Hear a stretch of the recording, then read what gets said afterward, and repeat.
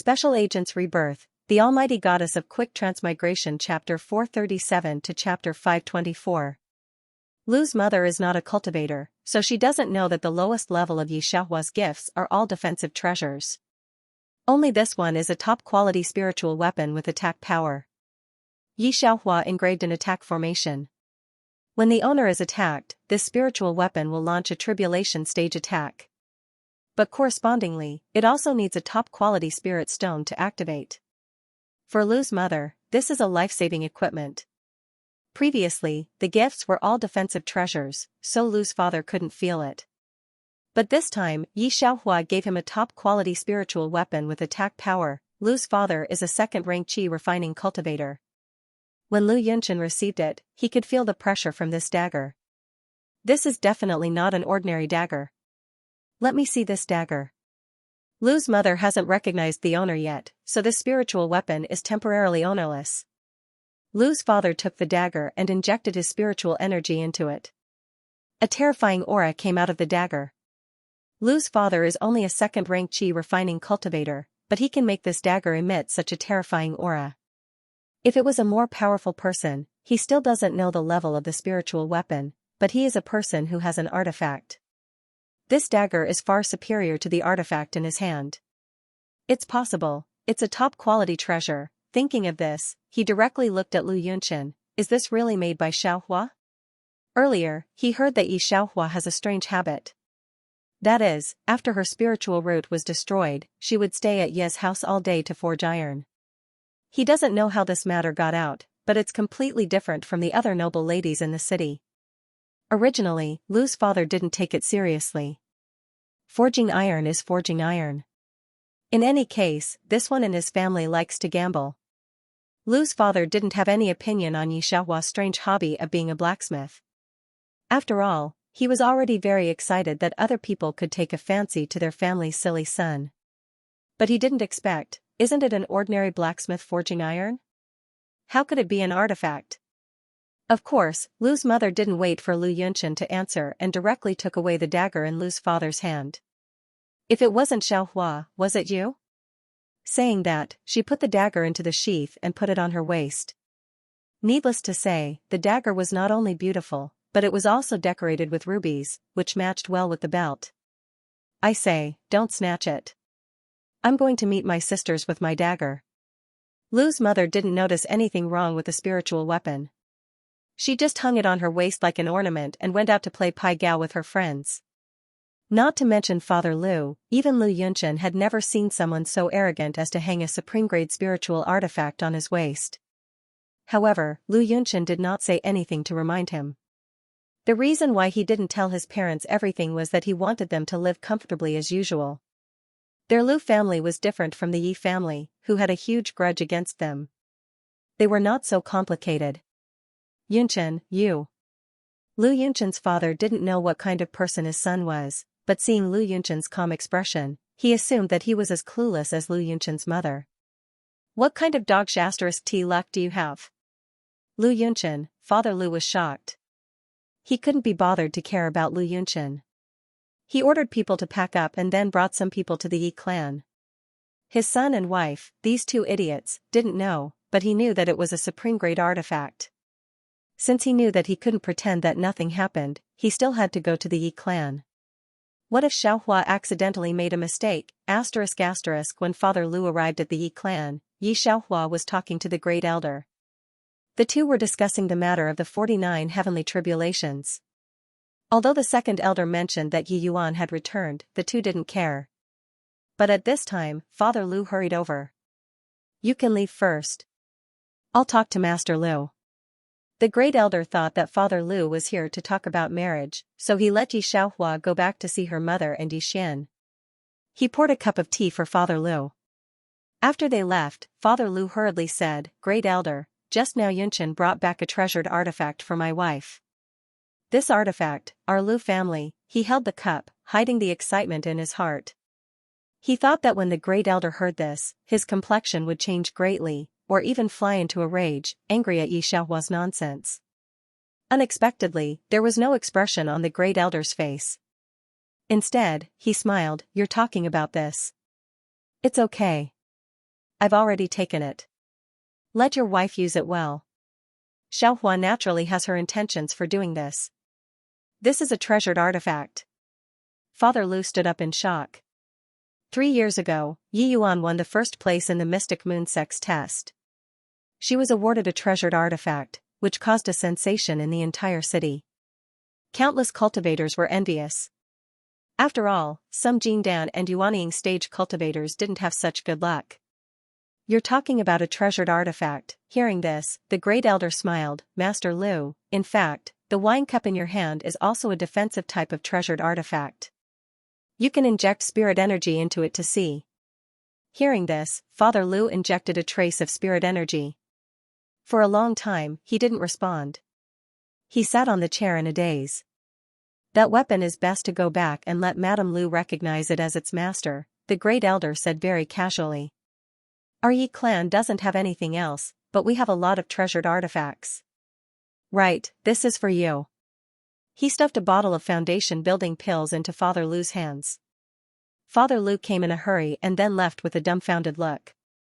When he passed by the gate, Buttface, who was guarding the gate, was playing with a long pen.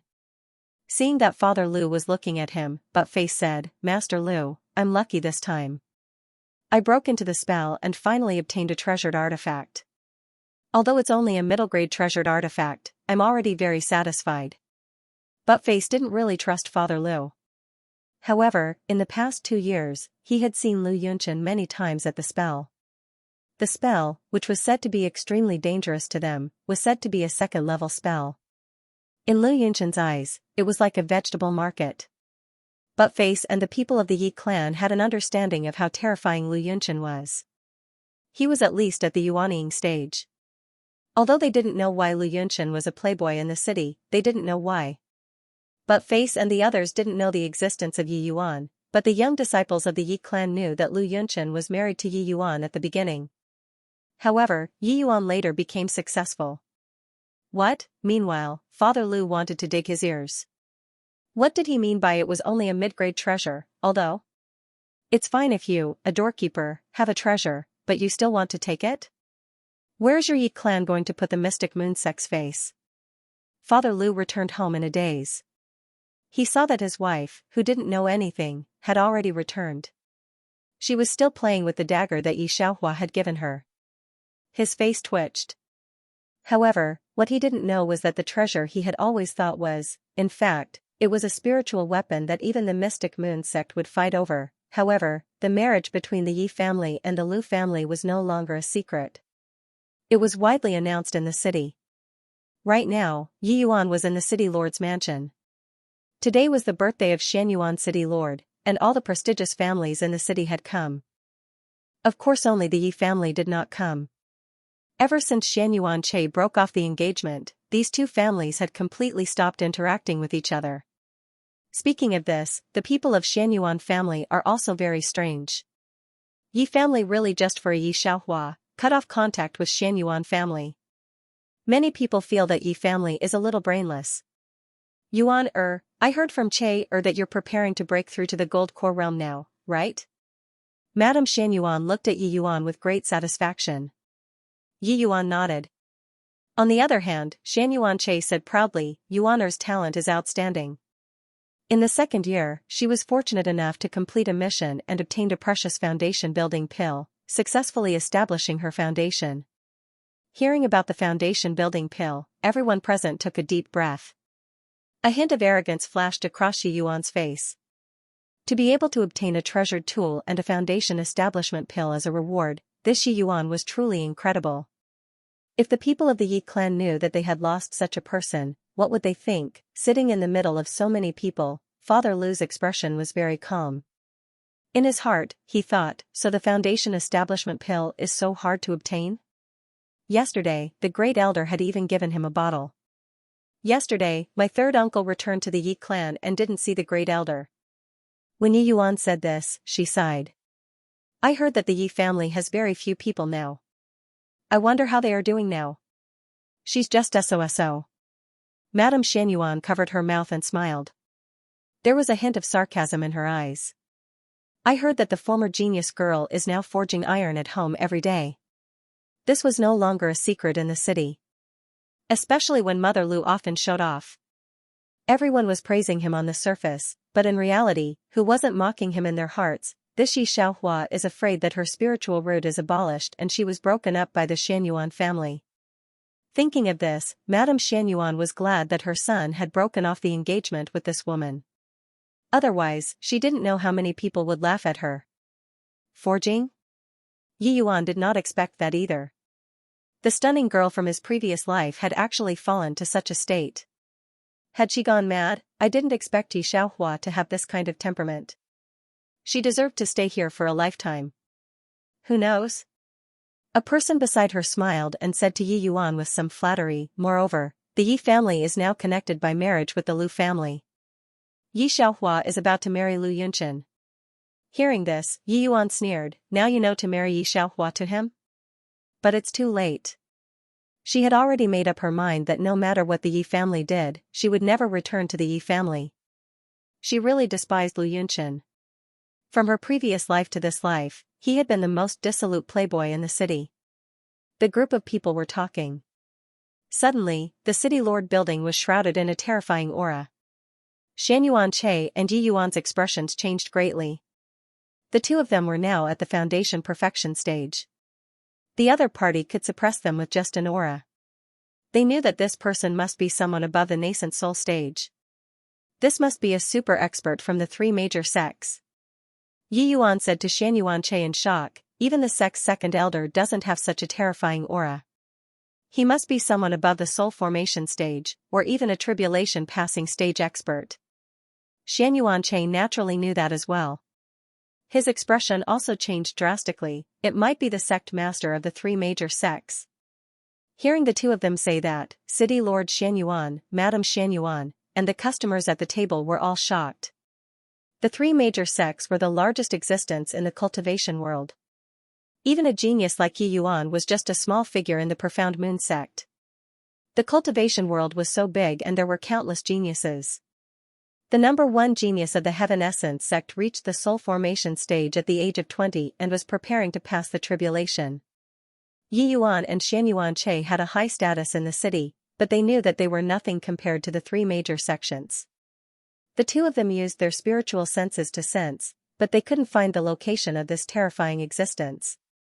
May I know which senior has descended here? Xianyuan Che stood on the spot and raised his hand respectfully. However, he was terrified in his heart. How could he not be terrified? An existence like the three sect masters could destroy the entire city with a raise of their hand. A thought could reverse the flow of a river. It wouldn't be an exaggeration to say that it could topple mountains and overturn seas. This was the peak strength of the cultivation world. You are from the profound moon sect? A gray figure suddenly appeared in the hall. He looked at the people in the hall with a twisted smile. There are 59,700 people in the city.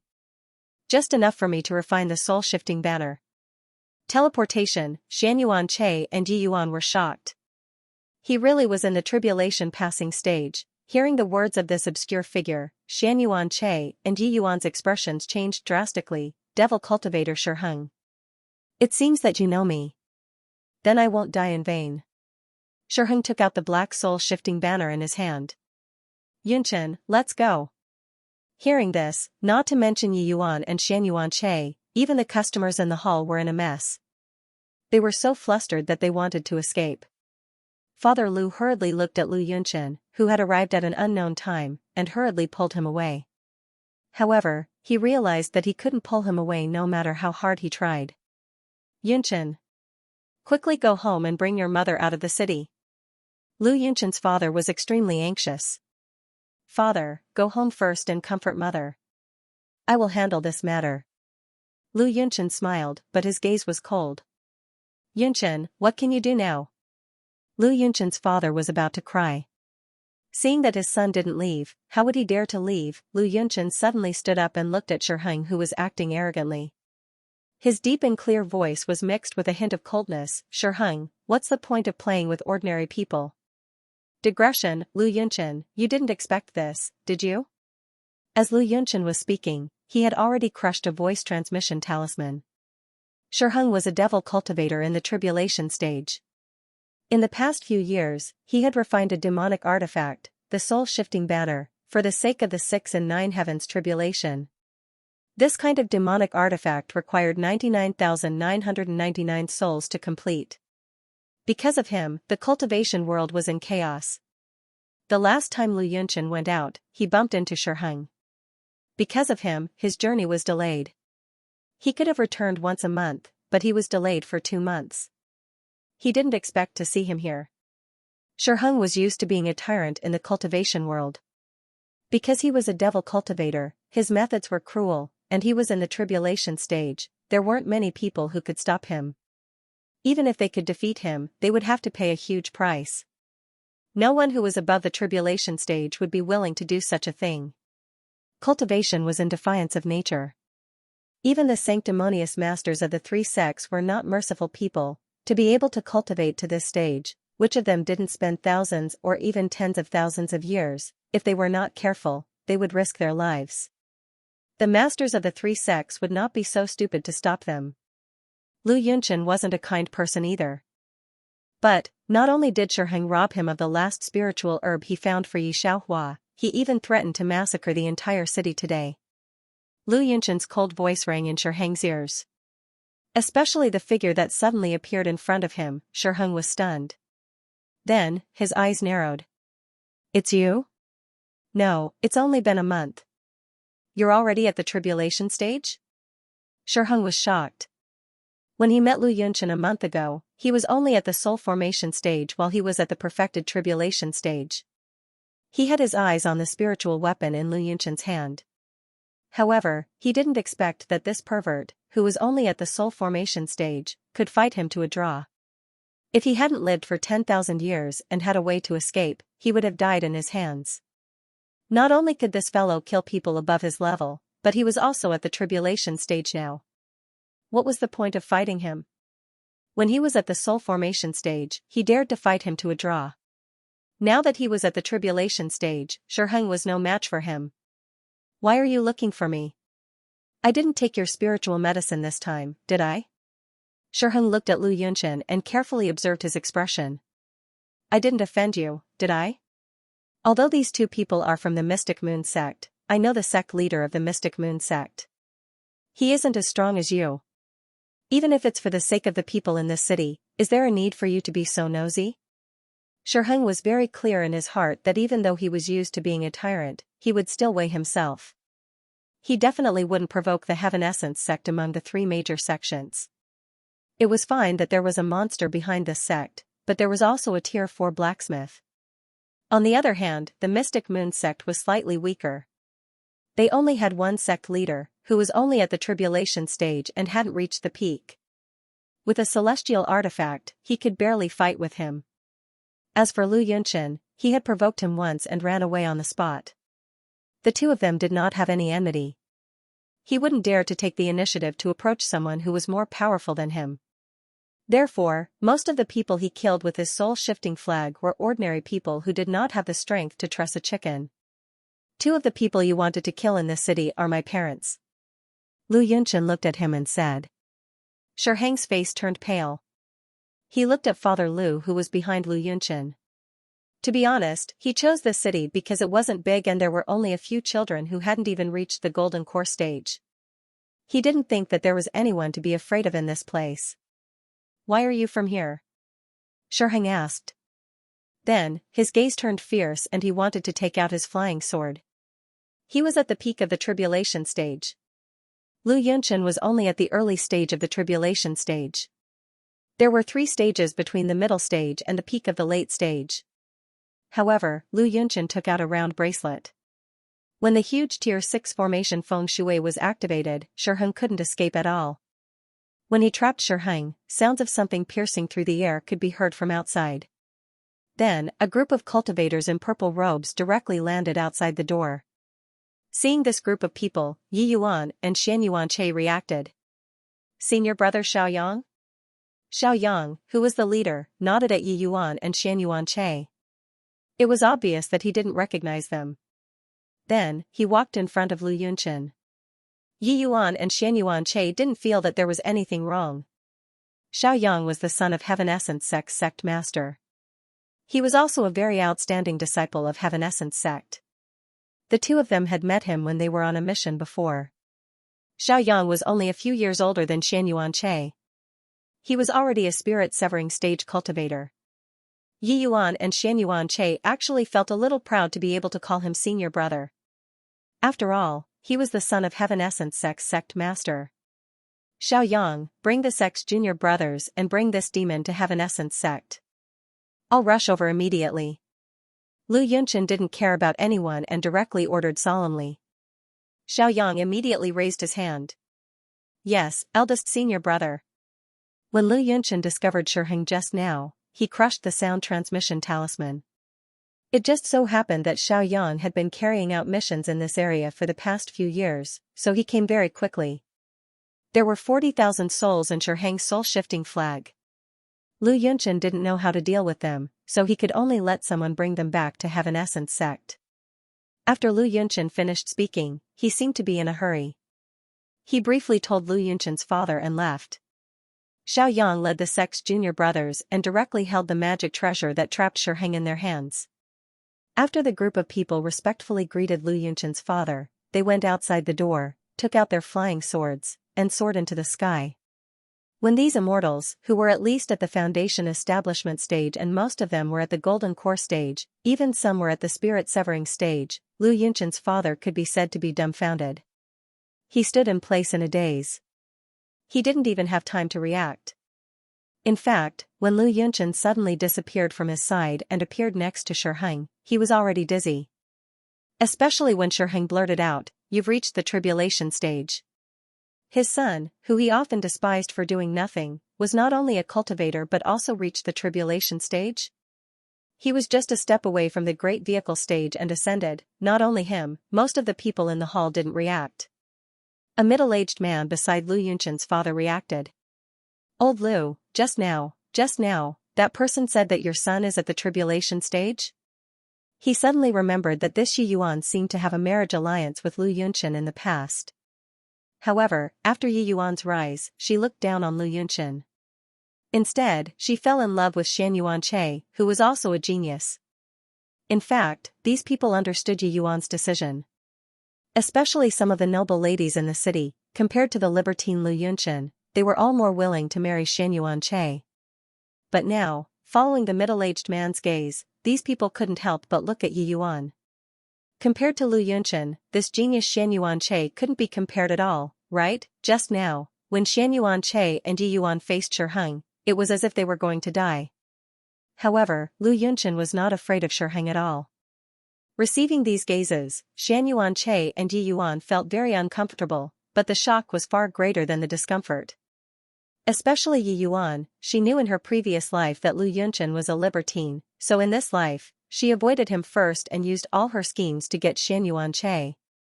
After knowing that Yi family and Lu family finally had a marriage alliance, she even sneered at Yi Xiaohua.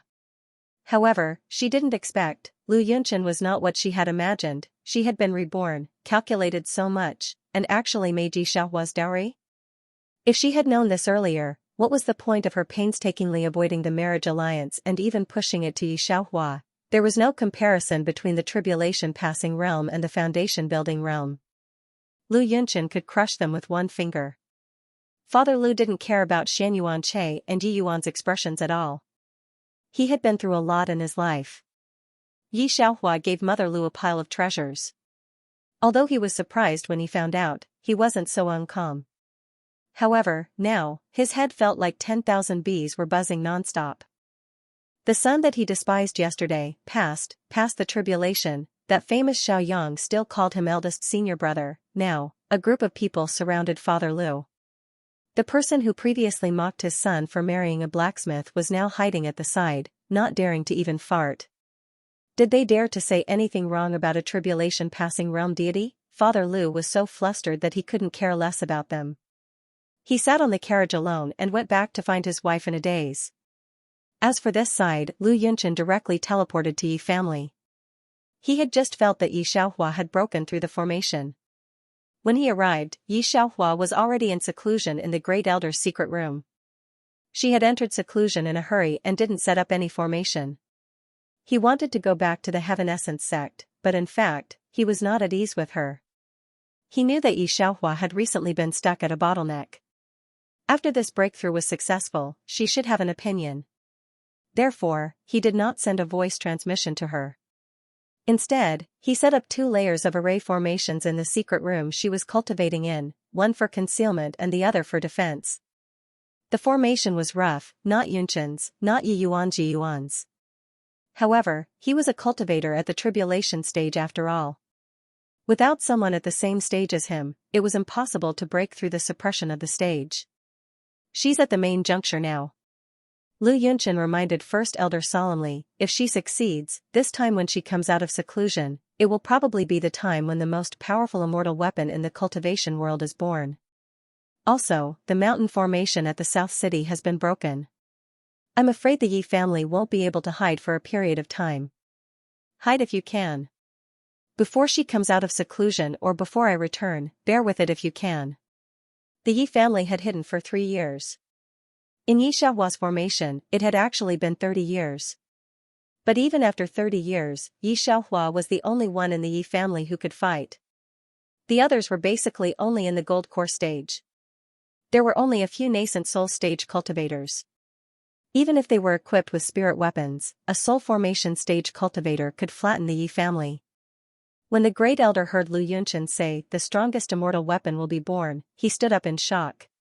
He stood there with his mouth wide open. It took a long time for him to recover. I know what I'm doing. You don't have to worry about it.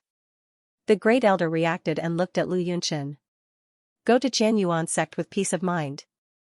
I will definitely take good care of Xianxia and the Yi family. Lu Yunqin had always been at ease when the Great Elder did things. Especially when the Great Elder had the strongest defensive spirit weapon in his hands. As long as the defensive formation was activated, no one could break it unless they were above the soul formation stage. After doing all this, he turned into a stream of light and caught up with Xiaoyang and the others. Xianxia went into seclusion for half a month. Lu Yunqin hadn't returned in this half a month. After Yi Shuang and the others knew Lu Yunqin's strength, they immediately regretted it and wanted to return to the Yi family. Even Yi Yuan wanted to go back. It couldn't be helped. He was an expert at the tribulation stage. He was a tribulation passing expert and could even suppress Shiheng. The entire continent knew Shiheng's fierce name. Yi Yuan knew how strong Lu Yunqin, who could suppress Shiheng, was. He was at least one of the top 3 in the cultivation world, comparable to those old monsters. Xianxia is so lucky. When Yi Yuan heard Yi Shuang say that the Great Elder closed the door again, her expression was very bad. Why was Xianxia's luck so good every time? Yuan. Just as she was speaking, City Lord Xianyuan suddenly came in to look for her. His expression was somewhat anxious. Can you contact the people from the Mystic Moon sect? The elders of the Blue Flame sect have brought people to raise the Yi clan. Blue Flame sect was one of the 3 major sects that was neither good nor evil. Their strength was slightly stronger than Mystic Moon sect. Blue Flame sect? Yi Yuan was stunned and stood up blankly. What's the situation? City Lord Xuanyuan's expression turned solemn. Blue Flame sect wants Great Elder Yi to hand over the spirit weapon. I don't know the specific situation, but now 3 soul formation stage, 1 soul formation stage, and a bunch of gold core stage people have surrounded the Yi family. I don't know anyone. Can you inform the sect? After all, this was Mystic Moon sect's territory. If the Blue Flame sect came to bully people, the Mystic Moon sect would not ignore it. But you. Hearing City Lord Xuanyuan's words, Yi Yuan was secretly happy. But thinking that City Lord Xianyuan was still in front of her, she shook her head in the next second. Uncle Xianyuan, it's useless. You better not send people to the Yi family. The old ancestor of the Blue Flame sect has already reached the Mahayana stage. Even if this matter is reported to the sect, no one will care. Although City Lord Xianyuan had a falling out with the Great Elder last time, he thought differently from Madame Xianyuan and the others. In reality, he did not support Xianyuan's idea. Yi Yuan's refusal was out of his expectations. However, what made him even more surprised was that Yi Yuan's eyes overflowed with joy. Great Elder, I can't help you this time. City Lord Xianyuan sneaked into the Yi family at night. In these 3 years, this was the first time he had the face to see the Great Elder. Cheer returned to the Profound Moon sect. I can't contact him. I told Yi Yuan a few times, but she has no intention of going with the Profound Moon sect. Great Elder, hurry and leave with the people of the Yi family. Don't stay here. A few days ago, Yi Yuan sent people to the Yi clan from time to time. Recently, the Yi clan was targeted by the Blue Flame sect, and she never returned. The Great Elder shook his head. But it's also true. The Qianyuan sect is far away on another continent. Even a crossing calamity stage expert can't return within a month. She's afraid of offending the Blue Flame sect and getting involved with the Yi clan again. I can understand.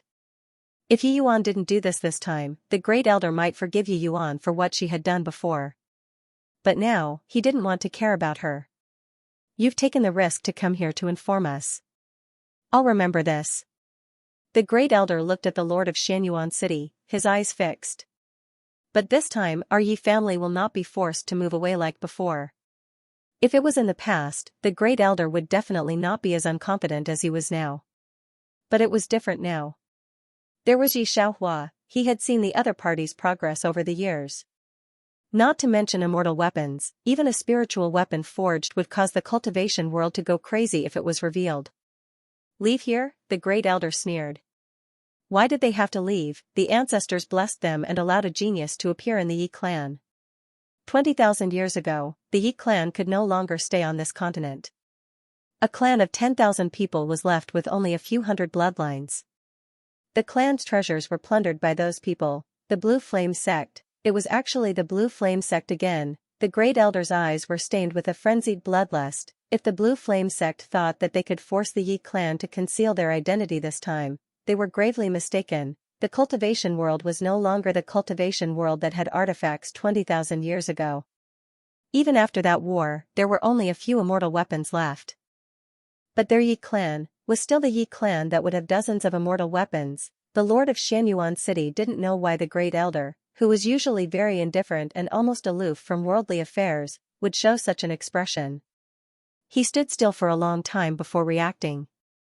He returned to the city lord's mansion in a daze. On this side, Yi Shuang and Yi Tian had been staring at the Lord of Xianyuan City. When they knew that he had secretly gone to the Yi clan, the two came to inform Yi Yuan. Speak, let him speak. Yi Yuan did not mind at all. She waved her hand and said with cold eyes, Now, the people of the Blue Flame sect have already surrounded the Yi clan. The people of the Blue Flame sect have always had a bad temper. Those who provoke them usually do not live for more than 10 days. Even if they were afraid of Lu Yunchen would definitely not be able to make it back in time. When he returned, the Blue Flame sect had already destroyed the Yi family. Would Lu Yunchen, a cultivator at the tribulation stage, fight with the Blue Flame sect for the Yi family? When Yi Shuang heard what Yi Yuan said, she heaved a sigh of relief and retreated. Seeing their expressions, Yi Yuan chuckled softly. A hint of mockery flashed across his eyes. This time, she couldn't be blamed. In her previous life, Yi Xiaohua married Xianyuan Che, and the two of them became an immortal couple. In this life, without Xianyuan Che, Yi Xiaohua actually had to marry a tribulation-passing stage cultivator. Yi Yuan had schemed so much. Wasn't she trying to trample Yi Xiaohua underfoot? Unexpectedly, in the end, he was still stepped on by Yi Xiaohua. In this life, Yi Xiaohua is not as good as her everywhere. Why, the Great Elder and the others are really biased. Yi Yuan didn't believe that the Great Elder and the others didn't know Lu Yunchen's strength. If the Great Elder told her Lu Yunchen's true strength when she was going to be with Xianyuan Che, she definitely wouldn't do it. However, she didn't expect the Great Elder to watch her get engaged to Xianyuan Che and not ask her to stay. However, she was reborn after all. Yi Yuan wasn't that hysterical. Many of her emotions were hidden in her heart. This time, it was even more so. Now that Lu Yunchen wasn't here, the Yi family would probably not be able to escape from the Blue Flame sect. Yi Yuan didn't have the intention to help at all. She couldn't wait for Yi Xiaohua to die. Only then would she have the chance to take over. She had been reborn for a lifetime and knew many cave residences and ruins. She felt that with her charm, Lu Yunchen would definitely look at her in a different light. Yi Yuan thought a lot, but the group of people in the Yi family didn't know what she was thinking. This Yi Yuan, when she left the Yi family with Yi Shuang, I already knew that she harbored evil intentions, the second elder sneered. It's fine now, lest those people in the family who are in contact with Yi Yuan are still considering whether or not to bring her back. As soon as this sentence was said, the Yi family juniors standing in the hall all lowered their heads in shame and didn't say another word. They even felt a faint sense of guilt towards Yi Yuan from the bottom of their hearts. They thought of how Yi Yuan abandoned the Yi family back then. If it wasn't for Yi Xiaohua, they wouldn't know what would happen to them now. In their hearts, they instantly didn't feel anything towards Yi Yuan, who was more diligent in fawning over them. Seeing the change in the eyes of these youngsters, the great elder retracted his gaze. Alright, everyone go back. You've all worked hard these few days. Make a bed in the hall and don't go out. I'm afraid it's too late to think about this now. Just as the great elder finished speaking, an old man with white hair and eyes like a venomous snake walked in from the entrance of the hall. Behind him were a few people with very strong auras. Are you people from the Blue Flame sect?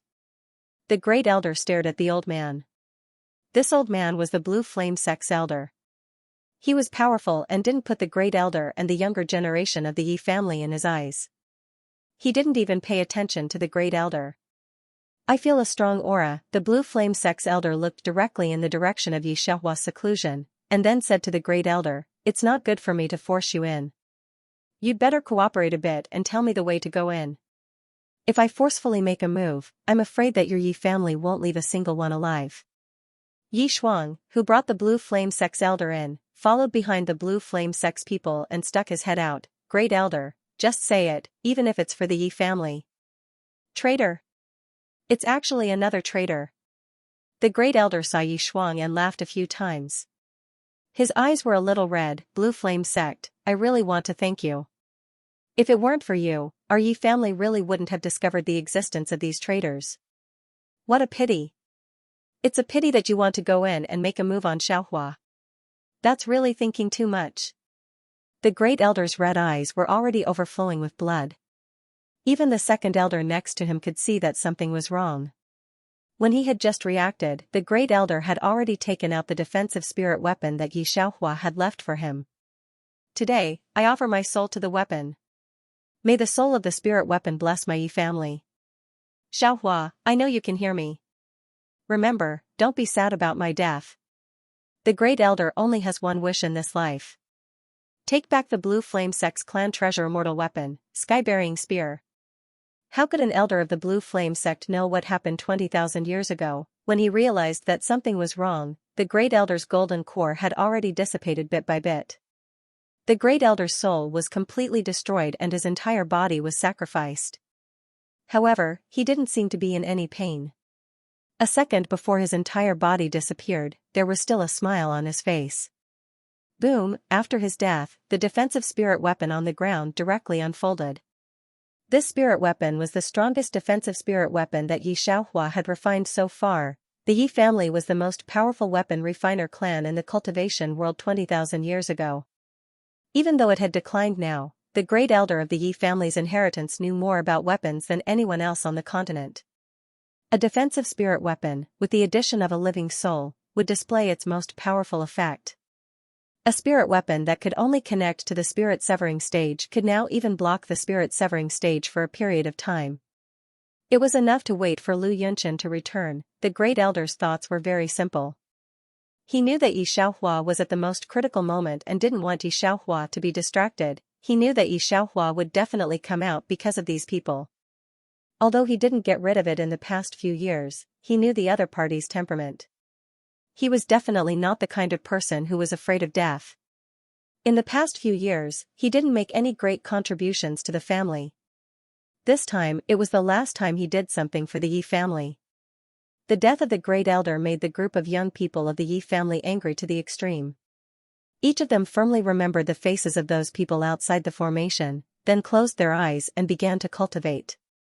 They knew that their strength was very weak, so they let the great elder use his life to protect them. The elder of the Blue Flame sect frowned and looked at the people around him. How long will it take to break this formation? Elder, this is a defensive type spirit artifact. It's not inferior to a low-grade immortal artifact. The eyes of the person beside him flashed with greed. Give me another hour and I'll be able to break that array. Hearing that it was a defensive spirit weapon, the elder of the Blue Flame sect was also happy. When the great elder died, he was still trembling for a while. However, a few days later, he found that there was nothing unusual. The people of the Yi family just looked at them angrily through the formation and then cultivated hard. Although the people of the Blue Flame sect were surprised that such a small family was basically made up of golden core and nascent soul experts, but when they saw that the lowest grade weapons in the hands of the Yi family were treasured weapons, their gazes became greedy. He was even more determined to kill these people. As for Yi Yuan and Yi Shuang, when they saw that almost everyone in the Yi clan had a treasured artifact, their faces turned green. No wonder he didn't even spare them a glance when they held the Dharma artifact. The few people who had left the Yi clan looked at Yi Xian and the others with jealousy in their eyes. But when they thought that these people were about to be killed by the Blue Flame sect, they became carefree again. Inside the formation, a golden disc floated in front of Yi Xiaohua. She was carving the last array formation. All of a sudden, her tightly shut eyes sprang open. Great Elder! Her hand that was engraving the formation was trembling. In addition to the time flow in this space, this was the world she had stayed in for the longest time, even longer than her real world. Everyone in the Yi family is alive in her heart, not a rigid mission world. Not to mention the Great Elder, to her, he was an elder, a teacher, an existence closer to her than her parents. Because of studying arrays, her mental strength was now so strong that she couldn't even estimate it herself. What happened outside was clearly imprinted in her mind. Faster, hurry up, Yi Xiaohua pursed her lips, her eyes were almost bloodshot, and her fingers kept carving the array formation into the array formation. The Great Elder's shouts kept repeating in her mind. Do you think you can wipe out my Yi clan this time? No, this time our Yi clan will make a comeback and trample your Blue Flame sect underfoot. The Great Elder's crazy shouts kept echoing in Yi Xiaohua's mind. In the beginning, she only treated this as a character world.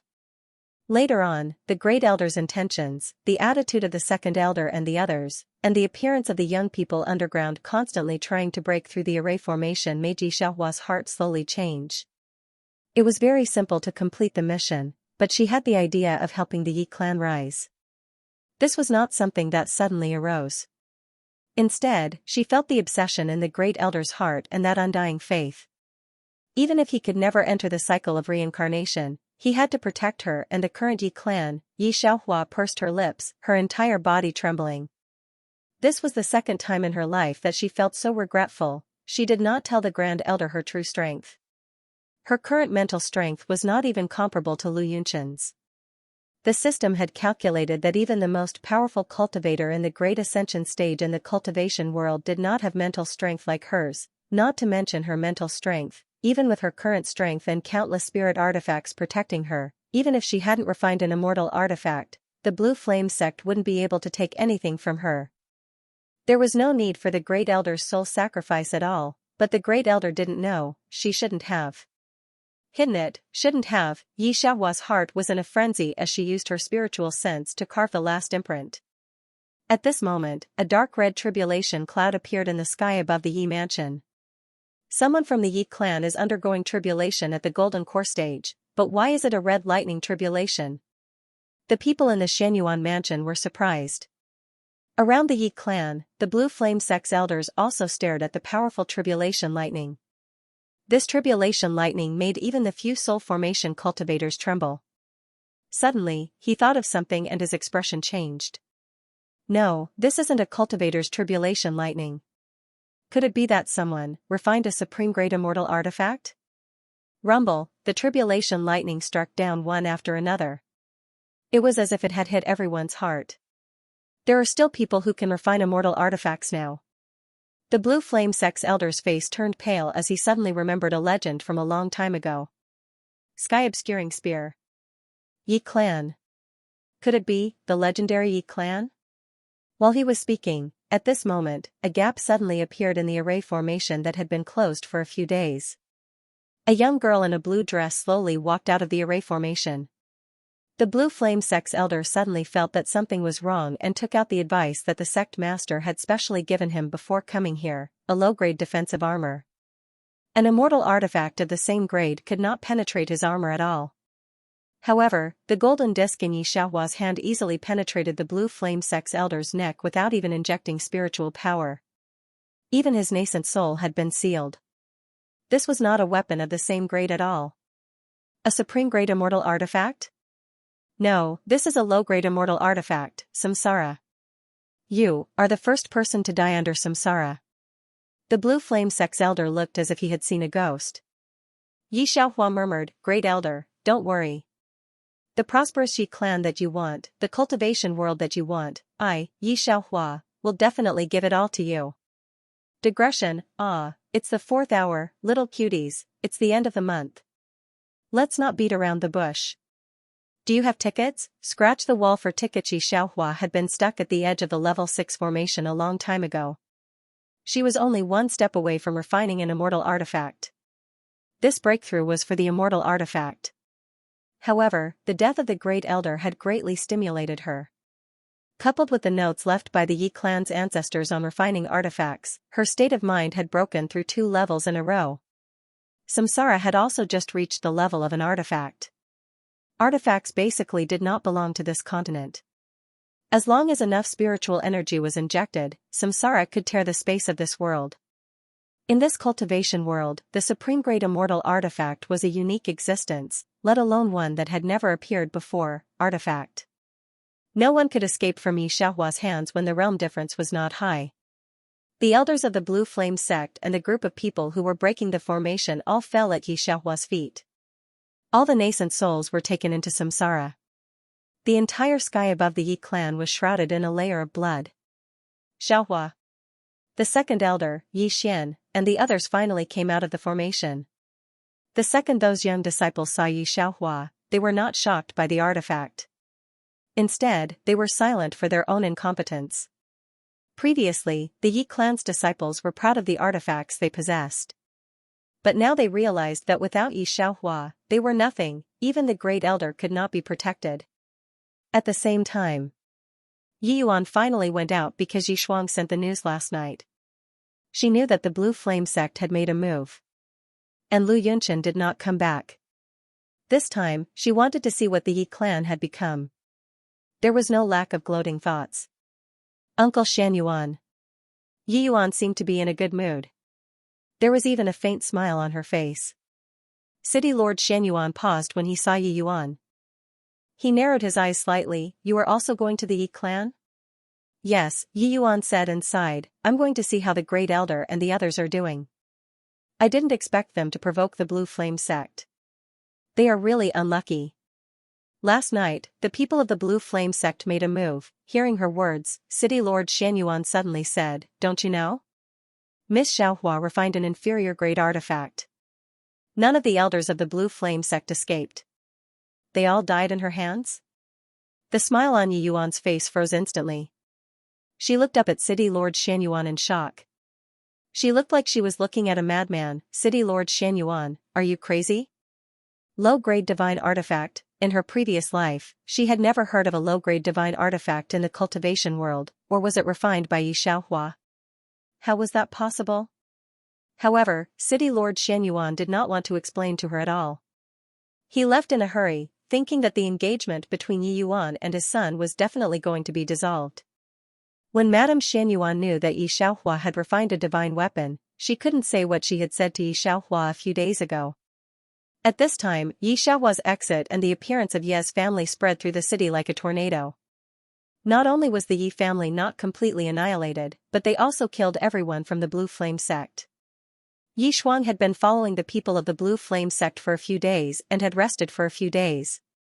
At this moment, he was talking with his son, Yi Tian, in the study room. They were mainly planning on how to get the Blue Flame sect elder to accept Yi Tian as a disciple. Yi Shuang, Yi Tian. A cold voice sounded. Then, a figure suddenly appeared in the room. The expressions of Yi Tian and Yi Shuang, who had been fantasizing about becoming someone superior like Yi Yuan, instantly changed drastically. They could feel the space around them distorting. They couldn't see the other person's face at all. Even the powerful elder of the Blue Flame sect did not give them such a feeling. They felt the strong killing intent of the person. Yi Shuang said unwillingly, "You want to kill me? Why? Lord, I didn't provoke you, did I?" He had been very careful all his life and would never provoke any big shots. Didn't provoke me? Didn't you barge into the Yi family's secret room with the Blue Flame sect? Yi Xiaohua revealed her figure and looked at Yi Shuang with cold eyes. "Traitor, you don't deserve to live." When Yi Shuang saw Yi Xiaohua's face, he was instantly stunned. He didn't even have time to react. A golden light flashed in Yi Xiaohua's hand and directly entered his forehead. Yi Shuang's eyes lost a trace of spirit. Yi Xiaohua didn't look at him, turned around and walked out of the study room. Behind her, Yi Shuang's body fell with a bang. At the same time, the people of the Blue Flame sect and the Profound Moon sect were communicating. Xianxia followed behind the elder of the second peak of the Profound Moon sect. Suddenly, the sect master of the Blue Flame sect seemed to have received some news and his expression changed. "Sect master, what happened?" The elder of the Profound Moon sect saw the sect master of the Blue Flame sect and couldn't help but ask. He had never seen the powerful sect master of the Blue Flame sect show such an expression. The soul jade tablet of the elder of the artifact refining peak has shattered. Divine artifact? There's actually a divine artifact? The sect master of the Blue Flame sect's face instantly turned pitch black and a layer of white flames ignited on his body. His eyes became wild with joy again. "Sorry, I need to leave for a while." The elder of the Profound Moon sect was also shocked.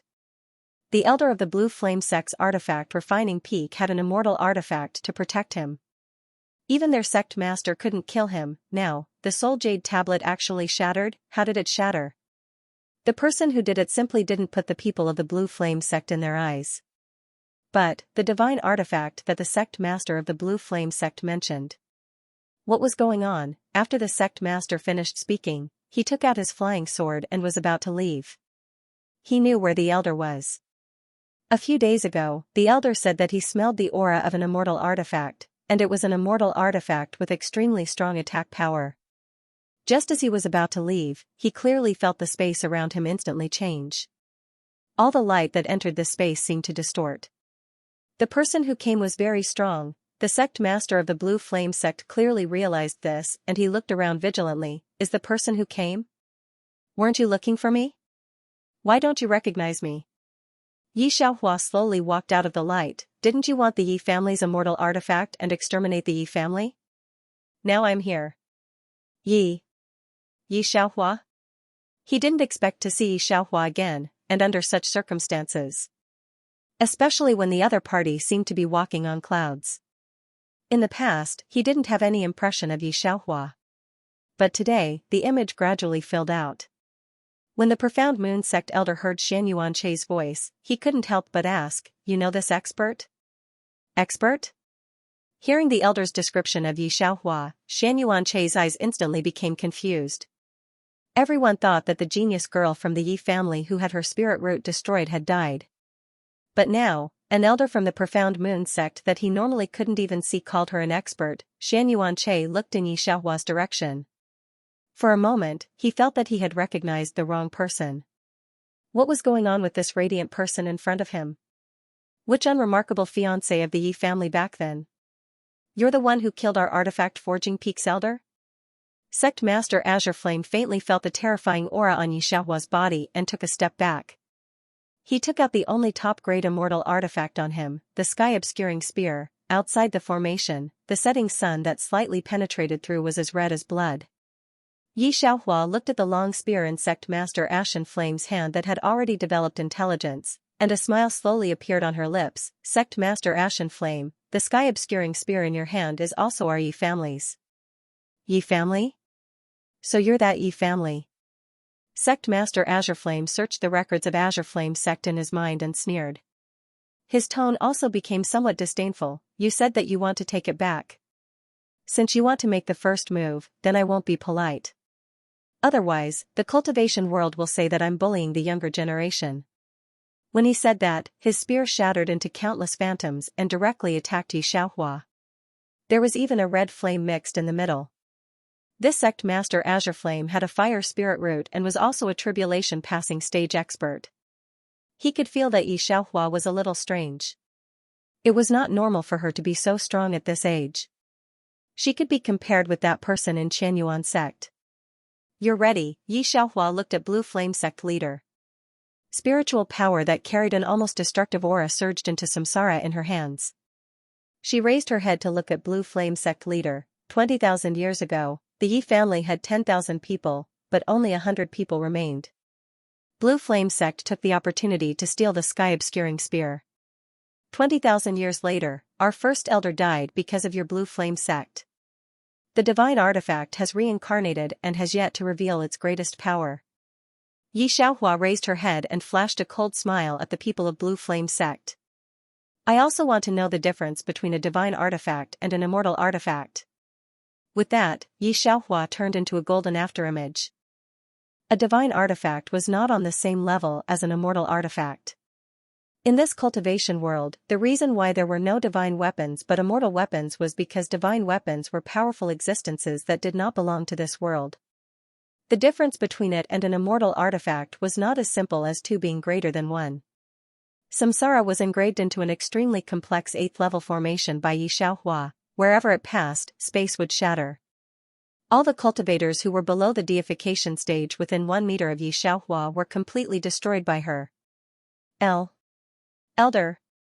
Forget about Blue Flame sect, even the people of Mystic Moon sect who were standing on the side and not participating in the battle were shocked by such an overwhelming scene. This was the powerful Blue Flame sect, especially the Blue Flame sect master and the other powerful people of Blue Flame sect. Coupled with the immortal artifact in the hands of the Blue Flame sect master, with such strength, even someone at the peak of Mahayana stage who was about to ascend would not be able to ignore the damage of all the people of Blue Flame sect and kill them instead. If it was the people of their Mystic Moon sect, this was simply an unimaginable doomsday. Quick, retreat. The elders of Mystic Moon sect immediately took out their defensive artifacts. However, Xianxia's control was very good. Today, she only wanted to kill the people of Blue Flame sect. Even if the people of Mystic Moon sect were very close, they were not injured. Instead, it was the people of Blue Flame sect who were somewhat confused.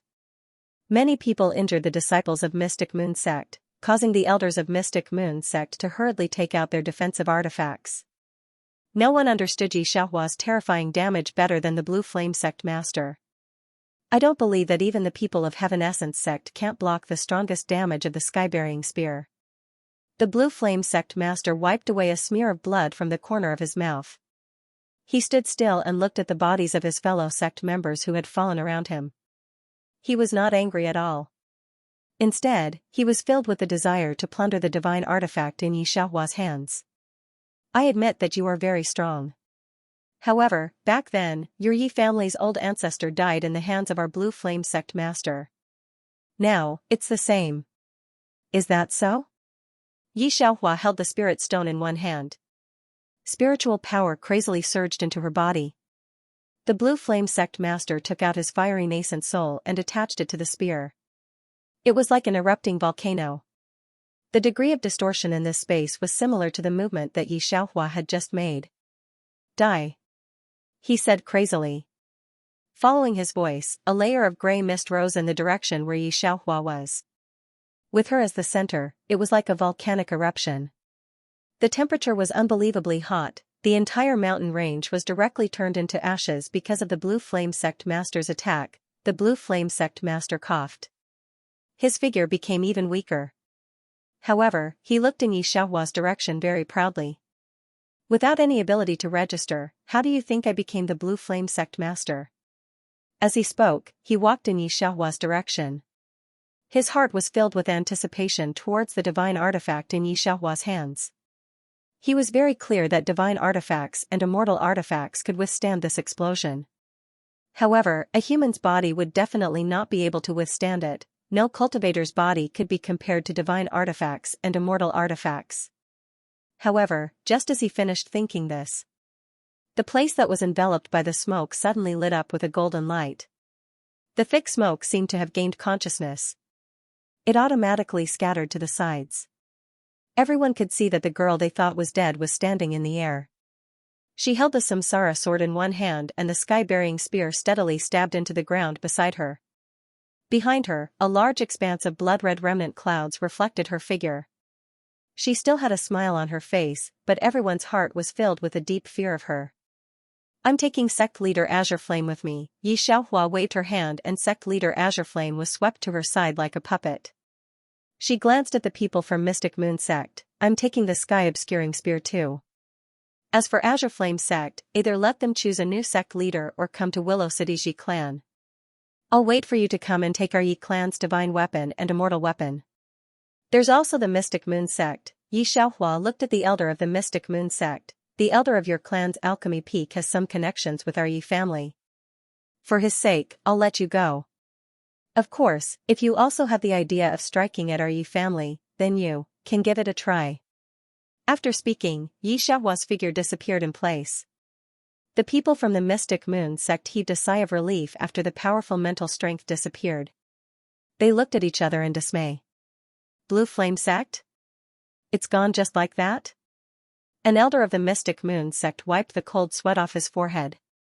Just where did the Yi clan's experts pop out from? There were so many of them, but in front of her, they simply did not have the strength to fight back. He had single-handedly destroyed more than half of Blue Flame Sect's forces. He even held a divine artifact in his hand. As for the Blue Flame Sect wanting revenge, even the sky-obscuring spear had been taken away. How could they talk about revenge? "Are you tired of living?" When the elders of the Mystic Moon Sect thought of this, none of them spoke. However, they knew one thing. The three major sects of the cultivation world no longer existed. After that, there was only the Mystic Moon Sect, the Heaven Essence Sect, and one more, the Yi family of Willow City. The Yi family of Willow City became famous after this battle. Half a year later, the Yi family of Willow City returned to the cultivation world. On this day, all the big shots of the cultivation world appeared in a small city like Willow City. Everyone in the city was terrified, especially City Lord Xianyuan. He was trembling with fear as he welcomed the group of big shots at the city gate. In the past, these big shots would never have entered the city through the city gates. With their status, they would have directly turned into a stream of light and entered the city, or directly teleported over. But things were different now. Yi Xiaohua has set up a defensive formation in the whole Lu city. No one knows what level this formation has reached. However, there was a rumor in the cultivation world that the Eye of the Array formation in Willow City was a top-grade immortal artifact. With this top-grade immortal artifact as the eye of the formation, even a tribulation cultivator would not be able to force his way in. On this day, as the host, the Xianyuan clan naturally came as well. "Madam Lu, your hairpin is so beautiful. Where did you buy it? It's like it's real." A group of noble women were discussing fervently in the outer courtyard, surrounding Mother Lu. Hearing this, Lu's mother's eyes brightened. "Oh, isn't it Xiaohua who gave it to me? Didn't I say she was a blacksmith? She recently made a new set for me, and this hairpin is one of them. When I wear the hairpin, I feel much more energetic when I play Pai Gao." Hearing Mother Lu's words, the group of people were filled with emotions. This group of ladies had long heard from Lu Mu that Yi Xiaohua was addicted to blacksmithing. At first, they thought she was really forging. Although they agreed with Mother Lu's bragging, they actually despised her in their hearts. Which noble lady in Willow City would do such a thing? But now that they heard it, they didn't feel that way at all. Right now, there were more than 10 legends about Yi Xiaohua in Willow City. She was a person who could forge a divine tool. Didn't they see those people at the Deshang stage and crossing tribulation stage flying towards Yi clan? At that time, they didn't know that Mother Lu's blacksmithing was actually forging tools. Such a beautiful hairpin, is it also a treasure tool? Madame Xianyuan looked at Mother Lu with jealousy. She was about the same age as Mother Lu. Before, she lived like a princess in the Xianyuan mansion, and her son was still a member of the Mystic Moon Sect. She looked down on Mother Lu's group of noble women and rarely got along with them. But now, in just half a year, everyone could see that Mother Lu had changed. Not to mention that she was younger, her figure had become better, and her body seemed to be covered with a layer of spiritual energy. Especially, a random hairpin was a treasure tool. This was what Madame Xianyuan was most jealous of. In their Xianyuan clan, only Xianyuan had a mid-grade treasure, and the whole family treated it like a treasure. Because of this, Madame Xianyuan knew that the treasure that Yi clan didn't take seriously was so powerful in the eyes of others. If it was someone else, Madame Xianyuan wouldn't be this jealous. But, the hairpin on Mother Lu's head was given to her by Yi Xiaohua, because Yi Xiaohua was Mother Lu's daughter-in-law. Before this, the Yi clan clearly had an engagement with the Xianyuan clan. If it wasn't for Xianyuan and Yi Yuan, Yi Xiaohua would still be their daughter-in-law. Now, being surrounded by so many noble women and being treated so respectfully by those cultivators, it was probably her, right? There was nothing more remorseful than abandoning something that was once within his grasp. Madame Xianyuan already regretted it more than once. Why did she encourage Xianyuan to break off the engagement with the Yi clan? If it wasn't for her, Yi Xiaohua would be her daughter-in-law now. The eye on her head was also a treasure tool that even gold core cultivators were envious of. Lady Xianyuan didn't even dare to think about treasured weapons, let alone immortal weapons. She pulled a smile on her face, said a few words, and left in a hurry. But everyone knew how stiff her smile was.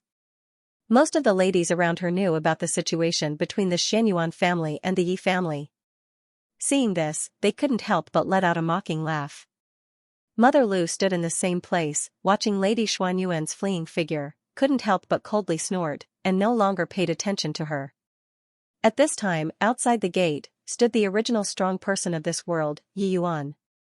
Last time, she failed to break through the gold core stage, and now she was still in the foundation establishment stage. Hearing the situation of the Yi family, she hurriedly rushed back from outside. When she saw that the guards of the Yi family's gate were equipped with the best spiritual weapons that everyone in the cultivation world coveted, her eyes turned red. Get lost, you are the young lady of the Yi family? The guards of the Yi family's gate drove Yi Yuan away like a fly. You are not even as good as me, a gatekeeper. I am now in the gold core stage. The weakest young lady of the Yi family reached the nascent soul stage yesterday. You, who are not even in the gold core stage, still have the face to pretend to be the young lady of the Yi family. Yi Yuan saw the second elder from afar, and raised her hand to call the second elder. The second elder's footsteps paused, and he quietly looked at Yi Yuan. Then he waved his hand to call a guard. Yi Yuan was happy, thinking that the second elder was soft-hearted. However, she didn't wait for the second elder.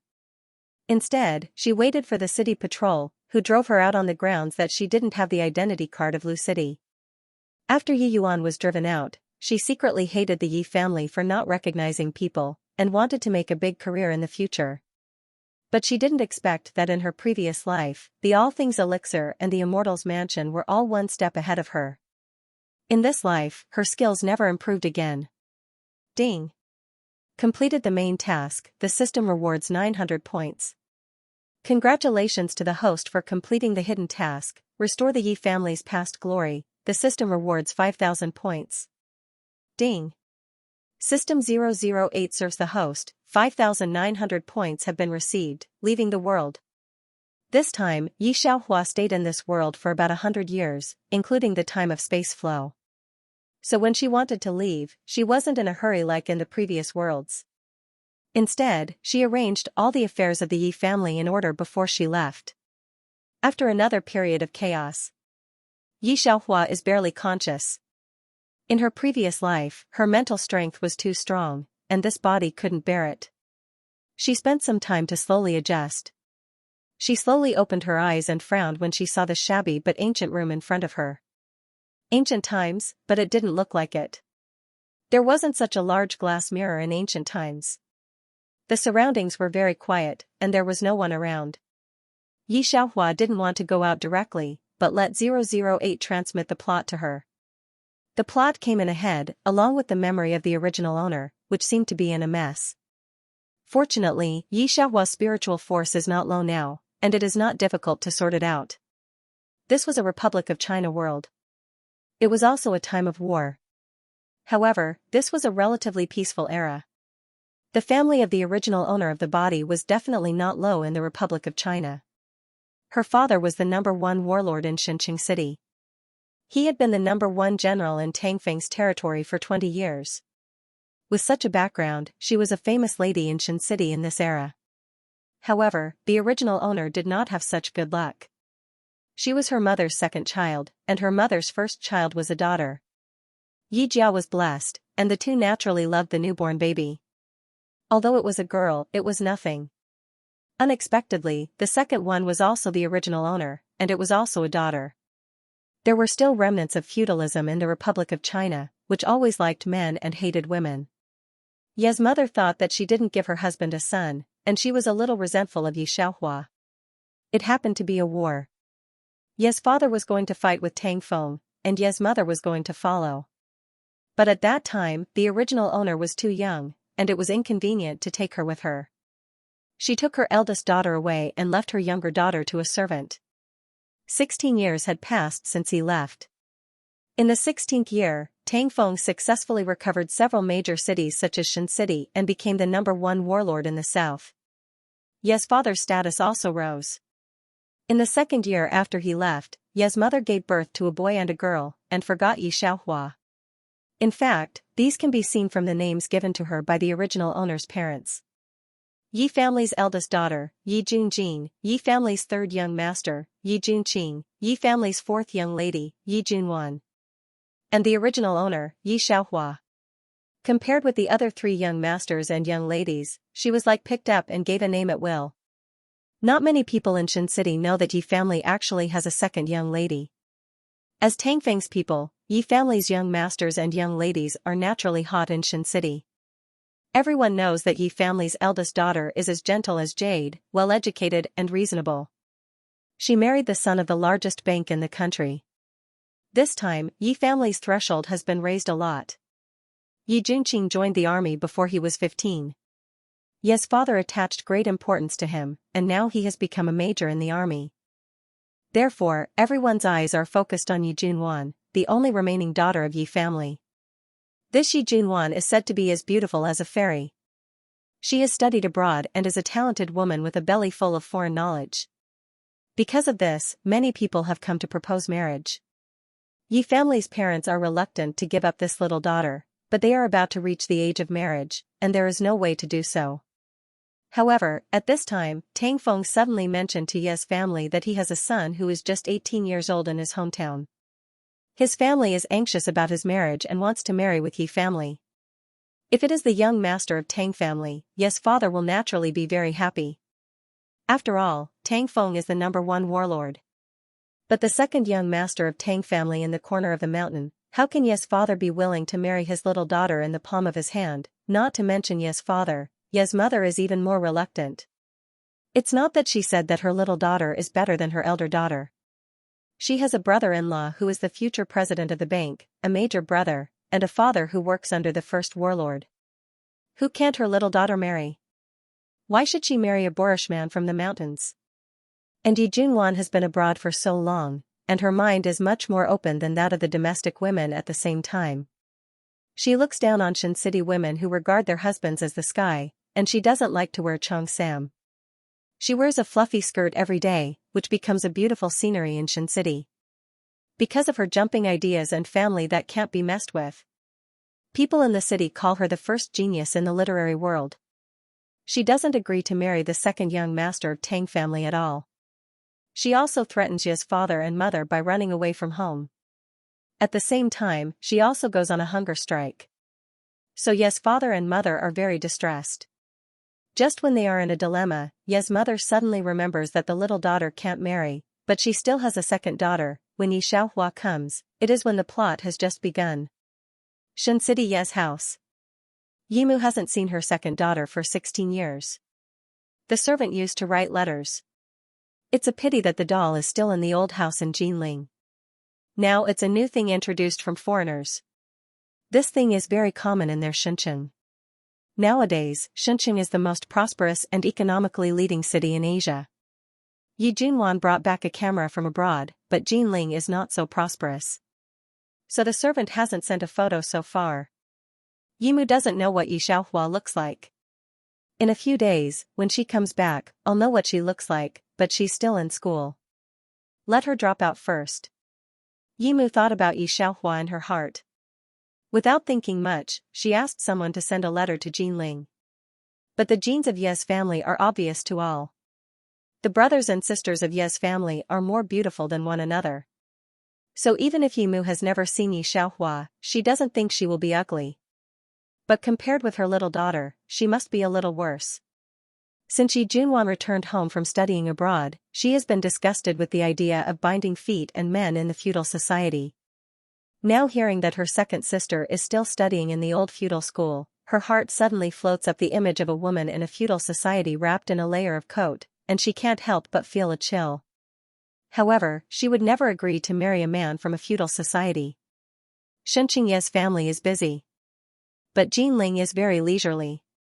Although Jinling is not as prosperous or open as Xinqing, it is safe because it is pacified by Tang Feng. No rebel army dares to come here to kill people and make trouble. Therefore, many people have moved to Jinling to settle down. Yi Xiaohua woke up for 3 days. During these 3 days, she recalled the plot and went to school. The Republic of China is not as chaotic as she imagined. At least in Jinling, the public security is okay. However, the technology is really backward. Now there are schools. There are elective courses in middle school, but they are basically history elective courses. There is almost no scientific research such as optical research and mechanics that Yi Xiaohua wants to see. Although the university order has been issued, the degree curriculum is too backward. There are 7 courses in the university department, but most of the content is very simple. In particular, there is no fixed course at all, and the main teachers are too short. There were even more refugees who couldn't even enter the school. This was an era of survival. Those without power were all fighting for survival. As for everything else, they could be thrown to the back of their minds. The original owner's family was relatively wealthy, and the school he attended was the best university in Jinling. But Yi Xiaohua walked around the school and found that there was a shortage of teaching equipment. She finally understood why the country was always short of talents. Those who went abroad rarely came back. Second Miss, Madam and Master have sent a letter. As soon as Yi Xiaohua stepped into the house, Aunt Hong, who had brought her up since childhood, excitedly took out a letter and showed it to her. Madam said that there will be a team of people to pick us up the day after tomorrow. Seeing Auntie Hong hand the letter to her, Yi Xiaohua put down the book in her hands. He casually took the paper. There were only a few words in the letter. It was to let Yi Xiaohua hurry back to Xinqing. Yi father would send a team of people to escort them back to Jinling.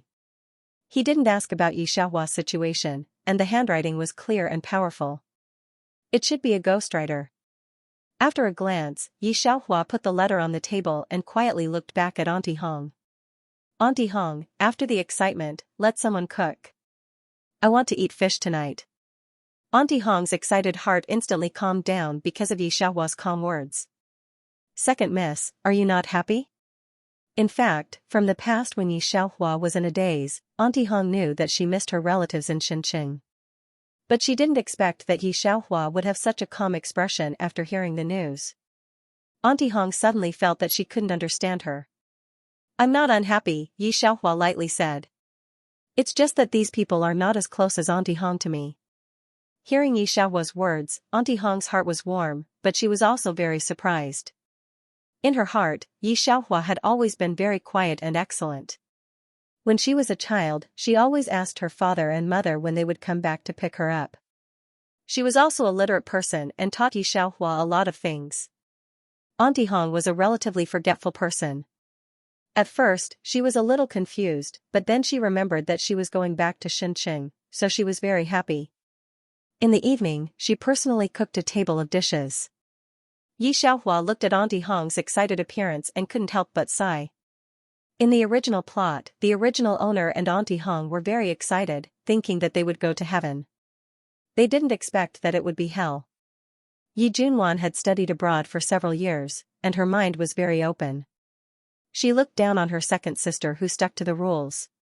With the things she learned abroad, she was very popular in Xinqing, attracting many young talents. On the other hand, she brainwashed the original owner, saying that the Tang family's second young master was not a good match, and that as a modern woman, she should learn to be independent. This made the original owner full of despair for her future marriage before she was married. In fact, Yi Xiaohua's father could refuse this marriage, but he was greedy for fame and fortune.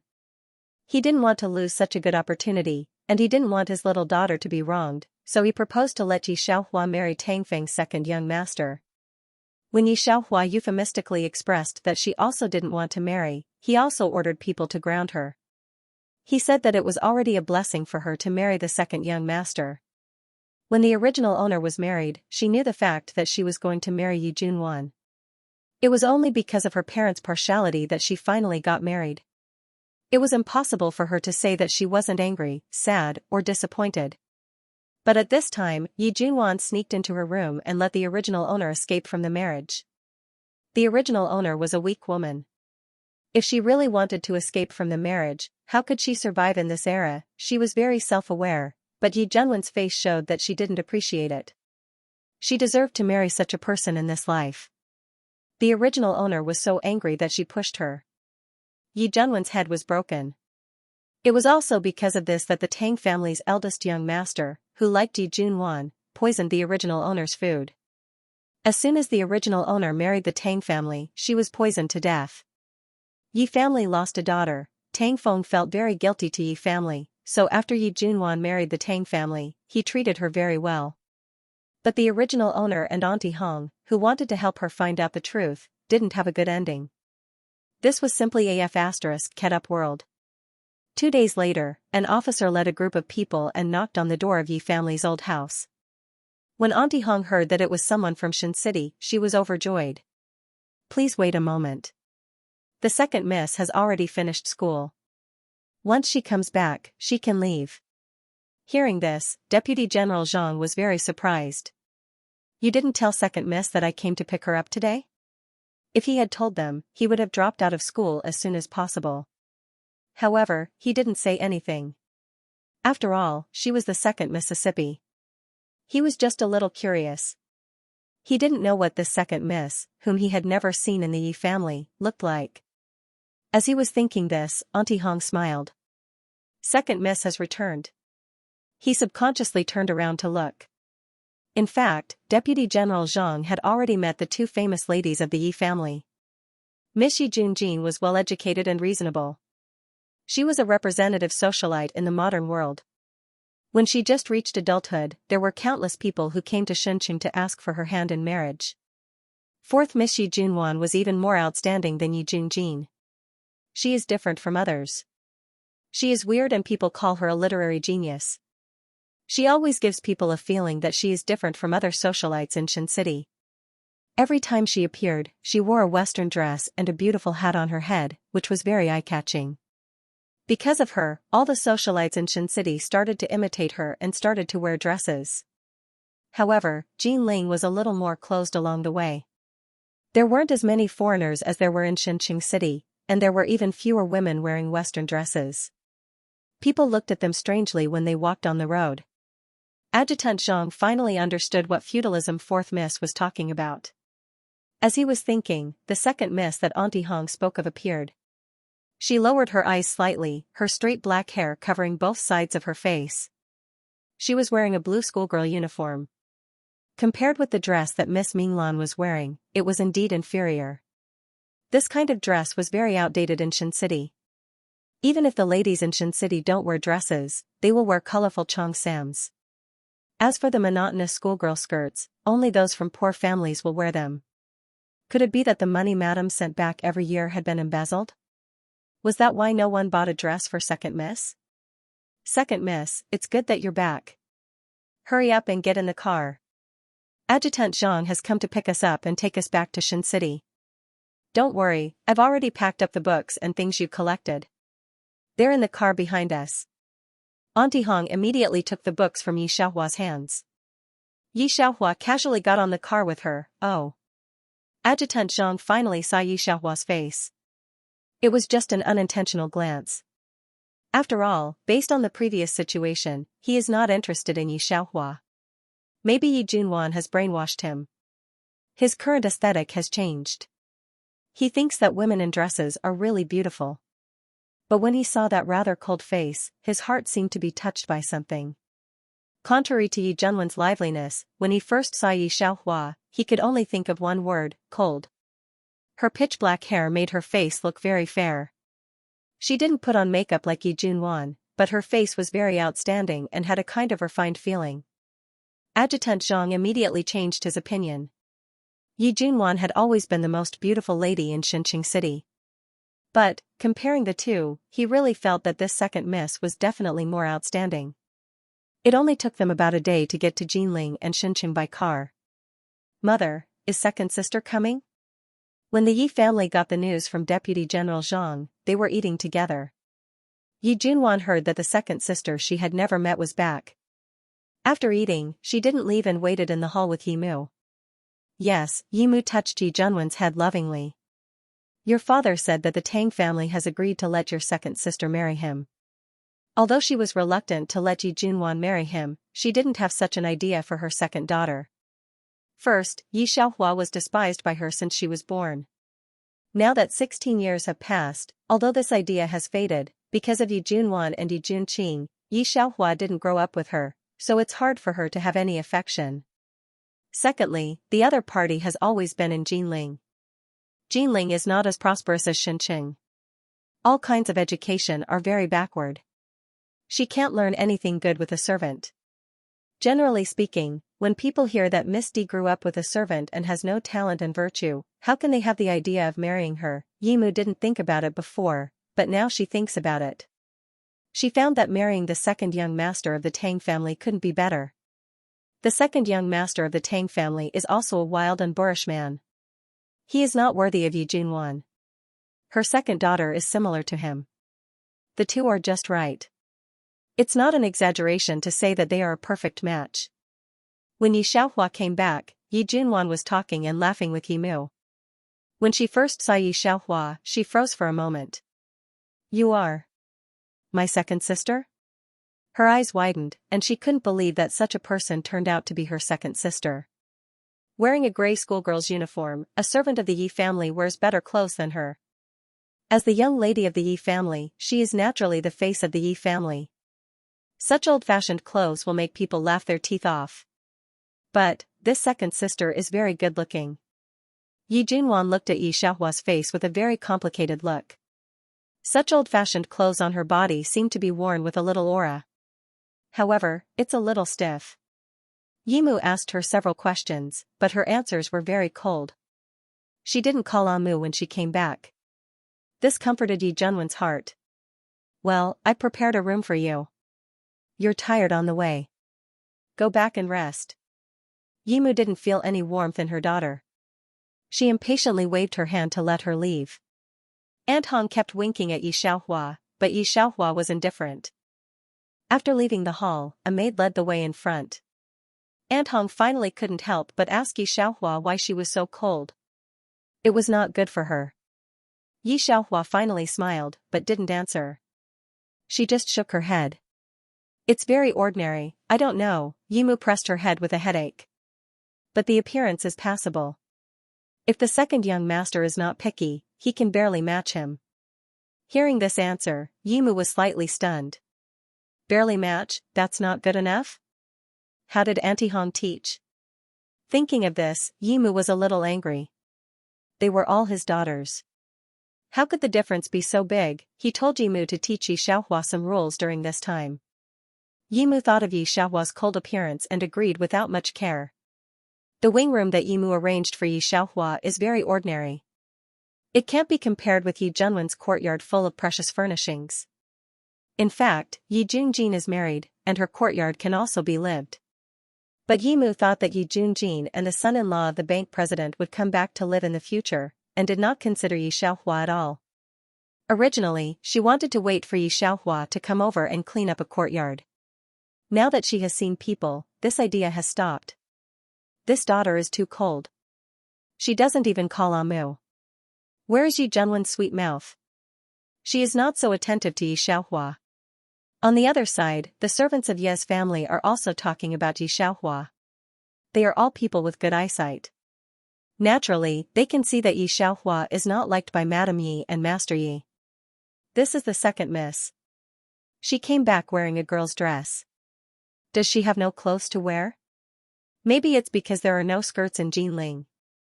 You don't know that when I moved her luggage, she didn't have many clothes, but she brought a big box of books with her. It's really funny. Miss 4 studies foreign ink. What did she say? What does the second Miss read is called, dead books, now it's the Republic of China. There are not so many rules in the Yi family. There are not so many servants in each yard. However, there are many guards and guards. Not long after Yi Xiaohua came back, Yi Junwan sent a few skirts. Auntie Hong has never seen such clothes. She took the clothes and was a little stunned. What is this dress? Can you wear it? She found a dress that revealed her arms. Auntie Hong quickly put it down. Is this dress broken? Seeing Auntie Hong's lack of sophistication, Yi Junwan's maid's eyes flashed with contempt. She thought to herself that Auntie Hong wasn't simple at all. This was the most popular dress in Shin City recently, and she was asking if it was broken? Auntie Hong, these clothes aren't damaged. You haven't seen them in Jinling. These are all Western dresses. Yi Junwan's maid, Qing Wu, glanced at Auntie Hong. It's also because our miss is acquainted with the people in the foreign firm, otherwise you wouldn't have been able to snatch these clothes. What do you mean by bad? All the socialites in Shin City wear such clothes. Hearing the maid's words, Auntie Hong realized that her knowledge was shallow. Her face flushed red and she awkwardly smiled. Yi Junwan's maid rolled her eyes at Auntie Hong as she was told that everyone was free and socialist. She did not have much respect for this second miss who had just returned. Auntie Hong's complexion stiffened as she felt the maid's attitude towards her. Take it back, I don't wear such clothes. Yi Xiaohua came out with a book in her hand, expressionless. She put several dresses in the hands of the arrogant Qing Wu, and then slammed the door. When Auntie Hong was about to say something, Yi Xiaohua put a finger against her lips to stop her from speaking. Now Auntie Hong was becoming more and more unpredictable, so she could only let her be like this. Junwan, I heard that your second sister came back? Li Qiushuan, one of the 4 great socialites of Shin City, asked Yi Junwan. Yi Junwan said with a lack of interest, yes. I heard people say that your second sister grew up in Jinling, is that true? That's right, she was wearing a female student uniform. I asked someone to send her the latest dress, but she actually said that the dress was broken? Yi Junwan shook her head, I don't want to care about this kind of feudal woman. So that's how it is, Li Qiushuan sighed. But your second sister's life is really good. Even so, she can marry into the Tang family. Yes, Yi Junwan disdained the second son of the Tang family, but many people in Shin City coveted him. Although he was not as good as the eldest son of the Tang family, at least he was a member of the Tang family, and the Tang family only had 2 sons. In any case, the second son of the Tang family will not be bad in the future. Therefore, when they knew that the ordinary second daughter of the Yi family was going to marry the second son of the Tang family, a group of socialites could not help but start to criticize Yi Xiaohua. She didn't even go to a foreign school. I have been there for a few years. After all, the Tang family is a family of warlords. For the development of Shin City, Commander Tang vigorously introduced foreign knowledge. How can she be worthy of the Tang family? Such rumors spread in Shin City. However, when Yi father heard these rumors, he was not angry at the originator of the rumor, but at Yi Xiaohua for not giving him a long face. Where is she? When Yi father came back, he went to find Yi Xiaohua. However, he did not see Yi Xiaohua, so he asked Auntie Hong angrily. Auntie Hong bowed in fear.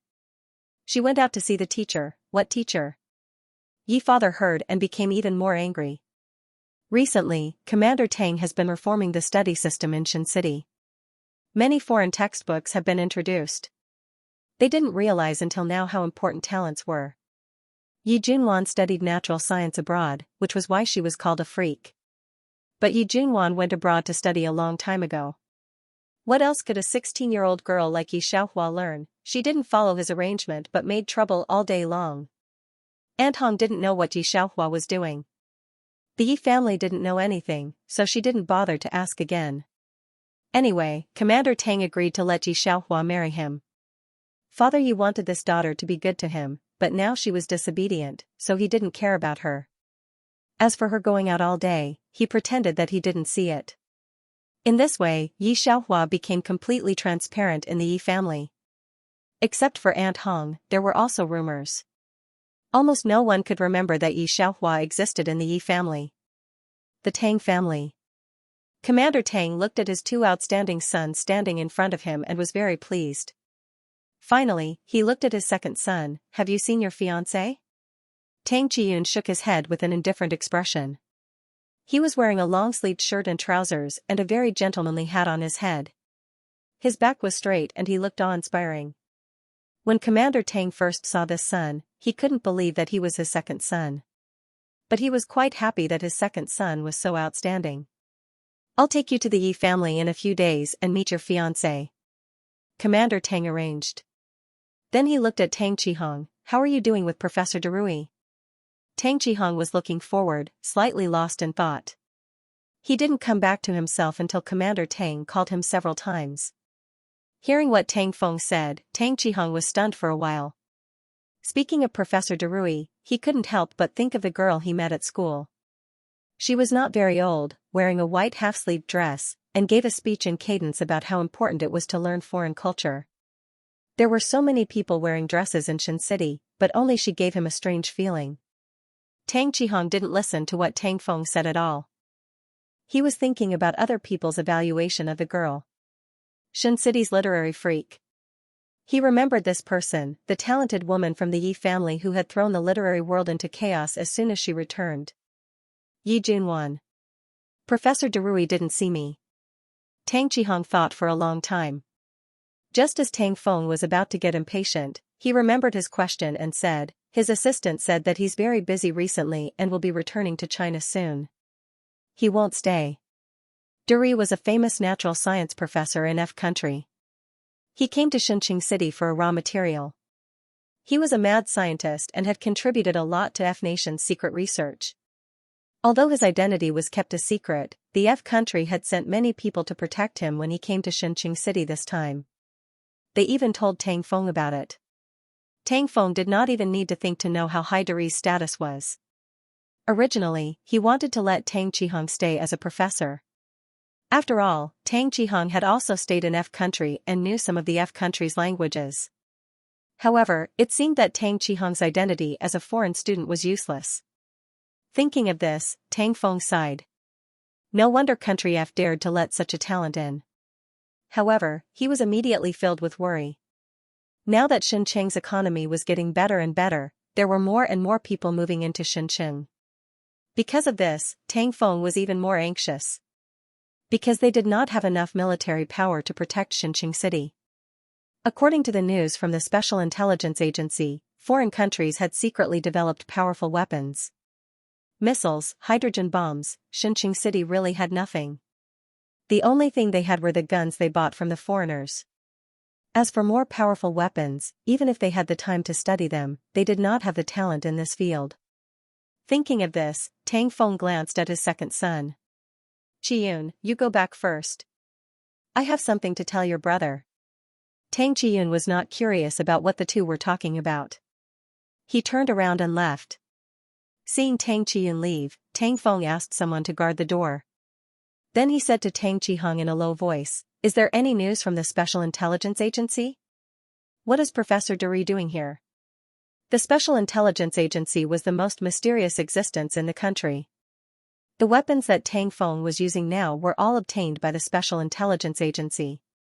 Because of this, Tang Feng was very afraid of the Special Intelligence Agency. However, he had never met the director of the Special Intelligence Agency. The Special Intelligence Agency was a national secret. Its importance was no less than the secret laboratories of foreign countries. Less than a handful of people in the entire military knew about it. That was why Tang Feng asked Tang Chiyun to leave. No. Tang Chihong shook his head. Hearing this, Tang Feng sighed and waved his hand to dismiss Tang Chihong. He did not say anything else. 2 days later, when Tang Feng took Tang Chiyun to the Yi family, Mother Yi and Father Yi suddenly realized where Yi Xiaohua was. At the same time, the foreigners were in charge. Professor Darui's blonde hair was slightly white. He put away the microscope and looked at a young man who was cleaning the garbage next to him. Don't try to learn anything from me. Even if you get the calculation page, you won't understand it. As soon as this sentence came out, the young man who was cleaning the garbage was stunned. He looked up in horror and asked, "Professor Dury, what are you talking about? Don't pretend. With your skills, you should be from the special department." Professor Dury withdrew his gaze and said, "Don't waste your time. I can't stay. My country needs me, but I can introduce a person to you." A hint of emotion appeared in Professor Dury's eyes as he said, "She is the most talented person I've ever met. She can change your current state. I hope you can protect her." The young man understood that Professor Dury was a peace-loving person. A person who could be recommended by him must not be bad. He lowered his head and waited for a long time until he heard Professor Dury's 3 words, Xianxia. This name was secretly passed to various channels. The Special Intelligence Agency searched for all of Xianxia's information and immediately added her identity to the confidential list. However, when the information was put out, the intelligence agent of the Special Intelligence Agency was stunned for a moment and even felt a little ridiculous. "It's her? Digression, good night, everyone. Have you ever studied abroad?" Professor Dury didn't know how to speak Xianxia language, so he slowly asked Xianxia, who was using a microscope to observe microbes. Just now, they discovered a new type of crystal. If this was used in the military, it would definitely be a historic breakthrough. Of course, the original owner didn't study abroad, but she collected a lot of books. When the original owner was in Jinling, she didn't have parents or relatives around her, and she didn't have many friends. She stayed at home every day and just read books. His understanding of foreign affairs came from the precious books and newspapers of foreign countries. But the original owner was self-taught. Even if she was smart, she only knew a little about these things. Of course, Xianxia is different. "I didn't go abroad, I just learned a little from a teacher in Jinling." Xianxia didn't speak F language, but the assistant next to Professor Dury translated it for him. After that, Professor Dury circled around the test subject a few times. He didn't hesitate to praise Xianxia. "Xianxia, you are really my lucky star." Some of the other F country students in the laboratory looked at Xianxia with their eyes wide open. They are all natural science students from famous F country universities who returned to China. Of course, they heard of Professor Dury's name in F country, and they can't even see Professor Dury's face with their identity. This time, because of Professor Dury's visit to Xianxia City, the higher-ups arranged these returning talents to work in the laboratory. Firstly, they could learn something, and secondly, they could monitor this laboratory to prevent the people of Country F from conducting any experiments in Xianxia City. People from both countries are well aware of this. However, after these people came to the laboratory, they found out how weak their ability is. Most of the time, they didn't even know what Professor Dury said, and Professor Dury has already started the next project. Until Xianxia suddenly appeared with a letter. In less than a month, Professor Dury has agreed to let her join the most confidential experimental research. Xianxia turned a blind eye to these people's eyes. She slightly squinted at the layout of the entire laboratory, thinking that the most perfect laboratory is still missing a supercomputer. The entire world of the Republic of China is full of crisis. Although the original owner's identity is good, Xianxia also knows that these warlords will fall one day. Although Xianxia is now the #1 city in Asia, but in actuality, it's just an appearance. The economy here has lagged behind other countries by no less than 50 years. If she wants to complete her mission in this world, an identity that is valued and protected is the most suitable. After thinking about it, she knew that it's better to return to her research career. It's just that the technology of this era is really backward. Even if Xianxia has any ideas, it can't be completed in a short time. After all, a clever woman can't cook without rice. Thinking of this, Xianxia looked at the earliest generation of computer next to the professor and slightly concentrated. Noticing her gaze, the 2F soldiers who had been protecting Professor Dury immediately blocked her eyes. "What are you looking at?" Professor Dury. Xianxia looked away. Professor Dury. Even after she left, the 2 officers looked at her with very vigilant eyes. Xianxia, a diplomatic genius who studied abroad in F country, originally came to learn from Professor Dury. Seeing this, he caught up with Xianxia and whispered, "That is the supercomputer of F country. It's also a top secret of F country. Our country has always wanted to know the composition of this supercomputer." Unfortunately, we haven't been able to get this top secret. Professor Darui seems to trust us, but in fact, he is more concerned about these things than anyone else. I see, Yi Xiaohua said thoughtfully. I see. Seeing Yi Xiaohua talking to him, Jiang Zijin's eyes slightly brightened and invited Yi Xiaohua to eat at a hotel in Shenzhen. However, Yi Xiaohua refused. Jiang Zijin, a famous diplomatic genius in Shenzhen. His grandfather used to be an advisor to a famous official in the previous dynasty. Now, he is still a rich family. This kind of rich family is different from the Yi family. They were truly a wealthy family with a deep foundation. Seeing Yi Xiaohua's figure leaving, Jiang Zijin sighed. When Yi Xiaohua returned to Yi house, it was already late. Xiaohua, you're finally back? Aunt Hong looked at her, her eyes slightly filled with tears. Aunt Hong? Yi Xiaohua washed her hands. Aunt Hong opened her mouth, but seeing Yi Xiaohua's slightly frowning eyebrows, it was not good to hurt her heart with what Yi father had just said. She did not expect that after returning to Yi house, the people of Yi family would dislike Yi Xiaohua so much. Yi mother didn't come to see her once. The only time Yi father came was to scold Yi Xiaohua. Fortunately, Yi father also brought good news. Second miss, your father said that he has arranged a marriage for you. He is from the Tang family. I have inquired about the Tang family. It is the warlord. If you marry him, you will definitely enjoy a good life. Aunt Hong said that Yi Xiaohua was finally happy after suffering, while counting the days with Yi Xiaohua. When Yi Xiaohua heard Aunt Hong's words, she just smiled. There was no joy on her face. Aunt Hong saw Yi Xiaohua's cold expression, and the doubts in her heart became bigger and bigger. When did the second miss become so happy and angry? As Aunt Hong was thinking, there was a maid outside who said that the fourth miss had come. Today, Yi Junwan was wearing a half-sleeved dress, and her slender waist could be seen at a glance. Yi Junwan was probably the representative of Shenzhen's socialite. The clothes she wore were almost the same. Fortunately, Yi father had fought many wars with Tang Feng and plundered a lot of precious items. Otherwise, it would not be enough for her to squander. She was different from the young ladies of those big department stores. It was a family business, and the family was so poor that they only had money. Jia, look what good things I brought. Yi Junwan had the maid bring the camera over and said to Yi Xiaohua with a smile, this is called a camera. I specially asked a friend to bring it back from abroad. You probably haven't seen it before.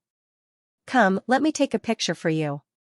With that, she asked Yi Xiaohua to change into a beautiful dress.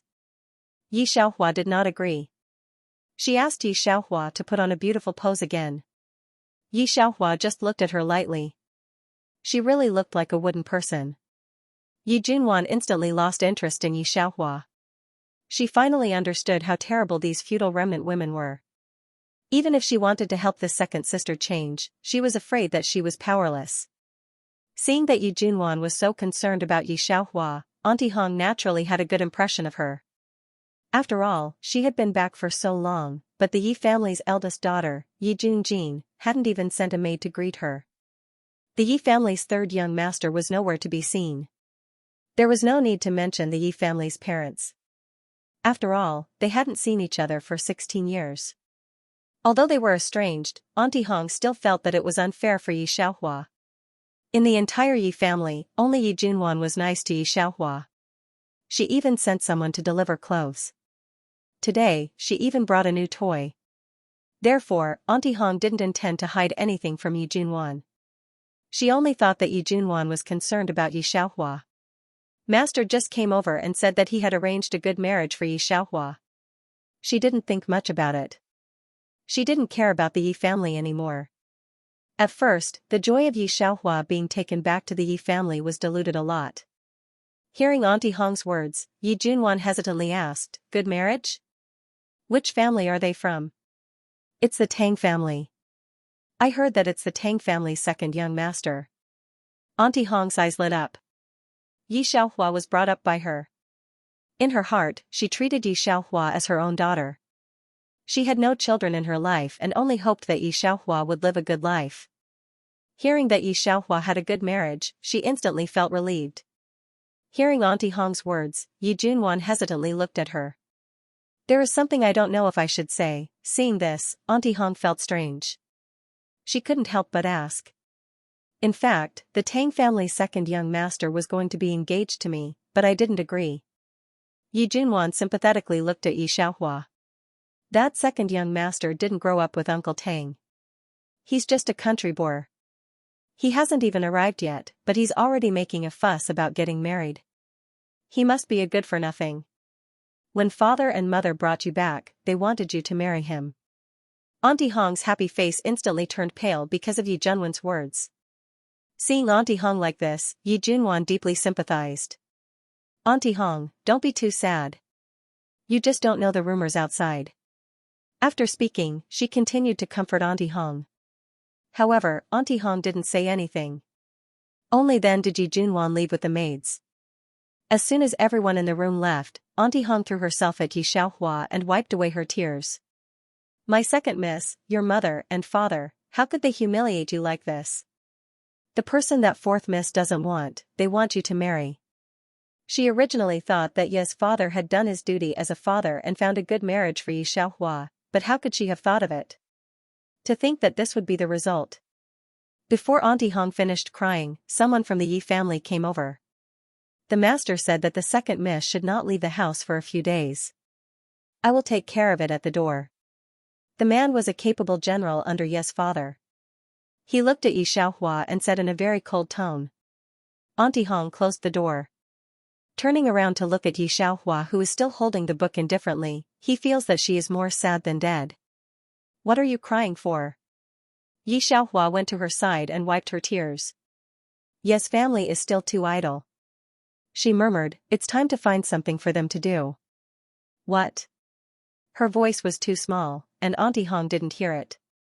Nothing, you don't have to worry about this. Yi Xiaohua thought of the Tang family who still had a marriage alliance. She slightly narrowed her eyes. She didn't need this fiancé. In the past, she had no human rights. Thinking of the person she contacted in the afternoon, Yi Xiaohua thought lightly. No hurry, she had it now. Not only did she have it, but the power was not small. It could still be used to break the engagement. Auntie Hong only thought that Yi Xiaohua was comforting her. She knew that Yi Xiaohua had always been very considerate. She just smiled bitterly and shook her head, but she didn't cry anymore. The second miss was already upset. She couldn't let her be more upset. At this point, what was the use of crying? 3 days later, it was the birthday of Yi Junwan, the famous fourth miss of Xianxia. On this day, the busy eldest miss of the Yi family, Yi Junjin, who had already married out, and the third young master Yi Junqing, who could not easily leave the army, came back. The three of them had grown up together. After experiencing so many battles, their relationship was naturally very deep. In contrast, Yi Xiaohua, who was isolated outside, was like a stranger. Yi Junjin was followed by the son of the president of the first bank. He should be very famous. Half of the guests who came to the Yi family today came for the son of the president of the bank. Second sister, father said that you have been restless for a month since you came back. Yi Junjin finally took some time to beat Yi Xiaohua. Xianxia is so chaotic. You should stay in the Yi family and wait for the day you get married. It's not easy for Abba to find a good marriage for you. You can't lose it because of you. Now the noble young masters in Xianxia were basically studying abroad. No matter how bad they were also famous literary children from foreign schools. Yi Xiaohua didn't have much in her stomach. It was good to find a good marriage. Of course, Yi Junjin also had her own ideas. Her father-in-law's bank also needed someone to shake it. The Tang family was a very good choice. After all, she was the daughter of Yi father. She also had a little bit of Yi father's greed for power. Seriously speaking, there were only a few people in the world who didn't love money and power. Although she was reluctant to give up the fourth sister who grew up with her, she was very willing to give up the second sister who was very strange to her. Yi Junjin preached to Yi Xiaohua as the eldest sister, but she didn't expect that Yi Xiaohua didn't answer. She looked at her eyes still a little cold. This made Yi Junjin frown. Finally, she left with a sentence can't be taught. She originally had the idea of introducing Yi Xiaohua to some friends, but now Yi Xiaohua was like this. She was too lazy to help Yi Xiaohua. What's wrong? Yi Juanjin's husband asked in a low voice after talking with the owner of a department store. Yi Junjin was angry with Yi Xiaohua. Hearing this, she shook her head directly. It's not necessarily a good thing for her to marry into the Tang family. You can't count on her in the future. Hearing this, Yi Juanjin's husband thought for a moment. He asked people to put away the gift prepared for Yi Xiaohua and replaced it with an ordinary object. After Yi Junjin left Yi Xiaohua's side, Yi Junwan also came to look for Yi Xiaohua. She wanted to give her the photos she took that night and said that in a few days, she would also take a photo of the Tang family's second young master for her to see. Unexpectedly, Yi Xiaohua didn't want it and said that she didn't like black and white photos. Yi Junwan felt that Yi Xiaohua was ignorant and felt wronged. She was kind enough to let Yi Xiaohua see the world, but she didn't expect that Yi Xiaohua would be so ungrateful and say such things in front of her friends. Tang Qihong, who had a good impression of her, frowned. Why is she such a person? Who knows? Thinking of this, Yi Junwan remembered something else. Today, she didn't let Auntie Hong go out. I asked, guess what the maid said? Tang Qihong looked at her, a little curious. She said that she did a divination for Auntie Hong. It's not suitable for Auntie Hong to go out today. When speaking of this, Yi Junwan felt very sad. I've always adhered to the principle of not believing in feudal superstitions, but I didn't expect that my sister is such a person. Yi Junwan thought that she had received a high-level education outside and was very disgusted with the feudal remnants of the country. Not to mention having a good impression of them, when she met Taoist fortune-tellers, she would use science to expose their lies. They thought that they were true gods, but they didn't know that some things were basically small technology. Those ghost fires could also be explained by science. Those people didn't know how big the world was and how vast the world of science was. Those supernatural legends were basically problems with the magnetic field. When Yi Junwan returned to the country, she publicized these things. At the same time, there were many people who went abroad, and the country was supporting these people, so her views were supported by most people. Tang Qihong was also one of them.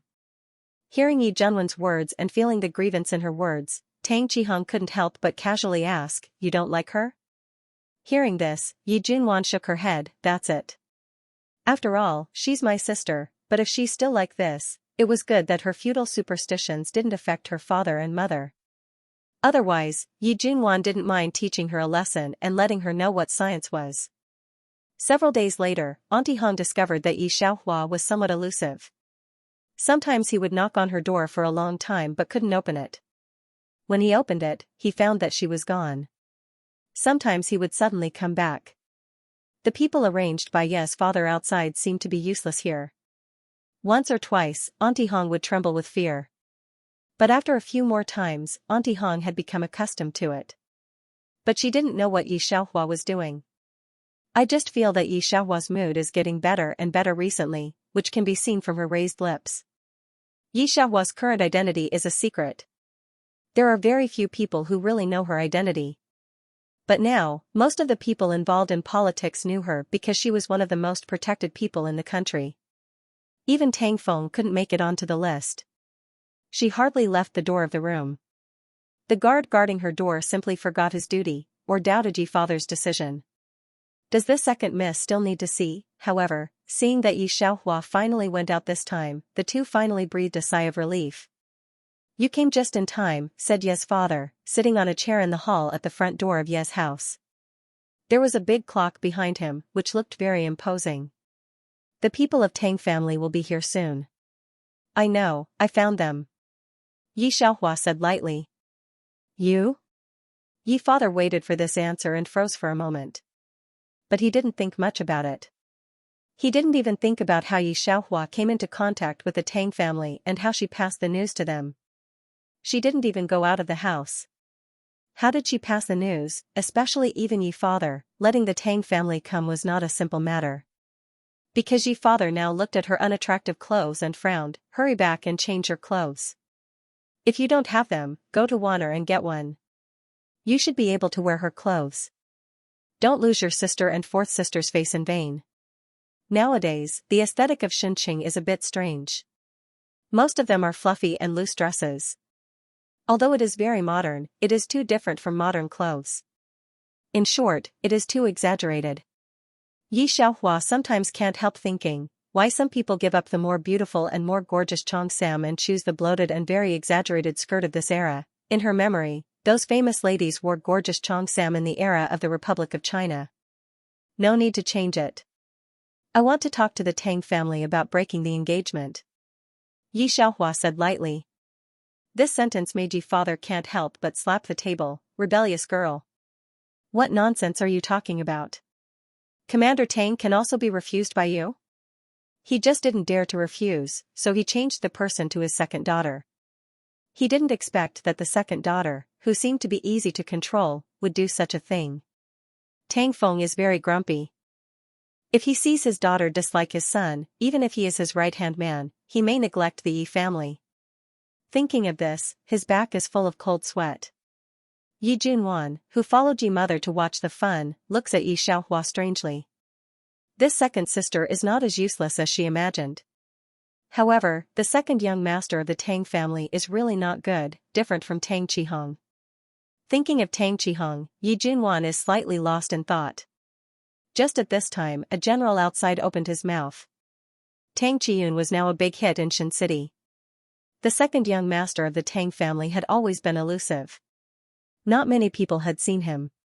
What was even more strange was that after he returned to the Tang family, he did not go to the army to do anything. Even now, the Tang family did not know what the second son did. Yi Junwan only knew that Tang Qiyun had never studied abroad, so when the Yi family mentioned the engagement, she was very angry. She wanted a marriage with a high degree of soul compatibility. Tang Qiyun might be a person who believed in the remnants of feudalism like his second sister. However, although she was not interested in Tang Qiyun, after seeing the eldest son of the Tang family, Tang Qihong, she was a little curious about Tang Qiyun. So she also looked out of the door. Outside the door, Deputy General Zhang could not help but look at Tang Qiyun. In fact, his feelings for Yi Xiaohua were very complicated. She had been taken away by servants for 16 years and had not been taken back. Now she was someone that the fourth miss did not like, and the Yi family needed a marriage, so Yi father and Yi mother took her back. Thinking of this, he actually quite sympathized with Yi Xiaohua. But now seeing the tall and straight young man beside him, he suddenly felt that he did not have so much sympathy. Apart from other things, this second young master was actually more outstanding than the eldest young master of the Tang family. He was wearing a cyan robe. Because he was tall, he looked even more outstanding in the robe. He had a dazzling face that could be seen at a glance even in a crowd. Seeing Tang Qiyun, most of the Yi family were a little surprised. They did not expect that he was not at all the unbearable second young master they had imagined. Among them, even Yi Junwan was a little distracted. But looking at his temperament and appearance, she had to admit that Tang Qihong was not just a little worse than him. But seeing Tang Qiyun wearing a robe, although she had to admit that he looked good in it, it was not good looking. It was to change her view of old-fashioned robes. Thinking that he was now engaged to Yi Xiaohua and did not even look at her, Yi Junwan did not know why there was a kind of uncomfortable sour feeling in her heart. In the beginning, she was the one who was engaged. You came at the right time, Yi Xiaohua nodded to him. You should also understand the situation. Tang Qiyun knew that he was engaged to the Yi family, and he did not care about this engagement. His identity was a secret. Tang Feng was not the only one who paid attention to his marriage. The higher-ups were also paying attention to it. However, he did not expect that the one who was engaged to him was actually her. In fact, he knew the existence of Yi Xiaohua. At the beginning, knowing that Tang Feng arranged a marriage for her, the people above were checking Yi Xiaohua's background. However, although it was complicated, Yi Xiaohua's life experience was still clean, and the 3 generations could be counted clearly. He wasn't someone with a questionable identity. That is, most of those people felt that Yi Xiaohua was not worthy of him. Who would have thought that just one day later, a piece of news from the laboratory would completely change those people's views? The other party suddenly became a confidential personnel, and her identity was heavily encrypted. If you wanted to check her identity, you would have to submit documents and go through layers of checks before you could decide whether or not to look at her. Until now, Tang Qiyun still hadn't figured out what her current identity was and what kind of existence she was. He did not expect that she would be the one to be engaged to him. Since Miss Yi has decided, I respect Miss Yi's opinion. Tang Qiyun smiled. Anyway, there's still a long way to go. He said a few words and left. Yi Fu didn't hear the other meaning in his tone, but his mind was filled with the thought that the engagement was really cancelled. He was so angry that he almost slapped Yi Xiaohua, but was blocked by Auntie Hong. Auntie Hong was an old person in the family, so Father Yi had to let go of his hand and looked at Yi Xiaohua coldly. In that case, in a few days, when Deputy General Zhang is free, he will send you back to Jinling. Yi Junwan saw that Tang Qiyun had actually contacted Yi Xiaohua about the engagement. She didn't know why, but she couldn't help but feel a little happy, and even a little proud. However, seeing Auntie Hong's sad face, she showed sympathy for Auntie Hong and Yi Xiaohua. She was happy in her heart and couldn't help but comfort them. Auntie Hong, second sister, you don't have to worry. In a few days, when Father's anger subsides, I will persuade him not to send you back to Jinling. Yi Xiaohua ignored her and just took Auntie Hong back. After returning, Mother Yi also followed and scolded Yi Xiaohua from beginning to end. Let's see who else in Shenqing dares to want you in the future. Finally, after putting down a harsh word, Mother Yi was hurt by Yi Xiaohua's anger. She didn't care about Yi Xiaohua and was helped away by a group of people. Go and inform Jin. Mother Yi covered her chest, not forgetting her eldest daughter, don't let this matter affect her. On Yi Xiaohua's side, because the Yi family heard these things, from time to time, some people deliberately passed by and accidentally said it out loud. Auntie Hong looked at Yi Xiaohua's leisurely appearance. She sighed deeply, but thinking that it was good to return to Jinling, the second miss would not have to suffer. Is Auntie Hong annoyed with these people? Yi Xiaohua smiled. Don't be annoyed, these people will disappear automatically soon. Auntie Hong didn't react to Yi Xiaohua's meaning. A few days later, Yi Junqing suddenly came back. His promotion opportunity was replaced. Not only that, someone reported that he had contacts with some foreigners during his time in the army. He was now suspended from duty and thoroughly investigated. Yi Junjin also encountered trouble. Her mother-in-law's bank had a problem. Now most of the funds were short of money. Many people took their deposit slips to withdraw money.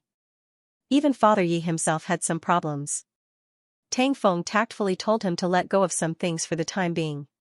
These days, Father Yi was very busy. He looked for all his connections, wanted to figure out his son's affairs, and also broke his legs for Yi Junjin's mother-in-law's side.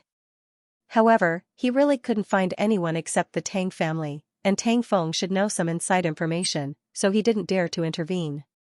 He didn't dare to intervene, let alone other people. Yi Junwan, who had always felt that she was superior to anyone and regarded technology as the supreme, was also stunned at this time. So that everyone was in danger, who would care about Yi Xiaohua? Of course, no one wanted to ask Yi Xiaohua for help. After all, even Tang Feng didn't dare to take care of things. What's the use of this second miss? Digression. Good night. On the last day of the month, babies, if you have a monthly ticket, feed it to the tall flowers. If you don't vote, it will expire. Are you a newcomer to the Research Institute? The deputy director of the Research Institute saw Yi Xiaohua and was very cordial. He was the deputy director of the Research Institute and also a member of the government, Xie Jingshan. Naturally, he didn't know Yi Xiaohua's current identity. He saw that Yi Xiaohua was wearing a rigorous gray-blue female student uniform and was somewhat surprised. Nowadays, most of the people who understand technology are the children of rich families. In Shenqing, which young lady doesn't wear a beautiful dress? Seeing Yi Xiaohua like this, he couldn't help but guess that the other party's situation might not be very good. It's not easy for a new graduate student to come to this laboratory. Learn from your senior brother. Xie Jingshan encouraged. Yi Xiaohua smiled. N. Director Xia, this computer research, Nan? Xiaohua, you came at the right time. Jiang Zijin saw Yi Xiaohua and his eyes lit up. He immediately pulled Yi Xiaohua to the ongoing project. Look at the dispersion here. There was a group of mad scientists here. Yi Xiaohua had conquered everyone here with her talent in just a few days. So it's like this. The boss in charge of this project listened to Yi Xiaohua's explanation and immediately began to experiment according to Yi Xiaohua's idea. Xie Jingshan was the person in charge of this research institute and had some understanding of computer engineering. Their country adhered to the banner of never falling behind and bought computer technology from abroad. Unfortunately, F country's price was too high. Right now, they couldn't afford it with the funds they had. What to do? They could only make it themselves. Unfortunately, the people in the laboratory didn't even understand what a computer was made of. They only had an idea. Starting from scratch was too difficult. They had been stuck on the crystal for 2 months. If they continued, Xie Jingshan felt that they wouldn't be able to research it for a few months. They didn't expect that with just a few words from Xianxia and her idea, the problem that they regarded as a bottleneck suddenly became clear. Especially Xianxia's calm expression, it was obvious that she didn't care about this kind of thing at all. Xie Jingshan was somewhat dumbfounded. When did it become so easy for them to do scientific research, especially listening to the discussion of the people next to him? Xianxia was currently modifying the camera and wanted to change it into a color camera. God knows, a camera without color was already a magical technology in the eyes of these people. She also wanted to make a camera that could print a variety of colors. Xie Jingshan originally thought that this was a newcomer, only now did he realize that he seemed to have some misunderstanding towards this female student. Deputy Director. Xianxia retracted her hand. Seeing Xie Jingshan's gaze, she could not help but slightly nod to him. Xie Jingshan was very happy. So you're actually this amazing. I just learned a little from Mr. Derry. Mr. Derui is indeed formidable. Xie Jingshan was filled with deep veneration. So he was that old man's disciple. Not a disciple, Jiang Zijin, a diplomat who came to inspect with him, withdrew his gaze from Xianxia and chuckled, that's Mr. Derui's old friend. Now the two of them are still in contact by letter. Also, the higher-ups want me to tell you that she is more important than your entire research institute. Xie Jingshan stared blankly. When the Yi family was in a mess, Xianxia also had a research institute to cover her identity in the Special Intelligence Agency. Her identity was getting higher and higher day by day. Of course, apart from a few core personnel, not many people knew that she was under the special protection of the country. Father Yi and others, who were busy now, naturally couldn't find out that there were more special agents around the Yi family these days, not because of other things, but to ensure Xiaohua's personal safety. Even the Yi family was infiltrated by a few special agents without anyone noticing. The most important thing in this era was still talents like her. Although the special agents were precious, they could pick out a few in 10,000 people. But Xianxia, who was proficient in foreign technology and knew a lot of knowledge that they didn't understand, was the only one they found now. Xianxia helped the country solve the computer problems, and now the experimental computer has begun to carry out the first batch of training. For this reason, the laboratory specially granted her a 3-day vacation, hoping that she would have a good rest. Xianxia expressed her refusal, but the higher-ups did not agree on the grounds of her health. Xianxia has helped them advance the computer plan by half a year. These 3 days of vacation are really not much. Because of this, they pay more attention to Xianxia. Because of the computer, the state has relaxed some of the banks and other aspects. Although Yi Junqing has not yet resumed his position. But the Yi family was relieved. The 15th of every month was a family banquet, and it happened to coincide with Xiaohua's holiday. Master, Madam, how's the matter with the eldest lady? Aunt Hong thought that when Xiaohua said that the Yi family didn't have time to bother them, these people didn't come the next day, and something happened collectively.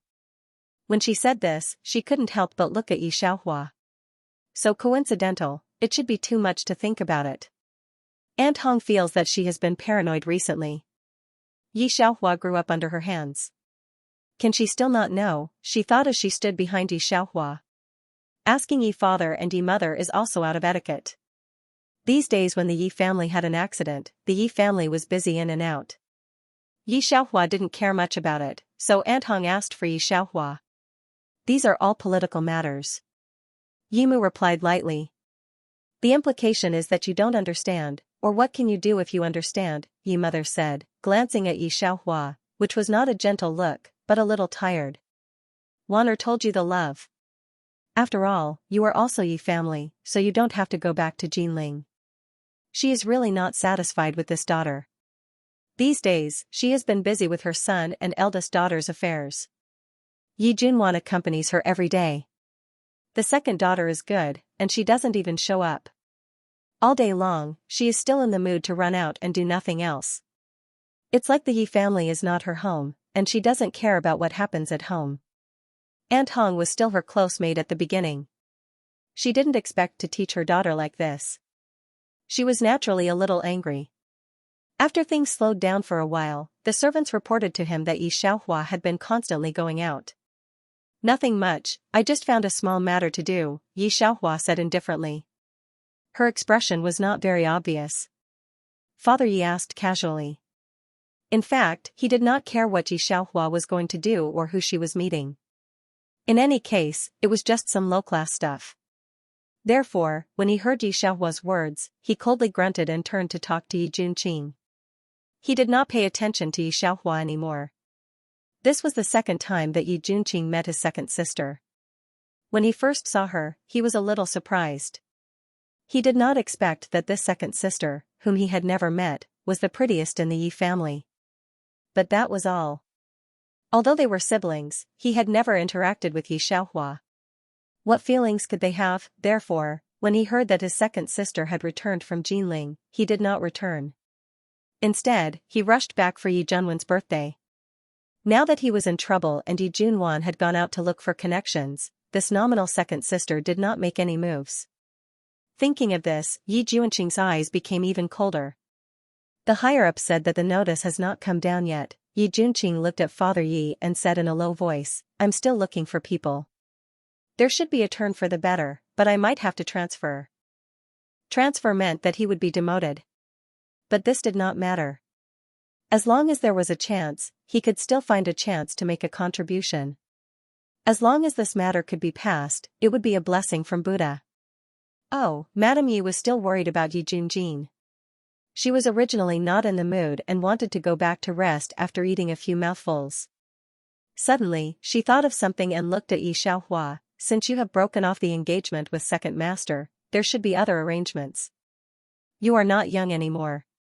Tidy up tomorrow and I will bring you to meet a few people. In Madame Ye's eyes, although Yi Xiaohua had nothing, she still had a face to look at. The secretary's son was also a beauty lover. Yesterday, when Yi Junqing came back and mentioned this matter to her, Madame Yi was worried that she could not help her eldest daughter. She did not expect that the opportunity would come. If she could get in touch with the secretary's family, Yi Junqing would be better off. No, I have an appointment tomorrow. Yi Xiaohua put down her chopsticks and wiped her mouth. Madame Ye's expression turned cold again. What kind of shady character did you meet again? It's Tang Qiyun. Yi Xiaohua finished speaking and stood up. If there's nothing else, I'll leave first. She turned around and left. Madame Yi looked at her back view and could not come back to her senses for a long time. An appointment with Tang Qiyun? It would be better if the marriage was with the Tang family. Only Yi Junwan, who was smiling to the side, heard Yi Xiaohua's words and her smile froze. Her heart was filled with complicated emotions. The next day, Yi Junwan's best friend invited her out, but she wasn't in the mood to go out. She just looked out the door from time to time. Yi Xiaohua didn't come back until evening. Miss Er is back. The two people at the door saw Yi Xiaohua and said indifferently. There wasn't much respect in his tone. Xiaohua, didn't young Master Tang send you back? Seeing Yi Xiaohua walking back alone, Yi Junwan didn't know why, but she was actually a little happy. Then he's too ungentlemanly. I've already said that he's a remnant of the feudal thinking and doesn't take women seriously. You have to be tough. If you break off the engagement, then break it off. Don't believe his flowery words.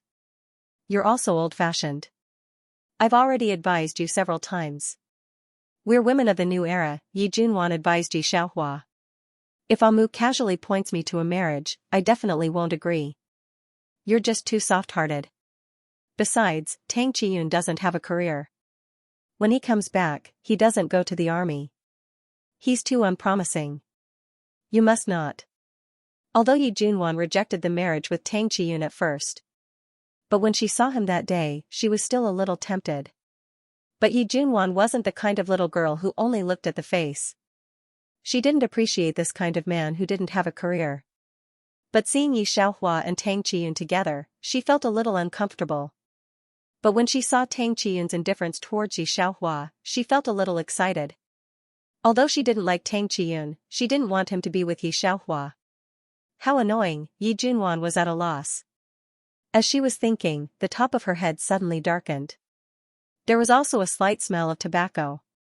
Subconsciously looking up, she saw a man in a military uniform. Because he was wearing a military cap, the brim of the cap was slightly lowered, making his silhouette very clear. This was a man that people couldn't look away from. Even though he had changed his clothes, Yi Junwan still recognized him. Wasn't this Tang Qiyun? Why was he wearing a military uniform? Didn't he not take over Tang Feng's army? Yi Junwan's heart was unsettled. After this person put on a military uniform, he looked completely different from when he was wearing a robe. He had a biting cold and bloodthirsty aura, like an Asura who had walked back from the edge of hell. Yi Junwan had never seen a soldier like this. At least, he had never seen it on Tang Qihong. However, that pair of dark and slightly burning eyes were not looking at her, but at the girl wearing a female student uniform behind her. For you. Tang Qiyun directly took out a medal from his pocket. Yi Xiaohua took it and casually asked, "What is this?" Special class merit. Tang Qiyun was only 20 years old in this world. It was the time when he was young and arrogant. Because he was too excited, there was a careless look on his face and an arrogant aura. There's only one in the whole country.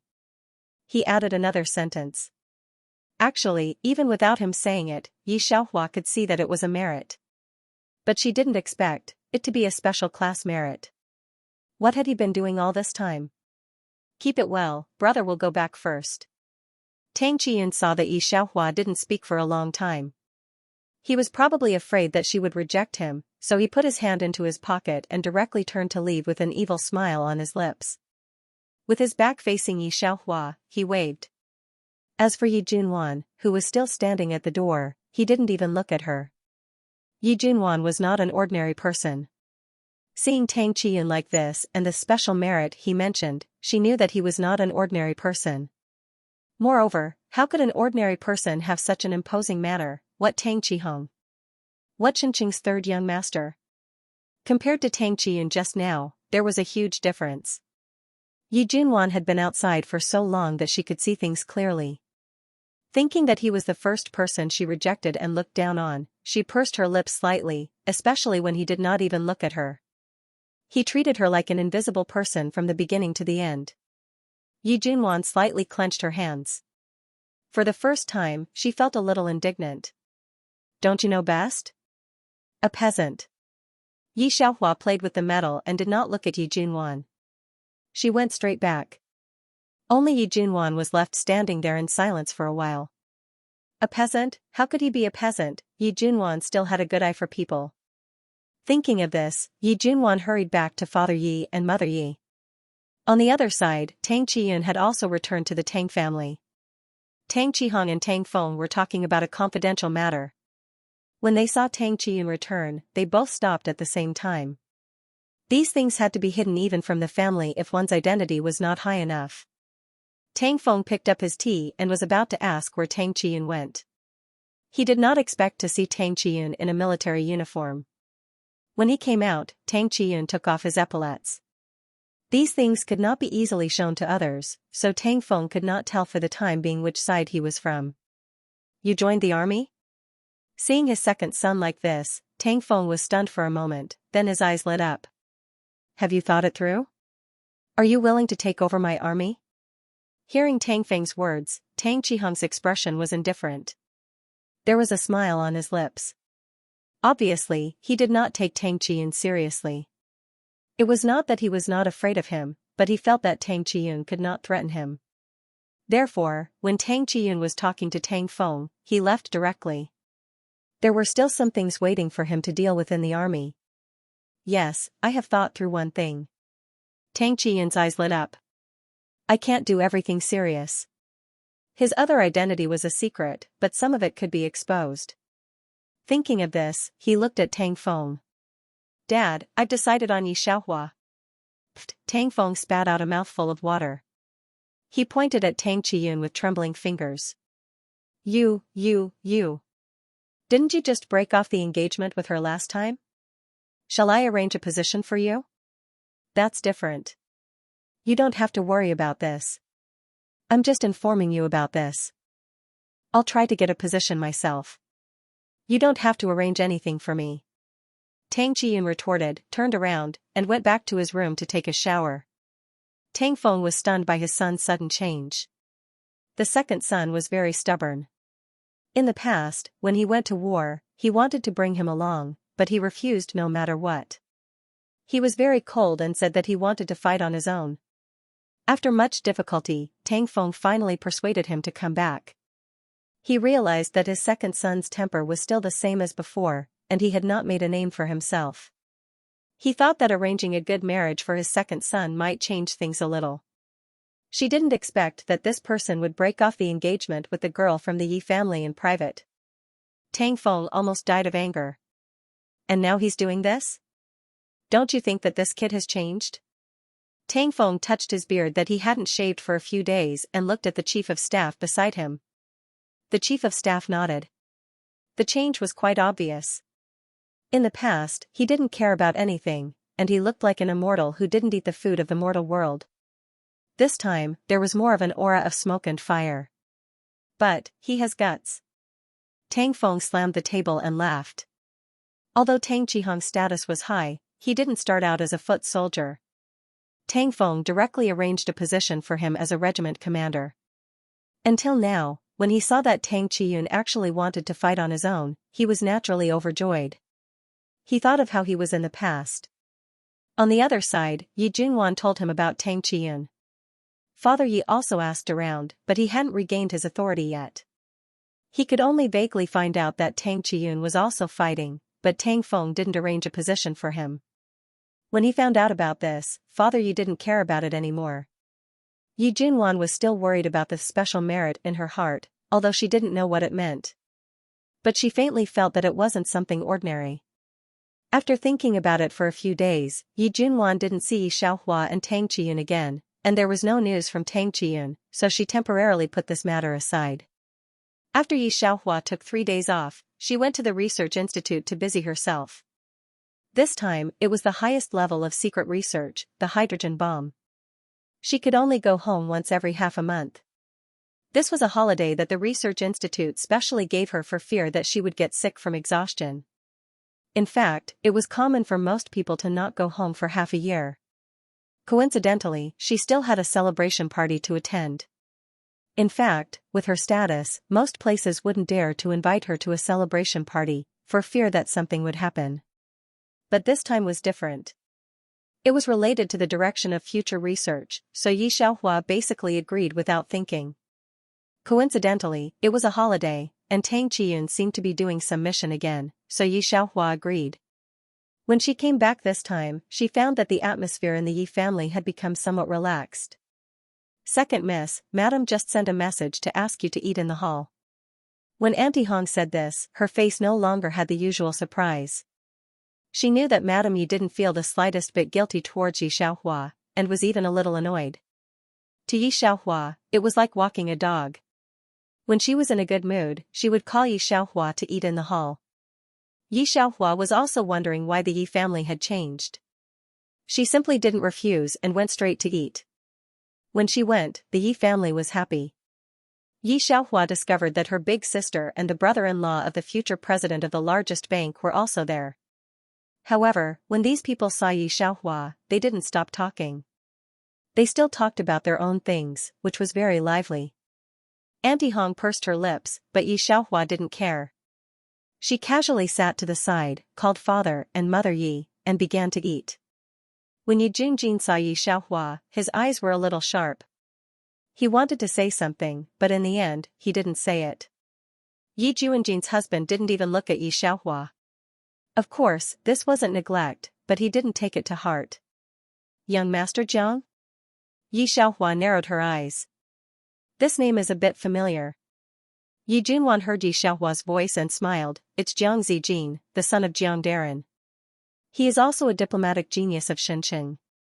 His family is in charge of foreign trade." Of course, sister, it's normal that you don't know him. When Yi Xiaohua heard Jiang Zijin's name, her expression was a bit strange. She didn't know that Jiang Zijin was so famous. Forgive her for not having any thoughts about this follower-like existence. Wan'er is amazing. Yi Juanjin's husband had been cold and didn't speak. He didn't even look at Yi Xiaohua. When he heard Yi Zhenwen's words, he showed a kind smile. My father-in-law and I asked people to look for the Jiang family's relationship for a long time, but we didn't find it.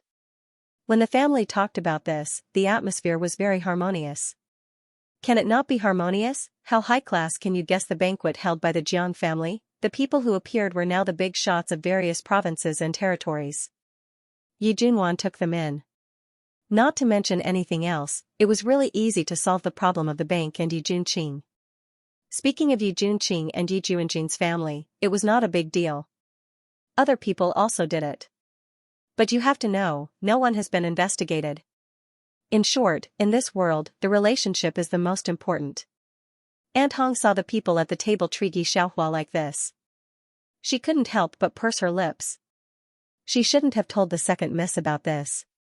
Yi Xiaohua herself was not as excited as Aunt Hong. She knew the situation of the world very well. There were many rich and powerful people who wanted to curry favor with her. She was now unemployed, powerless, and a little girl who was not liked by her parents. How could her sister, and brother-in-law look at her? Even in modern society, everyone is smart. If you have money or power, your relatives will give it to you. On the contrary, those relatives can't wait to look at you. So, Yi Xiaohua really didn't feel anything else. Yes, Father Yi also looked at Yi Junwan kindly. Wan'er, are you familiar with Jiang Zijin? How did he invite you? I didn't know him very well before, but I met him in a hotel a few days ago. Yi Junwan smiled. He asked my name and if I was a member of the Yi family. After that, he treated me to dinner with my friends and warmly invited me to a banquet. Then you have to get along well with him. With the Jiang family, the Yi family's troubles could almost be solved. Yes, father was naturally in a good mood. If you have time, you can invite him to the Yi family. Father Ye's roots in Xianxia are shallow and he doesn't know many politicians. It was mainly because he was Tang Feng's subordinate. Most of the scholars really looked down on him. Therefore, after the incident, he could not find anyone else other than Tang Feng. Unfortunately, Tang Feng had no other choice. Now that Yi Junwan was acquainted with the Jiang family, everything would be easy. Thinking of this, Father Yi looked at Yi Junwan even more kindly. By the way, second sister, Yi Junwan smiled as she watched Yi Xiaohua silently eat with her head lowered. Then, as if suddenly remembering something, she asked, have you been in contact with second young master Tang recently? I don't know.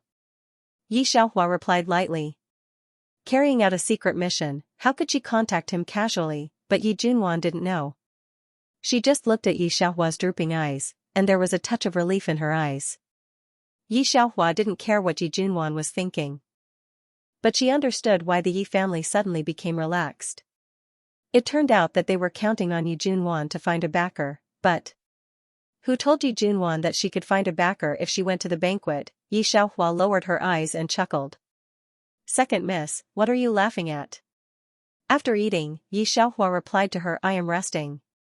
For several months, the Yi family did not mention anything about changing Yi Xiaohua's room.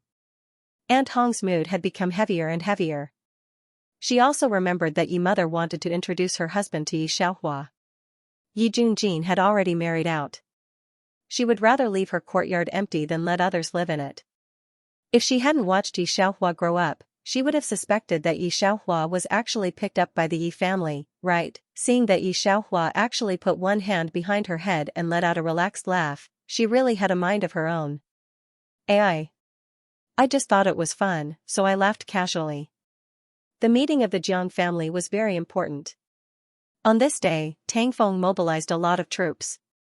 Yi Junwan only brought her sister and brother-in-law. Although the invitation said that she could bring her family, she didn't have the nerve to bring her family, so she only brought her brother-in-law. Unexpectedly, she hadn't seen most of the people here. Only then did Yi Junwan realize how shallow she had been in the past. The people she had come into contact with weren't even at the top of the hierarchy, And those people who called her a literary genius were just other people's praise. In fact, they couldn't be taken seriously at all. Jean, fourth sister, Yi Junwan didn't know them, but Yi Juanjin's husband knew some of the people here. When he saw one of them, he warned in a low voice, "There is no need for the Yi family here. You have to think before you speak." As the three of them were talking, they found that at this time, everyone was looking at the gate.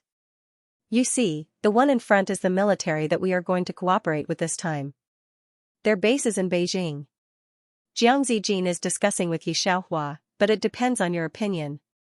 Jiang Zijin is talking about a big warlord in the north. Compared to the Tang family, their power is not much weaker. The Tang family can give Yi Xiaohua too few machines to research, mainly because Yi Xiaohua is a little fast. Because of this, the warlords who have never been very united actually united for Yi Xiaohua. I have no opinion."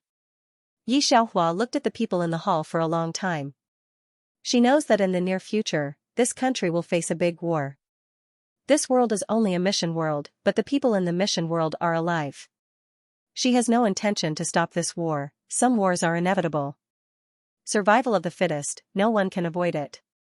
She can't change any tricks, leaving behind some of her research weapons, at least. She cannot be so humble to beg others, at least she has some confidence. At this time, Yi Juanjin's husband just happened to see the people in the bureau. He is busy talking to someone. "Chief Xia, you see, this matter." As he spoke, Yi Junjin and Yi Junwan, who are next to him, suddenly sucked in a breath of cold air. Yi Juanjin's husband can't help but frown. He just told these two not to be rude. How could they forget now? Jeaner has always been a Xincheng socialite, she will never do such a rude thing. This matter is really a bit strange. He tilted his head and looked in that direction. Naturally, he also saw Yi Xiaohua. At this time, Xie Jingshan also saw Yi Xiaohua, but seeing him like this, he asked, "You know each other? Chief Xia, you also know him?" Yi Juanjin's husband caught the key point in his words. Of course, when Xie Jingshan said this, he didn't know what to express. "In just a few months, he became my boss. Sure enough, the younger generation will surpass the older." Although he said this with a sigh, his tone did not have the slightest displeasure from being pressured by a newcomer. Yi Juanjin's husband can even see the smile on Xie Jingshan's face. It turns out that Yi Xiaohua can also play freely in the political arena. Although she was a researcher, she had never seen anyone get promoted so quickly. Yi Junwan and Yi Junjin naturally heard Xie Jingshan's words. The two of them looked at Yi Xiaohua. If it wasn't for the fact that the other party was still wearing the school uniform and her face was still the same, they would have thought that it was another person. But even so, they didn't dare to step forward rashly. Because at this time, Yi Xiaohua was not the calm Yi Xiaohua they were familiar with before. Instead, she was like a fish in water in front of so many big shots, with a self-confidence that they could not understand on her face. The three of them couldn't be bothered with Xie Jingshan anymore. They looked at each other and saw shock and disbelief in each other's eyes. Throughout the banquet, they all tried to talk to Yi Xiaohua, but there were too many people talking to Yi Xiaohua, and there were special people around to protect her, so they couldn't find any chance at all. Who is that? Gu Shuang was the only son of the warlord in the north. He had been doing badly since he was a child. This time, he followed his father to Xincheng City for the beauty of Xincheng City. However, he had seen the famous beauty here, Yi Junwan, who was also wearing a Western dress.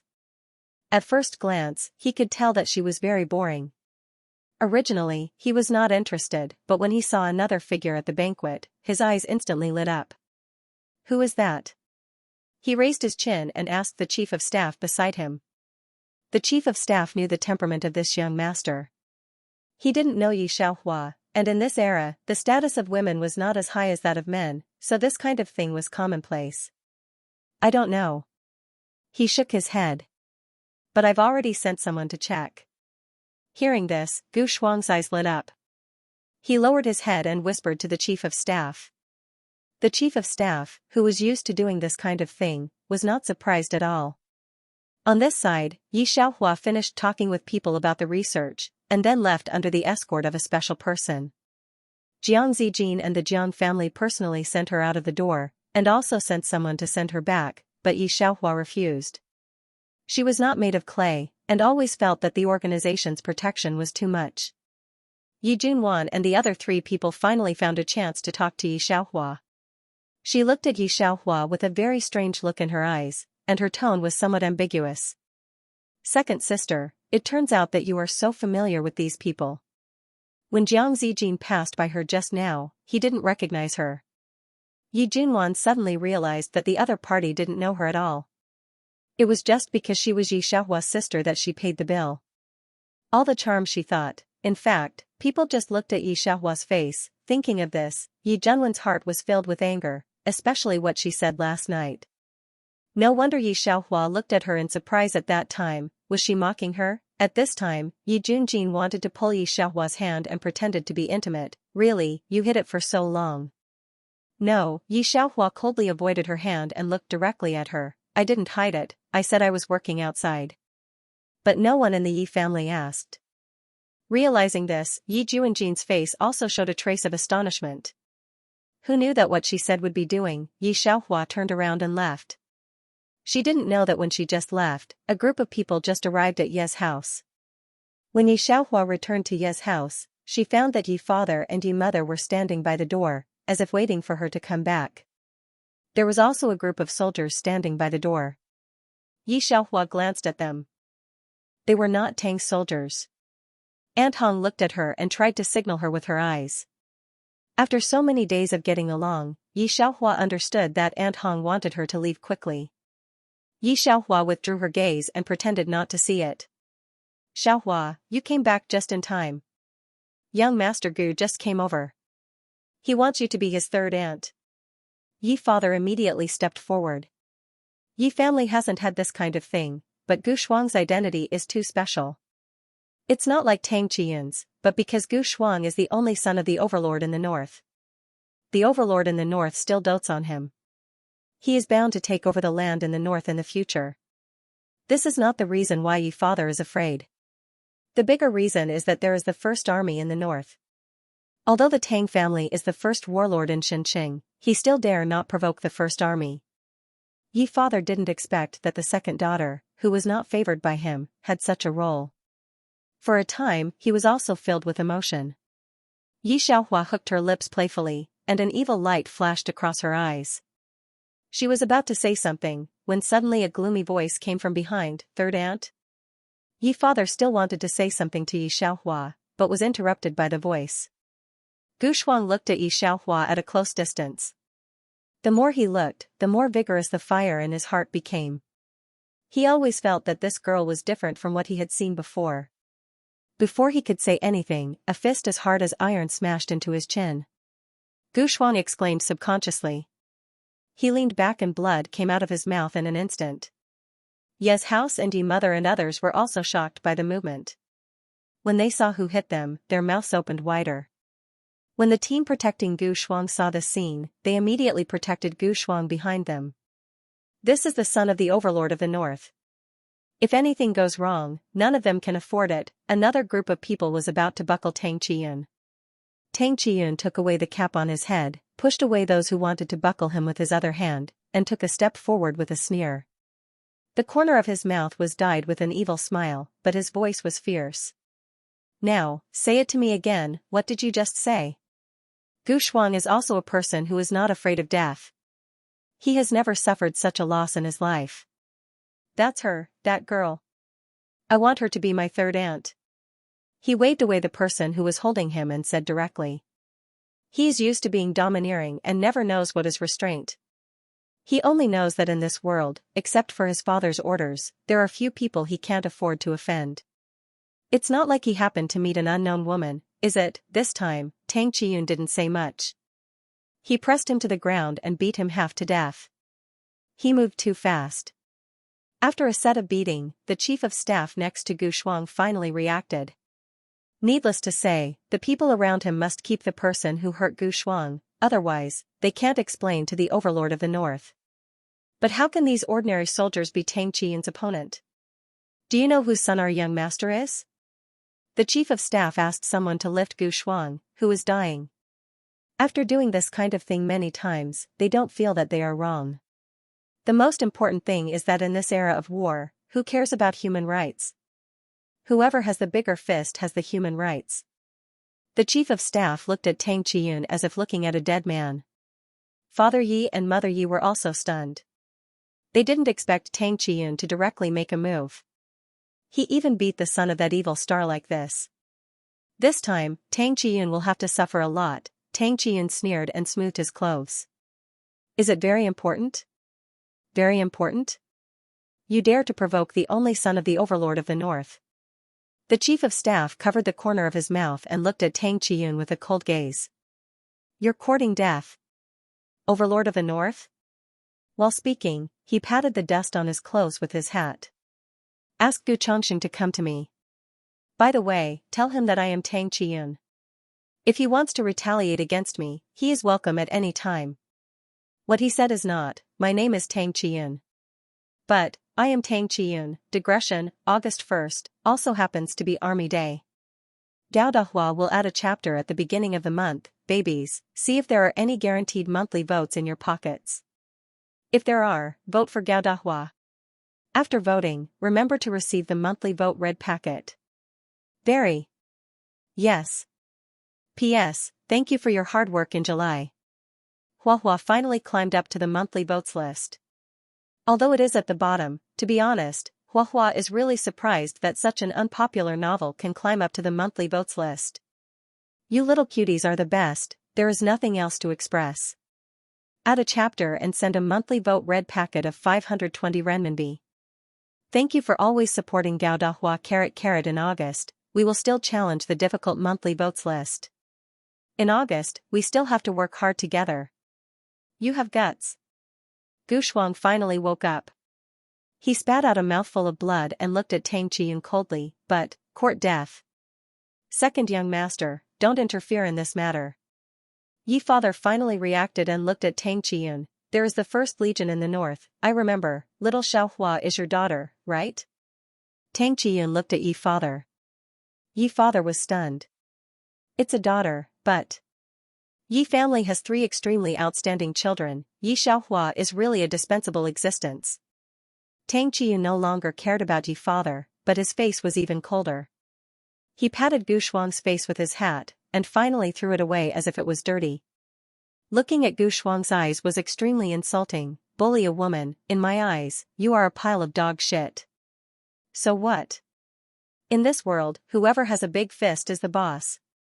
Gu Shuang thought of his father, and his eyes looking at Tang Chiyun were very terrible. For the first time, he suffered such a big loss, and his expression was quite ferocious. In the whole north, no one dares to be so bold. You are very good. Tang family is waiting to be surrounded by 3 legions. He was used to being domineering in the north, and he didn't restrain himself in Shin City for a while. Especially for a woman, he didn't think Shin City would do anything for a woman. Young master. The chief of staff of the Gu family helped Gu Shuang to the car. How do you feel now? I have never suffered such a big loss. Go call my father and let him send the legion to Tang family. I want to make Tang Chiyun's life worse than death. Gu Shuang sneered, now who doesn't know that our Gu family is the overlord of the north, even Tang Feng has to restrain himself. The son of the overlord of the north was pressed to the ground and beaten in Shin City, which set off a big wave in Shin City. This matter will definitely involve the relationship between the north and the south. Hasn't there been any news from Tang family? Yi father asked Deputy General Zhang beside him. Deputy General Zhang shook his head, the telegram has been sent. That's not to care. Thinking of this, he directly made a decision, prepare some silver, and let her come to the study. Deputy General Zhang was very clear that this she referred to Yi Xiaohua. Yi father looked at Yi Xiaohua and took Yi Xiaohua into the study that she was never allowed to enter for the first time. Take these silver dollars. After seeing her, Father Yi directly pushed a bag of silver dollars to her. Auntie Hong said that she can't bear to part with you, so you should take her with you. If you can leave Xinqing, just leave. Don't be found by the Gu family. If they find you, don't send anyone to find me. Although Tang Chiyun was the one who beat him up, Father Yi knew that the Tang family didn't seem to care about this matter. This matter will eventually fall on Yi Xiaohua's head. Yi Xiaohua looked at the father of the original owner and did not speak. Every world had its own oddities. If it was in the previous two worlds, the original owner's father would have pointed at Gu Shuang's head and scolded him. But this world was different. Not to mention that the original owner's parents had 3 other children, the original owner was not by their side. Even if the original owner was a woman, she would never be valued by them. In the end, it was the problem of this era. The tragedy of the original owner's past life had many aspects to it. Not only the Yi family, but the Tang family as well. This era was also the driving force behind the tragedy. Yi Xiaohua didn't accept Father Ye's silver dollars and directly told Auntie Hong to take her things and leave. Father Yi was very surprised to see that Yi Xiaohua didn't beg him. But it was just an accident. Now he was thinking about how to avoid the disaster that Yi Xiaohua would bring to the Yi family. When Yi Xiaohua came out, she happened to meet Yi Junwan outside. Yi Junwan didn't have the chance to say that she met Yi Xiaohua at the banquet. Yi Xiaohua was about to leave the Yi family. Leaving was just a nice thing to say. Who didn't know that Yi Xiaohua was actually driven out by Father Yi? Before coming back, Yi Junjin seriously told herself that she must follow Yi Xiaohua. At that time, Yi Junwan felt wronged. But now, seeing Yi Xiaohua like this, she actually gloated. Second sister, Yi Junwan looked at Yi Xiaohua and was a little surprised. Where are you going now? Back to Jinling? But although Jinling is safer, it's too close to Shenzhen. I'm really afraid. Yi Xiaohua glanced at Yi Junwan and didn't answer. Yi Junqing hadn't recovered his military position yet. Now, he couldn't wait to stay away from Yi Xiaohua. Hearing Yi Junwan's words, he immediately pulled Yi Junwan aside. That's enough. Why do you still care so much about her? When Aunt Hong followed Yi Xiaohua out with a worried face, she saw a Hongqi car waiting at the corner of the street. She was instantly stunned. What are you going to do about this matter? After Tang Feng knew about this, he directly called Tang Qiyun back. The expression on his face was quite serious.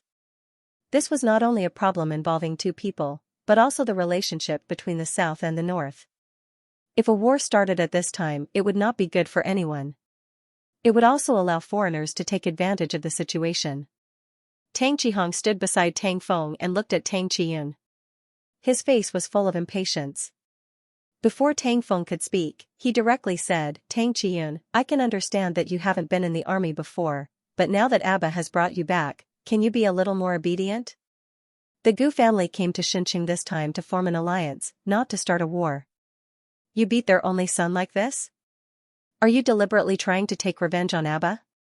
Do you think that there are not enough internal and external troubles now? From the moment Tang Qiyun came back, Tang Qihong looked down on this younger brother very much. It was not because of anything else, but because he felt that he had a lot of experience and followed Tang Feng. His influence in the army was very strong, and he felt that he was a cut above others. Now, this younger brother was actually this muddle-headed. This is Shenzhen, not the countryside where you live. Tang Qihong finally said. Tang Feng frowned. He did not interrupt Tang Qihong, but he did not agree with Tang Qihong's words. Of his 2 sons, the eldest was very scheming and very cunning. However, the second son's temperament was very similar to his. In Tang Feng's opinion, if such a thing happened, when he was young, his attitude was similar to Tang Qiyun's. But, the consequences were also unbearable. I will bear the consequences of this matter. After Tang Qiyun returned to the Tang family, the expression on his face did not change. He held his hat in his hand and stood straight. If there is nothing else, I will go back and take a bath first. Bath? Tang Feng was shocked by Tang Qiyun's actions for a long time. The fire had already burned his eyelashes, and you want to take a bath, even if it was his own son in front of him, Tang Feng would take a whip and give him a good beating. Okay. Tang Qiyun saw that Tang Feng's main purpose was to talk about this matter, so he directly turned to leave. I am going back to my room. As for Gu Chongqing's matter, I will handle it myself. With that, his entire person disappeared from the door. Tang Qihong looked at Tang Qiyun's back, a trace of mockery on his face. Of course, Tang Feng didn't take Tang Qiyun's words seriously. Tang Qiyun dealt with it himself. What else could he do? Get someone to prepare. I'll go to the Gu family myself, Tang Feng said seriously. Bring me the contract we signed last time. The last thing he wanted to see now was a civil war. The people outside were eyeing them covetously. If a civil war broke out at this time, they would lose many cities. Tang Feng was going to the Gu family to negotiate with Gu Chongqing. He knew the importance of this matter. Gu Chongqing's wife had died in the war, leaving only one son. Even Tang Feng had heard that Gu Chongqing doted on his son. However, he didn't expect that the Gu family would come looking for him before he went to the Gu family. The Gu family brought a large group of people. They were the generals of the Gu family's army and air force.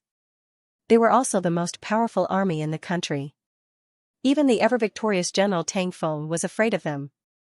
All of Gu Chongqing's right-hand men had appeared. So many people appeared in the Tang family. Even Tang Feng couldn't help but tremble. This group of people must have come for Tang Qiyun. Go and call the second young master here, Tang Feng ordered the chief of staff after receiving the news. Tang Qiyun had already finished showering and changed into his usual long gown. He knew that this matter couldn't be resolved peacefully. Qiyun, we're in the wrong this time, Tang Feng said in a low voice when he saw him. Go and apologize to the Gu family. I'll take care of the rest. However, Tang Qiyun didn't look like he was apologizing. His tone was even a little cold. No need. Gu Shuang has already said that he'll make your life worse than death. And Yi Xiaohua is his. Tang Qihong received the news. If you're still so stubborn, the Tang family can't protect you. Yes, the Tang family was the #1 warlord in the south.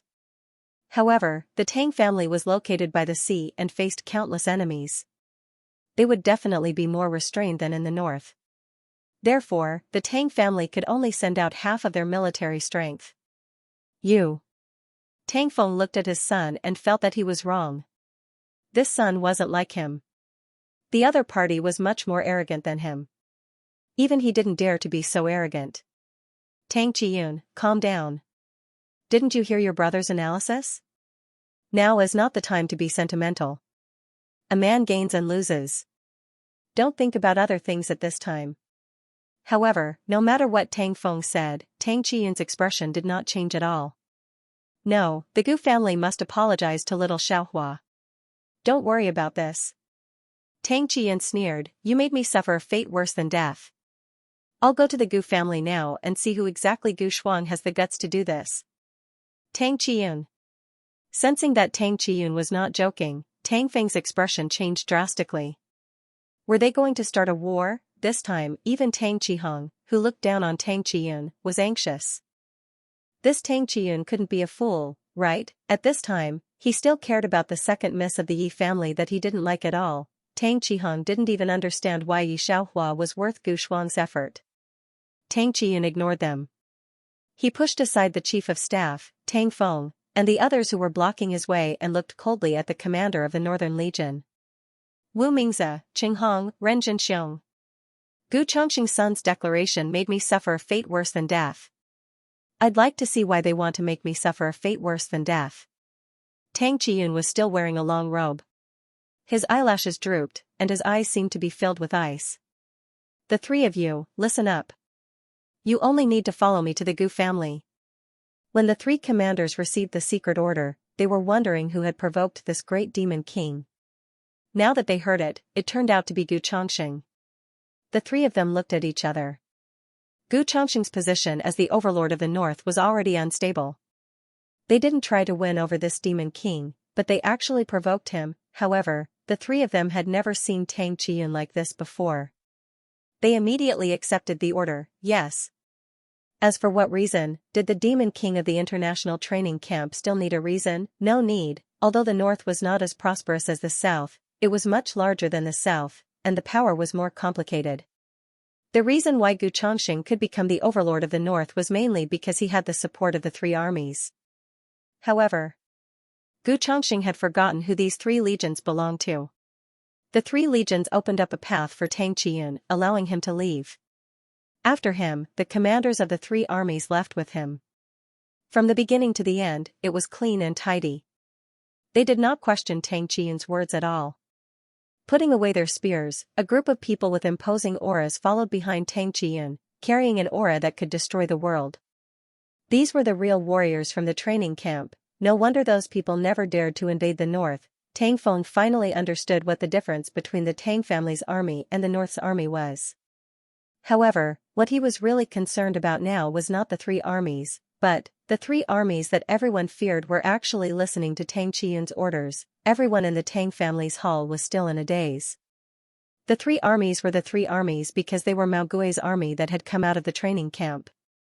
For some reason, they were stationed in the north, and in the end, they elected Gu Chongqing as the commander of the north. The chief of staff was also dumbfounded and couldn't come back to his senses for a long time. He and Tang Feng looked at each other and felt that they were dreaming. Tang Qihong, who was standing not far away, looked as if he had seen a ghost. Gu Chongqing. Gu Shuang. Tang Qiyun was not as calm as he looked now. The cause of this incident was very simple. In fact, Tang Qiyun also knew that even without him, Gu Shuang might not be able to defeat Yi Xiaohua. But, what if he didn't come back? What if the people in the organization didn't find out that Gu Shuang did this? As a result, Tang Qiyun didn't dare to think about it. Just looking at the mighty people, all the forces in Shen City were ready to take action. Some people who knew the inside story had already expected that there would be a bloody storm. At the same time, the Gu family. After knowing that all the commanders of the three armies had gone out, Gu Chongqing was naturally angry when he saw his son being carried back like this. But after listening to the chief of staff's words, he suddenly froze. Who did you say? Tang Qiyun. He said his name is Tang Qiyun. The chief of staff didn't realize Gu Chongqing's strangeness. He just nodded and a trace of ruthlessness flashed in his eyes. His surname is Tang. He should be from the Tang family. This name is a bit familiar. I heard that Tang Feng has an excellent son named Tang Qihong. He should be Tang Feng's son. No wonder he is so arrogant. Unfortunately, he doesn't know why the Gu family is so arrogant in the north. Tang Qiyun? Gu Chongqing looked at the chief of staff. You actually met him? Chief of Staff Li, you were in the training camp at that time. You haven't seen Tang Qiyun. Haven't you even heard of his name? Who gave you the courage to make him live a life worse than death? Chief of Staff Li was stunned. Tang Qiyun, he had heard of him, the king of soldiers in Asia. At the beginning of the invasion, this guy led his team to stir up all those people and also went abroad to stir up trouble. Of course, Chief of Staff Li had never seen these things. He just heard the people in the army talking about it as a legend. Those foreign special forces didn't call him the king of soldiers, but gave him a nickname, the devil of the training camp. Later, when the country was stabilized, he directly left the three armies he brought out in the north and went to participate in some secret project. No one knew where he went. It was even more difficult to see him. Although Chief of Staff Li had heard of the name Tang Qiyun, he didn't associate him with the man today. But when he thought about how fierce that person's attack was today, cold sweat gradually appeared on his body. No wonder. No wonder he was so arrogant. Commander. Chief of Staff Li wiped the sweat off his forehead. Gu Chongqing's chest heaved. What are you waiting for? Let's go to the Tang family. No, let's go find that Miss Yi first.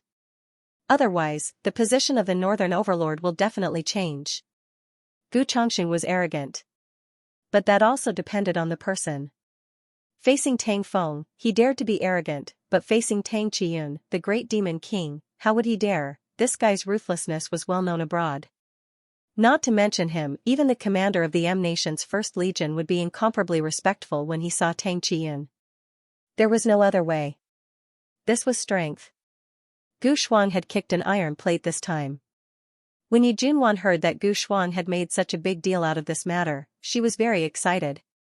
When she heard that Gu Chongqing had brought a group of people to the Tang family, she couldn't help it. Let's go take a look? Yi Junqing was also curious about how this matter would be handled, so he said to Yi Junwan. Yi Junwan had the same intention.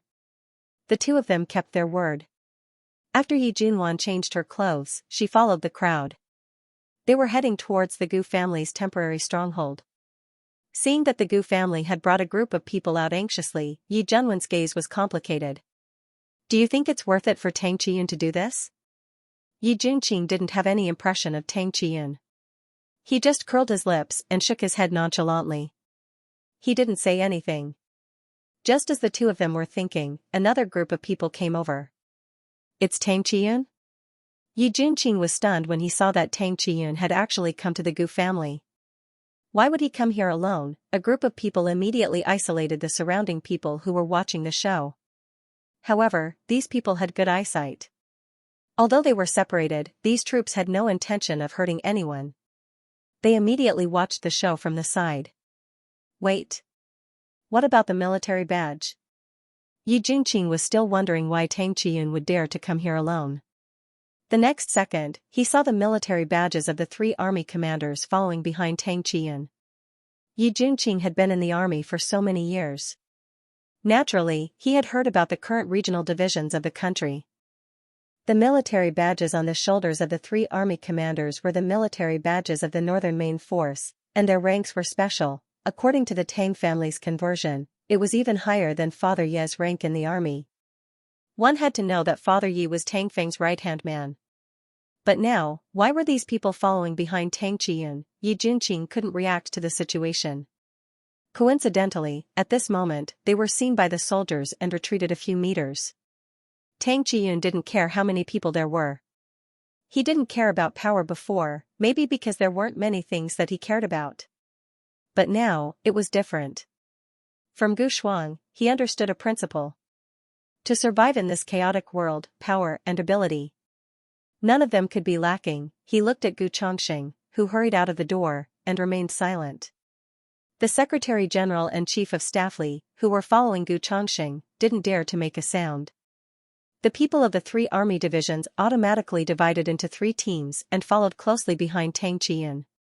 This matter had a great impact. The Jiang family and the Xia family came after receiving the news. Firstly, they were afraid that the Tang family would fight with the Gu family, and secondly, they wanted to mediate. They didn't expect to see such a scene. The front door of the Gu family's temporary residence was tightly surrounded, but no one spoke. Gu Chongqing looked around the crowd. When he saw Tang Qiyun, who clearly didn't look too good, his expression changed, and he quickly came back to his senses. With a smile on his face, he walked to Tang Qiyun's side and said, "Commander Tang.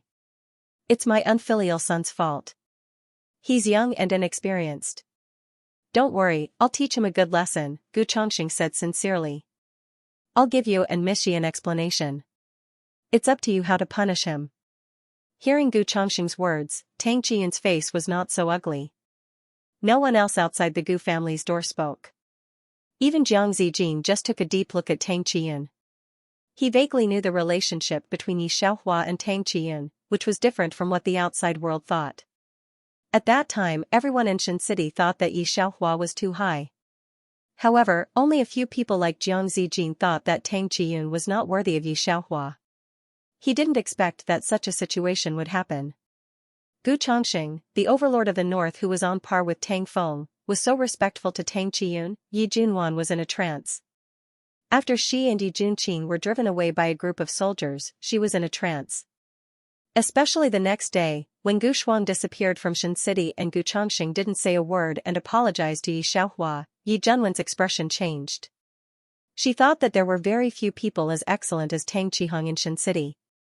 After all, among the younger generation, only Tang Qiheng was outstanding. However, she didn't expect that Tang Qiyun was the most hidden person in the Tang family. Now even Gu Chongqing had to care about what he thought. Yi Junwan was a little proud. She looked down on Tang Qiyun at that time, so when she knew that Tang Feng wanted her to marry Tang Qiyun, she cried and hung herself. But now, she actually began to regret it. She regretted being so arbitrary. It was actually her loss to refuse the marriage with Tang Qiyun. Especially for the current Yi family. That's right, after Yi Xiaohua left, the Yi family's situation did not improve. Yi Junqing's notice came down that he was going to be investigated and could not return to the army. This matter came so suddenly that the Yi family, who thought they would get good news, were all stunned. When Yi Junqing's father heard the news, he was so scared that he almost fainted. Yi Junqing's family's bank also had a big problem. Yi Junqing and her husband were so busy that they had no time to care about other things. At this time, the national bank was rising rapidly. Yi Junqing's wife's bank had no other way to go. There was no other way. There was no way out now. He had already entered a dead end. This matter still needs you to do with Junwan. After Yi father woke up, he thought for a long time and finally found Yi mother. Yi mother heard what Yi father said, very tangled. Do you have to do this? When I was a child, Xiaohua often wrote to you. She still had Ye's family in her heart. Although I was not kind this time, I could only do so in that situation, Ye's father thought to the end, but did not guess why Ye's family would face these. She is not as simple as we think, especially Tang Qiyun protects her so much. This matter may have something to do with Tang Qiyun. Yimu was also shocked to hear about Tang Qiyun. She and Father Yi were old husband and wife. She naturally knew what Father Yi was thinking. But now, seeing Yi Juanqing's listless appearance, she gritted her teeth. Fine, I'll go find her. However, I hope that her return won't affect Junwan's position in the family. Hearing this, Yi father pursed his lips. After a while, he finally nodded. I watched Junwan grow up. Don't worry about that. Hearing this, Yimu finally nodded. She took Yi Junwan and Yi Junqing to find Yi Xiaohua. The place where Yi Xiaohua lives in Xinqing is not a secret. It is a place where important people of the country can live. When she came here, Yi Junwan saw this scene, and there was a kind of unexpected depth in her eyes. Amu, the second sister's life is really good. Even so, Tang Gongzi is willing to do so many things for her. She lowered her eyes. Hearing this, Yimu was not in a good mood. She thought that Yi Xiaohua's momentum was similar to Yi Junwan's. She thought that Yi Xiaohua could have her present position by relying on Tang Qiyun. Yesterday, Yi Junjin finally said that Yi Xiaohua appeared at the banquet. Yi father and others had no idea about Yi Xiaohua, but now they really only rely on Yi Xiaohua to solve the Yi family's predicament. Well, let's talk about it when we see her. Yimu was a little annoyed. Until now, she didn't like Yi Xiaohua. The other side was cold, didn't grow up in her hands, and wasn't as smart as Yi Junwan and Yi Junqing. Yimu always liked smart children, and among her 4 children, only Yi Junwan was the smartest. As soon as she came back, she caused a shock in Xinqing. It would be strange if she could like such a vision. However, she never thought that one day she would ask Yi Xiaohua for help. Miss Yi is doing an experiment. She will see you later. Wait a moment. This time, she came to see Yi Xiaohua, but she didn't see anyone. This made Yimu very angry. Yi Xiaohua still didn't know what kind of experiment she could do, she took it for granted that this was Yi Xiaohua's excuse. Her face was getting worse and worse. More than an hour later, Yi Xiaohua came late. She was accompanied by Jiang Zijin. The other side had wanted to say something to her. When he saw the Yi family, he instantly shut up. Hearing Yimu's intention, Yi Xiaohua shook her head. When I left the Yi family with Aunt Hong, I didn't plan to go back. Mrs. Yi, please leave. Mrs. Yi, when Yimu saw Yi Xiaohua like this, she finally couldn't help it after enduring for 2 hours. Yi Xiaohua, you're really going against the heavens. If there was no second young master, what do you think you are? You're not just someone who can only sell your face. I really underestimated you. Yi Xiaohua looked at her and didn't answer. She just tilted her head and said, see off the guests. When Jiang Zijin saw the Yi family come to beg Yi Xiaohua, he also looked down on Yi Xiaohua. He couldn't help but chase after her. Mrs. Yi, Jiang Zijin smiled very gently. I think you still don't know what position Dean Yi has, right? Off topic, do you know the research institute that Xinqing applied to the world? Seeing Yimu's blank face, Jiang Zijin probably knew. Ye's family and Yi Junwan's in-laws are in danger, but Xinqing is developing steadily. Not only did it spontaneously develop a supercomputer, but it also broke the camera technology from the West. Just yesterday, Xinqing's newspapers were overwhelmingly reporting this matter. It directly dispelled the fear caused by the Tang family and the Gu family a few days ago. Even Yi Junwan, who was endlessly vexed over the Yi family's matters, was astonished by this laboratory that had appeared out of nowhere. She didn't expect that the feudal society she despised was faintly ahead of the West in scientific development. Yi Junwan, as a fashion lady in Xinqing circle, of course, pays great attention to these reports. As soon as these reports come out, she pays great attention to them and admires the members of this international research institute. She has always been proud of having studied abroad and having the idea of a free person in the new era. But she was shocked by the existence of this laboratory. But now what does Jiang Zijin mean by this? He just said Dingyi, is it? Yi Junwan suddenly looked up at Jiang Zijin, and Jiang Zijin looked at her with a slight smile. Yes, the initiator of this project is your second sister. I thought you all knew. She took a step back. She could see the sarcasm in Jiang Zijin's smiling face. Yi Junwan smiled very reluctantly. No? How could she know? If she had known, she would not have supported Yi father to drive Yi Xiaohua out and fall into such a situation. What research institute? Is it very powerful? Yi Junwan knew the value and status of this research institute, but Yi Mu didn't know. She looked at Jiang Zijin and sighed. You don't know, she has never been to a foreign school since she was a child. After coming back, her father asked her to go to a foreign school, but she didn't go. Mother, don't say it. Yi Junwan's face turned red for a while. She had never been so embarrassed. Especially when Jiang Zijin looked at her with a smile, she quickly dragged Yi Mu away. She didn't have the courage to stay here, let alone the courage to bear Jiang Zijin's eyes. She did not expect that Yi Xiaohua, who was originally inferior to her in every aspect, was now the dean of this research institute. Yi Junwan couldn't accept it either. She had been studying abroad since she was a child. When she came back a year ago, it caused a sensation in the circle of Xianxia.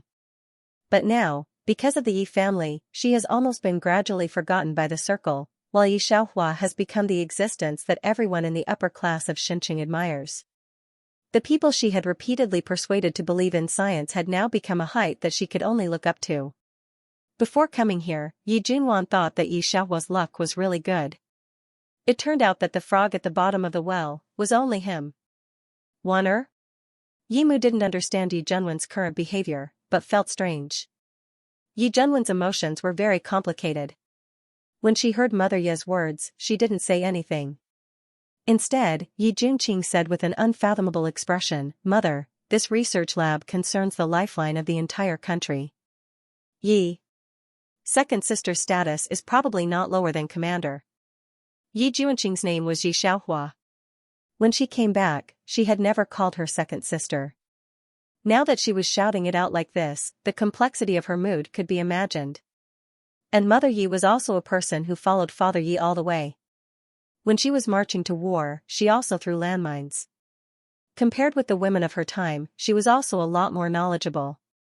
However, even so, when she heard Yi Junqing's words, she couldn't help but stop in place. Yi Xiaohua?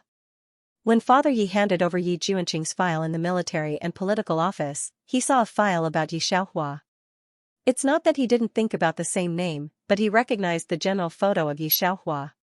He subconsciously reached out to pick it up. Old Yi, this document is a confidential document. The people in the military and political office knew Father Yi and had once worked under Father Yi, so even if he couldn't be put in an important position now, he didn't hit him when he was down and warned very seriously, it needs special or above rights. It can be imagined what kind of expression Father Yi's face had at this time. Identity encryption above the special level. Father Yi had always been proud of his 3 children, so when he picked up Yi Xiaohua, he naturally compared them. The result of the comparison was. Naturally, everything was not as good. Since then, he didn't care about this daughter, and even drove her away after something happened. Unexpectedly. She climbed to this position by herself? To some extent, Yi Junwan was very similar to Father Yi. They were both very conceited and unwilling to admit their failures. But at this time, his heart was already filled with remorse. Of course, what he thought was not as simple as Mother Yi. Even though Yi Xiaohua had a relationship with Tang Qiyun, Father Yi also knew that her current achievements had nothing to do with the Tang family. She relied on her own ability to walk step by step to the present. If Tang Feng had such a scheme, the Tang family would not be in such a position now. Tang Feng didn't lack anything, but he lacked a mind. As for his son, Tang Qihong, he didn't lack a mind, but unfortunately, he didn't inherit Tang Feng's decisiveness and foresight. Because of this, Father Yi deeply felt how terrifying this second daughter, who he had never put in his eyes, was. The Yi family in the south also completely lost its former glory. Yi Junqing was involved in the investigation, and in the end, he was not restored to his original position. Tang Feng, on account of old friendship, let Father Yi be a small processing officer in the military and political department. In the end, Father Yi was tired of staying in Xincheng, so he packed up and returned to Jinling. The bank of Yi Juanjing's wife's family was also replaced by the National Bank. Because of the original problem, their source of customers was far less than before, and they were gradually declining. As for Father Ye's former position, it was replaced by Deputy General Zhang and others, including the Jiang family and the Xia family. Of course, there were also emerging forces. When Yi Xiaohua listened to Jiang Zijin talk about these, she didn't have much feeling. She was so focused on technology and the education system that she didn't have time to care about the Yi family. 5 years later, Xincheng had become the most prosperous city in the world. All those who had been to Xincheng 5 years ago couldn't believe that this was the Xincheng they had seen before. After being hit by Tang Qiyun, Tang Qihong went to the army to participate in training and took on a lot of tasks. When he came back, he found that he couldn't compare with Tang Qiyun. He couldn't understand Xincheng anymore. Today was the second day of the establishment of the new forces. For the first time, all the politicians and officers with positions gathered in Xincheng. Tang Qihong and Father Yi, who received the edict for the first time from Jinling to attend the banquet of the new officials. Both of them clearly saw the name on the third line on the paper, dazzling and breathtaking. There was almost no difference in their expressions. Yi Xiaohua, President of the Senate. She was the most powerful person in the country, and her vote could even overrule the president's approval. In recent years, everyone knows that Yi Xiaohua is not dissatisfied in scientific research, but they did not expect that if she really wants to intervene in politics, others are far behind. Forget about the others, even Tang Qiyun was shocked. When she first got involved in politics, everyone knew about the results of her scientific research, but no one took it seriously. It was only now that those who racked their brains to become the chairman of the Senate realized that the person they thought was a cat was actually a tiger. However, it was too late for these people to regret, because Yi Xiaohua not only sat in this position, but also when voting, both ordinary people and officials were willing to vote for her. Countless political enemies tried to bring down Yi Xiaohua. However, in the end, they found out. His opponent was invincible. Tang Qihong also saw Yi Junwan, who had rushed over from Jinling. It had been 5 years, but Yi Junwan was still unmarried. She was still wearing a fluffy dress. However, when entering and leaving such an upper-class society, Yi Junwan found that none of the women at the banquet wore the same dress as her. All of them wore very exquisite cheongsam. Xianxia, why are you wearing such old-fashioned clothes? Seeing that her old friend was still married and also wearing a cheongsam embroidered with plum blossoms, Yi Junwan was very confused. When did your thoughts become like this? Old-fashioned? Her former good friend couldn't help but look at her when she heard this. This is the most popular style in Xincheng now. President Yi wore this kind of qipao to the international market 3 days ago. This kind of qipao is now out of stock overseas. As she spoke, she looked at the dress Yi Junwan was wearing and couldn't help but cover her mouth with a small fan. But Wanner, why are you still wearing this kind of dress? Nowadays people abroad don't wear dresses that affect their daily life. Now that I think about it, I don't know why I was so obsessed in the past. It was clearly our traditional qipao that looked good.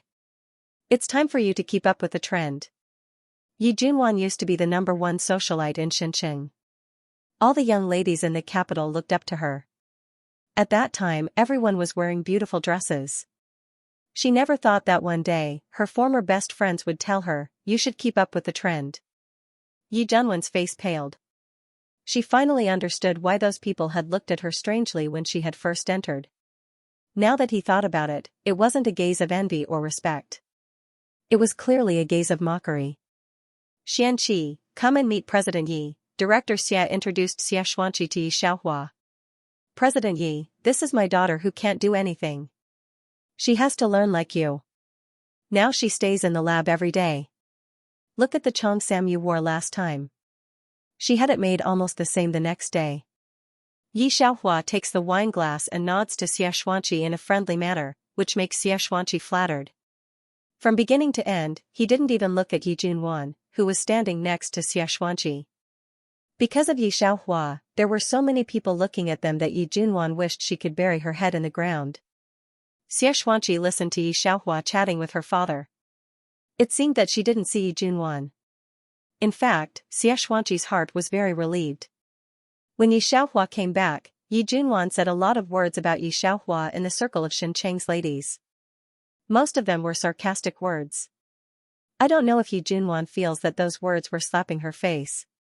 When Father Yi Junqing, and the others saw the list, they were already shocked. They wanted to squeeze into the crowd and try to talk to Yi Xiaohua. However, even in such a place, Yi Xiaohua was protected by someone. People like Yi Father couldn't get close to her at all.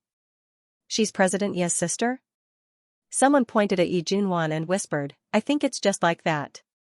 I thought she would be a bit like President Yi. And Yi Junqing and Yi Junjin, their reputation in Xincheng was not low. But now few people in Xincheng remember their existence. Now it's just a category of Yi Xiaohua's sister, brother, and sister. As for their current achievements, it's just a brush. In front of Yi Xiaohua, no matter how outstanding they are, that's all. Yi Xiaohua's current achievements, even if they add the next life, they can't reach. Yi Junwan is uncomfortable in her heart, but she has to hold it back. In this world, Yi Xiaohua ended up as the president of the first generation of female senators with great power. The documents she signed for the decisions she made gradually put the people struggling in the mud on the right track. Ding. Complete the main task, change the fate of the original owner, the system rewards 1000 points. Ding. The 008 system serves the host, 1000 points have been received, leaving the world. Yi Xiaohua's brain is chaotic. She has also spent a lot of time in this world. In the late stage, her existence is not so necessary. 008's new task is just passed. After a chaos, Yi Xiaohua's consciousness gradually wakes up. She felt that her eyes were very sore and painful, and some swollen. The original owner should have cried for a long time before she came, and her head was bursting with pain. There was an indistinct sigh beside him. Yi Xiaohua wanted to open her eyes and see the situation around her. I didn't expect a creak. Dong Shui, the young lady hasn't woken up yet? This is the voice of a middle-aged woman. The person sitting beside Yi Xiaohua whispered, Yes, Nanny, should we call a doctor for the young lady? She has a fever. This is ancient times. Yi Xiaohua reacted. The door was closed again, and she heard the maid named Dong Shui sitting by the bed sobbing. From the words of the wet nurse just now, she knew some of the situation, and let 008 pass all the plot.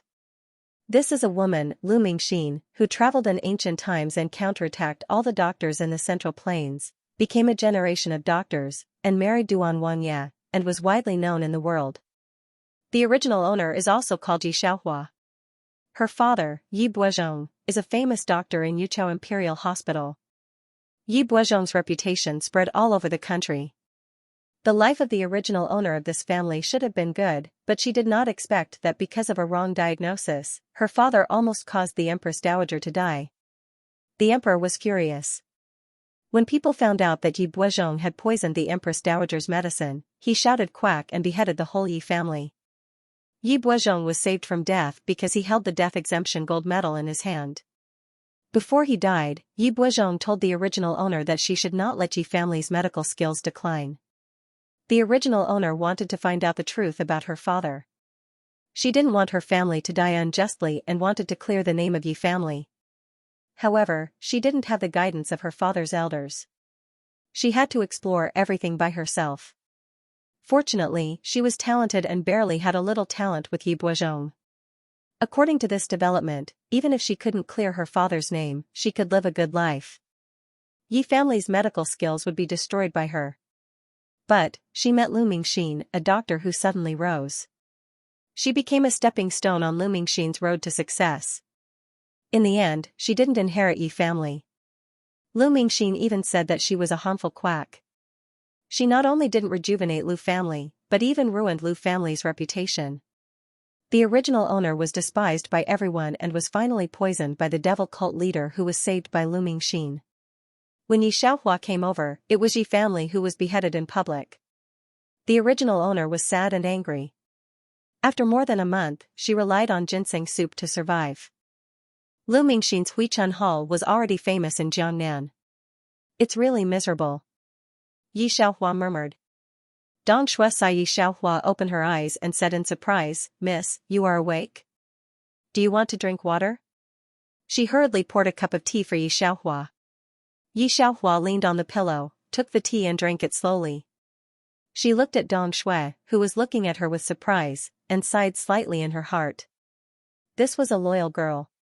Unfortunately, in the original plot, she defended Yi Xiaohua with a few words and was sent to the brothel by Lu Mingxin. Thinking of this, Yi Xiaohua lowered her eyes and took a sip of tea. In fact, it was to hide the sharpness in her eyes that did not belong to the original owner. Seeing that Yi Xiaohua didn't speak, Dong Shui thought that Yi Xiaohua was sad, so she didn't say anything to make her sad. "Miss, breakfast is ready." After resting for a day, Yi Xiaohua's spirit and complexion were much better, but her face was still almost transparent white. "Nanny and the others aren't here?" Yi Xiaohua looked at the breakfast that didn't look very good. She knew that the original kitchen maid and the wet nurse had already left. Only Dong Shui was left in the whole Yi family. Dong Shui looked at the breakfast she made and bowed her head in shame. That year, when the master and the madam picked her up in the heavy snow, she vowed to repay them well. But she didn't expect that when the miss woke up, she didn't even give the miss a good meal to eat. "It's delicious." Yi Xiaohua finished eating. Seeing this scene, Dong Shui's heart was even more sour. There was a knock on the door outside. Dong Shui opened the door and then said with surprise, "Miss, Duan Wangye is here to see you." Yi Xiaohua wore a plain white dress and looked outside without changing her expression. She searched for Duan Wangye in her memory. Duan Wangye's mother always had a heart disease, and Yi Buozhong specialized in treating Duan Wangye's mother.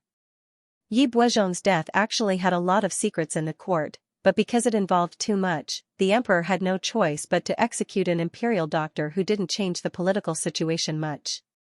Duan Wangye walked closer and saw Yi Xiaohua standing under a tree in the yard. Different from the weird girl he saw in the past, she had a cold aura. He was a little stunned, and even his footsteps stopped. "Greetings, Duan Wangye," Yi Xiaohua said lightly. Duan Wangye asked Xiao Fu, who was beside him, to pass the precious medicinal herbs to Dong Shui, and finally reacted, "I heard that you were unwell, so I brought 100-year ginseng over. I trust Imperial Dr. Ye's character. Miss Yi, the dead are dead, please take care of yourself." As he said, he sighed. In fact, the Yi family was in such a state, everyone was trying to avoid them, and he hid it from most people before rushing over. "Thank you." Yi Xiaohua's expression eased slightly. "How is old Wangye's health now?" Old Wangye was Yi Buozhong's former patient, and Yi Buozhong was no longer around. If Yi Xiaohua wanted to support the Yi family, she had to ensure that Yi Buozhong's former patient was safe. The original body ignored this point, but Yi Xiaohua didn't. She didn't expect that after she finished speaking, she found Duan Wangye silent. It was the eunuch beside Duan Wangye, Xiao Fu, who spoke up, "Miss Yi, our old Wangye's illness has already been taken over by divine Dr. Lu from Huichun Hall." Seeing Yi Xiaohua's slightly narrowed eyes, Xiao Fu recalled that Yi Xiaohua had been in a coma for a month and didn't know about this matter, so she hurriedly explained, "Divine Dr. Lu is the doctor in charge of Huichun Hall on the opposite street. She just came to Jiangnan a month ago, don't think that she's not much older than you, but she's already a divine doctor. A few days ago, there was a woman who had a difficult labor, and the midwife said that both mother and child were going to die. Guess what happened? That divine Dr. Lu Mingxin actually cut open that woman's stomach and took out the child. Not only are the mother and child fine, a few days ago, someone saw that woman's family members personally kowtowing to divine Dr. Lu at Huichun Hall. Now the commoners are all saying that she's a living immortal." As Xiaofu was speaking, she suddenly paused and took a careful look at Yi Xiaohua. After all, old Wangye's life was saved by Yi Buozhong in the past. Now that Yi Buozhong had just passed away, Duan Wangfu had found a new doctor for old Wangye. This matter sounded like the tea had cooled after the person left. After all, the Yi family and Duan Wangfu had been friends for more than 10 years, no wonder Duan Wangye didn't say a word. However, Yi Xiaohua didn't care about all these, she was only thinking about what Xiaofu had said. In ancient times, the death rate of a difficult labor was indeed very high, but to cut open a pregnant woman's stomach, take out the child and use a needle to stitch up the wound, wasn't this the caesarean section in modern medicine? This was a shocking matter in ancient times. If one wasn't familiar with the structure of the human body, 2 lives would be lost. This kind of surgery that would only appear a few thousand years later. So, it was a transmigration, no wonder it was so difficult to deal with. TSK, Yi Xiaohua pinched her fingers. But it's okay, she's taking over now. Digression, third watch first. The original body's medical talent may not be as high as Yi Buozhong's, but compared to the doctors of this era, the Yi family had 2 almost lost skills. Ghost Gate 13 needles and Yin Yang 9 needles. Traditional Chinese medicine had always been a miraculous medical skill that even modern science could not explain. If these 2 acupuncture skills were used properly, the Yi family medical hall would definitely be able to return to its heyday. The original body's father also did not understand the essence of these 2 acupuncture skills. Yi Xiaohua had studied these 2 acupuncture skills last night, and it wouldn't take her long to learn them, but what she lacked was opportunities. Now that such a thing had happened to the Yi family and the emperor's golden words, he concluded that Yi Buozhong was a quack. This is not a modern society. Even if there are grievances, the common people will be kept in the dark. Therefore, even if the emperor did not close the medical center for the sake of Yi Xiaohua, a little girl, no one will believe in the Yi family anymore. Not to mention that Yi Xiaohua was only a 15-year-old girl. They didn't even believe in Yi Buozhong, so why would they believe in Yi Xiaohua? Yi Xiaohua originally wanted to cooperate with Duan Wangfu. But they had already looked for divine Dr. Liu and obviously didn't have this idea. Yi Xiaohua didn't find this strange. The one who had relations with Duan Wangfu was Yi Buozhong. She was an orphan girl, and it was good enough that Duan Wangfu was willing to pay attention to her. But before this, Duan Wangfu and the Yi family had a very close relationship. That year when the old Wang Ye was seriously injured on the battlefield and was on his last breath, it was Yi Buozhong who saved him from the gates of hell and later became the old Wang Fei's personal imperial doctor. Before Yi Buozhong died, the old Wang Fei had the idea of letting Yi Xiaohua marry into the Duan Wangfu. Although the 2 families didn't say it clearly, but in the eyes of the people of Jiangnan, this was the meaning. Speaking of Duan Wangye, Xikong Mingyu was the little Wangye of the Duan Wangfu and the #1 scholar in Jiangnan. His poems were spread all over the streets. Not only that, he had followed Duan Wangye to the battlefield and learned martial arts. His reputation in the pugilistic world was not small. He was ranked in the top 10 of the pugilistic world's top 10. Carefree Pavilion had nothing to do, and he was ranked in the top 3 of the pugilistic world's top beauties and handsome men. Such a talented man with an outstanding appearance was a romantic figure in the stories of the young ladies of the Jianghu and the young ladies in the boudoir. Because of this, any bit of information about him was sold by Xiaoyao Pavilion. And the Yi family that was closer to Duan Wangfu naturally fell into the eyes of Jianghu and the people of Jiangnan. The people of Jiangnan picked on Yi Xiaohua and pointed out that her family was not worthy of the person. The people of Jiangnan picked on Yi Xiaohua from the inside to the outside, pointing at her. However, those things outside are also rumors. The original owner has no memory of anything, and now Xikong Mingyu is too polite to Yi Xiaohua. He only slightly bowed to Yi Buozhong and hurriedly left. Sai Xikong Wangfu didn't intention. Wang Xikong Sai. The ginseng in the kitchen is almost used up. Fortunately, Duan Wang sent a ginseng over. At this point, Dong Shue's face started to turn bitter again. Miss, what should we do in the future? Yi Shi age. With Yi 2 of them. 2. Yang and Shi and Yi. In age, Yi school. Yi Xiaohua didn't have a worried expression. She said, open a clinic. My father's name. Huh? Dong Shui was shocked. Open a clinic? Xiao Dong Shui, you can count the money. Yi Xiaohua said in a low voice. She looked at the deserted door. Her lips curved into a smile that wasn't gentle but was full of ruthlessness. The cold light in her eyes made Dong Shui freeze again.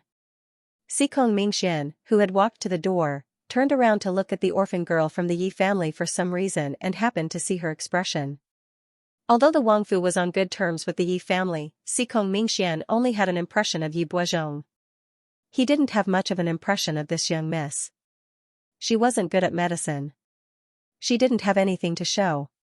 Thus, Xikong Mingxian did not take this matter to heart at all. But, just now, she seemed to be very different from the Yi family's little girl in his memory. Xiao Wangye? Xiao Fu called out to him. Xikong Mingxian shook his head. Nothing. Let's go. Not far from the Yi family's clinic. Xiao Fu pointed to the bustling returning spring hall not too far away as she told Xikong Mingyu excitedly, "Little prince, look, that's the returning spring hall. I heard that the returning spring hall's complicated illnesses are queued up to 3 days later, and there are even people from the capital city and other places who come here to seek treatment. This divine Dr. Liu is really a celestial being." Compared to the deserted Liu family's clinic, the Huichun Hall was overcrowded. It was a stark contrast. Because Yi Buozhong had been named by the emperor, everyone knew that the Yi family was a quack and was beheaded. Not to mention new customers, even those old customers didn't dare to seek treatment from the Yi family. On the contrary, it was Lu Mingxin who shocked the world with a single brilliant feat. However, with her strange means, she indeed had the ability to do so. Xikong Mingyu was slightly taken aback when he heard Xiao Fu's words. He thought back to the girl he had caught a glimpse of a few days ago in the prince's residence. He didn't know why she gave him a familiar feeling, especially the smell of medicinal herbs on her body. At this time, Lu Mingxin was treating the old Wang Fei. Her treatment was different from others. She didn't feel the pulse but listened to the heartbeat through a tube. This made the commoners feel that Lu Mingxin was an immortal. Most doctors now looked, listened, asked, and felt the pulse. They were very meticulous. Who could know the illness through a tube like her? Old Wang Fei. After listening, Lu Mingxin concluded, "You have coronary heart disease. Of course, it doesn't matter if you don't know about it. In a few days, I'll make a heart-relieving pill. You can go out and play like normal people. You'll be fine after taking one. There's no need to stay in the Wangfu all day.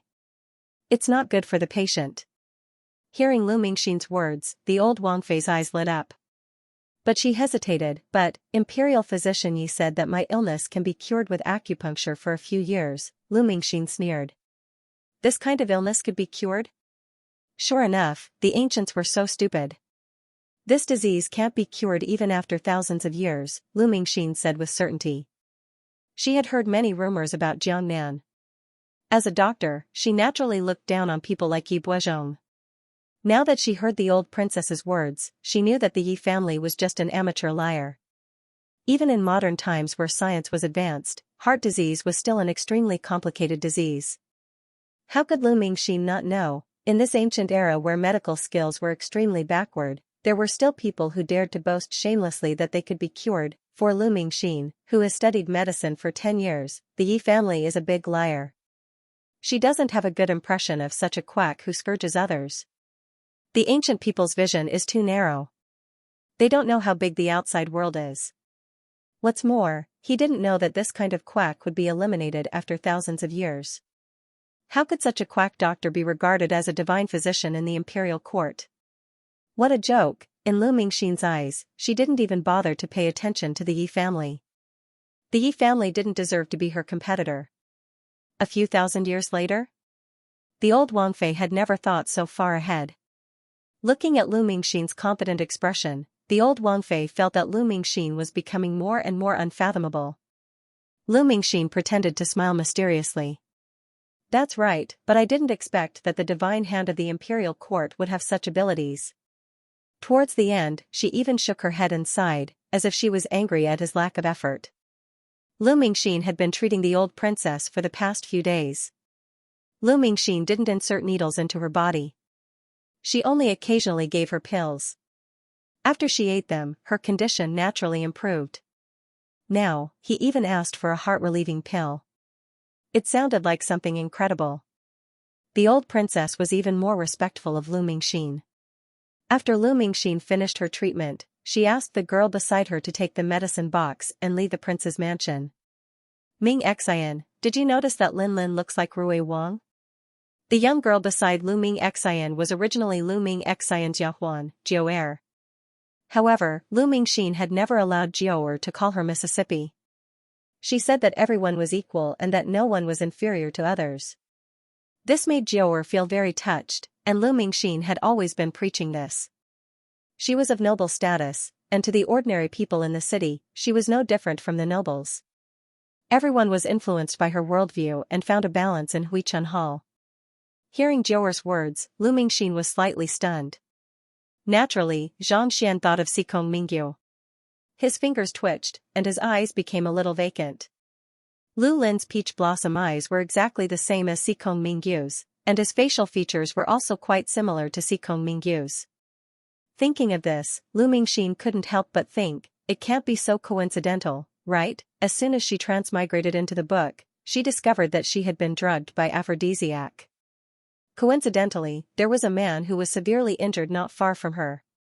Lu Mingxin was a modern person, and her thinking was far less pedantic than that of the ancient people. There were many one-night stands in modern times. She looked at the seriously injured man. He looked even better than those modern celebrities, so she felt that she was not at a disadvantage, so she forced herself on him. It was the first time for her to wear this body. Although the man was young, in ancient times, a 15-year-old man had a wife and concubines. Lu Mingxin wanted to suffer losses, so she left without any psychological burden. He didn't expect to have a ball in his stomach the moment he left. Then it became like this. She had been low-key for the past few years, and she had never heard of any big shots seeking revenge on her. But now, they actually ran into Sikong Mingxian. Although there was no paternity test in ancient times, Lu Lin and Sikong Mingxian were too similar, therefore, Lu Mingxin was a little embarrassed, but she wasn't too afraid. They were all adults, and in contrast, she was the one who suffered losses. She didn't ask that man to take responsibility. The other party should be secretly laughing. It was better to hide Lu Lin and not let the people in Duan Wangfu see him. Not long after she left the Lu family, Sikong Mingxian came back. How is Xiaohua? Old Wang Fei saw Sikong Mingxian and asked. Her spirit is not very good, but she looks okay. Sikong Mingxian replied. Alas, it's really a sin. Old Wang Fei pinched the Buddhist beads, her eyes were a little dim. Before, she and old Wang Yi were very optimistic about Yi Xiaohua. Rather than optimistic about Yi Xiaohua, it was better to say that they were optimistic about Yi Buozhong's relationship with the court. As far as she knew, Yi Buozhong had been treating the Empress Dowager and had a very good relationship with the Empress Dowager. Even Yi Xiaohua had entered the palace several times. The Empress Dowager was very fond of Yi Xiaohua. Although Yi Xiaohua was only 10 years old, she had countless honors and favors. Even the princesses in the palace couldn't compare. Rui Wangfu was exiled to Jiangnan. Old Wang Fei wanted to return to Jing City and return to the glorious life in Jing City. Originally, she thought that if her grandson married Yi Xiaohua, the Empress Dowager would look at Rui Wangfu a little more because of Yi Xiaohua's relationship and persuade the emperor to order Rui Wangfu to return to Jing City. Although Yi Xiaohua later returned to Jiangnan, at that time, it was also very hot. Unfortunately, Yi Xiaohua opened the window and took down a letter from the white pigeon that landed in her hand. Dong Shui looked at it curiously. Yi Xiaohua didn't avoid her and let her look. There was only one sentence and a signature. Dong Shui couldn't understand the complicated words, but she saw the signature, Xiaoyao Pavilion. Jianghu and the court, no matter who it was, wanted power. Lu Lin, Yi Xiaohua looked at the news with a smile that wasn't a smile. So there were so many people who played the original owner to death. In the original plot, the original owner only saw a small child standing in front of her before she died. His eyes were full of indifference. However, the original owner didn't connect this child with the person who killed her. At that time, the good friend of the original owner's father wanted to help the original owner, but because of the status of Lu Lin and Lu Mingxin, few people dared to intervene. Yi Xiaohua found out something she didn't know through her own means, so she lazily burned the paper. These were extremely hidden things in this world. Even Xiaoyao Pavilion didn't know that Lu Lin was such a genius. However, if Yi Xiaohua wanted to know, in the whole world, there was no one who could escape from her calculation. Thinking of this, Yi Xiaohua smiled gently. In this case, let's play a big game. Dong Shui looked at her miss. She was obviously smiling, but she had a layer of goosebumps on her body. Miss, do you really want to reopen the clinic? Dong Shui was extremely uncomfortable and asked another question, but now all the business is controlled by Huichun Hall. Why do you think that Miss Lu of Huichun Hall is so awesome? Dong Shui had seen Yi Buozhong's medical skills, but when she thought of Lu Mingxin's medical skills, she couldn't help but admire. The one sold in Huichun Hall last time was called. What's the bandage? It's much better than the gold sore medicine. And the surgery she talked about saved a lot of people. I said you are stupid. Yi Xiaohua glanced at Dong Shui and chuckled. Little girl, do you know the effect of the real gold sore medicine? No matter how deep the wound is, it can stop bleeding immediately. It won't leave a scar or any sequelae. The bandage is convenient, but it takes a long time to work, and it will leave a scar. If it were you, which one would you prefer to use? Dong Shui was speechless in an instant. Miss said that you have used the gold sore medicine? When she asked, she didn't remember that Yi Xiaohua had never seen the bandage at all. How did she know the effect of the bandage?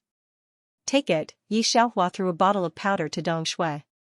Miss, I had nothing to do yesterday. You have a chance to try it. After the opening of the clinic, this is the first batch for sale. Master said that one kind of medicine for golden sore medicine has been lost for a long time. Only the last batch is left in the palace, so he hasn't developed it yet. How do you know? Dong Shui held the snow-white powder and stared at Yi Xiaohua. When it comes to Yi Buozhong, Yi Xiaohua sighs, these medicines, I know what herbs are used in them when I smell them. Miss, you. Dong Shui looked at Yi Xiaohua and stopped talking for a while. Of course, she knew what Yi Xiaohua meant. This kind of person was born to be a doctor. It was a pity that the old master, Huichun Hall. Mingxin, you grabbed the wrong medicine again, Jiao reminded Lu Mingxin. Are you tired? If you're tired, take a break. Lu Mingxin came back to her senses and smiled apologetically. It's okay. Seeing that she didn't seem to be faking, Jiao believed her. Hey, isn't that the person next door? Jiao raised her head and saw the figure on the left side of the street. She was surprised. Mingxin, have you heard? The Yi family's medical hall is going to reopen. I also heard that Duan Wang went to the Yi family. They won't be supporting that quack doctor, right? That's too bad taste. Yi family's medical hall? Hearing that Xikong Mingxian had gone to see Yi Xiaohua, Lu Mingxin's eyes were stained with a layer of frost. Mother, did the Yi family's medical hall offend you? Lu Lin smiled indifferently. Lu Mingxin heard her milk bun's voice and suppressed her anger. No, those people can't afford to offend me. Lu Lin looked at Lu Mingxin like this and smiled wickedly. However, he didn't express it in front of his mother. He wasn't an ordinary child. After accidentally seeing Xikong Mingxian, he knew that person was his father. He didn't expect that his father didn't care about his mother and him, but he still had contact with other women. The smile on the little child's face was extremely nasty. It made Jiao tremble a little. But Lu Mingxin didn't notice it. She was thinking about the plot of the book. The body she wore in the book, Lu Mingxin, came from a declining family of traditional Chinese medicine. Later, she inherited the Lu family's medical hall and was suppressed by the heroine Yi Xiaohua. In the end, she ended up with a very bleak result. Because her medical skills weren't good, almost no one came to the Lu family's medical hall. His life was miserable and miserable. And Yi Xiaohua, who was across the street, not only had a prosperous business, but also joined hands with Duan Wang to pacify the dissidents and investigate her father's grievances. Lu Mingxin didn't want to intervene in the relationship between the male and female lead in the book. Although Xikong Mingxian was a prince and was very famous in Jianghu and Jiangnan, Lu Mingxin, who came from the 21st century and experienced the world of equality, was very disdainful. It was just that she felt uncomfortable with Xikong Mingxuan's way of doing things. Forget it. Just think of it as being bitten by a dog. But she didn't expect that she didn't want to cause trouble. This Yi Xiaohua actually bumped into the muzzle of a gun. Not only did she live restlessly, she even wanted to reopen the Yi family's medical hall. She wanted to compete with their Huichun hall for customers. Thinking of this, Lu Mingxin sneered. Unfortunately, she, Lu Mingxin, was not the cannon fodder female supporting role in the book. She was a surgeon from the first hospital of the 21st century in the capital. Compete with her, right? She, Lu Mingxin, would personally demonstrate to Yi Xiaohua what despair was. Off topic, 2 chapters and more for everyone. There are still monthly tickets. We will continue to add chapters tomorrow. Knock bowl. There are still monthly tickets. The babies haven't received them yet. It seems that my father's eyes are not so good.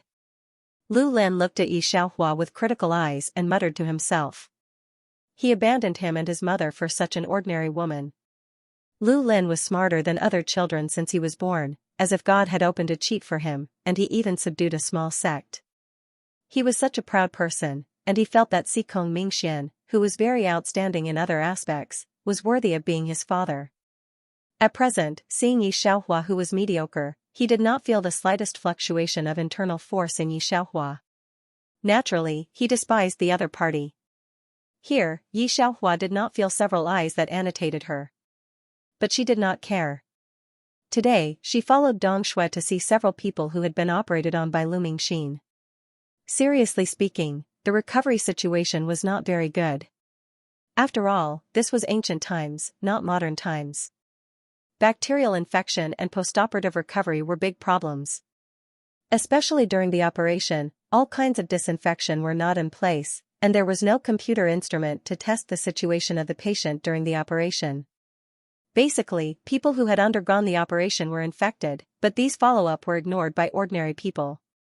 Yi Xiaohua thought that Lu Mingxin could make some fame here, and should have her own achievements in surgery. Unexpectedly, the result was quite different from her imagination. Such a result made Yi Xiaohua have a guess that Lu Mingxin should be the chief surgeon who had just been on the operating table in modern times. Those large-scale operations needed more than a dozen experts to study and analyze before, and she should have never experienced it herself. Dong Shui saw Yi Xiaohua's contemplative look, and frowned. Mrs. Imagination was beautiful, but now Yi family had been completely defeated. Could they make a comeback? However, Dong Shui thought about the medicine Yi Xiaohua gave her yesterday and hesitated. Yi family was a medical family. As a maid who grew up in Yi family, Dong Shui was also imperceptibly influenced by pharmacology. She looked down at her thumb that was cut last night. Now it was more than half healed. The effect of this medicine was better than that of the old master for his wife. Dong Shui knew that even the only medicine left in the palace was not as good as the powder made by Miss herself. There was also the old master. Thinking of the old master's reputation outside, Dong Shui was very sad. Like the young miss, she wanted to clear the old master's name. Originally, she thought that she and the young miss were orphans and that it would be good enough if they could survive. Who would have thought that the young miss actually had this kind of talent? Since that was the case, she couldn't just sit and wait for death. Yi Xiaohua asked her to pawn all the family property and took Dong Shui to buy a lot of medicinal materials. After Dong Shui took the herbs back, she looked at Yi Xiaohua and said, "Miss, Dong Shui is going out to find someone and will come back tomorrow. You should be careful at home alone at night. If someone knocks on the door, don't open it." "Where are you going?" Yi Xiaohua was going to the pharmacy to get the medicine. Seeing Dong Shui like this, she could not help squinting. Dong Shui didn't explain, "Miss, you don't have to worry about it." Yi Xiaohua looks at the look of expectation in her eyes. She slightly condenses her eyes and raises her hand to leave a spiritual mark on her body. If anything were to happen, she would be able to rush over immediately. Although most of the maids of Yi family had left, Yi Xiaohua knew that Dong Shui was not that kind of person. Jiangnan Governor Li Mingda's house was heavily guarded. It was very difficult for Dong Shui to see the person inside. She pinched the silver in her hand. That was the money she had left after selling all the things left in Yi family and buying medicinal materials. The young lady gave it to her without saying anything. Thinking of this, Dong Shui still made up her mind. She handed the silver to the gatekeeper at the door and explained her purpose. Seeing the money, the guard who had a cold face was not as cold as before. He went in and brought out the person Dong Shui wanted to see. "Miss Cousin." Seeing who it was, Dong Shue's eyes lit up. Then, she told her the purpose of her visit. Miss Cousin, believe me. Miss has inherited Master's talent. She will definitely be able to bring the Yi family's medical center back to its former glory and clear Master's name. When Song Jingshu heard Dong Shui mention Yi Buozhong, her eyes were also dim. She looked at Dong Shui and sighed. Dong Shui, if I can help, I also want to help you and Xiaohua. I want my uncle's grievances to be cleared, but now the governor has given my right to manage the back house to his favorite aunt. I knelt in the temple for a month and was released yesterday. Even if I want to help you and Xiaohua, I can't. Aunt? When the governor married Miss Cousin, didn't he swear to the master that he would not marry an aunt? Dong Shui was not completely ignorant of the inner courtyard. She looked at Song Jingshu's sorrowful face and understood. The governor is choosing to protect himself. He doesn't want to care about any of the Yi family's matters anymore. Dong Shui could also understand. As soon as Yi Buozhong had an accident, those friends of Yi Buozhong in the past were all gone. After all, Yi Buozhong provoked the royal family. How dare these people get involved? It has always been easy to add flowers to brocade, but difficult to send charcoal in snow. But Dong Shui did not expect that Li Mingde could do this. When Li Mingde was on his way to the capital to take the exam, he was seriously ill and fainted on the street. No one dared to approach him. The soldiers guarding the city gate were about to send him outside the city gate to fend for himself. Yi Buozhong, who passed by, saved him. Seeing that he was a student rushing to take the exam and had good knowledge, he gave him 20 taels of silver. Later, Li Mingde was the third in the imperial examination. He was promoted step by step under Yi Buozhong's relationship and married Yi Buozhong's niece, Song Jingshu. If there was no Yi Buozhong, how could there be Li Mingde today? Unexpectedly, after Yi Buozhong got off the horse, he was the first one to throw stones at someone who was down. How could he be so excessive to Song Jingshu? Miss Cousin, what will you do in the future? Dong Shui looked at Song Jingshu, who had lost more than 1 point, and felt very uncomfortable. Song Jingshu took out a purse from her pocket and sighed. Dong Shui, I'm alive and well in the backyard. You are different from Xiaohua. This is my savings for so many years. You take it and take good care of Xiaohua. Dong Shui didn't want it, and it was forcibly stuffed into Song Jingshu's sleeve. After Dong Shui left, Song Jingshu turned around and entered the governor's mansion. As soon as she stepped into her courtyard, she saw her husband and Shen concubine standing under the tree. When she saw Li Mingde's cold eyes, her heart was stabbed. Yi family doesn't abide by the rules of Li family. From today on, you are not allowed to take a step out of the back house. If you dare to take a step out, don't. Hearing this, Song Jingshu's figure shook twice. Master, is it good to treat my sister like this? Shen concubine held Li Mingde's arm, and a charming face flashed with charm. Just now, the housekeeper didn't eavesdrop. He said that Miss Yi can rehabilitate Lord Yi. You don't have to worry about this. Li Mingde shook his head. It's the people above who move the Yi family. No one can control it. Not to mention that the entire Jiangnan now knew about that divine Dr. Liu. Now His Majesty was recruiting divine doctors to wake up the unconscious Empress Dowager. If he wanted to rope in someone, he should rope in that strange living immortal like divine Dr. Liu. Li Mingde was able to climb to his current position from a poor farmer's son. How could he not have any schemes? He knew the current situation better than anyone else. Hearing what Li Mingde said, concubine Shen then put her heart at ease. She turned her head slightly and gave Song Jingshu a provocative and complacent smile. When Song Jingshu was locked up by Li Mingde a month ago, she had already given up on him.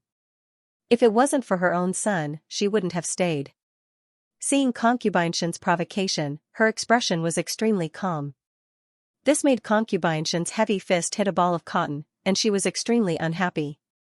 When Dong Shui came back, Yi Xiaohua used a period of time to concoct some golden sore medicine and a few other medicinal powders that were commonly used in ancient times. Although Dong Shui had already tidied up her image before she came back, but how could Yi Xiaohua, who was such a meticulous person, not notice that her eyes were red from crying? Miss, are these all golden sore medicine?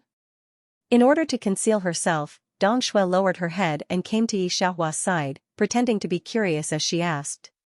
Since she didn't want to say, Yi Xiaohua didn't ask. She didn't feel any fluctuation of the mental energy that she left on Dong Shui, presumably she wasn't injured. Yes, Yi Xiaohua said indifferently, ordinary wounds can recover in less than 3 days, without leaving any scars. Dong Shui, who had personally tested it, knew that what she said was true. When our Yi family's medical hall opens, it will definitely be much more popular than Huichun Hall. After Dong Shui said this, suddenly a chilly laughter was heard. This was a voice that belonged to a young man. When Dong Shui heard this sudden voice, her eyes flashed and she immediately protected Yi Xiaohua behind her. Who?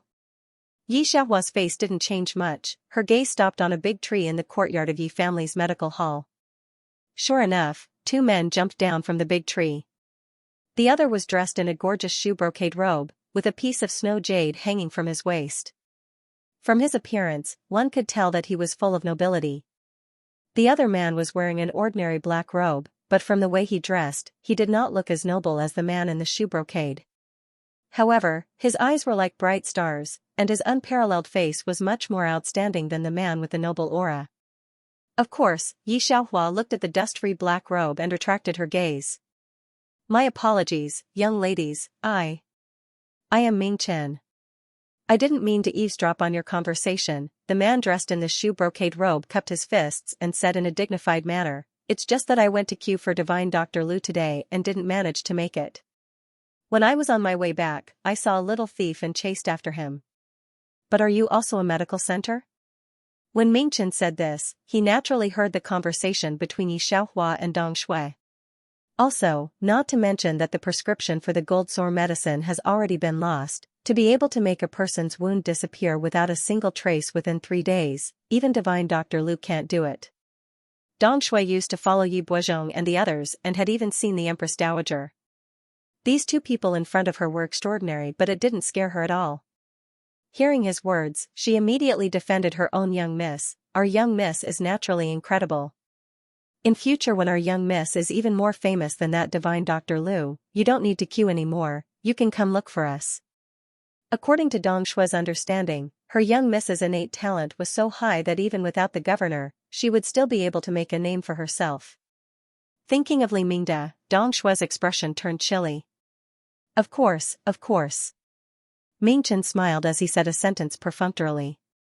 But he still couldn't help but laugh, feeling that these 2 young ladies really knew how to indulge in the wildest fantasies. Lu Mingxin's reputation was well known in Jiangnan and even the pugilistic world. Moreover, Ming Chen knew that Lu Mingxin wasn't just simply a divine doctor, she had other identities in the pugilistic world. Not only because of this, her medical skills were also at the acme of perfection. She had never used gold needles in her hands, but instead carried a bunch of extremely thin knives which were forged. The others called her a living celestial being, and it wasn't a baseless rumor. Looking at the number of people queuing in Huichun Hall, one would know, especially when they paid particular attention to equality. This girl kept saying that her medical skills could surpass Lu Mingxin's, but in Ming Chen's ears, it wasn't the case. Instead, it seemed a little ridiculous. Young miss, can you see the patient now? Ming Chen was thinking to himself when a slightly low voice suddenly came from beside him. He turned around and saw the person who spoke. He couldn't help but widen his eyes. 4th brother? Yi Xiaohua looked at the man in black clothes and nodded thoughtfully. Yes, but your condition, you have to pay a deposit of 1,000 taels first. Even Dong Shui felt that it was a little unreasonable to charge a deposit before the diagnosis and treatment had even started. She didn't expect that the man with a jade-like face didn't say a word and took out a banknote worth 1,000 taels of silver. The 2 of them agreed to start the first diagnosis and treatment tomorrow. Yi Xiaohua also knew the name of the person in front of her. Chu Yunma. She packed up the things in the pharmacy and repeated the name. She rubbed her fingers together. Not far away from the Yi family's pharmacy. 4th brother, why did you agree so readily just now? For that young girl? Sikong Mingchen looked at Chu Yunma and suddenly touched his chin. I say, don't tell me you've taken a fancy to that girl?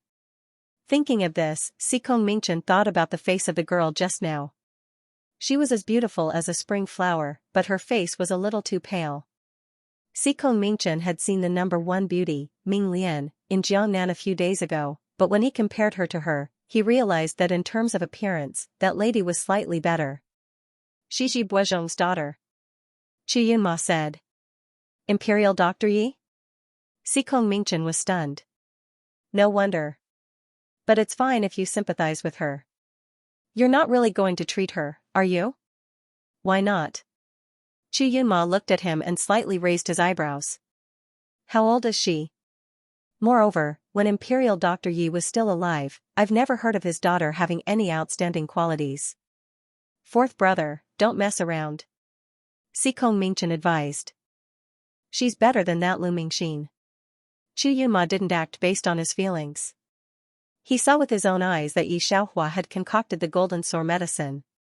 Since he was a child, his 5 senses were better than ordinary people's. Naturally, he could smell that the golden sore medicine was no different from the one in the imperial palace. This kind of lost prescription was reborn in Yi Xiaohua's hands. If this news was released, it would definitely shock a lot of people. He didn't know what those people who tried their best to overthrow Yi Buozhong would think. They thought that the orphan girl left behind was even more outstanding than her father. He thought that his fourth brother might have taken a fancy to Yi Xiaohua's beauty this time. He did not take Chu Yunma's words seriously at all. Instead, he sent people to line up overnight, hoping to get the Huichun Hall sign as soon as possible. You said that she wants to reopen the medical center? The old princess came to Huichun Hall for a follow-up consultation. However, she saw that the street next door was very lively, and from the luxurious carriage, she even heard a few people shouting Yi family. He sent someone to inquire about the situation. The guard went out for a while and immediately replied to the old princess. It was no secret that Yi Buozhong was called a quack by the emperor. The original owner of the body didn't have any outstanding qualities before. When the Yi family had Yi Buozhong, the original owner did not have any sense of crisis. She blended into the crowd, except for the Empress Dowager who doted on her. Because of this, old Wang Fei's guards couldn't help but belittle Yi Xiaohua as they replied, I've heard rumors from the outside that she wanted to redress Imperial Dr. Ye's grievances, but her utilitarian heart is too serious. Not to mention that there's Divine Dr. Lu around. Even if there wasn't Divine Dr. Lu, she wouldn't be able to open that medical hall of hers. Look at how many commoners are going to watch the commotion, but no one is going in. It's clear that she used to be a lady from a wealthy family, but now she's showing her face in public. A young girl who didn't even have a clear understanding of the medical books wanted to reopen the clinic and even boasted that she would vindicate Yi Buozhong. She was indeed a girl who had been raised in her boudoir and had never seen the sufferings of the world. The old Wang Fei originally wanted to secretly ask someone to pick up Yi Xiaohua and meet her. After all, the prince's mansion and the Yi family used to have a close relationship. Now that she heard the guard's words, she was lost in thought and extinguished the idea of going to see Yi Xiaohua. Give this to them. The old Wang Fei took out some silver and gave it to the guard. She said calmly, let them find a place to settle down. The old princess's guards had also come to the Yi family before. However, when he came here, he was very respectful.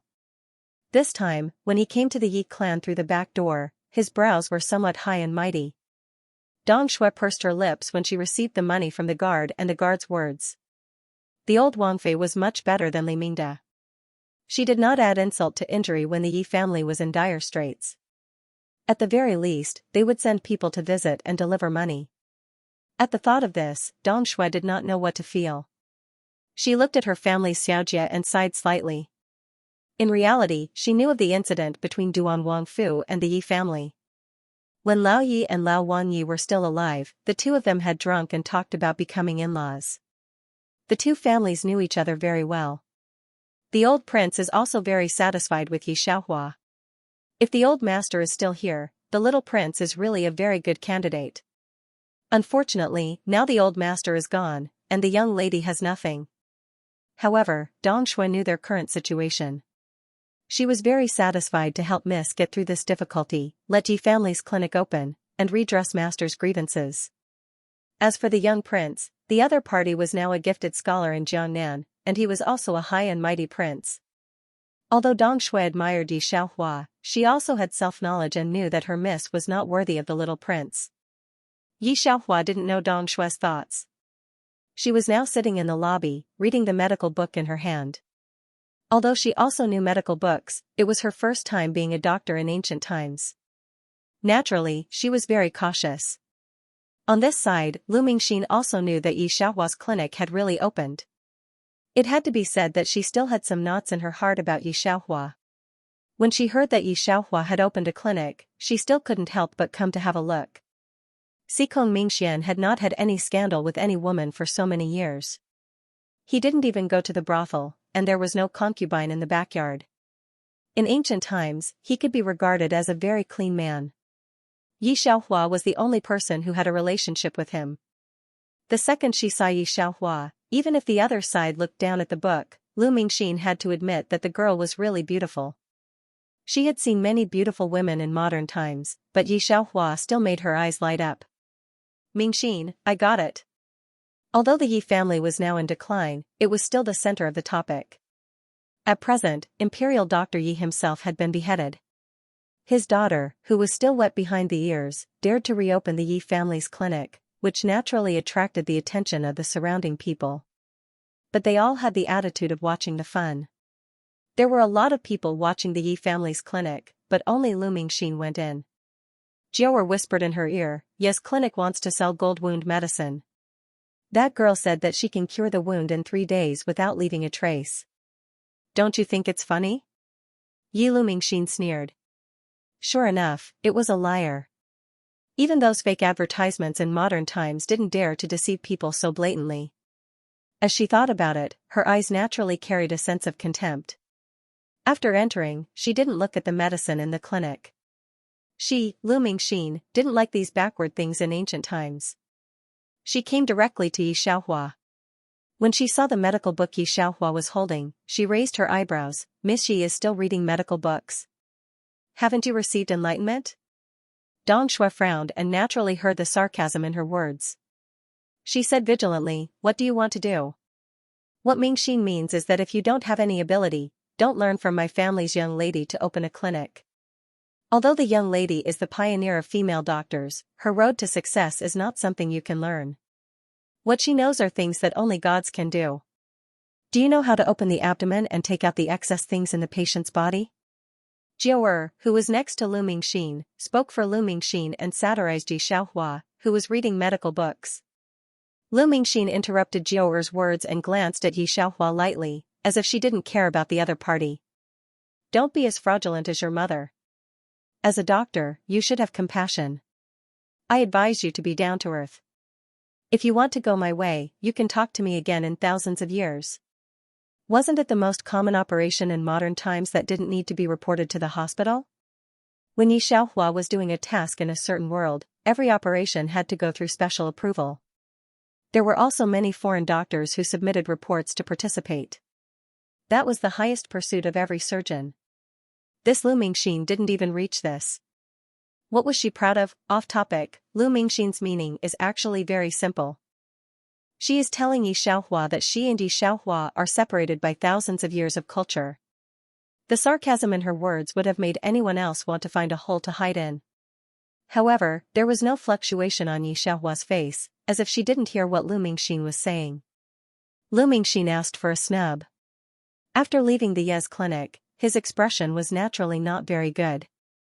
"I'll go back and keep an eye on people to make some bandages. The Yi Medical Center wants to sell gold sore medicine, that would depend on whether their Huichun Hall would be able to sell it." Lu Mingxin naturally had her own pride.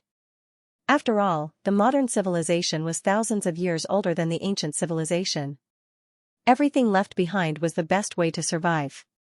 Those medicines were also the essence of thousands of years of development. However, it was too expensive to make a bandage in ancient times. First of all, there was no suitable glue and waterproof fabric. These things, which were easy to do in modern times, were very difficult in ancient times.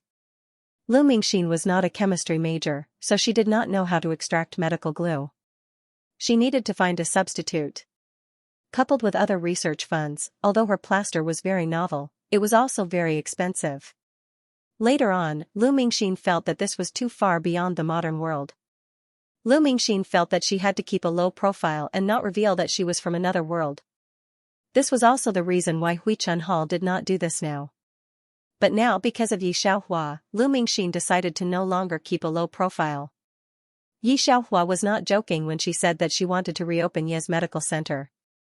It was just that on the first day, there was basically no one else in the Ye's clinic except for those who came to watch the fun. When she went out, the group of people who had been watching the show not far away dispersed in an uproar. It was as if she was some kind of plague, and they couldn't wait to get as far away from her as possible. Even though it was expected, seeing their expressions like this, Yi Xiaohua sighed. The situation of Ye's family was really bad. Everyone in Jiangnan knew that Ye's father was beheaded by the emperor. No one dared to approach Ye's family. However, it didn't matter. She would definitely inherit the Yi clan's medical center and let these people know how heaven-defying the Yi clan's medical skills were. Dong Shui, take care of the house, Yi Xiaohua said to Dong Shui. Dong Shui thought that Miss was so angry with Lu Mingxin that she went out to relax. Miss, where are you going? Yi Xiaohua smiled. Miss, I will go out for a walk. What she said was the truth, but it wasn't like what Dong Shui said, where she went out to relax. Instead, she went out to deal with a few people. When Xu Yunma and Sikong Mingchen showed up, Dong Shui told them that Yi Xiaohua was not in Ye's clinic. The two of them waited for an entire night, but Yi Xiaohua did not return. The two of them had no choice but to leave. This made Sikong Mingchen feel that Yi Xiaohua was a liar. However, he didn't dare to say it because of Chu Yunma. Yi Xiaohua didn't come back until the next evening. If she hadn't asked someone to deliver a message halfway, Dong Shui would have almost gone out to look for her. Miss, where did you go? When Dong Shui saw Yi Xiaohua, she checked her up and down. She didn't find that she was injured anywhere and her clothes were fine. She was relieved. He also told Yi Xiaohua not to go out alone for so long in the future. Yi Xiaohua pinched her fingers and said faintly, "It's nothing, I just accepted a few younger brothers." How many lackeys did you recruit? Although Dong Shui didn't know what an underling meant, she could understand a little. It should mean a servant, right? Bring it back to the clinic another day, Dong Shui said. Yi Xiaohua raised her eyebrows. Okay. Dong Shui naturally didn't know that the few younger brothers that Yi Xiaohua recruited were a force that everyone in Jianghu feared. She just looked at Yi Xiaohua strangely. She didn't know if it was an illusion, but she smelled a faint smell of blood on the young lady. Dong Shui was not unfamiliar with this smell. However, she checked Yi Xiaohua's body and didn't find any wounds. Was it an illusion? Dong Shui glanced at Yi Xiaohua. Miss was still Mississippi. Moreover, Miss grew up with her. How could she not know what kind of person she was? She didn't even dare to kill a chicken. This smell of blood should be just an illusion. Thinking of this, Dong Shui didn't continue. Instead, she talked about Chu Yunma and Lu Mingxin. Don't worry about Chu Yunma. I've already sent someone to inform him to come back the day after tomorrow. Yi Xiaohua and Dong Shui went to boil water and prepare to take a bath. Young Master Chu and Lu Mingxin's footsteps were very light. At first glance, one could tell that they were people with profound internal strength who wandered in Jianghu. This kind of person's whereabouts were erratic. Ordinary people didn't know where he was at all, and he didn't leave an address. How could ordinary people inform him? However, Dong Shui glanced at Yi Xiaohua and didn't tell Yi Xiaohua this fact. She felt that she still shouldn't attack her young lady's self-confidence. As soon as the Band-Aid of Lu's clinic came out, it was very popular. People lined up all day long almost to the end of the street. Compared with Ye's clinic, it was a sharp contrast. Because it was so amazing, Dong Shui asked someone to go to Huichun Hall to buy a Band-Aid. Miss, look, this is it. One can only be used once, and it costs 200 copper coins. Dong Shui took out the Band-Aid and showed it to Yi Xiaohua, but it's really amazing. This tarpaulin can be waterproof, but it doesn't have a long shelf life. Although Dong Shui didn't like Lu Mingxin, it was a blessing for her IQ. He could even think of such a novel idea. Miss, although that Lu guy isn't much of a person, he's really smart. We've met our match this time. With their bandages, it'll be hard for us to sell our golden sore medicine. Yi Xiaohua took the Band-Aid in Dong Shui's hand and looked at it. Then, she threw it on the table casually. Is it very powerful? Ah? Dong Shui didn't expect to see a disapproving expression on her young lady's face. Dong Shui was not a fool. Hearing Xiaohua's words, she remembered the glue in the room. It was indeed much better than Lu Mingxin's. "Miss, let's put the gold sore ointment in it and make a band-aid. Your medicine is much better than hers. What's the point of Hui Chun Hall with my band-aid?" The more Dong Shui said, the more excited she became. "No need. She invented it first. Wouldn't I be a thief if I did that?" Yi Xiaohua waved her hand. "Besides, I'm not trying to make money. I'm trying to promote the Yi family's clinic." If she was trying to make money, why would she be so busy? Dong Shui thought it was not good to imitate others, so she gave up the idea. She could only sigh. However, the more she looked at her miss, the more she thought she was so smart. In the dark, the two men looked at each other after listening to the conversation between the two women. They could see the shock in each other's eyes. Sikong Mingchen did not speak. He flew directly to Dong Shui's room. He took the glue away from her room. Chu Yunma glanced at him but did not say anything.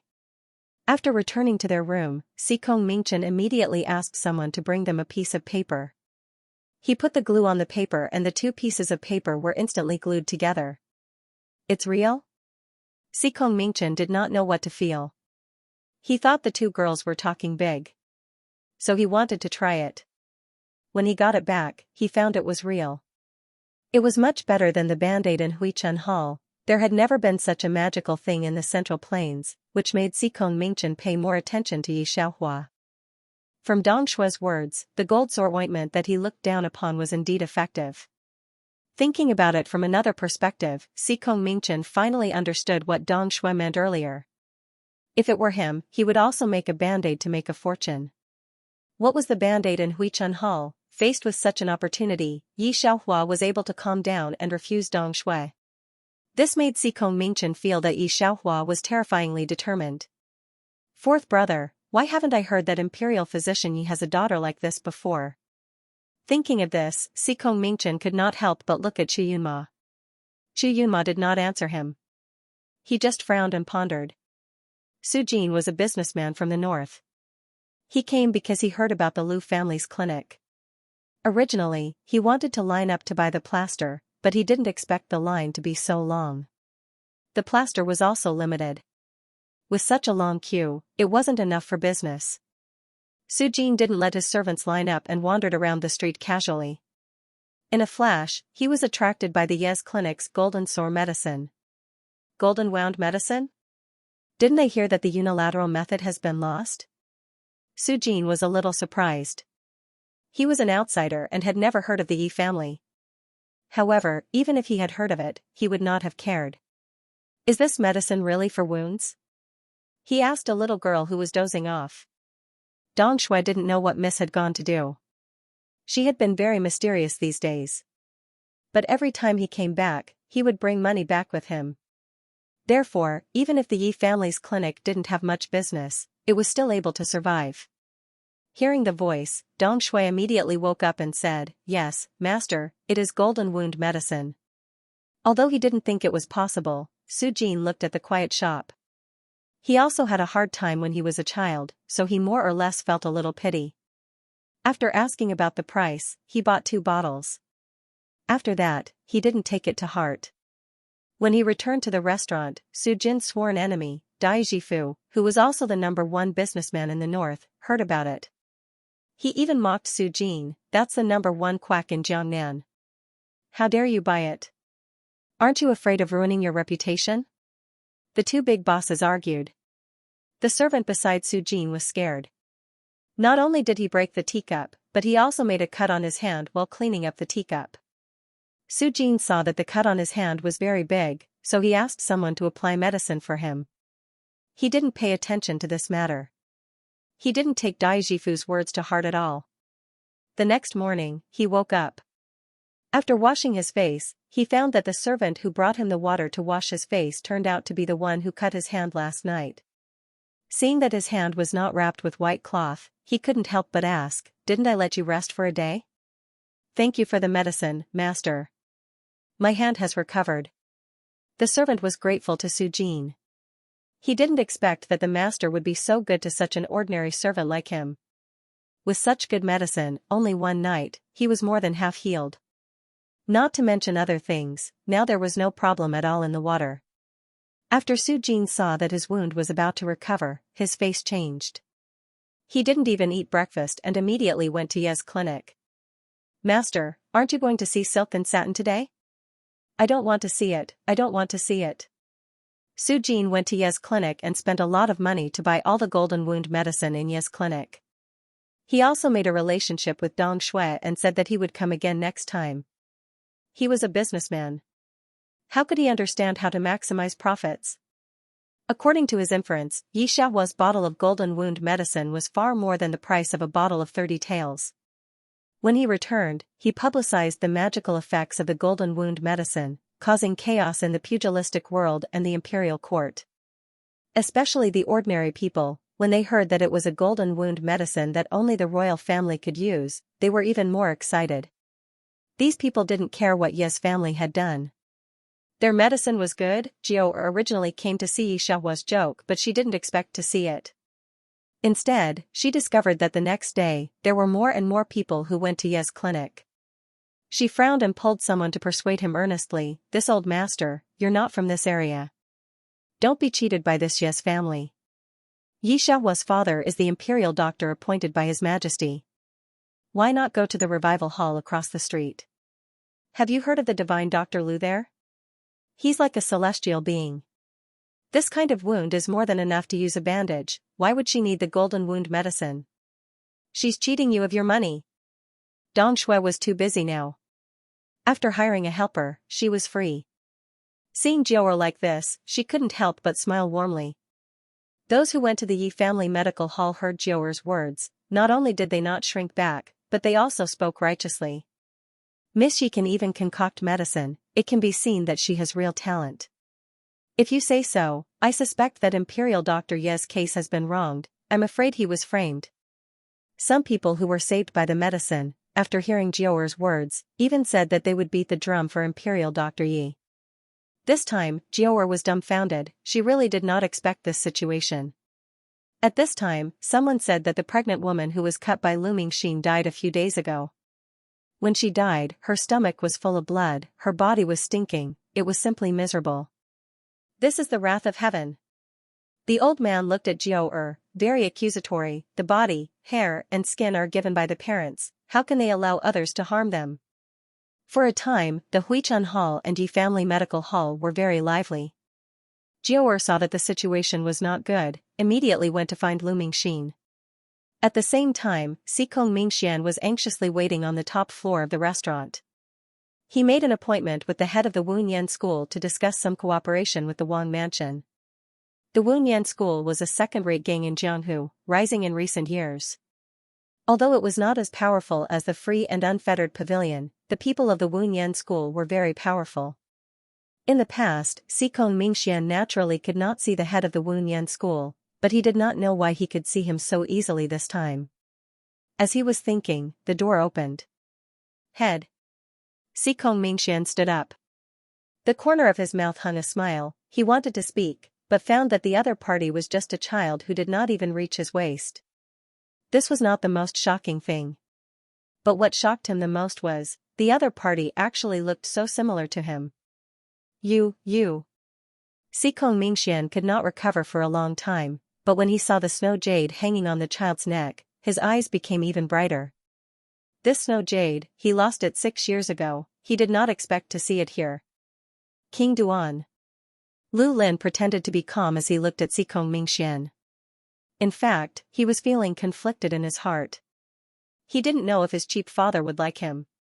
But his mother said that he was the smartest child she had ever seen. This cheap father should like him, right? Xikong Mingxian naturally liked him. Lu Lin inherited all the advantages of him and Lu Mingxin, so his appearance was naturally very cute. More importantly, the other party's aptitude was simply too good. Even Xikong Mingxian could sense the dense inner energy in his body. Coupled with the snow jade, Xikong Mingxian was certain that the young man was his son. You are actually the Wunyan Academy sovereign? After knowing this explosive news, Xikong Mingxian was even more shocked. Although the Wunyan Academy was only a second-rate faction, but in the world of Jianghu, there were only 10 first-rate factions and transcendent factions. So, being able to be compared to a second-rate faction was already a pretty good faction. At least, Xikong Mingxian felt that he would not be able to establish such a faction. However, who would have thought that this power would actually belong to his son? This caused Xikong Mingxian to be even more pleasantly surprised. He didn't expect his son to be so outstanding. "Where's your mother?" Speaking of this, Xikong Mingxian paused for a moment. He had never met his son's mother, so he didn't know what kind of person she was. But to be able to teach his son like this, he shouldn't be too bad, right? Lu Lin thought about how Lu Mingxin had been in a daze for the past few days and naturally knew that she also missed her biological father. Mother should be happy to bring Xikong Mingxian over at this time, right? Lu Lin immediately brought Xikong Mingxian back to the returning spring hall. The more Xikong Mingxian walked, the more familiar he became. It was until the 3 words returning spring hall appeared in front of him that he was jolted awake by a sudden clap of thunder. Could it be her? He recalled the woman he saw in the prince's residence that day. "Where's my mother?" Lu Lin didn't manage to find Lu Mingxin. The returning spring hall's man immediately replied, "Young master, you're finally back. Divine Dr. Lu is just across the street and those people are here to bully her." When Lu Lin heard that, he immediately raised his internal qi and ran over. His speed was too fast and Xikong Mingxian inevitably lagged behind. Lu Mingxin was now surrounded by the commoners and those people were pointing fingers at her. She actually cut open people's abdomens and said that she wanted to treat her illness. In the end, several people died after being cut open. Could this woman be an evil spirit? These commoners believed in ghosts and deities and the more they talked, the more they got carried away. There were even people who went to report to the authorities. Although Lu Mingxin's son was powerful, but she was an authentic modern person and didn't know anything about meridians or internal energy. But she stared fiercely at Yi Xiaohua who was leaning not too far away. In her heart, she naturally felt that Yi Xiaohua had framed her. Lu Lin was here to look for his mother but he didn't expect to see his mother being surrounded by a group of people. A glint of coldness arose in his pitch-black eyes. His mother was his reverse scale and no one could touch her. A packet of poison powder appeared in his hands and he speedily poisoned the commoners around Lu Mingxin. Because of his thick and deep internal energy, these commoners didn't manage to react in time. In an instant, a large number of people fell and those who fell had turned purple and were unable to catch their breaths. "This is that unknown woman's son. I don't know what sorcery she used. Quickly go to the authorities." Most of the commoners wanted to leave. What unknown background? Xikong Mingxian felt that this group of adults were actually messed up by a child and they were really useless. He slowly walked over and said calmly, "This is my son. I'll see who dares to move. My son is back, you're dead meat." At this moment, Lu Mingxin finally revealed a smile towards Yi Xiaohua. Lu Lin sneered and with a flick of his hand, the whole packet of poison powder was silently flicked towards Yi Xiaohua. Although she was an ordinary person, her son was not. Her son was a famous figure in the Jianghu. She didn't expect that even if she didn't move Yi Xiaohua, the other party actually came to her door to seek death.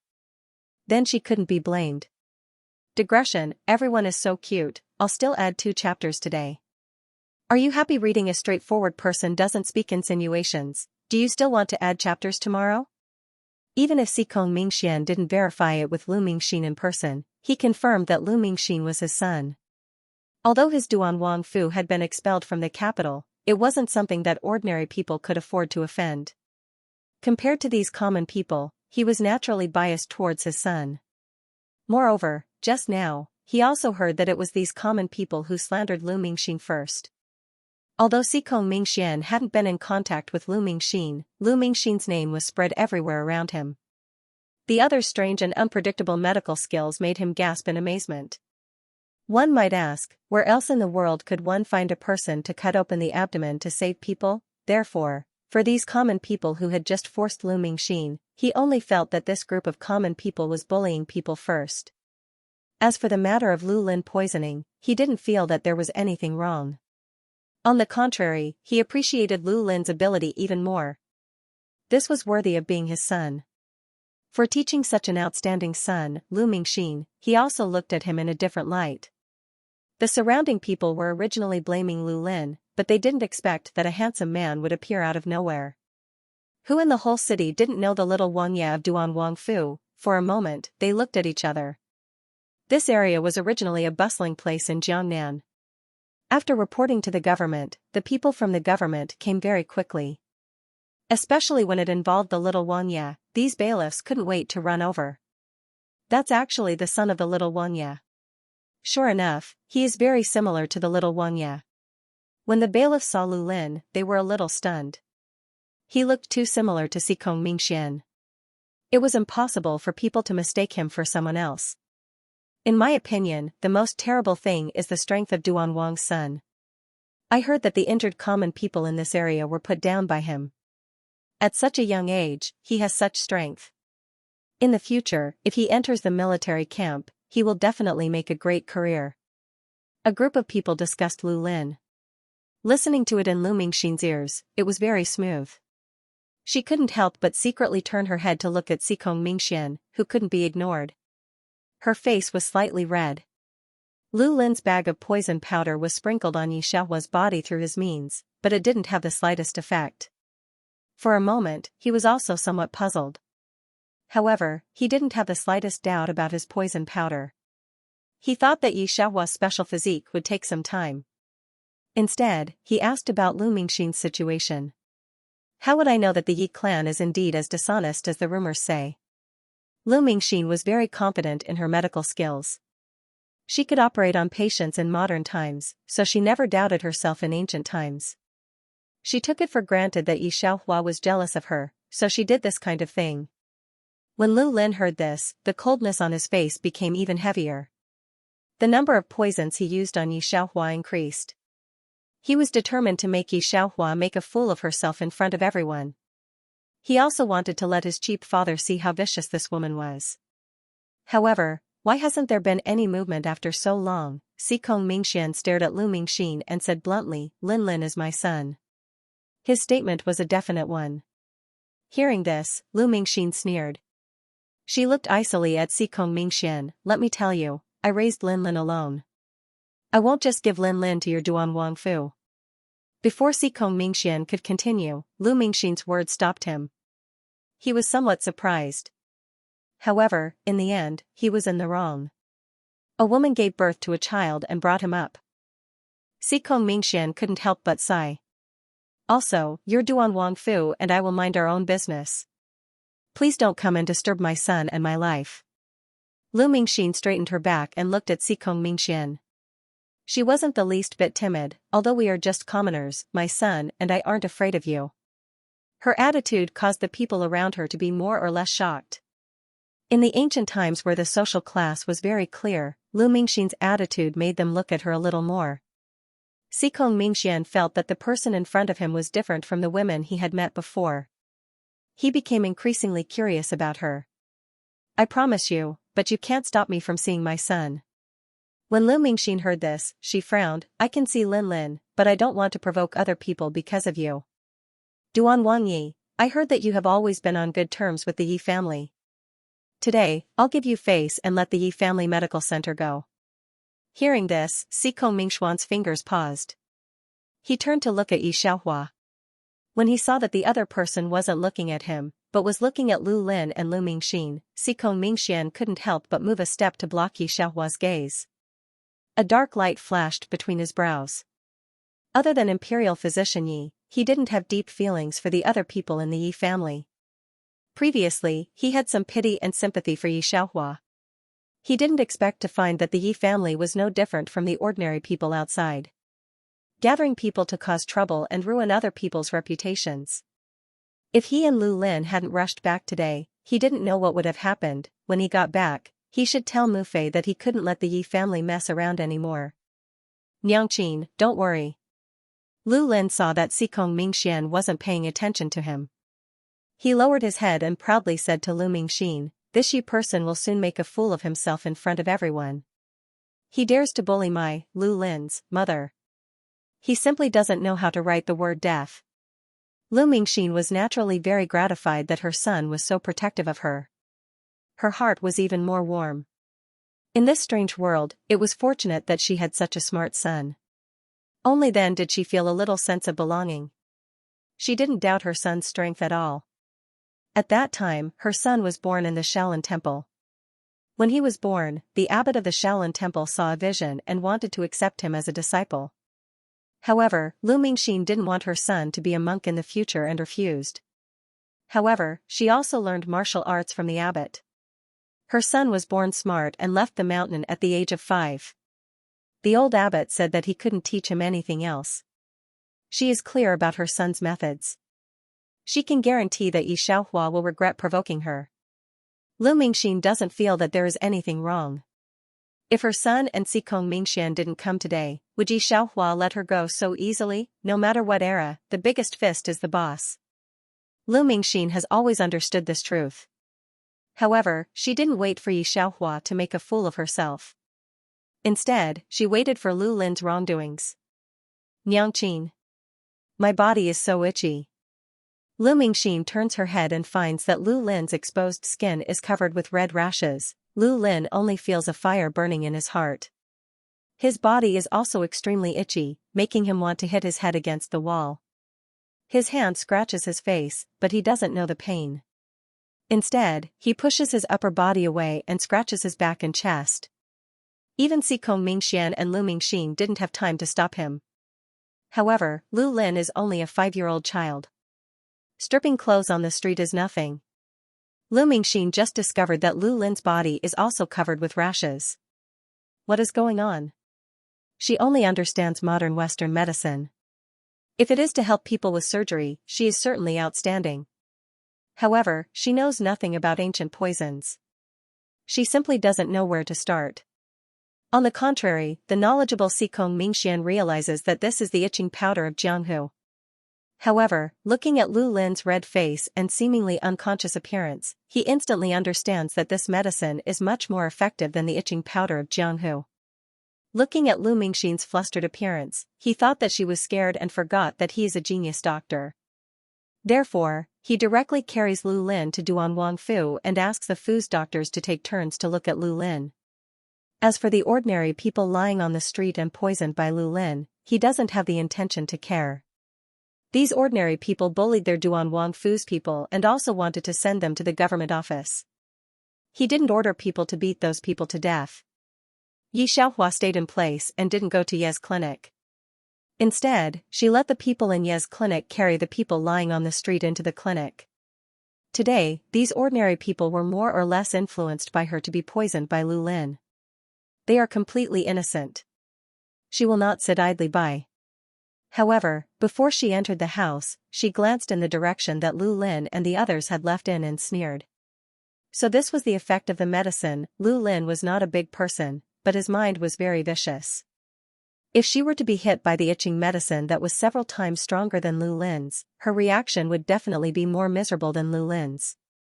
A teenage girl taking off her clothes in the middle of the street in a daze would definitely be condemned by countless people in ancient times. Even the girls in the brothel would be more reserved than her. Although this itching drug was not a highly toxic drug, it was especially torturous. Because there was no antidote for this itching drug, it could only be tortured for 7 days. Only after the person was tortured to the point of no longer being human would the itching drug slowly disappear. Seeing how skilled Lu Lin was, he must have used this method to torture many people. Since Lu Mingxin didn't stop him and didn't teach her son well, she should understand that one day, someone would teach her son a lesson for her. Unfortunately, Yi Xiaohua was one of them, but the current Lu Mingxin obviously did not realize this. Today, Xikong Mingxuan's practice also chilled the hearts of the common people who were watching the excitement. Although it was only a few people, in the long run, it could also accumulate into a river. Xikong Mingxian still did not realize the seriousness of the matter. He was still immersed in the joy of being a father for the first time. The old Wangfei originally didn't have a good impression of an ordinary woman who suddenly appeared with a man who claimed to be her grandson. Her heart was still filled with the dream of returning to the capital. In the past, when the Yi family was still there, she took a fancy to Yi Xiaohua. Now, the Yi family had become scattered sand, leaving only a lonely orphan girl. Although she didn't like Yi Xiaohua, It didn't mean that she could like Lu Mingxin, who had a very low status.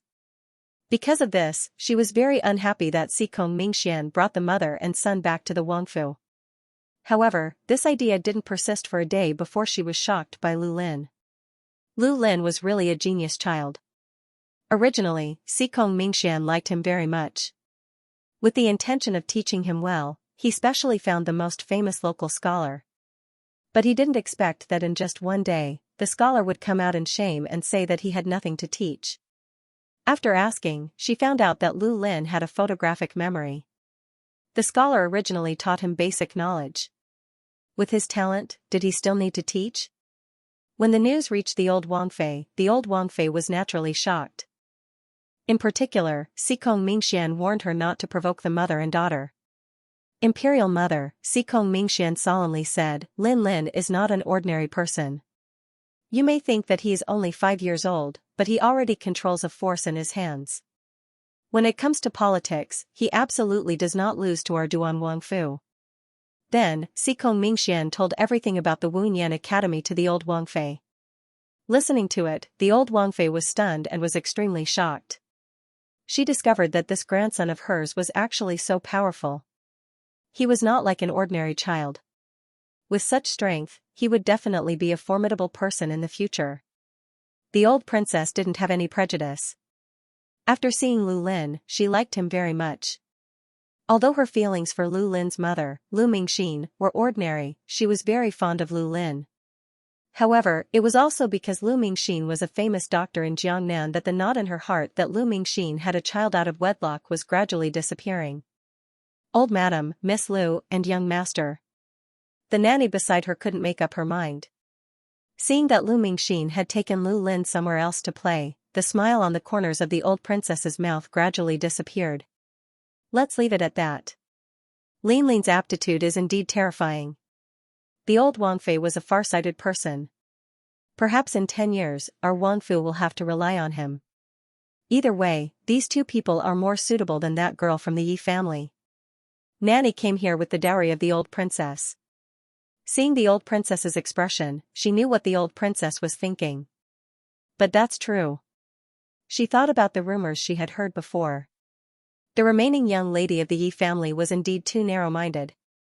If she really had to choose one, this divine Dr. Lu and little young master Lin Lin would surpass her by more than 100 times.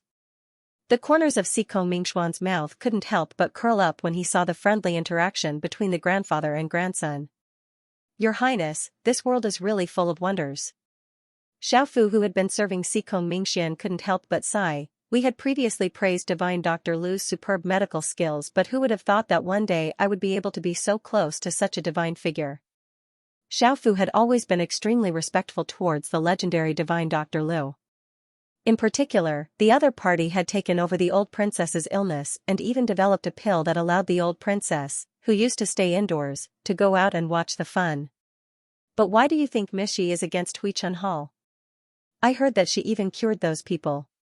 Now, most of the people who came to Huichun Hall to seek medical treatment went to the medical center. Xiaofu was puzzled. Do you think Mishi already knew about young master's existence?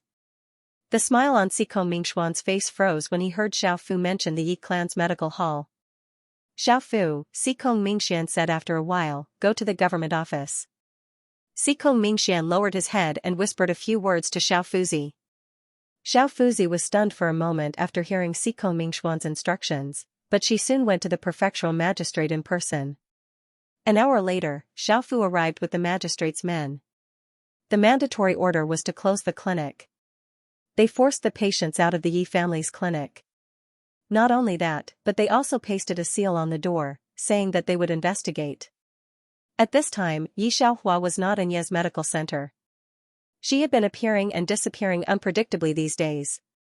Without Yi Xiaohua, Ye's medical center would lose its backbone. Dong Shui saw that Joy was among the people who came to seize the property. When she saw Joy looking at her with disdain, Dong Shui's heart skipped a beat, and she felt a little uncomfortable. She was familiar with Xiaofu. When the old master was framed, Xiaofu still believed the old master. Why were they looking at the Yi family as if they were looking at something dirty today? Xiaofu's first impression was the strongest. He saw that the little pearl of the prince's mansion was very smart and cute. In contrast, the Yi family was very suspicious. He liked the smart and talented young master. Even a child was hurt. Of course, he felt that the remaining people of the Yi family were not good people.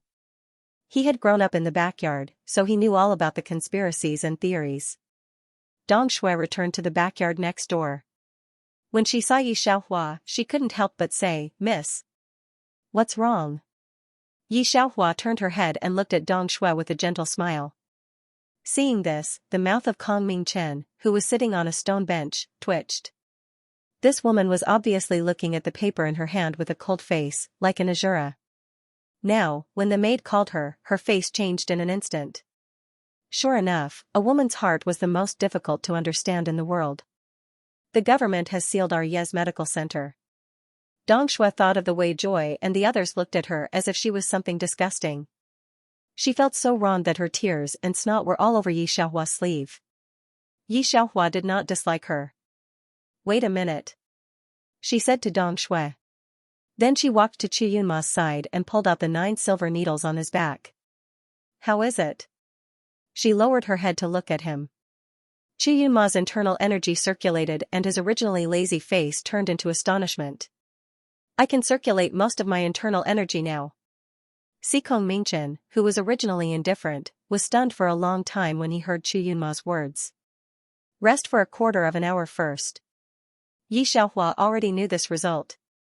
The Yi family's 9 yin-yang needles was an ancient acupuncture technique which had almost disappeared in the modern era. "I'll go out with the maid to take a look." After Yi Xiaohua brought Dong Shui out, Sikong Mingchen looked at Qu Yunma impatiently. "Fourth brother, your poison has really been neutralized?" His eyes were filled with disbelief.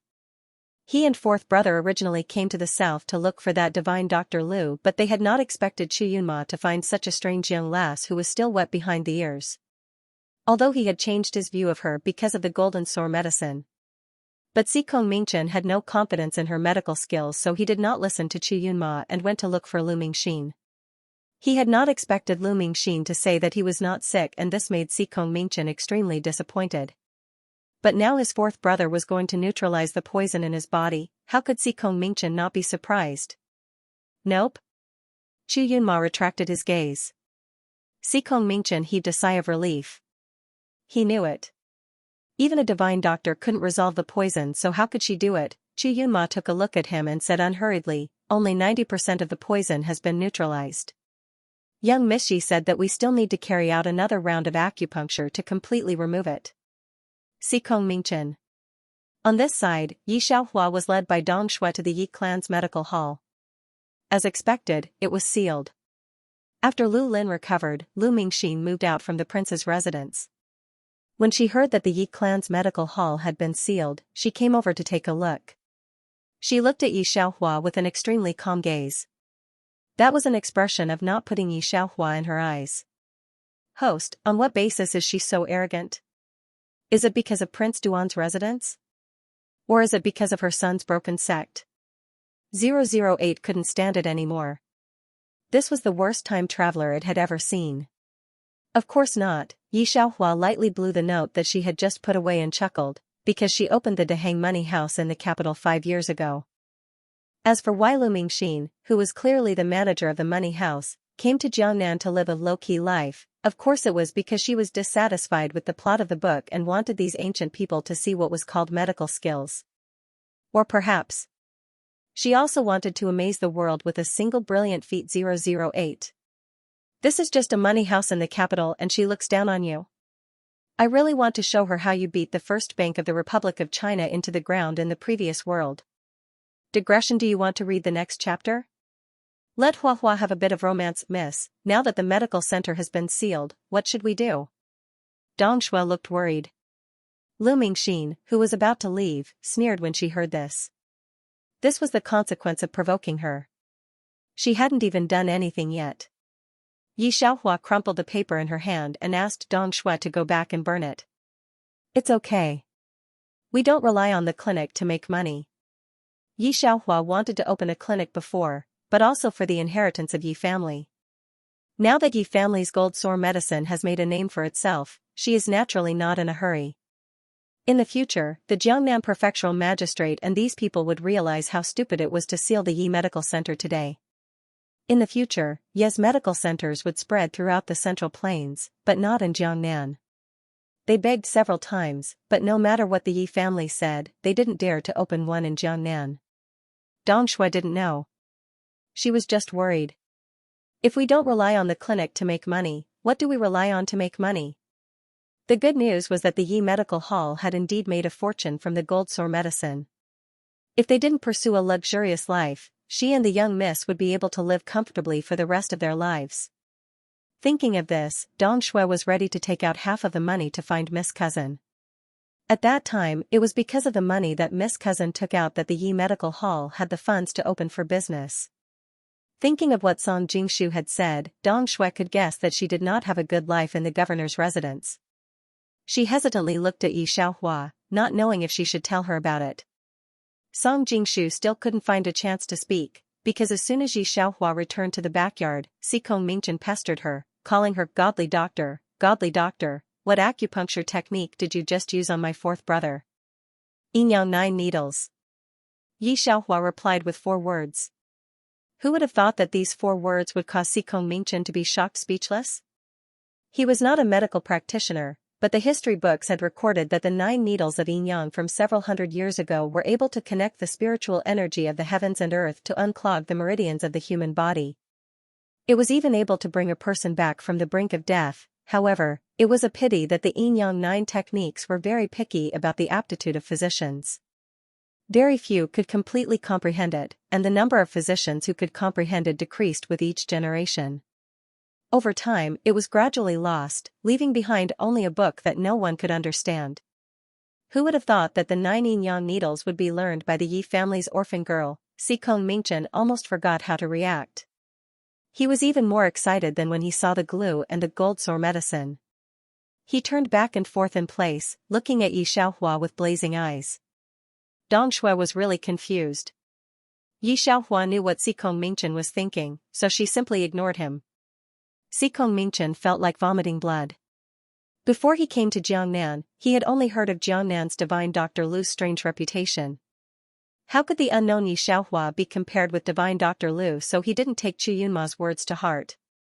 Who would have known that although this divine Dr. Lu had reached the acme of perfection, but he only knew what was called surgery, and as for the ancient medical acupuncture and the look, listen, question and feel meridian, he totally didn't know anything at all.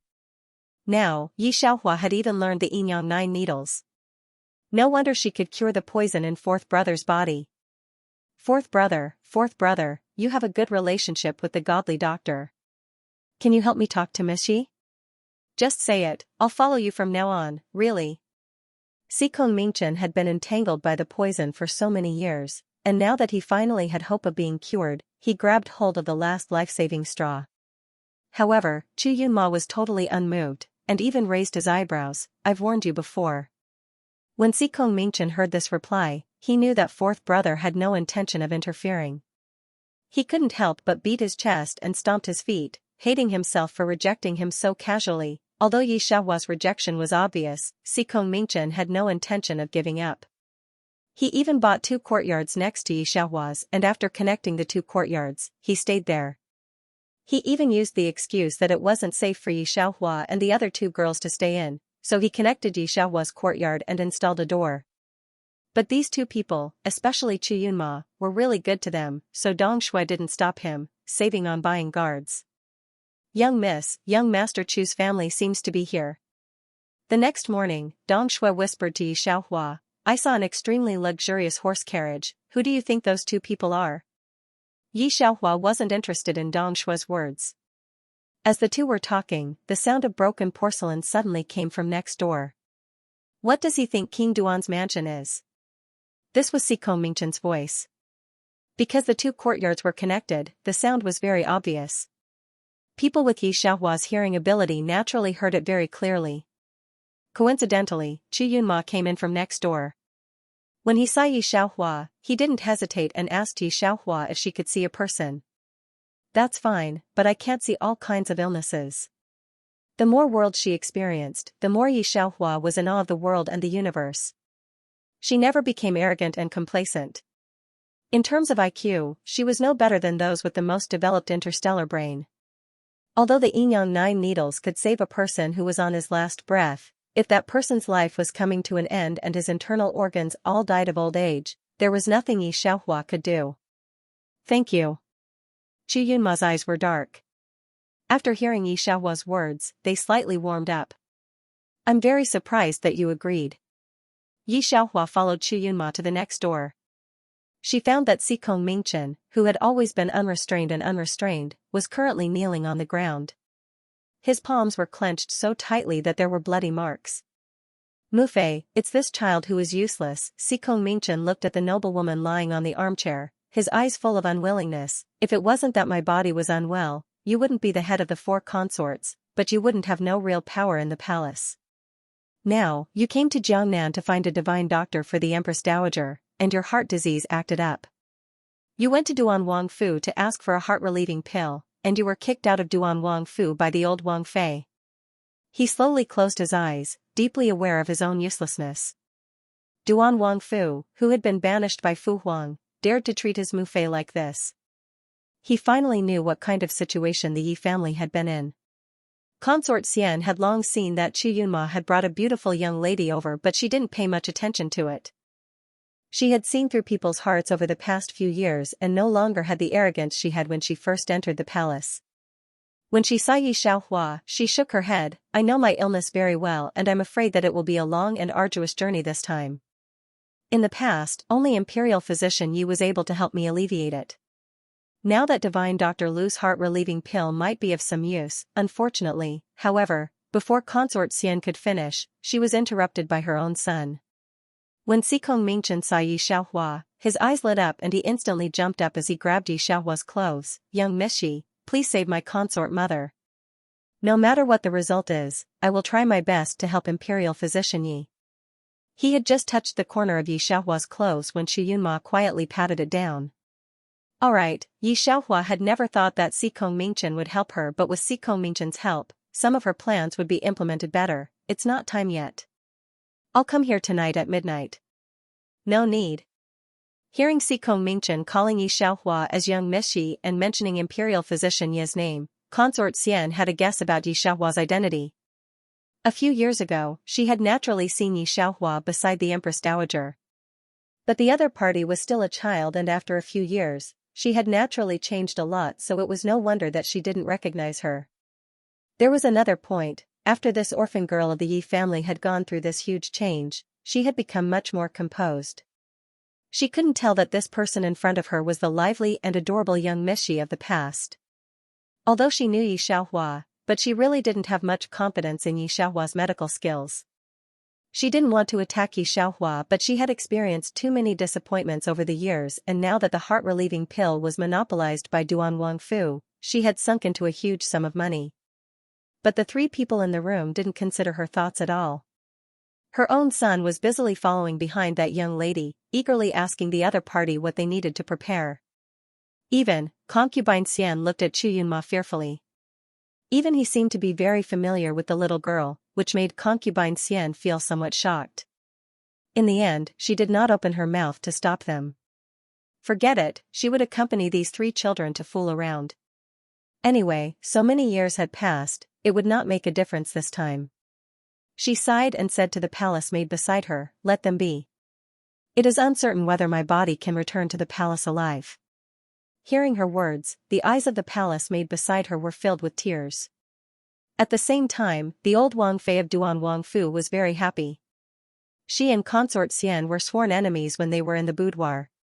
She didn't expect that this sworn enemy would one day come to her for help. However, the old princess was not afraid of the current concubine Xian. Her son was already a good-for-nothing. Even though their Duan Wangfu was disliked by the emperor, but with Xikong Mingxian and Lu Lin, their situation was much better than Heng Fei. But, if we don't let Lu Gunyang give the heart-relieving pill to her, if something happens to Heng Fei and the blame falls on our Duan Wangfu, what should we do? The mama was deeply worried at the side. The old Wang Fei used the lid of the tea to brush away the froth. Hearing this, she said carelessly, "You don't know, this son of Heng Fei will never have an heir in this life. The throne will never be his." Persimmons had to be picked on the soft ones. The old Wang Fei was very clear on this point. Thinking about this, the old Wang Fei suddenly remembered what Consort Xian had said and called for Si Kong Ming Xian and Lu Mingxin. Consort Xian said that His Majesty is finding a genius doctor for the Empress Dowager. The old Wang Fei looked at Lu Mingxin. She said that this time, she came to find you to enter the palace to treat His Majesty. You are the best genius doctor in Jiangnan, don't lose face for our Jiangnan Fu. Hearing this, Lu Mingxin was a little moved. She had money and power now, the only thing she lacked was power. If she cured the Empress Dowager, with the protection of the Emperor, plus the money house and Wu Yan sect, she would be at the peak of this world. The more she thought about it, the more excited Lu Mingxin became. The old Wang Fei's heart wasn't calm either. Lu Mingxin would be her son's legal wife. If she cured the Empress Dowager, would His Majesty be happy and let them return to Jing City? Yi Xiaohua didn't know what the people of Duan Wangfu were thinking. She was preparing for the acupuncture at night. The Ghost Gate 13 needles. This type of acupuncture wasn't like the Yin Yang 9 needles. It was very strange. It needed to be performed at the Yin hour. This was also the reason why Yi Xiaohua chose to do it at the Z hour. Heng Fei sat on the chair. Because of the angina, she couldn't sleep for a while. She could only lean against the back of the chair. A palace maid stood by her side, gently caressing her back to ease her breathing. However, Heng Fei's eyes carried a bit of gray. She had a premonition that it would be hard for her to survive this period of time. Thinking of when she first entered the palace, Luohua Palace was grand and majestic. As the head of the 4 consorts, she was glorious. But now, she was just a phoenix that had fallen to the ground. Yi Xiaohua had already pierced a needle into Heng Fei's neck. Every time she pierced the needle, she was extremely serious. Chu Yunma and Si Kong Mingchen naturally found that the acupuncture Yi Xiaohua performed this time was different from the last time. It should be a different set of acupuncture. Although they were confused, they didn't ask. Because every time Yi Xiaohua pierced the needle, the sweat on her forehead deepened. It could be imagined how difficult this set of acupuncture was. At the beginning, Heng Fei, who was still imagining things, felt a warm current in her body. The feeling of angina also slowly disappeared. She seemed to be floating in the clouds. Her body was light. After a while, she, who couldn't sleep, actually fell asleep.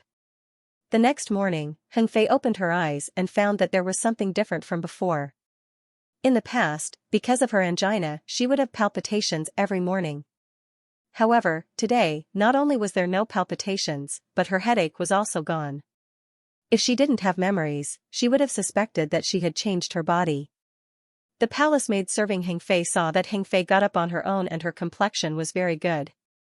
She couldn't help but widen her eyes and look at Heng Fei in disbelief. She stood at the door for a long while before she recovered. "Nyang Nyang, you're better?" This courtyard wasn't big. Hearing the palace maid's voice, Si Kong Mingchen also ran over.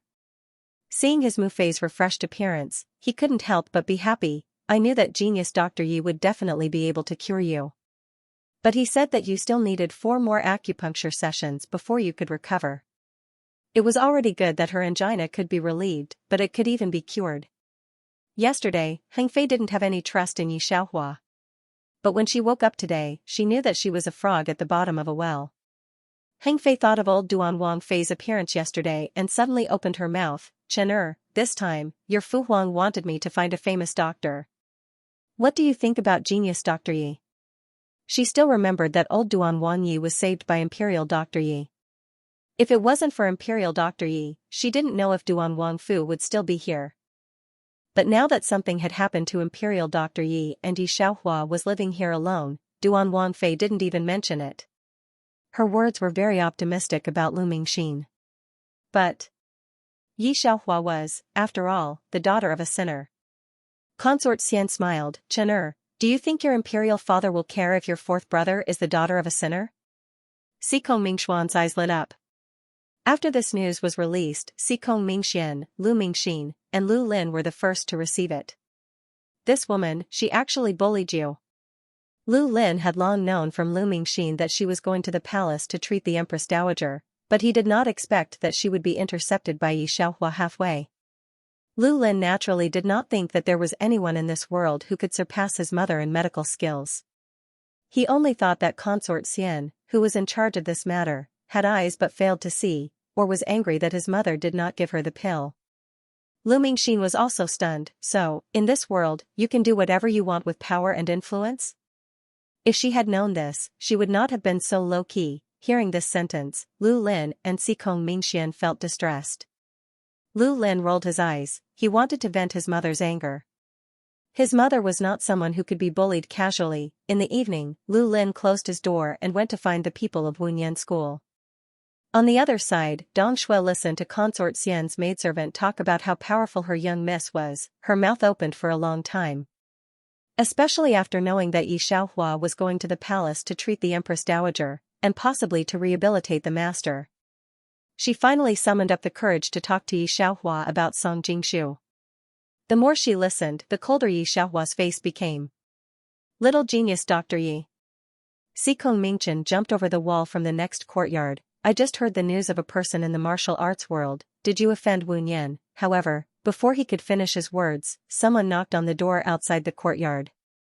After Yi Xiaohua felt who was outside the door, she immediately went to open the door, completely ignoring Xikong Mingchen. Outside the door stood a very haggard woman carrying a package, holding a child in her hand. It could be seen that her facial features were very delicate, but at this time, because of her haggard appearance, there was no beauty to be seen. Young miss, why are you back? Did Li mean to bully you again? Seeing Song Jingshu like this, Dong Shui took a deep breath. Did the concubine he married give you face, Mom? She clenched her fists tightly, looking like she was going to take revenge on Li Mingda. However, when he saw the child beside Song Jingshu, he loosened his grip and gently stroked the child's head. Yi Xiaohua also recalled the plot of Song Jingshu at this time. She slightly pursed her lips. Is that Shin concubine? He, Li Mingda, is an official of the imperial court, and you are his official wife. How could he do such a thing like spoiling his wife and neglecting his concubine? What do you mean by a legitimate wife? Song Jingshu smiled weakly. Her Shin Minglan's younger brother passed the examination. In the future, he will definitely become an important official in the court. What am I, a descendant of a sinner, in his eyes? Now, everyone in the backyard is congratulating Shin Minglan. I, the legal wife, am nothing more than his wife who has gone through hardships. Saying that, she took out a crumpled piece of paper from her pocket. Even if I, Song Jingshu, go to a nunnery to be a nun, I don't want to die of old age in his backyard. Song Jingshu handed the divorce letter and a stack of banknotes to Yi Xiaohua. Cousin, I have already been divorced. I can't let you ruin my reputation. However, I don't want my Yuaner to suffer in a nunnery with me. Can you help me raise Yuaner? Yi Xiaohua pressed Song Jingshu's hand. Her eyes were as cold as a cold pond.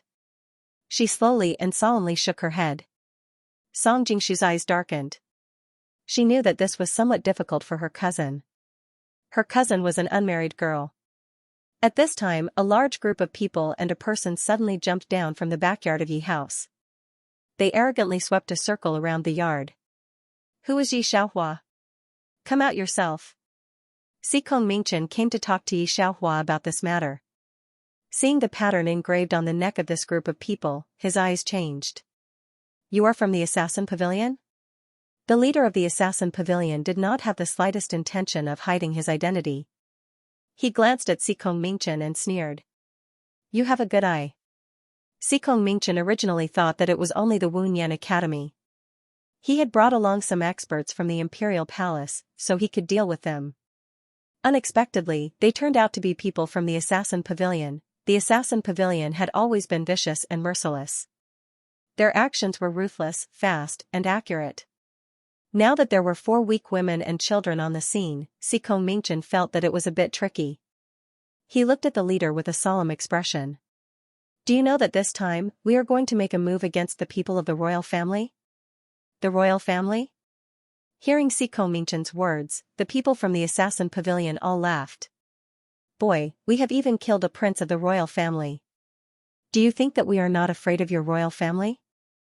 Siko Mingchen's complexion changed. The assassin pavilion did not want to talk nonsense. He waved his hand to take Yi Xiaohua away. He could not help but laugh. The royal family is amazing? Young. Shut up. At this time, they heard a cold shout. Although it was not loud, it clearly appeared in everyone's ears. Yi Xiaohua looked at Song Jingshu. Cousin, I will not help you raise your son, because you have to raise him yourself. You have to teach him the principles of life. Who said that an abandoned woman will have to go to a nunnery? I, Yi Xiaohua, will definitely let you get married in style. After she finished speaking, she slowly turned to look at the people from the assassin pavilion. Looking at the leader, she said in a low voice, Assassin pavilion? Do you know that 3 days ago, you had a different master? Digression. Hearing Yi Xiaohua's voice. The assassin pavilion's people wanted to sneer at her. However, they suddenly thought of something. Their eyes fixed on Yi Xiaohua's direction, as if they wanted to recognize her. Especially the leader. His position in the assassin pavilion wasn't very high. Otherwise, he wouldn't be so familiar with the leader of a second-rate sect. He even risked defending the royal family to help the leader of a second-rate sect clean up a person. The assassin pavilion's change of leader didn't cause the slightest ripple in the martial arts world. Only the 4 leaders at the top knew about it. However, they kept their mouths shut as to why the change was so sudden. Therefore, the people below didn't know who the new leader of the assassin pavilion was. This was supposed to be a secret, but Yi Xiaohua, this ordinary woman, said it out loud. The leader of the assassin pavilion stared at Yi Xiaohua in astonishment. He was a little bewildered. He didn't know if she was tricking him, or, which leader are you working for? Yi Xiaohua saw that Song Jingshu hadn't come back to her senses.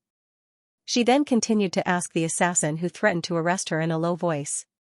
The man looked at Yi Xiaohua, Leader Rong, so you're working for Rong Yan. Yi Xiaohua waved her hand and put away the silver needles in her hand. Go back and receive your punishment from Rong Yan. He looked at the 6 gold needles in Yi Xiaohua's hand. The ends of the gold needles were glowing silver. Even though Yi Xiaohua put away the gold needles, the man couldn't help but shiver. As an assassin for so many years, he had seen all kinds of poisonous weapons. Not to mention that this was a new type of hidden weapon that appeared in the assassin pavilion a few days ago. Naturally, he knew that the 6 silver needles in her hand were highly poisonous. If she had attacked just now, he might not have been able to dodge. Thinking of this, his forehead broke out in a layer of cold sweat. After all this, the man no longer thought that Yi Xiaohua was just an ordinary woman. Even if she was so beautiful that he didn't feel any threat, he didn't let down his guard. He only felt that the other party was extremely mysterious. Especially when he thought about what Yi Xiaohua had just said. He remembered that he and the others had asked Rong Yan about what kind of person their new pavilion master was. The man remembered Rong Yan's answer clearly. Mysterious. Looking at Yi Xiaohua again, she pointed out the name of the face, the highly poisonous golden needle. The names of the 4 hall masters of the assassin pavilion were as mysterious as the assassin pavilion master. If the man had not been with Rong Yan for many years, he would not have known the name of Hall Master Rong. Yet, this woman in front of him had pointed it out and even knew the secret of the assassin pavilion. Could it be? Thinking of this, the man's face was aghast. He took a deep look at Yi Xiaohua, and then waved to his men behind him. Senior, sorry to disturb you. Although he faintly expected Yi Xiaohua's identity, he did not delve into it. Instead, he bowed to Yi Xiaohua. He wanted to contact Hall Master Rong immediately. Yi Xiaohua inserted the silver needles back into her sleeves one by one and gave him 2 words, go away. These 2 words did not displease the man at all. Unlike the arrogance he showed when he came, he was very quiet when he left. Sikong Mingchen had not yet called over the guards he had brought. He also did not hear what Yi Xiaohua and the man said. The voices of the 2 people were too low. Sikong Mingchen was still in the process of being poisoned, and his internal energy had more or less shrunk. His 5 senses were far from what they used to be. Originally, he was still thinking about how to deal with these people, but he did not expect that the people from the assassin pavilion would leave. Little genius Dr. Yi, what did you say to that person? Sikong Mingchen felt very strange. Why did these people from the assassin pavilion suddenly leave? Looking at Yi Xiaohua's eyes, there was a trace of doubt. Yi Xiaohua indifferently turned around. Nothing, I just told them a piece of news. Xikong Mingchen always felt that there was something wrong.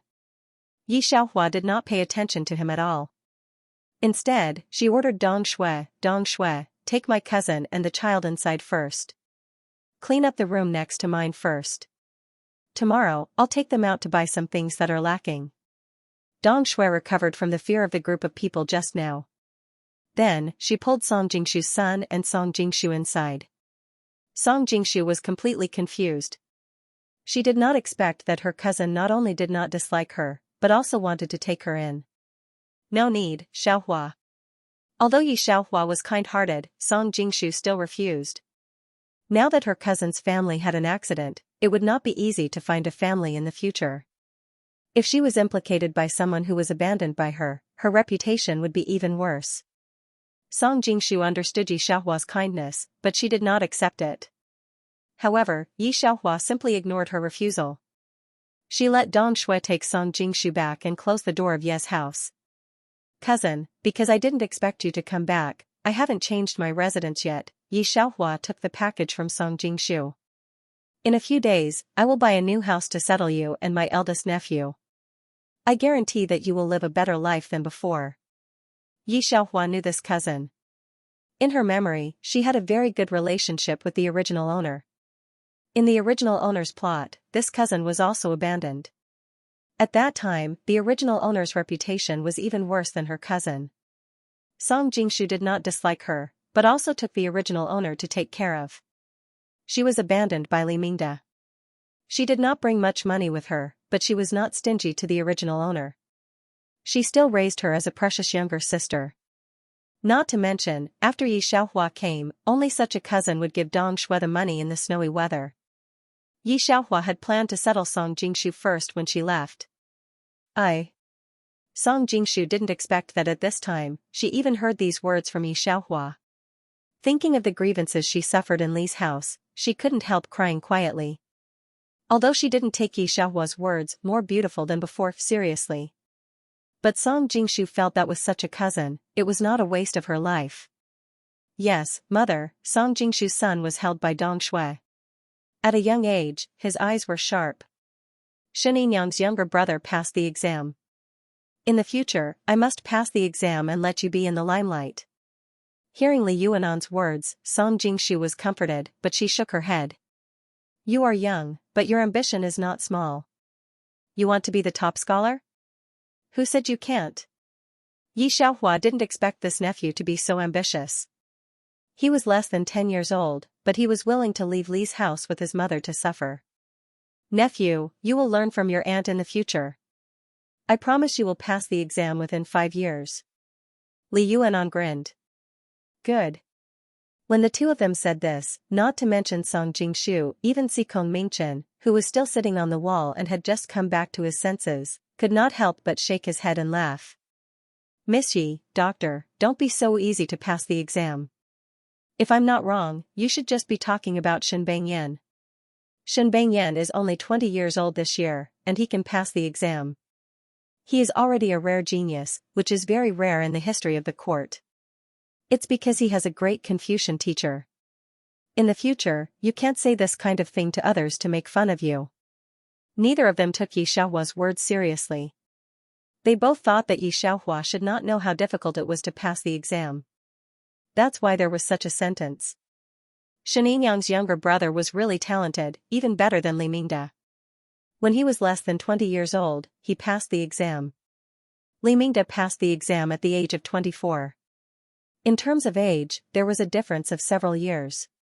However, Xikong Mingchen did not mean to underestimate Yi Xiaohua. In his heart, Yi Xiaohua was the world's peerless doctor. Whether she passed the exam or not, it didn't matter to their Yi family. If she was so monstrous, she could really teach Li Yuanan to become a top scholar. That would shock Xikong Mingchen. Yi Xiaohua glanced at Xikong Mingchen. The story she received didn't have anything to do with the court. Only then did she know that a 20-year-old exam could surprise people. Little Dr. Yi, we will set off for the capital the day after tomorrow. What do you think? Seeing that the people of the assassin pavilion had also left, Mingchen talked about business. He did not mention the matter of the exam just now, afraid that Yi Xiaohua would be embarrassed. Until the bottom of his heart, he felt very strange about the actions of the assassin pavilion. When Chu Yunma came back, he was ready to report to Chu Yunma. Yi Xiaohua nodded, okay, wait for me to arrange my cousin. However, she glanced at Li Yuanan, and her heart slightly pondered. This time, she had to bring Li Yuanan to the capital. First, she had to see how his current foundation was. She did not care about the attitude of Mingchen and Song Jingshu. If it was the Ghost Gate 13 needles and Yinyang 9 needles, she still had a lot to make up for, but for the exam, Yi Xiaohua was very confident. A 20-year-old exam was shocking? On this side, Lu Lin had been waiting for the arrival of the assassin pavilion. He waited all night but didn't get the news he wanted. He furrowed his brows. The next day, he went to the gates of the Yi family. He didn't hear the cries inside. Instead, he saw Yi Xiaohua safely taking Song Jingshu out to go shopping. All of this made Lu Lin frown. He sent someone to contact the assassin pavilion but didn't get a response. Yi Xiaohua was still there. This meant that Heng Fei had to take her to Jing to treat the Empress Dowager. Knowing this news, Lu Mingxin was clearly very unhappy. I didn't think that Heng Fei Nyang would rather believe a swindler, Lu Mingxin sighed, never mind, I won't care about this. Her actions made Lu Lin and Mingxian feel uncomfortable. The two of them spent a lot of effort to get a spot for Lu Mingxin. The procession also went to Jing. This time, old Duan Wangfei didn't go. She only stood at the dock, waiting for her son and Lu Mingxin to bring back the good news that Duan Wangfu could return to Jing. That's Heng Fei Nyang's ship. When she was about to return to the Fu, she saw a grand ship not far away. It was engraved with the exclusive dragon pattern of the imperial family. The mama beside her said in a low voice, they are also returning to Jing today. Duan Wangfu looked at that ship, jealousy flashing through his eyes. Let her do it. Your son has no future, and his body isn't as good as mine, the old Wangfei snorted, it's not certain if he can live to Jing. She cursed the empresses and concubines in the palace like this, causing the servants to lower their heads and pretend they didn't hear. Only the mama said in a low voice, don't worry, this time, Lu Xiaojia will definitely bring you good news. Hearing the mama's words, the old Wangfei finally released a breath and felt the same. In the past, the Holy One had been a wise ruler and a filial son. When the previous emperor had died early, he had been raised by the Empress Dowager. She had helped him gather capable officials. Due to this, after he ascended to the throne, he saw the Empress Dowager's health deteriorate day by day. Due to this, Yi Buozhong had been framed and caused the Empress Dowager to be in a coma for several months. In those months, she had relied on ginseng soup to sustain her life. Her body was extremely thin. The emperor had been furious and ordered her to die. He had even called her a quack doctor. The more he looked at Yi Buozhong in the past, the more furious he was at that time. If the Empress Dowager hadn't given Yi Buozhong a death exemption gold medal, Yi Xiaohua wouldn't have been able to stay. Imperial Dr. Ye's daughter? Back in the imperial palace, the emperor had just finished his work before hurrying back to the Fingyi Palace. He looked at the list of names in his hands. When he saw a certain name, his voice grew cold. In the past, the Empress Dowager liked Yi Xiaohua very much. The capital took her from Jiangnan and let her stay in the palace for a month and a half. The emperor also had some impression of Yi Xiaohua. Because of this, when he saw Yi Xiaohua's name, he subconsciously frowned. A few months had passed, and he knew that it was just a conspiracy against Yi Buozhong. The emperor wanted to clear his name, and he had been too arbitrary. But he was the emperor, and the emperor's actions were not wrong. Your Majesty, this is the fourth prince's request. The eunuch beside him saw the emperor's frown and couldn't help but say in a low voice. Fourth prince? Hearing the name of the fourth prince, the anger that the emperor had gathered instantly dissipated. Forget it. The emperor lightly waved his hand, let them all come in, and send someone to check on this Yi Xiaohua. A sinner's son actually alarmed his own son, so the emperor had to pay attention to it. This time, there weren't many famous doctors invited. Only 10 or so. The chief eunuch let them all stand outside the Empress Dowager's palace, waiting for the summons. Separated by the door, there was a screen facing the door. "You are divine Dr. Liu." Seeing Lu Mingxin, a doctor who was hidden in the pugilistic world, couldn't help but look at her. Divine Dr. Liu is so young, but can create such a magical medical skill. It is really admirable. Lu Mingxin was well versed in modern marketing, and her reputation had long been spread out. She looked at Xianxia, who was standing at the back, and no one cared about her, and a faint trace of pride floated in her eyes. But on second thought, Xianxia was not qualified to be compared with her. She hid her pride again. Her face returned to its previous expression. However, it didn't last long. All the famous doctors went in one by one to take a look at the Empress Dowager, and had an understanding of the Empress Dowager's condition. Lu Mingxin's face had a solemn expression, and she prepared the scalpel. Xianxia looked pensive. "Young divine Dr. Yi, is it really you?" A middle-aged man wearing an official's armor with a fierce face saw Xianxia, and said in surprise, "I was worried that I couldn't go to Jiangnan, and when I saw your name in the list, I thought it was fake, but I didn't expect it to be really you." When he opened his mouth, the people around him all looked towards Xianxia. "I haven't had time to thank young divine Dr. Yi for saving my life." The man looked at Xianxia's slightly wrinkled eyes, and smiled. "Last month, when I was suppressing bandits, I was stabbed by a horse gang, and my stomach was cut. I heard from my confidant that my intestines could be seen, and the bleeding couldn't stop. Fortunately, a passing peddler sold me a few bottles of medicine, and a few of my men treated a dead horse as a living one, but I didn't expect the bleeding to stop immediately, and a few days later, the big wound has already begun to heal.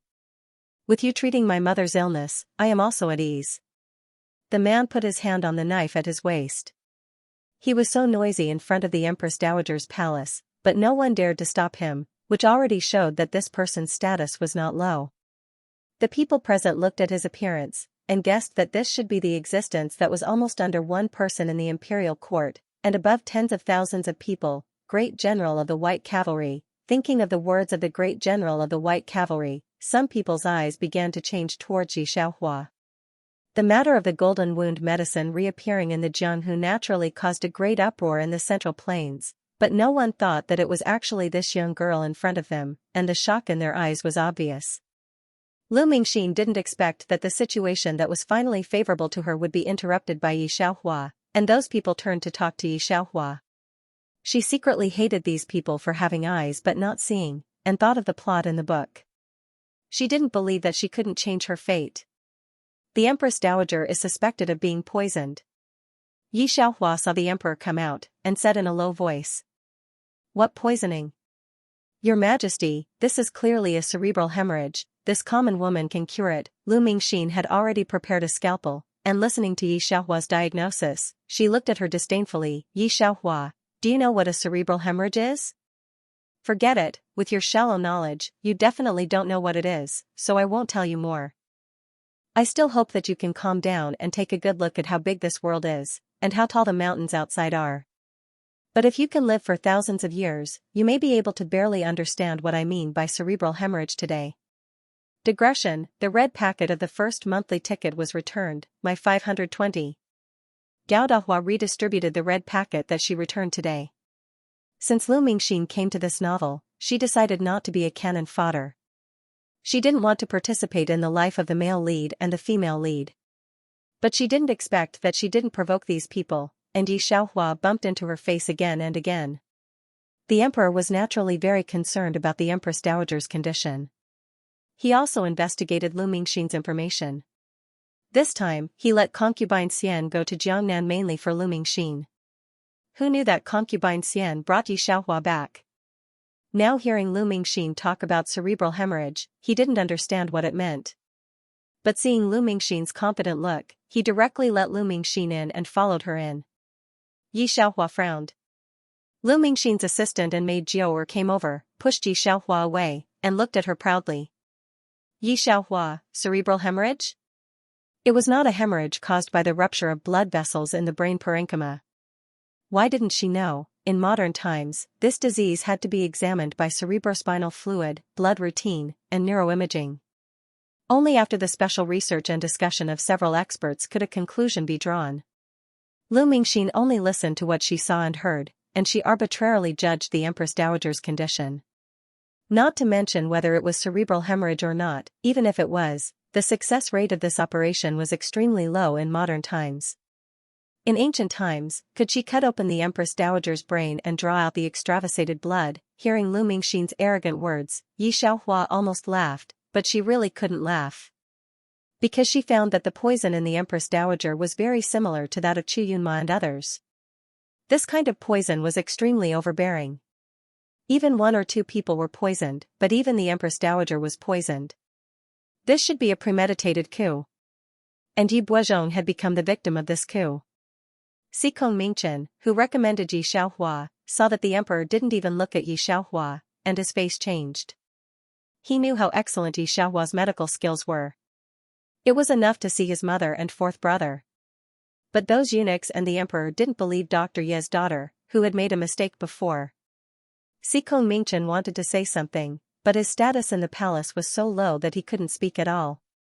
If it weren't for 4th brother, he and his mother might not be able to stay in the palace safely. Even after so many years, he had been used to it. But seeing Yi Xiaohua standing on one side, he still felt very uncomfortable. However, he did not know that Yi Xiaohua was not worried at all.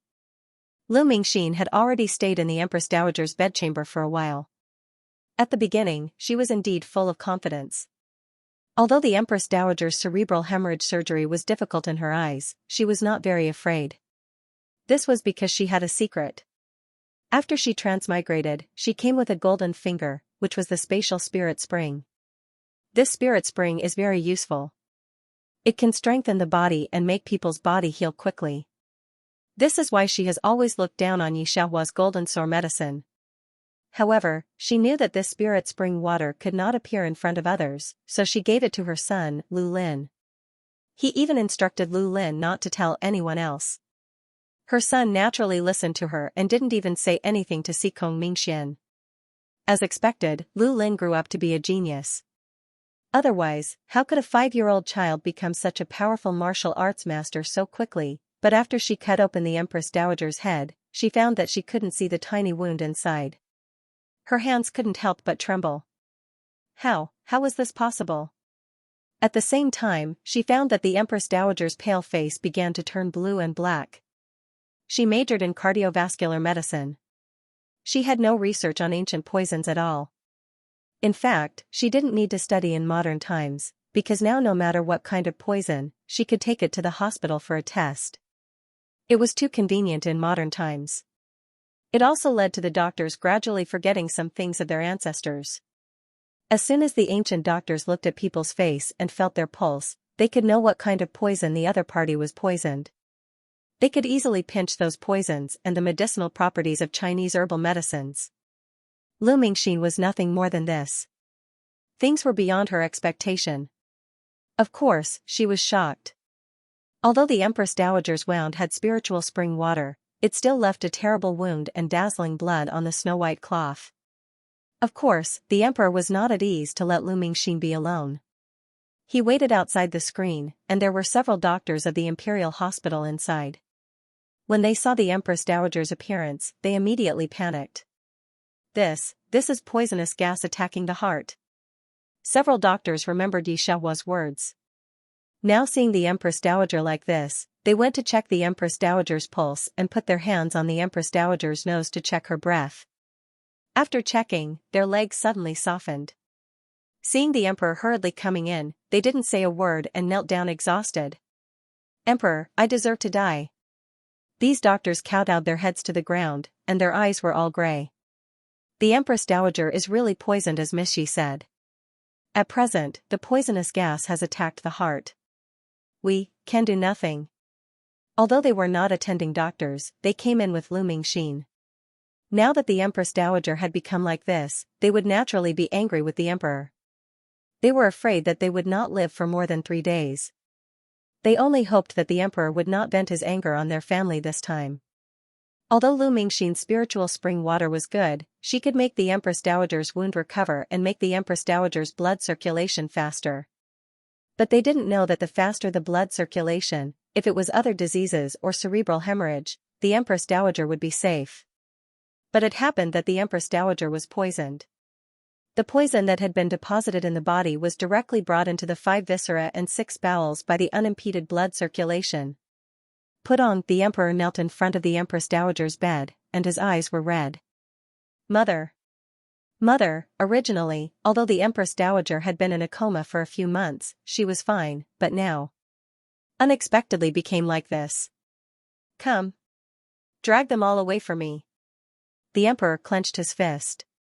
He looked at Lu Mingxin, and the expression on his face was completely distorted.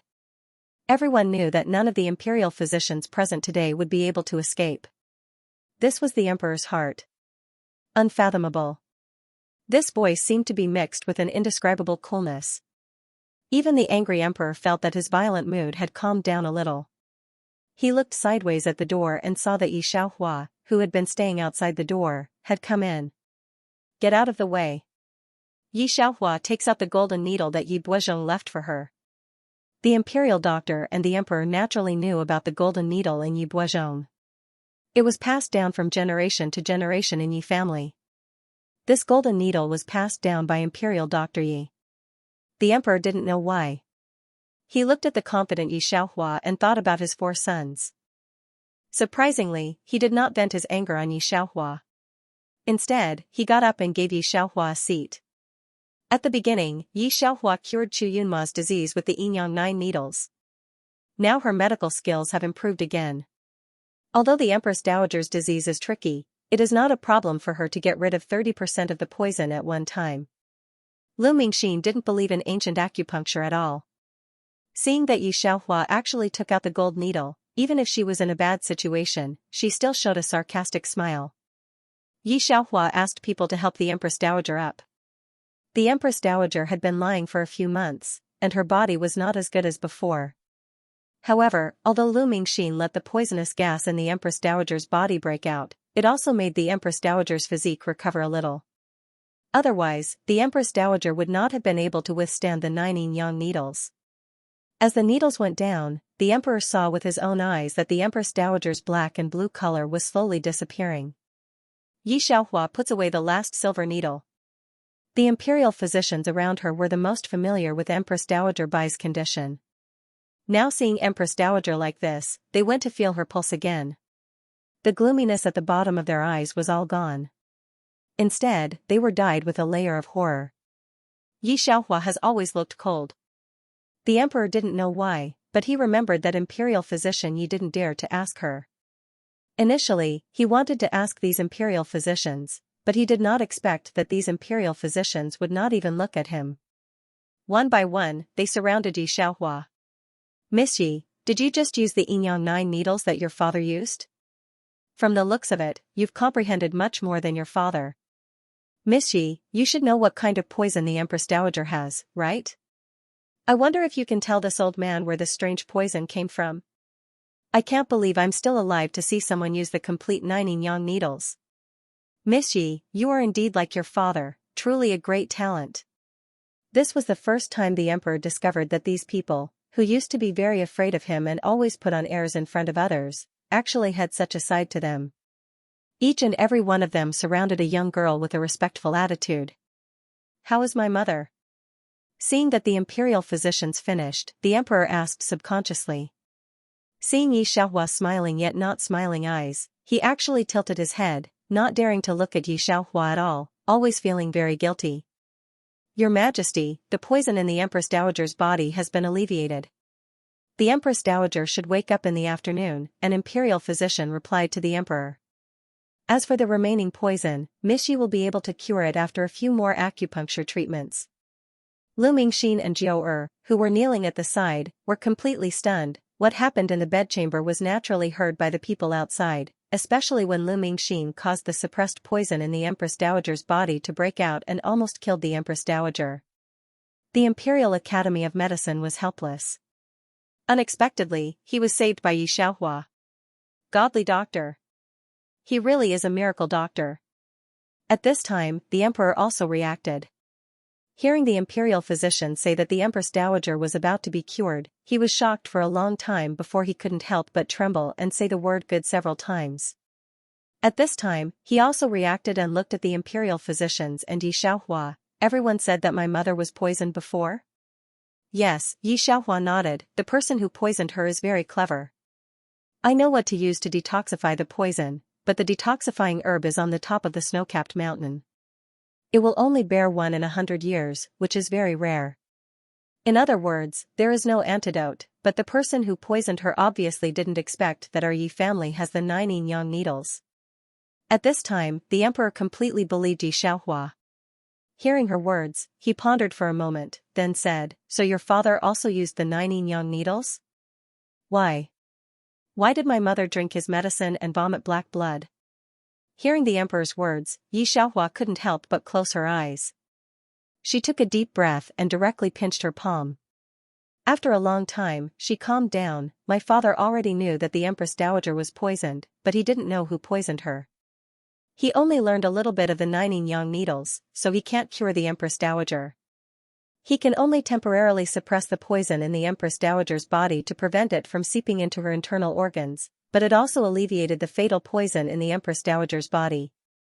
This is also the reason why the Empress Dowager vomited black blood. As for that bowl of medicine, it wasn't for the Empress Dowager to drink. If it wasn't for the Empress Dowager to drink, then what was it? The emperor froze in place. However, at this time, in the Empress Dowager's bedroom, the imperial physicians, eunuchs, and ministers all dared not speak. They all lowered their heads. Which of them hadn't experienced deception? Now that Yi Xiaohua mentioned it, they naturally remembered.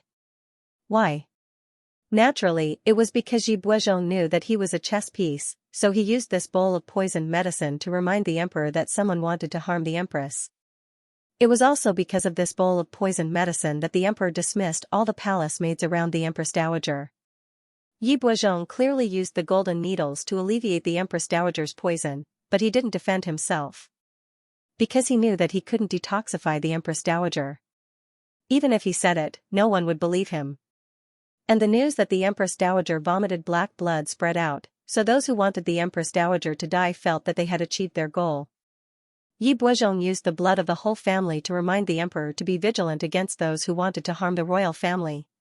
He previously thought that Yi Buozhong harmed the imperial doctor, so he ordered his whole family to be beheaded. Later, even though he knew that imperial Dr. Yi might be innocent, he never regretted it. Because he was the emperor, his decision would not be wrong. If it weren't for the death exemption medallion, Yi Xiaohua would now be one of the ghosts in hell. Even if imperial Dr. Ye's whole family was beheaded, those who harmed the royal family didn't doubt it. He also left a daughter who could save the Empress Dowager. When the emperor thought of this, his hands gradually trembled. The person he ordered to die was a person who was loyal to the royal family from beginning to end. He never had the intention to harm the royal family from beginning to end. Even the reason why the Empress Dowager could be popular until now was because he suppressed the poison. He also used the blood of the whole family to remind himself. Otherwise, he didn't know how many people in the royal family would suffer. As the emperor, he had made a lot of decisions. This was the first time he hated the decision he made so much. The emperor could still remember that night when he went to the prison to see Imperial Dr. Yi. He was tied to the wall, his 10 fingers were broken, and the people in the prison were torturing him for why he harmed the Empress Dowager. He still remembered that sentence, "Your Majesty, I am worthy of the Empress Dowager. I have a clear conscience." He didn't understand before, but now he understood. "Zhan, I'm sorry Imperial Dr. Yi, and I'm even more sorry for your Yi family." The emperor's eyes were slightly red. He was ashamed of the woman in front of him and bowed deeply to Yi Xiaohua. As soon as he bowed, the people around him fell to their knees. Yi Xiaohua could bear the emperor's bow, but they couldn't. But these people also knew, this time, the Yi family was going to rise. As long as the Yi family was still there, as long as the emperor and the Empress Dowager were still there, the Yi family would certainly have countless glory. Lu Mingxin watched the black and blue color on the Empress Dowager's face gradually disappear. She doubted her eyes a little. How is this possible? How is this possible? Isn't this ancient acupuncture a big liar? However, Lu Mingxin didn't have any chance to doubt it. She was caught and sent to the prison, ready to be exiled. Although the Empress Dowager was saved by Yi Xiaohua, the emperor knew that if it wasn't for Yi Xiaohua, the chance that Imperial Dr. Yi fought for the Empress Dowager to live would be broken by Lu Mingxin and Jiangnan, Duan Wangfu. The old princess was still waiting for Xikong Mingxian and Lu Lin to bring back good news. There are gongs and drums outside. Is Mingxian back? The old Wangfei happily walked out with the old servant. However, Xikong Mingxian, Lu Lin, and the others didn't see it. Instead, they saw a group of people dressed in the attire of the imperial palace walking towards the Yi family, holding two plaques. The other one was Miraculous Hands. The other one was Ye's Clinic. This was the emperor's compensation to the Yi family. He knew that the Yi family was in Jiangnan, so he specially ordered people to rush back. He felt very guilty towards the Yi clan, and because of this, he wanted to make it up to the few remaining members of the Yi clan. Song Jingshu accepted the two plaques in a daze and was conferred the title of a princess. After knowing that Song Jingshu didn't want to go to the capital, the emperor specially had people build a splendid Junju Fu for her in Jiangnan. After the Empress Dowager woke up, she asked the emperor to accept Song Jingshu as his adopted daughter. Song Jingshu had changed from a princess to a princess who was favored above all others. For a while, the poor orphan girl became an existence that countless people looked up to overnight. This has become a legend in Jiangnan. She also knew that Governor Li unexpectedly hit her when she was down and divorced Song Jingshu. He asked people to withdraw the imperial edict of Governor Li's promotion and demoted him by 2 ranks to reflect on his mistakes. The reason, spoiling a concubine and neglecting a wife, was improper. How could this be? When the old Wangfei saw this scene, she knew that there was a change in the capital. For a moment, her body couldn't help but shake. She knew that Song Jingshu was only Yi Xiaohua's cousin. Even her cousin was conferred the title of a princess and was even conferred the title of Princess Amping. She could even be on an equal footing with her, and their Duan Wanfu. Because of Lu Mingxin's involvement, the emperor took back the title of Duan Wanfu on the grounds of harming the empress. Duan Wangfu was flattened to commoners. The old Wangfei, who knew all this, almost fainted. Later, she was taken to Wunyan school by Xikong Mingxian and Lu Lin. Lu Lin wasn't an ordinary kid. He wouldn't just watch Lu Mingxin be exiled. So, together with the people of Wunyan school and Xikong Mingxian, they rescued the exiled Lu Mingxin. Lu Mingxin, who had been locked up in prison for a month and then exiled for a week, even with spirit spring water, her complexion was still yellow. His tone was full of hatred for Yi Xiaohua. Now, after talking with Xikong Mingxian several times, Xikong Mingxian already had an understanding of Yi Xiaohua. This matter ends here. Don't provoke Miss Yi, he said to Lu Mingxin. Lu Mingxin didn't listen at all. She thought that Xikong Mingxian still had the same thoughts about Yi Xiaohua as in the book. Lin Lin, there is one thing I didn't tell you. I am the shopkeeper of Dahang Bank. I didn't intend to say it, but since Yi Xiaohua did this, I also want to endure it. Lu Lin was shocked that his mother was the shopkeeper of Dahang Bank.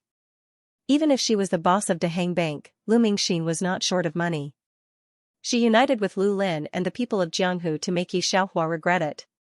Rest assured, this time we invited the hall master of the Assassin Pavilion and the news from Carefree Pavilion. Yi Xiaohua will not live past tomorrow. After Lu Lin finished, he returned home and said to Lu Mingxin. The mother and son looked at each other and smiled. After seeing Xikong Mingxian and the old Wangfei coming out to eat, they both covered their smiles. Then, when the food was on the table, they didn't even eat 2 mouthfuls. They were knocked out of the Xianxia. The great general of the White Cavalry looked at the people in the hall. Today, I came to arrest the imperial court's wanted criminal, Lu Mingxin. Not to mention escaping from prison, but also bribing the Assassin Pavilion to harm the young genius Dr. Yi. I came under the emperor's order to eliminate the remnants of Jianghu, the Wunyan school, and seize the Dahang Bank.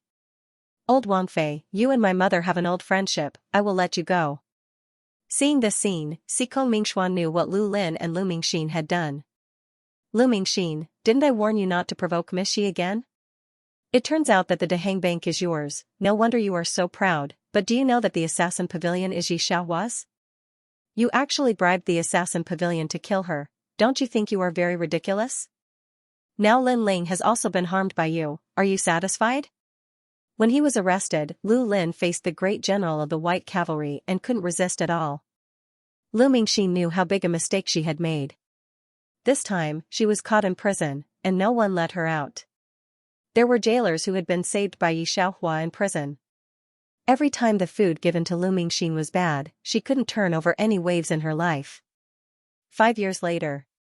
Shen Minglan looked at Li Mingda's appearance in front of Song Jingshu, and couldn't help but speak sourly. My brother has climbed to the 4th rank official position.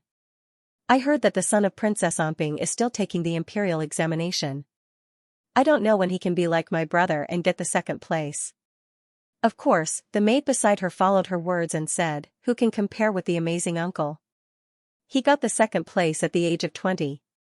As soon as this came out, Shen Minglan was naturally happy. Li Mingda thought of his brother-in-law and felt a little better. It was at this time that the good news suddenly came from outside. Princess Omping, Princess Omping. The young master got the 1st place in the imperial examination.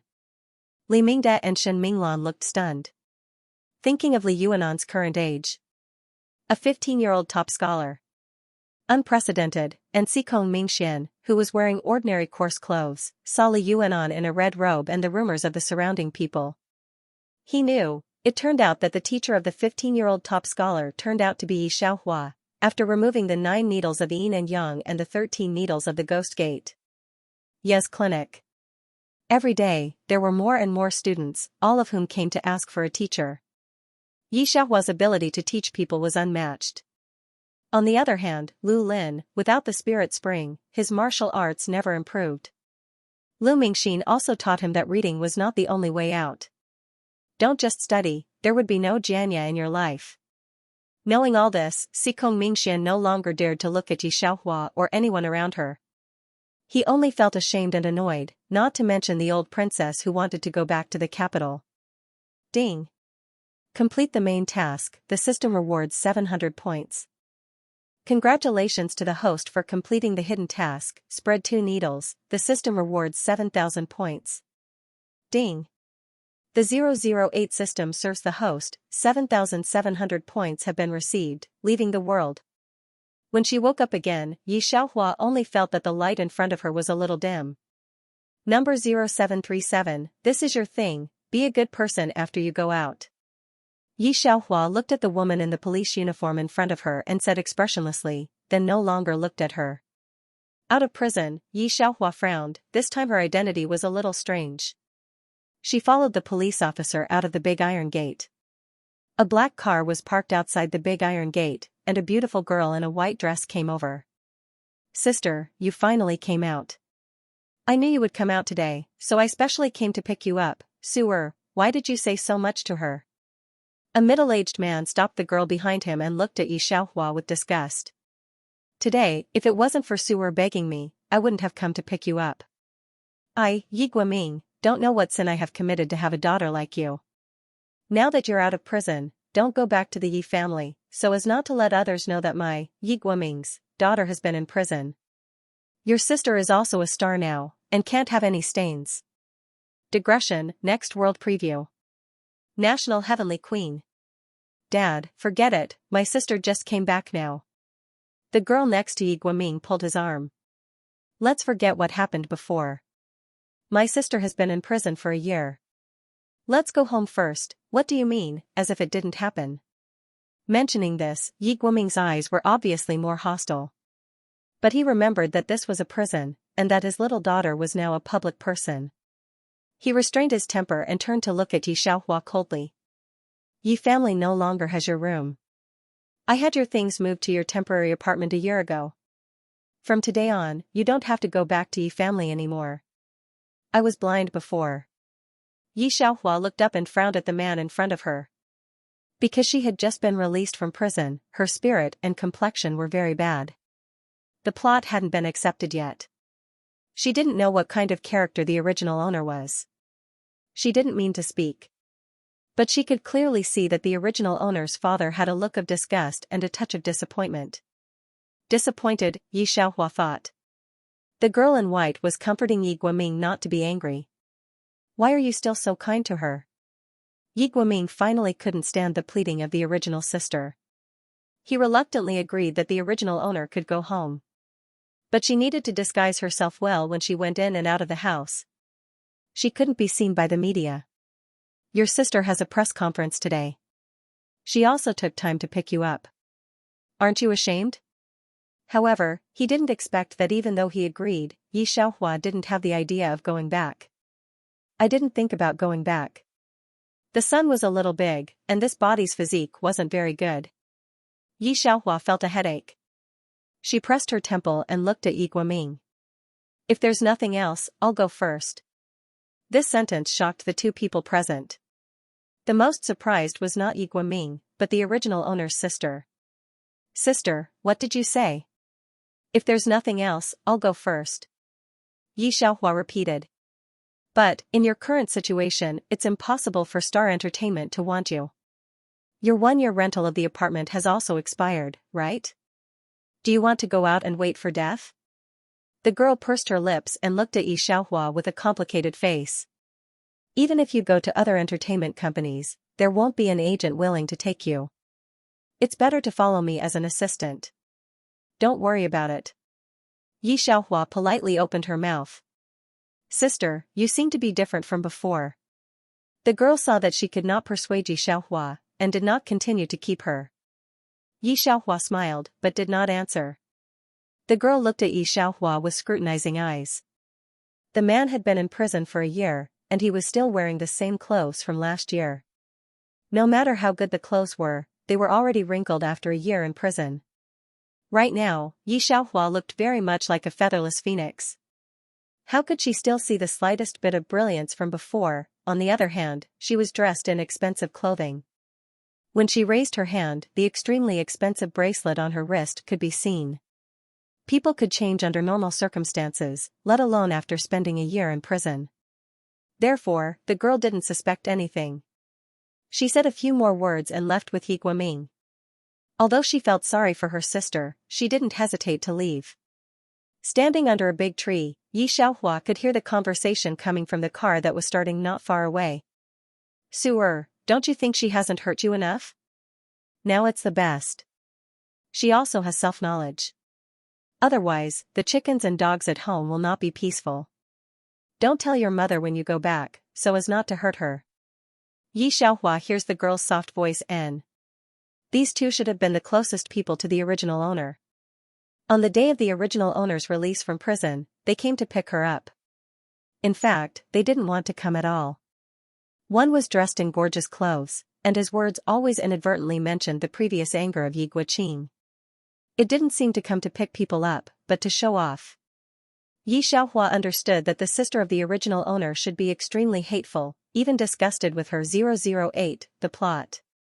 Okay, host. 008 mechanical voice fell, a bunch of plots poured into the brain.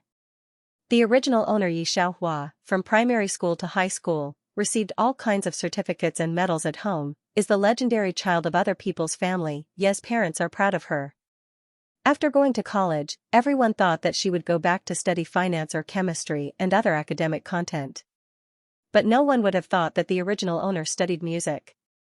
A genius is a genius. Originally, everyone thought that the original owner would hit a wall. In music, she did not lose to anyone. Not only did she have a music genius boyfriend, but she also participated in a music reality show in her junior year. In the final, she worked hard to arrange a song Morning Light for a month and won the unanimous praise of the judges. However, who could have thought that at this time, her boyfriend and an agent in the music industry actually accused her of plagiarizing her sister's arrangement. The original owner thought of the song sentence by sentence, which she knew very well. The original owner wanted to defend herself, but at this time, her boyfriend spoke again. The original owner's song was completed on June 15 last year, starting from May 15. But the original owner's boyfriend, the music genius Xianxia, received the manuscript sent to him by the original owner's sister on June 12. He took out the evidence of the call to prove that Xianxia was indeed on the 12th and sent the whole song to her.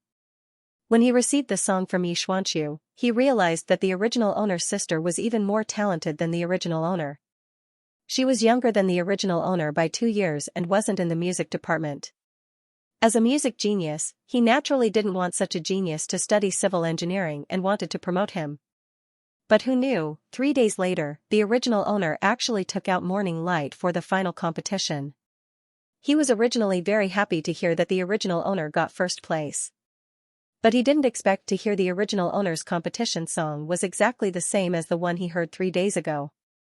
And the original owner also said during the competition that she only finished the manuscript on the 15th, but he received it 3 days ago. Because of this, the original owner was hung up on Weibo because of plagiarism. Plagiarizing her own sister. In addition, she said during the competition that she worked hard for a month, which made the majority of the audience feel that this woman was the representative of disgusting and took turns to attack her.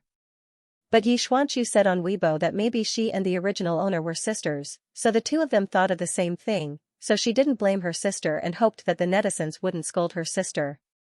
How could the netizens believe that?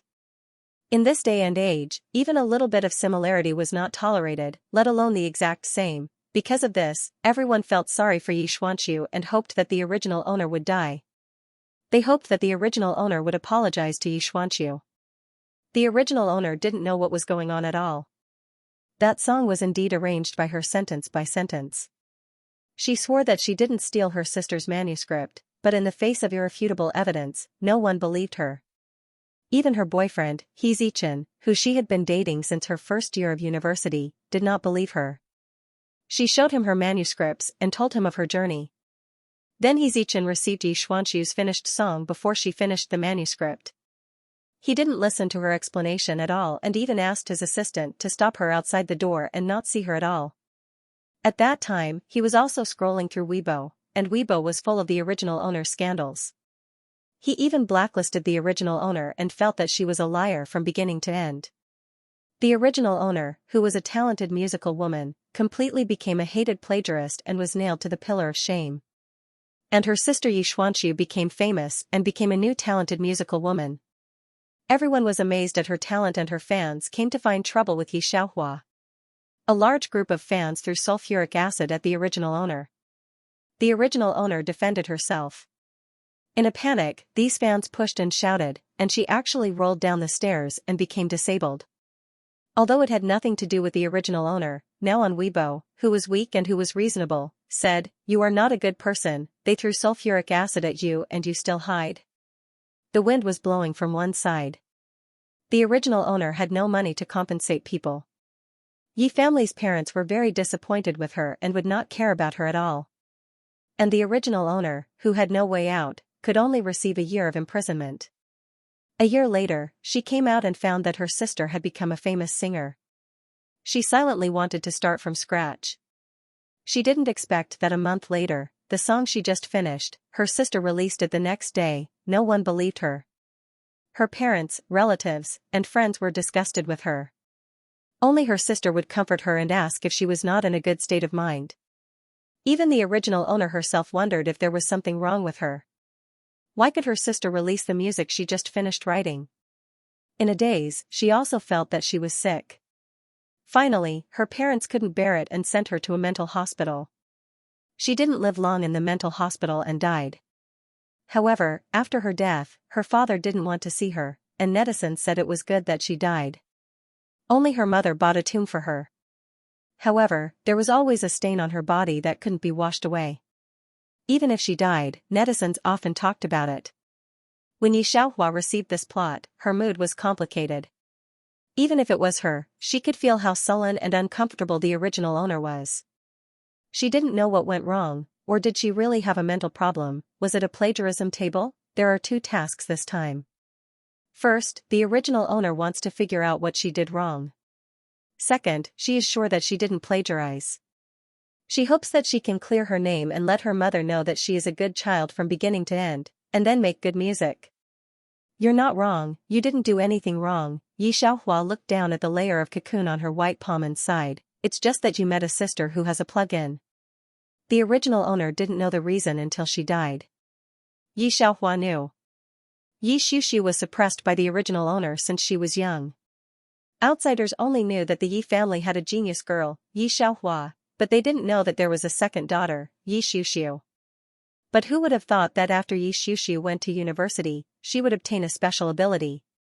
She could stare into a person's eyes and see what would happen to that person in the future. However, the cooldown period was very long, it needed a month. Xianxia knew that her time had come.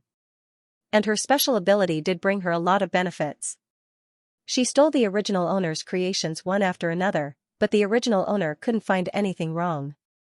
Xianxia came very late. The original owner had already been accused of plagiarism.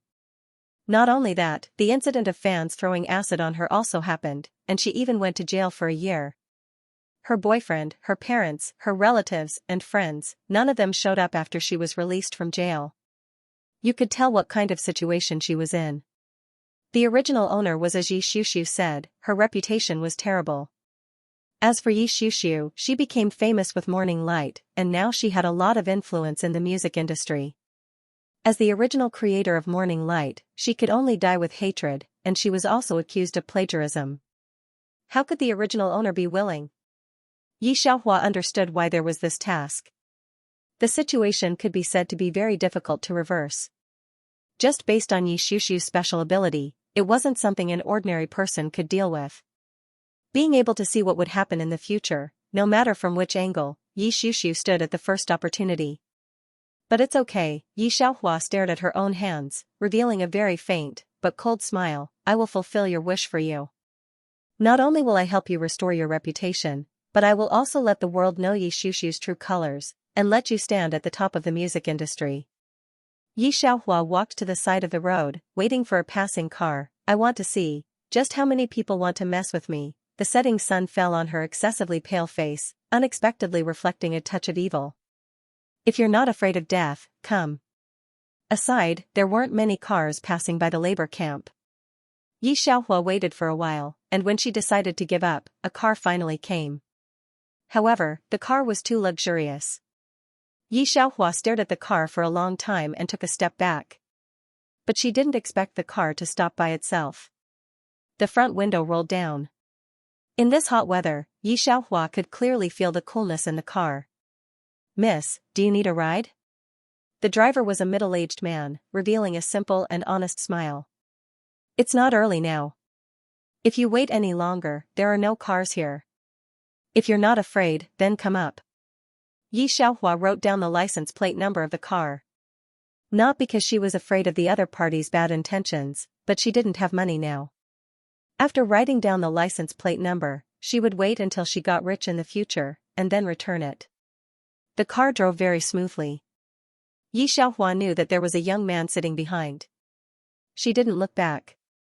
After getting on the car, she didn't ask much. She just slightly closed her eyes. But the driver uncle was more talkative. Little girl, are you going to the labor camp to see people? No, I just came out of the labor camp. Xianxia opened her mouth.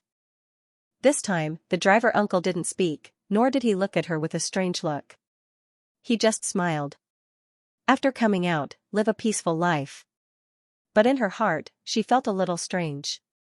After all, the words behind were less. When they arrived at a bustling place, Xianxia opened her mouth to say the word thank you to the middle-aged driver and the person sitting behind the car. After a pause, she said, my name is Xianxia, Yi of Yi, and I don't disappoint Xianxia. If you need help in the future, you can come to me. After that, she got off the car and gently closed the door. During this period, she didn't look anywhere. For the time being, she hadn't applied for a new cell phone and SIM card, so she didn't have any contact information. But her attitude made the middle-aged man feel very strange. It was probably the first time he met a woman who didn't put his young master in her heart. But he didn't care. As for what Xianxia said, he didn't take it to heart. After all, if it was something that even they couldn't solve, he didn't think that the girl in front of him, who had just come out of the labor camp and didn't even have the money to take a taxi, could be of any help. When he started the car again, Assistant Bai saw the young master squinting and looking outside from the rearview mirror. He couldn't help sighing, young master, you clearly know that young master is up to no good.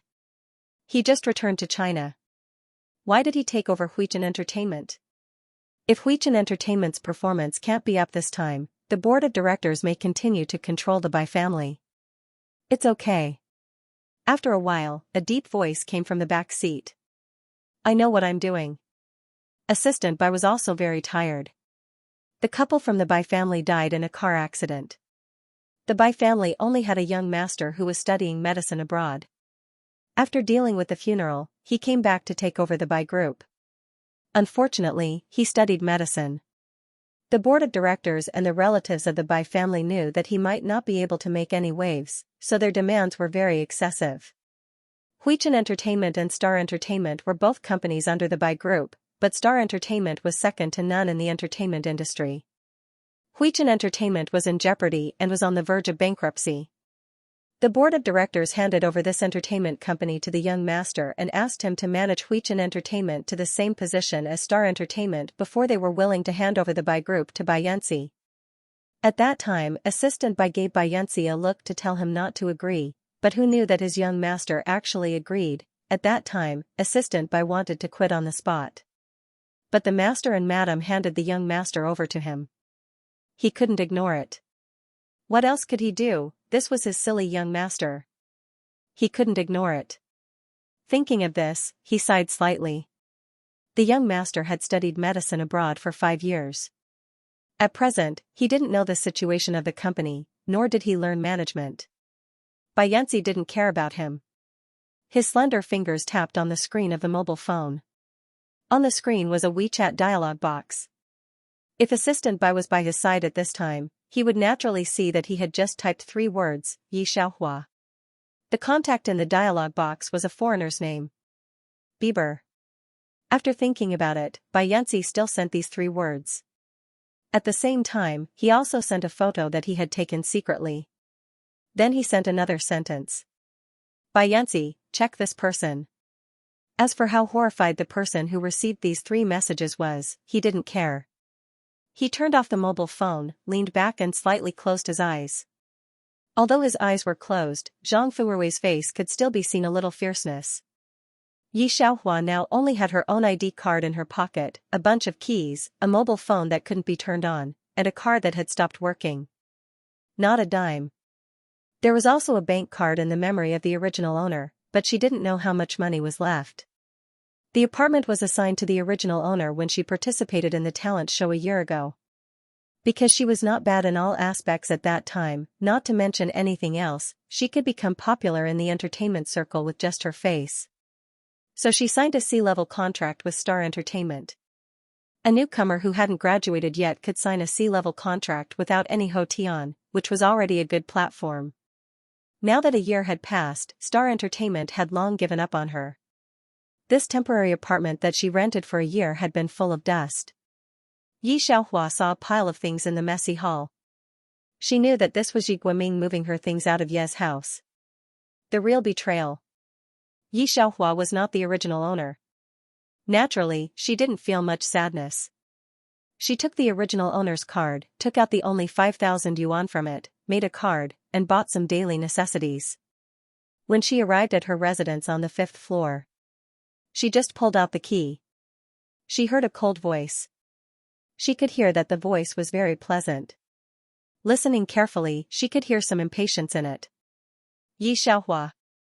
Yi Xiaohua slightly looked sideways and saw a handsome man coming out of the shadows. The other side wore a cap and a black mask, and his face could hardly be seen. Obviously, he didn't want people to recognize him. Yi Xiaohua slightly narrowed her eyes. She looked at the other side's eyes as if looking at something dirty, and found this person from her memory. The original owner's music talent boyfriend. Thinking of this person, Yi Xiaohua lowered her eyes slightly and opened the door. Let's go downstairs and find a place to talk. He Zichen didn't want to go into her room. He would rather risk being photographed by the paparazzi and find a new place. Yi Xiaohua remembered that too many things happened before. He Zichen didn't want to see the original owner, so before the original owner went to prison, He Zichen didn't have the time to break up with her. This should be the reason why he came this time. Thinking of this, Yi Xiaohua opened the door, put the things in and followed He Zichen downstairs. Although He Zichen was a little surprised at her cooperation, seeing that she followed, he turned and left as if he didn't want to have anything to do with her. When they reached the elevator, he stood in the corner of the elevator, pressed his hat down hard, and exuded a cold aura. Yi Xiaohua directly pressed the negative one. "Let's break up," she said after pressing.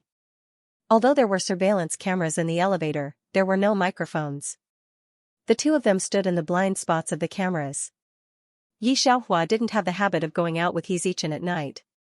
Although He Zichen was the perfect male god in everyone's heart, in Yi Xiaohua's eyes, he wasn't that important.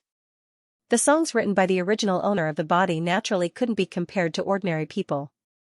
No matter what, it wasn't something that Yi Xiuxiu, a civil engineering student who didn't even know how to read musical notes, could write. Even now, Yi Xiuxiu didn't know much about music. She deliberately avoided music in all kinds of activities, saying that she studied hard every day and didn't want to study music outside. She was now using up the popularity from a year ago. But He Zichen didn't realize this. The original owner showed him Chen Guang's manuscripts and what she wrote in the practice room, but he was conceited and didn't even look at them. Because he received Yi Xiuxiu's manuscripts 3 days ago. He even pointed at the original owner's nose and said, "Yi Xiaohua, you make me sick." Everything Yi Xiuxiu had now was basically stolen from others. But with her current achievements, she naturally couldn't learn music theory in front of others. He Zichen thought he was smart, but now Yi Xiaohua thought he was just SOSO. If he didn't know a year ago, then so be it. It had been a year now, and he had spent so much time with Yi Xiuxiu, but he didn't see anything wrong with her. This caused her to label He Zichen's head as an idiot. He Zichen gloomily looked at his shoes on the elevator.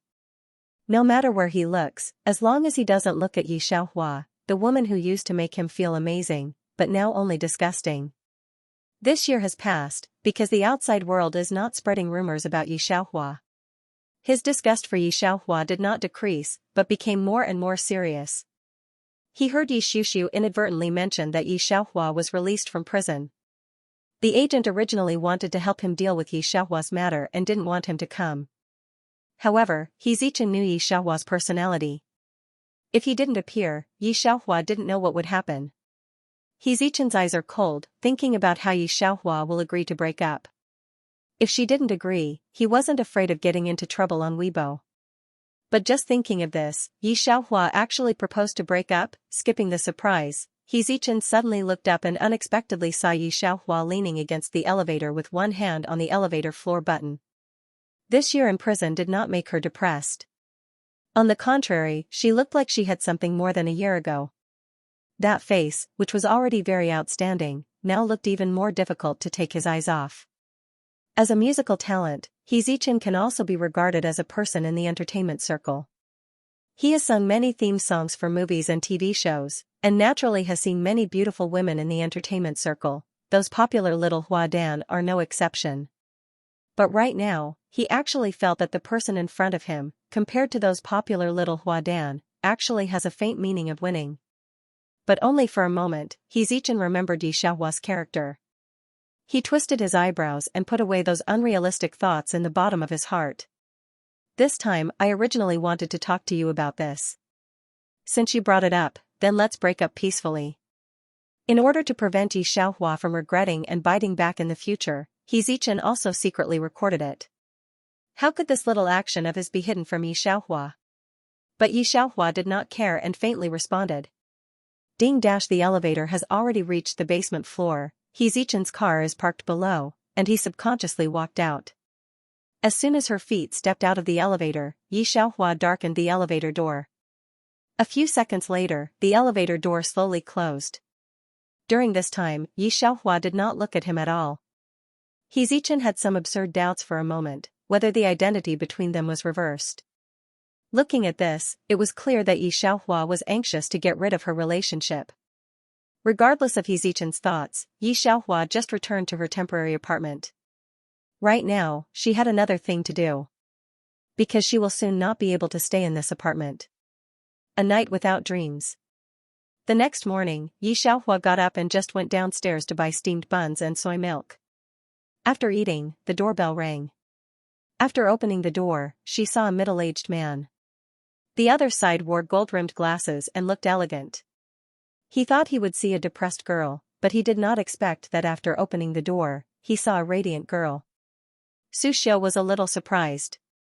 It seemed that this year had no impact on Yi Xiaohua, or because something happened. But Su Shou did not care. "You're back, just in time." Su Shou came in, closed the door, then took out the contract in the file bag and handed it to Yi Xiaohua. "Your contract with the company only has 1 month left. Originally, your negative image has affected the company, but for Yi Xuanxu's face, the company will not pursue it. This is a termination contract, you sign it." Yi Xiaohua looked at the man in front of her. He saw that Yi Xiaohua was just looking at him without speaking or doing anything else. Su Shou couldn't help but frown. He was originally a second-level agent in Star Entertainment. After taking over Yi Xiaohua, he focused on cultivating Yi Xiaohua, fully believing that he could bring out a heavenly queen of the music industry. That way, she could also gain the reputation of being a gold medal manager. But unexpectedly, not long after Yi Xiaohua signed the contract, such a big thing happened. Not only did Su Shou not gain any benefits, but he was also affected. One could imagine how depressed he was. Now that Yi Su had been headhunted to Star Entertainment with a large sum of money, and the other party had given up on the gold medallion and had expressed his intention to work under him, how could Su Shou not be moved? This was an opportunity. In fact, a year ago, in addition to Yi Xiaohua, Su Shou also brought 2 other people. But these 2 artists were not as good as Yi Xiaohua in terms of appearance and talent. They were not popular material. Now that he was going to be Yi Su's manager, it wasn't going to be that simple. In order to show his sincerity, Su Shou sent the 2 artists elsewhere. It was very simple. Yi Su had become famous with one song. Her popularity on the internet was also very high. Her first album sold like hotcakes. Her appearance was also delicate and pleasing. It could be said that his potential was limitless. With Yi Su by his side, Su Shou felt that he could reach the pinnacle of managers and become a gold medal manager. For people like Yi Xiaohua who could no longer be supported, he was too lazy to say anything more. "You don't want to terminate the contract? Yi Xiaohua, you have to think clearly. If the company wants to pursue this matter, you won't be able to compensate even if you have hundreds of thousands." Afraid that Yi Xiaohua didn't want to terminate the contract, Su Shou's words couldn't help but carry some threats. Yi Xiaohua looks at the termination document on the table. In fact, when the original owner was released from prison, Su Shou also wanted to terminate his contract with her. However, the original owner did not agree because she knew that if she terminated the contract, no company would want her. But Yi Xiaohua was not afraid of this. She didn't say anything, nor did she ask Su Shou why. He took the termination agreement and signed his name on it. After signing it, Su Shou quickly took a look at it. After confirming that it was correct, he immediately put it in his bag, as if he was afraid that Yi Xiaohua would regret it. However, it was also possible that he found that his attitude was very impatient. He looked at Yi Xiaohua awkwardly. He found that the other party was just looking at him quietly, and there was nothing strange in his eyes. The strange feeling in Su Shou's heart became even more serious. He felt that he couldn't see through the current Yi Xiaohua at all. Everyone knew that staying in Star Entertainment was the best way to develop. Star Entertainment was one of the biggest companies in the moon voucher industry. Staying here was better than having nowhere to go.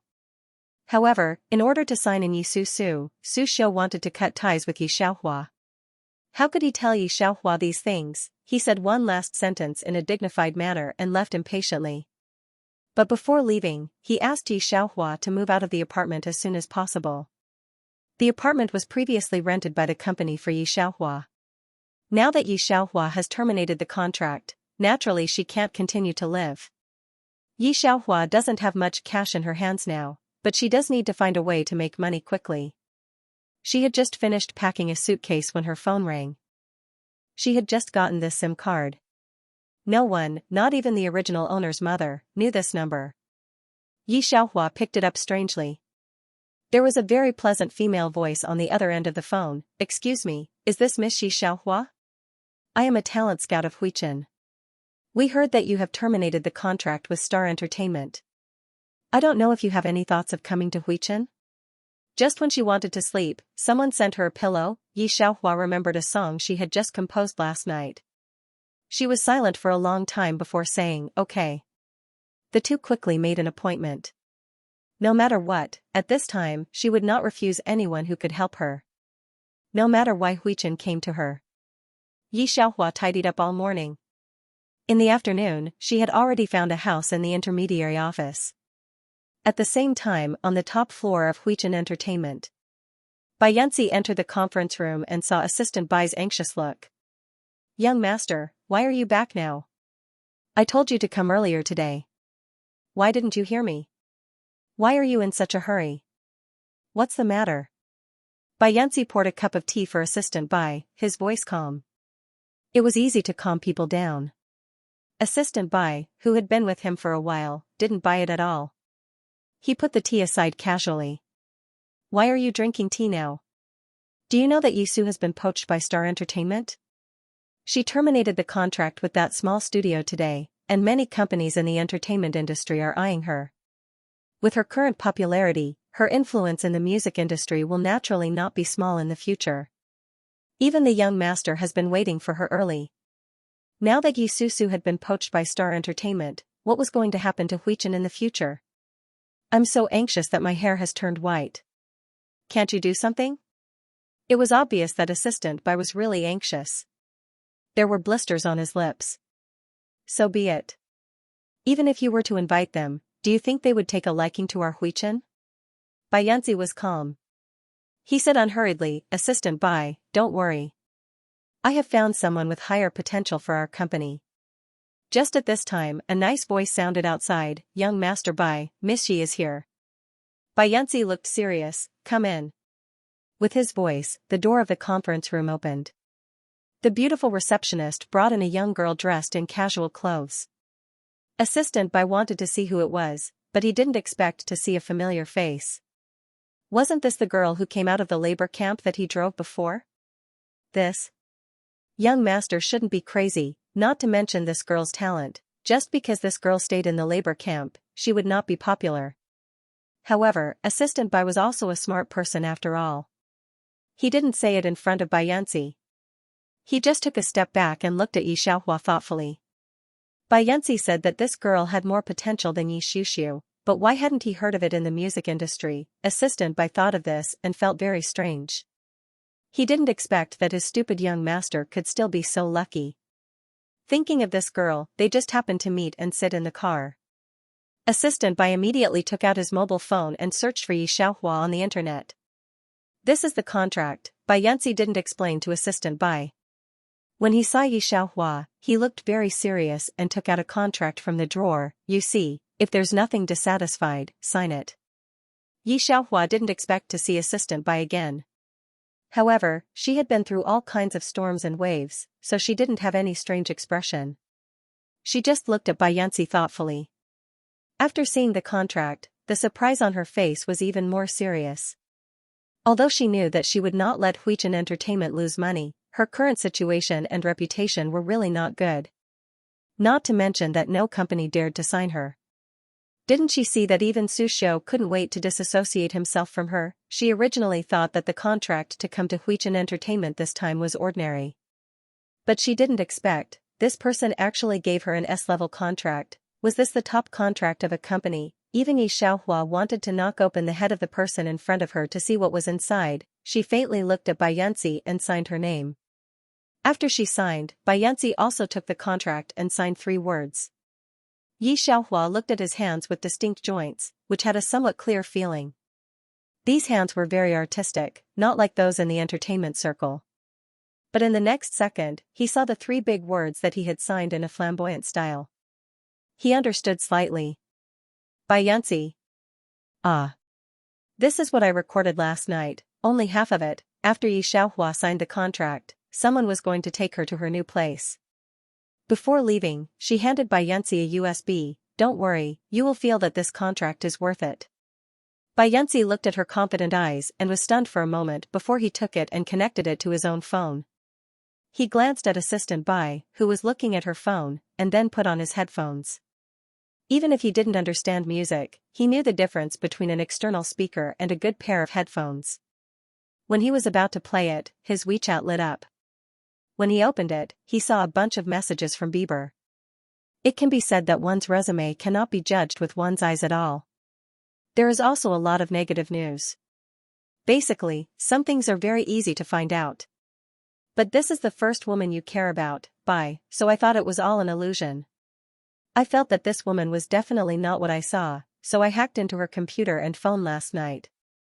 But do you know what happened in the end? Xianxia was taken aback. He stared at his phone. It didn't take long for Bieber to send a photo. It was his usual mobile phone and computer. On it was a picture with white words on a black background, vegetables. My computer and mobile phone stopped on this page and can't be moved anymore. I can't even force it to be turned off. I can guarantee that this was definitely done by that woman. Seeing this, Xianxia thought that he would be very strange and surprised. After all, looking at Bieber, he knew that it was shocking. After all, Bieber was a famous hacker in M country. However, Xianxia found that he didn't feel surprised at all. He even felt that it should be like this. But before he had time to think about why, the music suddenly sounded in his ears and made him forget everything in an instant. After a long while, it wasn't until the music stopped that Xianxia came back to his senses. At this time, Assistant Bai also wanted to check all of Xiaohua's physical therapy on the internet. Xiaohua's incident a year ago was too big. Now, no matter where she searched, it was all the news. Assistant Bai finished reading all of it. After reading it, the way he looked at Xianxia changed. I really thought that you found a talented person. I didn't expect that after searching for so long, you actually found such a person? It's not good to find anyone, even a third-rate person is better than that Yi Xiaohua. Do you know that this Yi Xiaohua actually copied Ji Xiuxiu? Before, she was a person from Star Entertainment. Now, even Star Entertainment is anxious to drive her out. You actually want to sign a contract with her? What level of contract did you sign? Now, before the legal effect comes into play, let's quickly send her away. Assistant Bai felt that this company's matters really couldn't be handed over to Xianxia. Assistant Bai, I have a sense of propriety about this matter. Xianxia squeezed the phone and took a deep breath. If Assistant Bai looked closely, he could see the shock in his eyes. He always felt that the girl was not simple. Even Bieber was counterattacked. Xianxia felt that she should not be the person who would fall into such a situation. How did it become like this? However, Assistant Bai didn't know what he was thinking. Although it's been a year, this Yi Xiaohua's reputation on the internet is still like that. Huichen has already gone down. You are still so headstrong. When can you take over the Bai family? Do you know that those relatives of yours are eyeing the shares in your hands? Listen to me, although we can't dig Yi Xiuxiu, we can't dig such a person. Looking at Assistant Bai's anxious look, Xianxia couldn't help but want to listen again. He handed the headphones to Assistant Bai, listen to it first, then say whether it's worth it or not. Digression, it's another day of hard work. The original owner was very smart in music, which could be seen from how popular Yi Xuanqiu was now because of the song Morning Light. Yi Xiaohua inherited the original owner's spirit and had rich experience in the world. Behind every good piece of music, there must be a story. It can be said that in terms of experience, no one in the world can compare with her, who has experienced more than a dozen lives. This ballad of the general vividly shows the withered bones of a general. At the beginning, the synthetic drum is slow and rhythmic, scattered but fiercely grabs people's heartstrings. Gradually, there is the mellow sound of the zither in the music track. At the beginning, it is soul-stirring, and gradually it is like a decadent sound. Gradually, more and more string music is added. The sound of the zither begins to dissipate, and the sound of the drums and rock and roll gradually becomes louder. With the lyrics, it makes people have goosebumps and can't help but be intoxicated. Experiencing the general's struggle to kill the enemy and his position is extremely high. In the middle of the song, the excited music suddenly turns sharply. Suddenly, it leads to a sense of sadness. The rapid turn of the music gets faster and faster with the accelerated rhythm.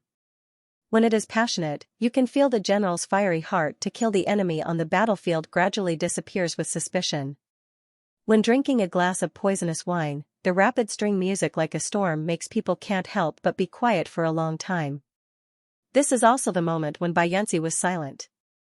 It is the same music, but the feeling written by people who have experienced this thing and people who have not experienced this thing is different from others. Yi Xiaohua has really experienced this world. The queen became a waste concubine overnight. In that world, her father who came back from the victory did not wait for a reward, but a killing led by the new emperor outside the palace gate. No one knows better than her the grief and indignation, the helplessness, and the feeling of being suspected by the new emperor but being helpless. She rendered all these sorrows into this music. What is more incredible is that the words she wrote are also beautiful, and they are written in the ancient style. After all, she was also a person who once took the imperial examination. With the ancient style ability created by her words, there is still a little gap between the people in this world. Even if you don't understand music at all, you will be completely shocked by the arrangement and lyrics. Assistant Bai, who took over by Xianxia's headphones and listened to the song, was stunned instantly. He subconsciously wanted to take the phone from Bai Xianxia's hand and press the button to listen to it again. However, as soon as he raised his hand, he found that Bai Xianxia had already taken the earphones back. I'm sorry, young master. Assistant Bai retracted his hand awkwardly, but upon closer inspection, his eyes were still glued to Bai Xianxia's phone. Bai Xianxia naturally didn't mind, because he didn't control himself from listening to the conversation. Did she give this to you? Assistant Bai couldn't believe it. Bai Xianxia nodded. You saw it too. What do you think of this music? Assistant Bai looked at the USB in Bai Xianxia's hand and couldn't help but sigh. I don't understand these arts, but just based on the feelings of a listener, this is definitely a feast for the ears. I never imagined that music could be like this. Assistant Bai thought that if this song could be performed live, he would definitely go and listen to it. That's right, Assistant Bai said that this was art, not a simple song. However, Assistant Bai looked at Bai Xianxia, who had retracted his gaze and was walking out with his headphones in hand. This Yi Xiaohua has just been released from prison, and now her reputation is so bad. How does her young master know this Yi Xiaohua? Didn't the young master stay abroad for many years? Assistant Bai was very strange. I've heard this Yi Xuanqiu's song. In order to dig Yi Xuanqiu, Assistant Bai actually did a lot of work. Her song style is somewhat diverse, but on the whole, I think Yi Xiaohua's talent is really not lower than hers. Although it may not be as diverse as Yi Xuanqiu in creation, this emotional infection has surpassed Yi Xuanqiu. Although Assistant Bai didn't understand music, he also knew that Yi Xiaohua's music was very special. If it had to be said, it was very Yi Xiaohua's own feeling. If with Yi Xiaohua's talent, over time, it was inevitable that she would be popular. Mainly, Yi Xiaohua has another plagiarist hat. Although Assistant Bai now believes in Yi Xiaohua's ability, Yi Xiaohua's previous reputation was too black. At the beginning, there was a lot of uproar on the internet, and now there is video evidence. It's not easy to whitewash. Hearing Assistant Bai's concerns, Bai Xianxia suddenly looked sideways. He looked at Assistant Bai. Why do you think she plagiarized? Assistant Bai was stunned. Isn't it wrong? She was a famous talented woman in the music department at the university. If you are interested, you can check what Yi Xuanqiu did at the university. Bai Xianxia said that and didn't say anything more. He held the mobile phone and the USB in one hand, and put the headphones in his ears with the other. He walked straight out of the room. His movements were still not slow. Looking at him like this, it seemed that everything was in his hands. Assistant Bai narrowed his eyes slightly. He always felt that the young master didn't look like an ordinary doctor. After Yi Xiaohua signed the contract, she was going to move to Huichen's apartment. So she had to go back to her current apartment and move her suitcase. The company gave her a temporary assistant named Shaolin. When Yi Xiaohua got out of the elevator, she found a person standing in front of her door. She should have waited for a long time, looking down at the time on her mobile phone. This was a girl with short hair wearing a casual shirt and jeans. The moment she saw Yi Xiaohua, the girl ran over in an instant, knocked her on the shoulder and said, Yi Xiaohua, you can do it. You didn't even tell me that you were back. Although the girl was complaining, the joy at the bottom of her eyes could be seen. Yi Xiaohua turned over this person from her memory. Ding Yutong. The best friend of the original owner. Even in the original plot, this was the only person who didn't give up the friendship with the original owner. If you want to say that Ding Yutong was actually such a person, she didn't come when you were at your peak, nor did she leave you when you were at your lowest. She wouldn't add flowers to brocade, nor would she hit you when you were down. Being friends with this kind of person was actually a very comfortable thing. You actually signed a contract with Huichin Entertainment? After saving Yi Xiaohua's new mobile phone number, Ding Yutong heard Yi Xiaohua's current situation and frowned slightly. Is there no other company you want to go to? I heard from people in the circle that Huichin may go bankrupt. If there is no accident, Bai Group should not continue to support Huichin Entertainment. Now Bai Group's main investment is in Star Entertainment. Ding Yutong was also a person in the circle, so she naturally knew these rumors. But when it came to Star Entertainment, she suddenly stopped talking. The news that Yi Xiuxiu signed a sky-high contract with Star Entertainment today has been hyped by the media. It should be because of Yi Xiaohua's feelings that she didn't go on, but stiffly changed the topic. Yi Xiaohua didn't care about what she said. From being notified to signing the contract successfully, it was less than a day. Naturally, there was no time to check Bai Group. But even so, she was not worried at all. However, after Ding Yutong helped Yi Xiaohua to move her luggage and saw the very luxurious apartment, she no longer wanted to persuade Yi Xiaohua. The agent who took over Yi Xiaohua hasn't been decided yet. Yi Xiaohua has been writing in her temporary apartment these days. She is going to release a set of albums of the General's Ballad series and immerse herself in music almost every day. When she received a call again, it was Yi Mu. Yi Xiaohua didn't actually contact anyone in the Yi family.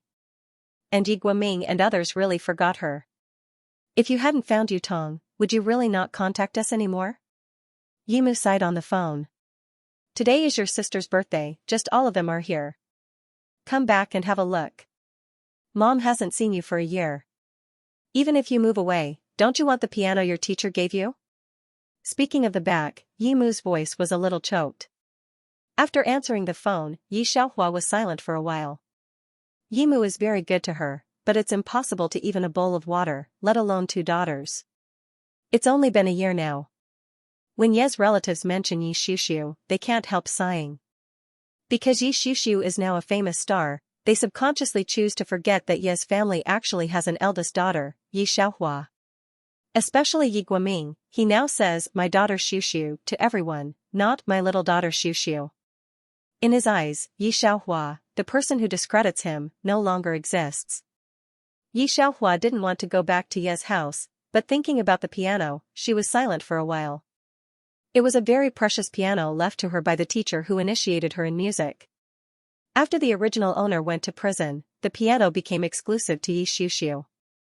Yi Guoming is like moving garbage. Move away all the things of the original owner. But only this piano was left, because Yi Xiuxiu liked it. Thinking of this, Yi Xiaohua put away the hand that pressed the zither. Okay, I'll be right back. After she finished a sentence, she waited for Yi Mu to hang up, and then she hung up the phone. On the other side of Ye's house, Yi Xiuxiu smiled and held Yi Mu's arm. Mom, will my sister come back? Yi Mu hung up the phone and couldn't hide her happiness in her tone. Yes, your sister is back. I'll cook 2 more dishes for her. She likes to eat 8 treasures duck best. She went to the kitchen while she was excited. Yi Guoming looked at Yi Mu, who was busy, and frowned, but didn't say anything. Yi Xiuxiu stood on one side, and there was a trace of ridicule in her drooping eyes. Since she was a child, her mother has been partial to Yi Xiaohua. Now the other side is obviously a disgusting plagiarist of her songs, and she still prefers Yi Xiaohua so much. But it's okay. A Yi Xiaohua is much easier to deal with than she thought. Before she was a talented music girl in school, or a future star on the internet, she was not her opponent. Now she has been in prison for a year. Yi Xiuxiu does not regard the current Yi Xiaohua as an opponent at all. The current Yi Xiuxiu was already a major figure in the music industry. In her eyes, Yi Xiaohua was just a person who had been in prison for a year. She was abandoned by Star Entertainment and Su Xiu. She had no money and no power. She was so ordinary that she didn't even graduate from university. With Yi Xiuxiu's current status in the industry, she naturally looks down on such a Yi Xiaohua. If Yi Xiaohua is tactful, she can let her go. While thinking, Yi Xiuxiu also lowered her eyes and sent a text message out. After receiving the reply, she smiled and put her cell phone in her pocket. Yi Xiaohua hung up Yi Mu's phone, took the key back to Ye's house, and called 2 people to help her move the piano. When she arrived at Ye's house, it was only half an hour later. After ringing the doorbell for a few seconds, someone came to open the door. The person who opened the door was beyond Yi Xiaohua's expectation, but also within Yi Xiaohua's expectation. Because the person who opened the door was the ex-boyfriend of the original owner, He Zichen. "No, Zichen, come in and help mom with the dishes."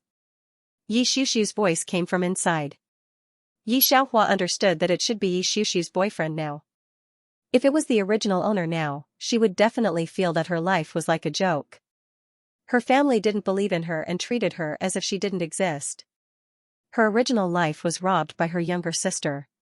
Her song became her younger sister's for no reason. Even her boyfriend was carefully designed by her younger sister step by step. He Zichen is a music fanatic. Rather than saying that he likes the original owner, it's better to say that he likes the original owner's aura in music. Because of this, after knowing that his younger sister was the creator of Morning Light, this liking naturally transferred to Yi Xiushu.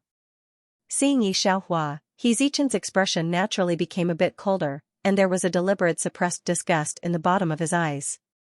He must have seen the ridicule in Yi Xiaohua's eyes.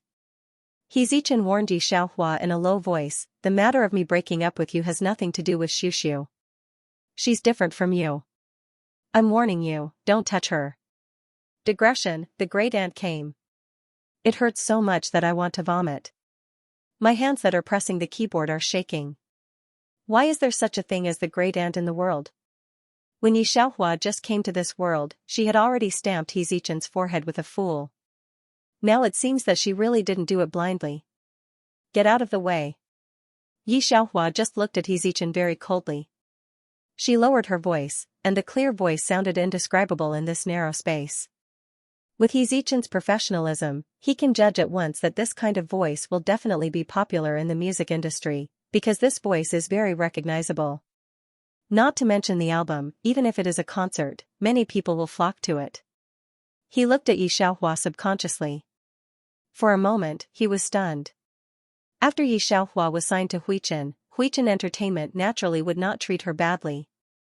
After all, it was also a company under Bai's banner. On the same day, a bunch of clothes were sent over. Because they didn't understand Yi Xiaohua's style, there were all kinds of styles. Because the wind was a little strong at night, she put on a long black thin coat. The coat is too long for ordinary people to handle. However, Yi Xiaohua had an excessively bright and flamboyant face. Her slightly narrowed eyes revealed a faint evil aura. He Zichen subconsciously took a step back. At this moment, he realized that he should have never known Yi Xiaohua. In his memory, Yi Xiaohua would not have such an evil and sharp expression at all.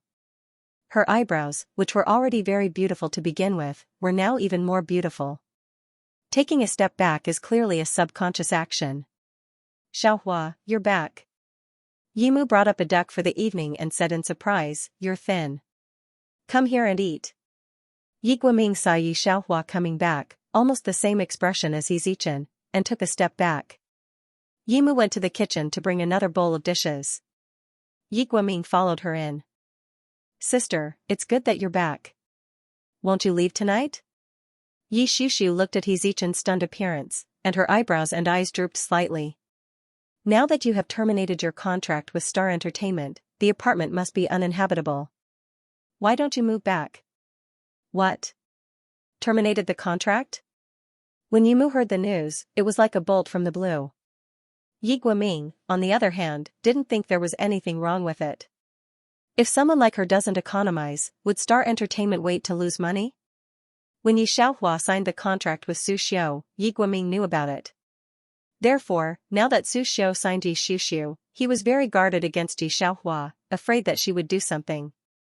Yi Xiushu looked at the farce in front of her and her mood gradually improved. "Yeah, my sister terminated her contract with Star Entertainment," Yi Xiushu sighed. "Not only that, I heard from a senior in school today that my sister was expelled a year ago." "What? She was expelled from school?"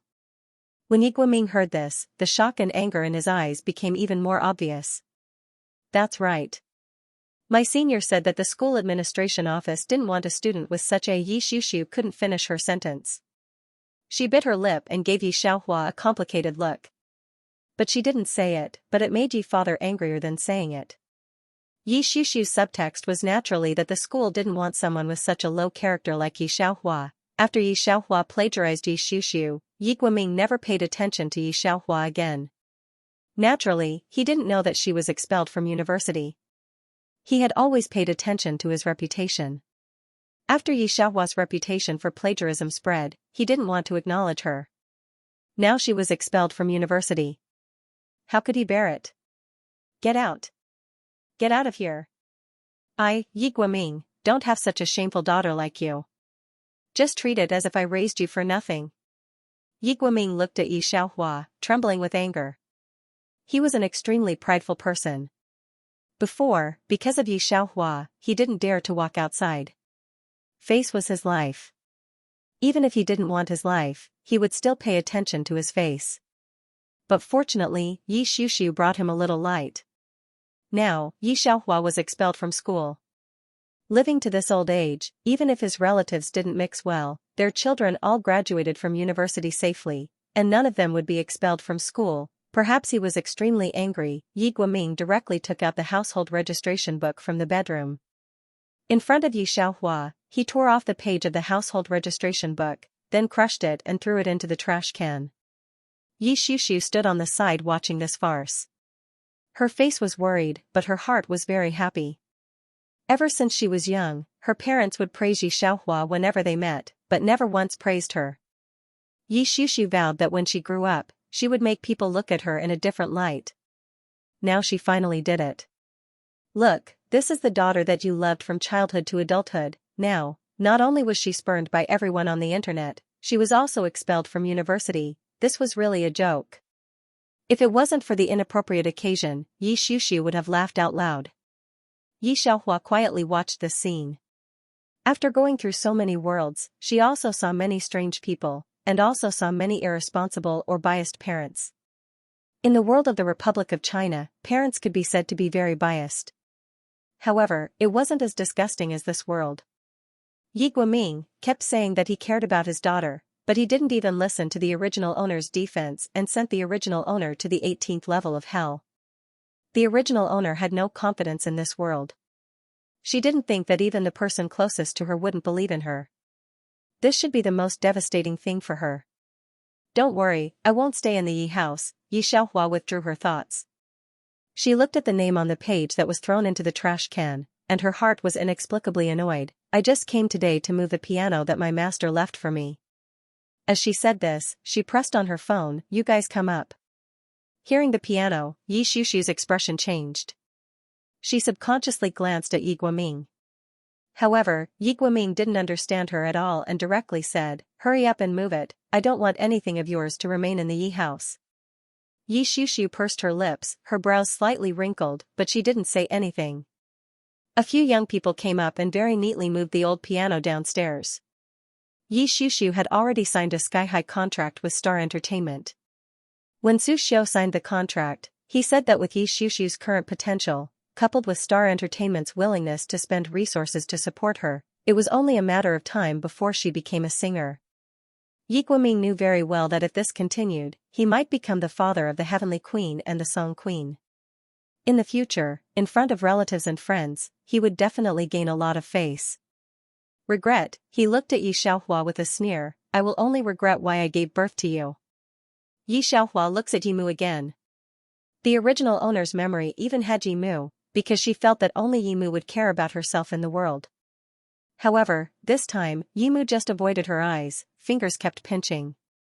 Seeing her like this, how could Yi Xiaohua not understand? Although Yi Mu still cares about her eldest daughter, compared with the younger daughter with a limitless future, the eldest daughter is not so important. After listening to Yi Guoming, Yi Xiaohua nodded, I know. She turned around and left with the group of people who were moving the pianos. Unexpectedly, she did not have the slightest reluctance to leave. Even when she entered the elevator, she did not look back. Such a Yi Xiaohua, I don't know why, Yi Mu's heart is a little uneasy, and even a little sad. After all, that is also her own daughter, and now she has broken off with Yi family. But she was only sad for a while. In the conversation between Yi Xiuxiu and He Zichen, Mother Yi quickly smiled through her tears, forgetting the existence of her eldest daughter. As for the Yi clan, they had regained their usual cheerful atmosphere. Yi Shushu looked down the window, her eyes full of mockery. The next day. It was the day when the top manager in the music industry, Agent Li, returned to China. He had been abroad for many years and hadn't returned to China for several years. No one knew why he suddenly came back in such a high-profile manner this time. He even announced on Weibo that he would be bringing in another newcomer. This caused an uproar on Weibo. If there were milestones in the music industry, Manager Li and his musicians were definitely the most glorious of them all. He had a pair of unique eyes. After so many years in the industry, he had only groomed 2 singers. One of them had become an Asian queen, while the other had already stepped onto the international stage and become a superstar. To be able to become the junior brother or junior sister of a heavenly king or queen, there was no need to compare. The attention they received had already far surpassed that of singers in the same period. Not to mention, after working in the industry for so many years, Manager Li's network was undeniable. Now that Manager Li was back, there were many people who wanted to rope him in. Star Entertainment was also one of them. Xianxia, that's the boss of Star Entertainment, Zhu Wenhao. Su Xiu stood beside Yi Xianxia and said to her in a low voice, "You should have heard of his identity. He's the cousin of the only Arab by group. Today, he's also here for Manager Li. Go and greet me." The Beck Group was a big shot in the Asian entertainment industry. They had businesses in both Korea and Korea. However, the Bai Group didn't only invest in the entertainment industry. It also invested in real estate and hotels. It was the leading enterprise in the country. As the cousin of the sole successor of the Bai clan, one could well imagine his status. After signing the sky-high contract, Yi Shushu naturally knew that part of the reason Zhu Wenhao wanted to sign Manager Li to Star Entertainment was for her. Although Su Xiu didn't like it when Agent Li interfered, he was the one who signed Yi Shushu. Even if Yi Shushu ended up under Agent Li, he wouldn't forget this fact. Moreover, he would also benefit from it, so he didn't pay much attention to it. Yi Shushu obediently greeted Zhu Wenhao. Zhu Wenhao was also very kind to her. "You must be Yi Shushu. I've heard your song Morning Light. It's very nice. You have a lot of potential." Yi Shushu didn't think that Zhu Wenhao would take a fancy to her. Her face immediately turned red. Although he was listening to Morning Light arranged by Yi Xiaohua, Yi Shushu, who was flexible, didn't care. "Thank you, Boss Zhu. I won't let Boss Zhu down." Yi Shushu suppressed her excitement. Zhu Wenhao used a sky-high contract to sign Yi Shushu. Naturally, he wanted to compete with Hui Chen. Although he wasn't the heir of the Bai Group, to be able to climb to this point, he naturally wasn't weak. Zhu Wenhao knew that even if he didn't sign Yi Shushu and didn't build her into a heavenly queen for Star Entertainment, Hui Chen wouldn't be able to catch up to him. But he had to sign Yi Shushu to let Bai Yanci know how big the gap between him and him was. "Boss Zhu, isn't that young Master Bai? Why is he here too?" Zhu Wenhao's special assistant saw Bai Yanci suddenly appear outside the door and was a little surprised. "Is he also here to sign with Agent Li?" When Yi Shushu heard young Master Bai, her heart moved. She looked at Bai Yanci and only saw a perfect face. Of course, don't forget, he also took over Hui Chen. Hui Chen is in a slump now. None of their artists and agents can be used. Zhu Wenhao looked at Bai Yanci with a faint smile. The people around Zhu Wenhao were all his confidants. These people more or less knew what Zhu Wenhao was thinking. Of course, compared to Bai Yanci, who studied medicine abroad for 5 years, Zhu Wenhao, who fought in the business world for several years and had a double master's degree in management and economics. They felt that Bai Yanci was no match for Zhu Wenhao. Hearing the sudden praise, Yi Shushu's face lit up. But she didn't interrupt the conversation between these big shots. Zhu Wenhao took the wine glass that the waiter brought over. He didn't take Bai Yanci seriously. The other party couldn't even see through such a simple board meeting. Zhu Wenhao really couldn't raise his interest. He lazily took a sip of wine. "I'd like to see what kind of capable newcomer he's going to bring to Manager Li this time." As soon as he said this, a few of Zhu Wenhao's confidants laughed at the same time. They glanced in Bai Yanci's direction and a hint of ridicule flashed across their eyes. After a while, Zhu Wenhao seemed to have thought of something. He put down his wine glass and walked directly in Bai Yanxi's direction.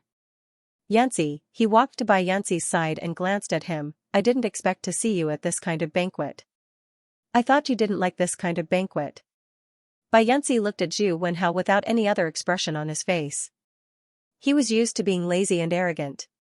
No matter what, his expression was always calm and unhurried. When she saw Zhu Wenhao, she merely raised her wine glass towards him and called out indifferently, "Cousin." His voice was slightly cold, and there was a hint of disdain in it. Zhu Wenhao's expression changed when he heard this. But he was someone who had been in the business world for a few years after all. He was very good at controlling his emotions. Almost in the next second, his face was dyed with a smile again. "Yanxi, let me introduce you. This is Star Entertainment's new singer, Yi Xiuxiu." He pointed at Yi Xiuxiu. Zhu Wenhao knew that while he was fighting for Yi Xiuxiu, Hui Chen's people were actually also trying their best to sign Yi Xiuxiu. But with Hui Chen's current appearance, basically any discerning newcomer wouldn't be interested in her.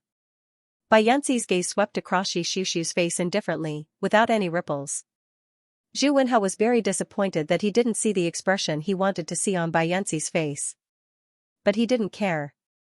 He thought that Bai Yanxi didn't know that he was determined to get managerly. Just as he was about to leave, a woman in a black dress walked towards Bai Yanxi. No wonder Zhu Wenhao would look at this woman in a black dress. It was because this woman was too special. She had a kind of languid yet bewitching aura, which was very eye-catching. Zhu Wenhao could be considered to have seen many beautiful women, but the beauty in front of him with a very special temperament still attracted him. "You're here?" After seeing Yi Xiaohua, Bai Yanxi's expression changed slightly. He even handed her a glass of red wine. Yi Xiaohua looked at the banquet and nodded slightly. Well, there was a delay on the way. She did not drink the red wine. Instead, she called the waiter over and placed the red wine on the table. Then, she picked up a glass of fruit juice. Now that she was a singer, she tried her best to avoid alcohol and chili, which were very harmful to her throat. Seeing her actions, Bai Yanxi felt that he had been too careless.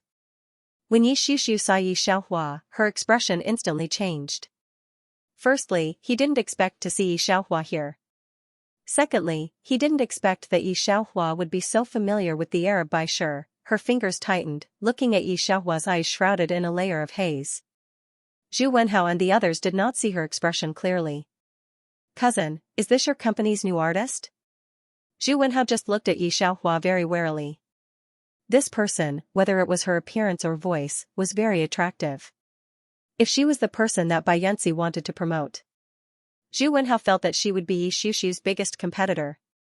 Having seen many artists in the entertainment circle, Zhu Wenhao still had a bit of insight. Naturally, he could see that Yi Xiaohua like this had a tendency to become popular. Well, Bai Yanxi nodded coldly at Zhu Wenhao. "I'll take her to meet a few people." After saying that, he left with Yi Xiaohua. After he left, Zhu Wenhao's expression was not very good. He turned his head and looked at the assistant beside him. "Go and find out who the woman next to him is." At this time, Yi Xiuxiu bit her lip. She looked at Zhu Wenhao, very conflicted. "Boss Zhu, there's no need to check. This person, actually, I know her." "You know her?" Zhu Wenhao did not expect that Yi Xiuxiu would actually know Yi Xiaohua. "Who is she? Do you have the confidence to poach her to our company?" Hearing that he wanted to poach Yi Xiaohua to Star Entertainment, Yi Xiuxiu pursed her lips. She did not open her mouth. However, Su Xiao, behind Yi Xiuxiu, respectfully and flatteringly said, "Boss Zhu, you don't have to care about this Yi Xiaohua. Her reputation has been bad for a year. Not only did she plagiarize Xiuxiu's new song, but she was also arrested by the police and sent to prison. She was only released a few days ago. I don't know why young Master Bai would find this person." Zhu Wenhao thought that this Yi Xiaohua was someone important. He did not expect to hear such words. For a moment, he was speechless. He thought that Bai Yanxi was a bit stupid, but he did not expect him to be stupid to this extent. What is that cousin of mine really thinking? Did he learn to be stupid from studying medicine? Zhu Wenhao's originally nervous heart was instantly put down, and he was still in the mood to joke. The assistant beside him could not help but nod. Maybe, because he didn't sign in Xianxia, so he broke the jar. As he said that, he smiled and looked at Xianxia on the side. Being looked at by the assistant, Xianxia was very embarrassed and lowered her head, concealing the pride in the bottom of her eyes. Zhu Wenhao was naturally in a good mood. He held a glass of wine and talked with his business partners. Isn't that young master Bai? The partner saw Bai Yanci not far away. Zhu Wenhao also took a look, but in the blink of an eye, he sighed again. This cousin of mine has never studied management before. He only studies medicine wholeheartedly, and doesn't know anything about the entertainment industry. Previously, I told him that he should hand over Hui Chen to me to manage, but he refused and insisted on proving himself to the shareholders. I didn't expect to find such a newcomer in the end. I hope Hui Chen won't be implicated by him. The partner had naturally heard about the Bai family's affairs, especially the matter of Bai Yanci not studying business management, but went to study medicine. This matter can be taken slowly, there's no rush, he glanced at Zhu Wenhao. But Mr. Zhu is really young and promising. Now that Star Entertainment has become the #1 entertainment company in the entertainment industry, we even signed an outstanding newcomer this time. If we can sign Agent Lee to Star Entertainment this time, Star Entertainment has already stabilized its position in the entertainment industry. Next time, if there's any cooperation and investment, don't forget me. Of course. Zhu Wenhao smiled and clinked glasses with the partner in front of him. Xianxia had been following behind Zhu Wenhao. When she heard the conversation between the two, she lowered her eyes and covered her lips, seemingly smiling shyly. But in reality, she glanced at Xiaohua's direction. It was at this moment that the scene was a little chaotic. Agent Lee is here. Zhu Wenhao looked at the people who were surrounded and straightened his expression. Xianxia, come with me. Xianxia was also very nervous. Of course she knew that today's opportunity was very important to her. So when she came, she made a lot of preparations. Did Su Shou tell you to prepare a new song? Before going to find Agent Lee, Zhu Wenhao asked Xianxia. Xianxia nodded. I've already prepared it. Not only the new song, but also all my works this year. As she spoke, she took a disc from Su Shou. This was her album this year. Zhu Wenhao took her to find Agent Lee. Although Agent Lee was just an agent, his status in the entertainment industry was actually not lower than some investors. Xianxia and Su Shou didn't even have the chance to get close to him, so Zhu Wenhao personally took Xianxia to find Agent Lee unexpectedly. When he arrived, he saw that Bai Yanci also took Xiaohua to find Agent Lee. Cousin? Do you know who this Mishi is? Zhu Wenhao couldn't help but ask. Bai Yanci looked at him. I know. As he spoke, he continued to lead them forward. This cousin of mine, is he crazy? After he left, Zhu Wenhao shook his head at the back. Is he afraid that his artists aren't famous enough? Agent Lee is famous for his bad temper. Xianxia also took a deep look at Xiaohua and Bai Yanci. Especially Xiaohua's calm face. Xiaohua, I hope that when you get criticized by Agent Lee later, you can also smile so happily. Digression, there were many people in the industry who wanted to rope in Manager Lee. Although Zhu Wenhao didn't work much in the entertainment industry, he was famous in the business world. Many people gave him face when they heard that he wanted to bring a newcomer to meet Manager Lee. Manager Lee, hello, I'm Xianxia. Xiaohua's heart raced when she saw Manager Lee. She knew she was one step closer to success. This is my work. She handed the disc in her hand to Manager Lee. Although Manager Lee had brought out two influential singers in the music industry, in reality, he was only in his 30s. He wore a pair of gold-rimmed glasses on the bridge of his nose and looked very gentle and thin. Seeing Xiaohua's actions, his eyes seemed to be a little surprised. You're Xiaohua? The composer of the song Morning Light? Xiaohua was naturally very surprised that Manager Lee had heard of her. But when she heard that Manager Lee knew her because of Morning Light, Xiaohua felt a little complicated. Yes, but I have a few other compositions. Manager Lee smiled. That song, Morning Light, was very spiritual. He didn't mention Xiaohua's other creations, but only mentioned Morning Light. It could be seen that even with a team and a studio, none of Xiaohua's creations could compare to the original Xiaohua's debut. After taking the disc from Yi Xiuxiu, he just passed it to the person next to him. Everyone knew why Zhu Wenhao was looking for Manager Li, but Manager Li didn't say anything about Yi Xiuxiu. He was implying that he didn't want to bring her along. No matter how stupid Yi Xiuxiu was, she understood. Manager Li has very high standards. But even so, Su Xiu was not too surprised. In all these years, he has only managed 2 people. One became the king of singers, and the other became a queen. Don't rush, take it slow. It would be strange if he agreed to your request so easily.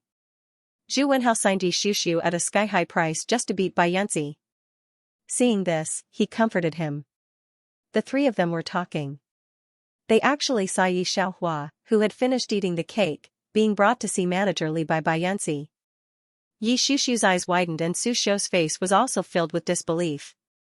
Yi Xiaohua's incident last year was so big that she was finally arrested by the police. This was no secret in the circle. In other words, Yi Xiaohua's reputation in this circle was already stinky. She had already become a street rat, the kind that could not be washed clean no matter how hard she tried. The possibility of a comeback was basically zero. Even if the entertainment industry did not ban her, no one would buy her. Originally, Yi Xiuxiu thought that when she and Zhu Wenhao went to find Agent Li and Yi Xiaohua didn't show up, Yi Xiaohua was probably scared. After all, he had been in prison for a year. If it was her, Yi Xiuxiu, she wouldn't even dare to appear in front of others. I didn't expect Yi Xiaohua to be so bold, Zhu Wenhao didn't find it strange. He just smiled helplessly and said, these cousins of mine must have studied medicine for a long time. This is a difficult disease in the medical field, but in the entertainment industry, it's not that useful. He actually found someone who had been to prison. His cousin was probably too conceited. There was a helpless smile on his face. When he lowered his eyes to pick up the wine, his eyes were filled with mockery and contempt. Yi Xiuxiu and Su Xiu also deeply thought so. However, before the slightly mocking smile appeared on their faces, in the next second, Agent Li's reaction surprised them. Young Master Bai, we meet again. It's really hard to see you in a foreign country. Agent Li first raised his wine glass to Bai Yanzi. Although it was just a simple sentence, the surrounding people heard the respect and cautiousness in his words, as well as a hint of caution. Bai Yanzi calmly took a sip of wine and gave Manager Li a non-committal smile. His hands were indeed a little different from ordinary people. They were fair and slender with distinct joints. His fingertips were round and his nails were trimmed very neatly, glowing with a healthy light pink.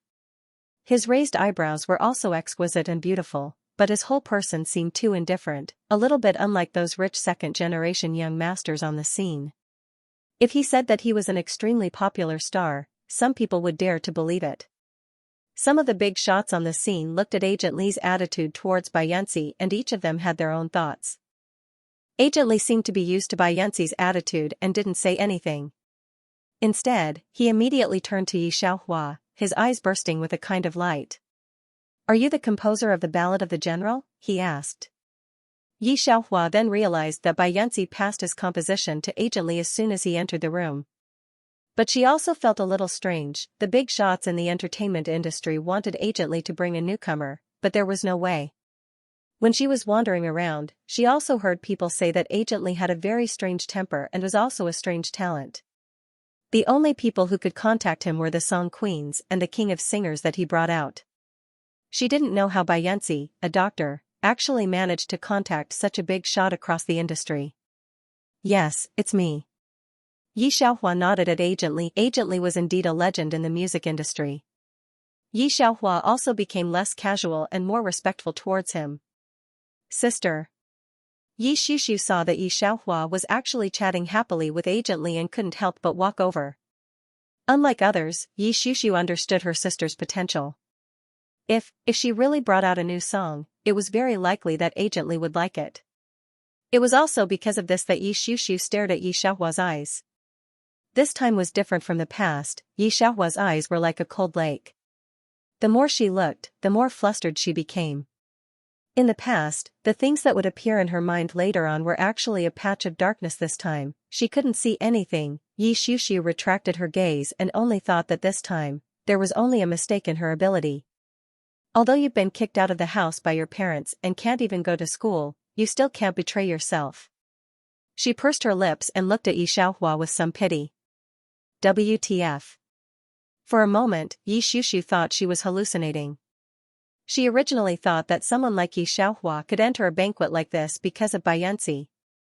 She was used to deals like this in the entertainment industry. Xianxia just got out of prison.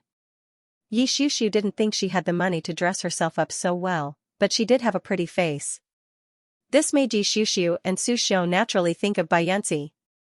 Zhu Wenhao even mocked.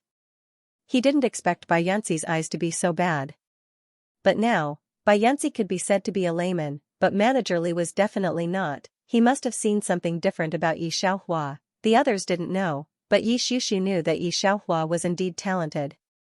Xianxia, who had thought this through, was surprised, but in an instant, it turned into ecstasy. But she immediately lowered her head and pressed her hand against her chest, calming the surprise. After the ecstasy, Xianxia generously congratulated Xianxia. Su Xiao shook his head helplessly. He felt that Xianxia was too kind. She even congratulated Xianxia. Xianxia looked at her with a faint smile. Thank you. It was at this moment that Xianxia's stare at Xianxia's eyes finally came into play. Half a month later, Xianxia created the song The General's Ballad, which would go viral. She clearly saw these things in Xianxia's eyes. The song The General's Ballad stunned Xianxia for a long time. After a while, she came back to her senses. When Zhu Wenhao and Su Xiao heard what Manager Li said, they couldn't help but frown.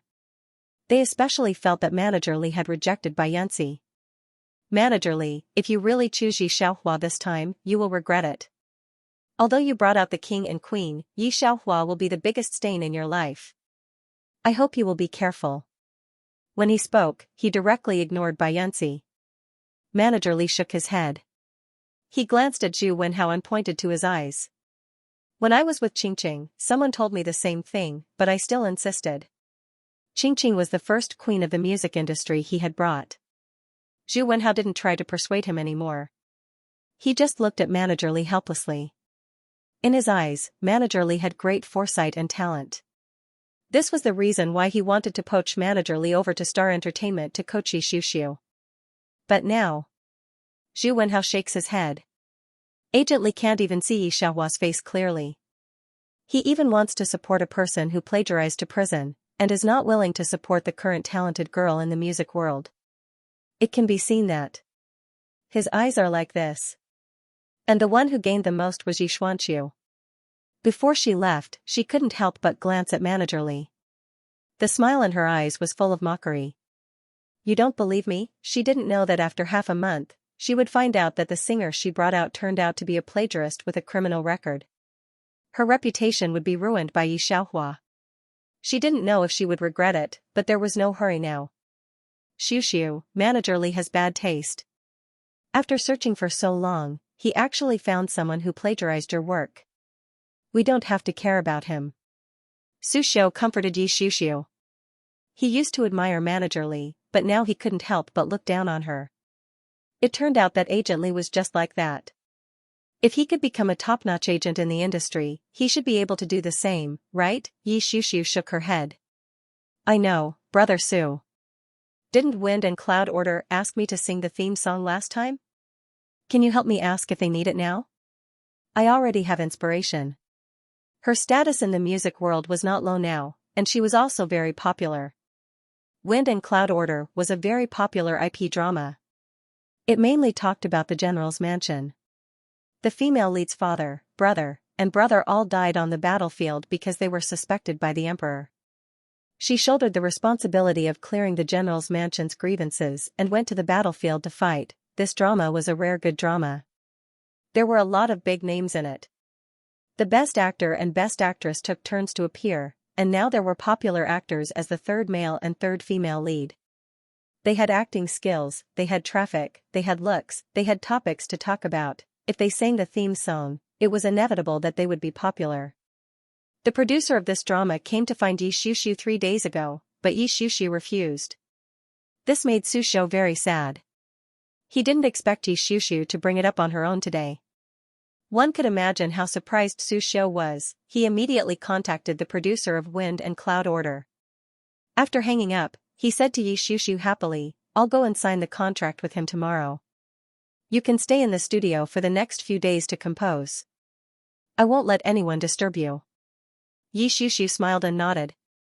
When Su Xiu went out to contact the producer of Wind and Cloud Order, Yi Xiuxiu picked up her phone and called He Zichen.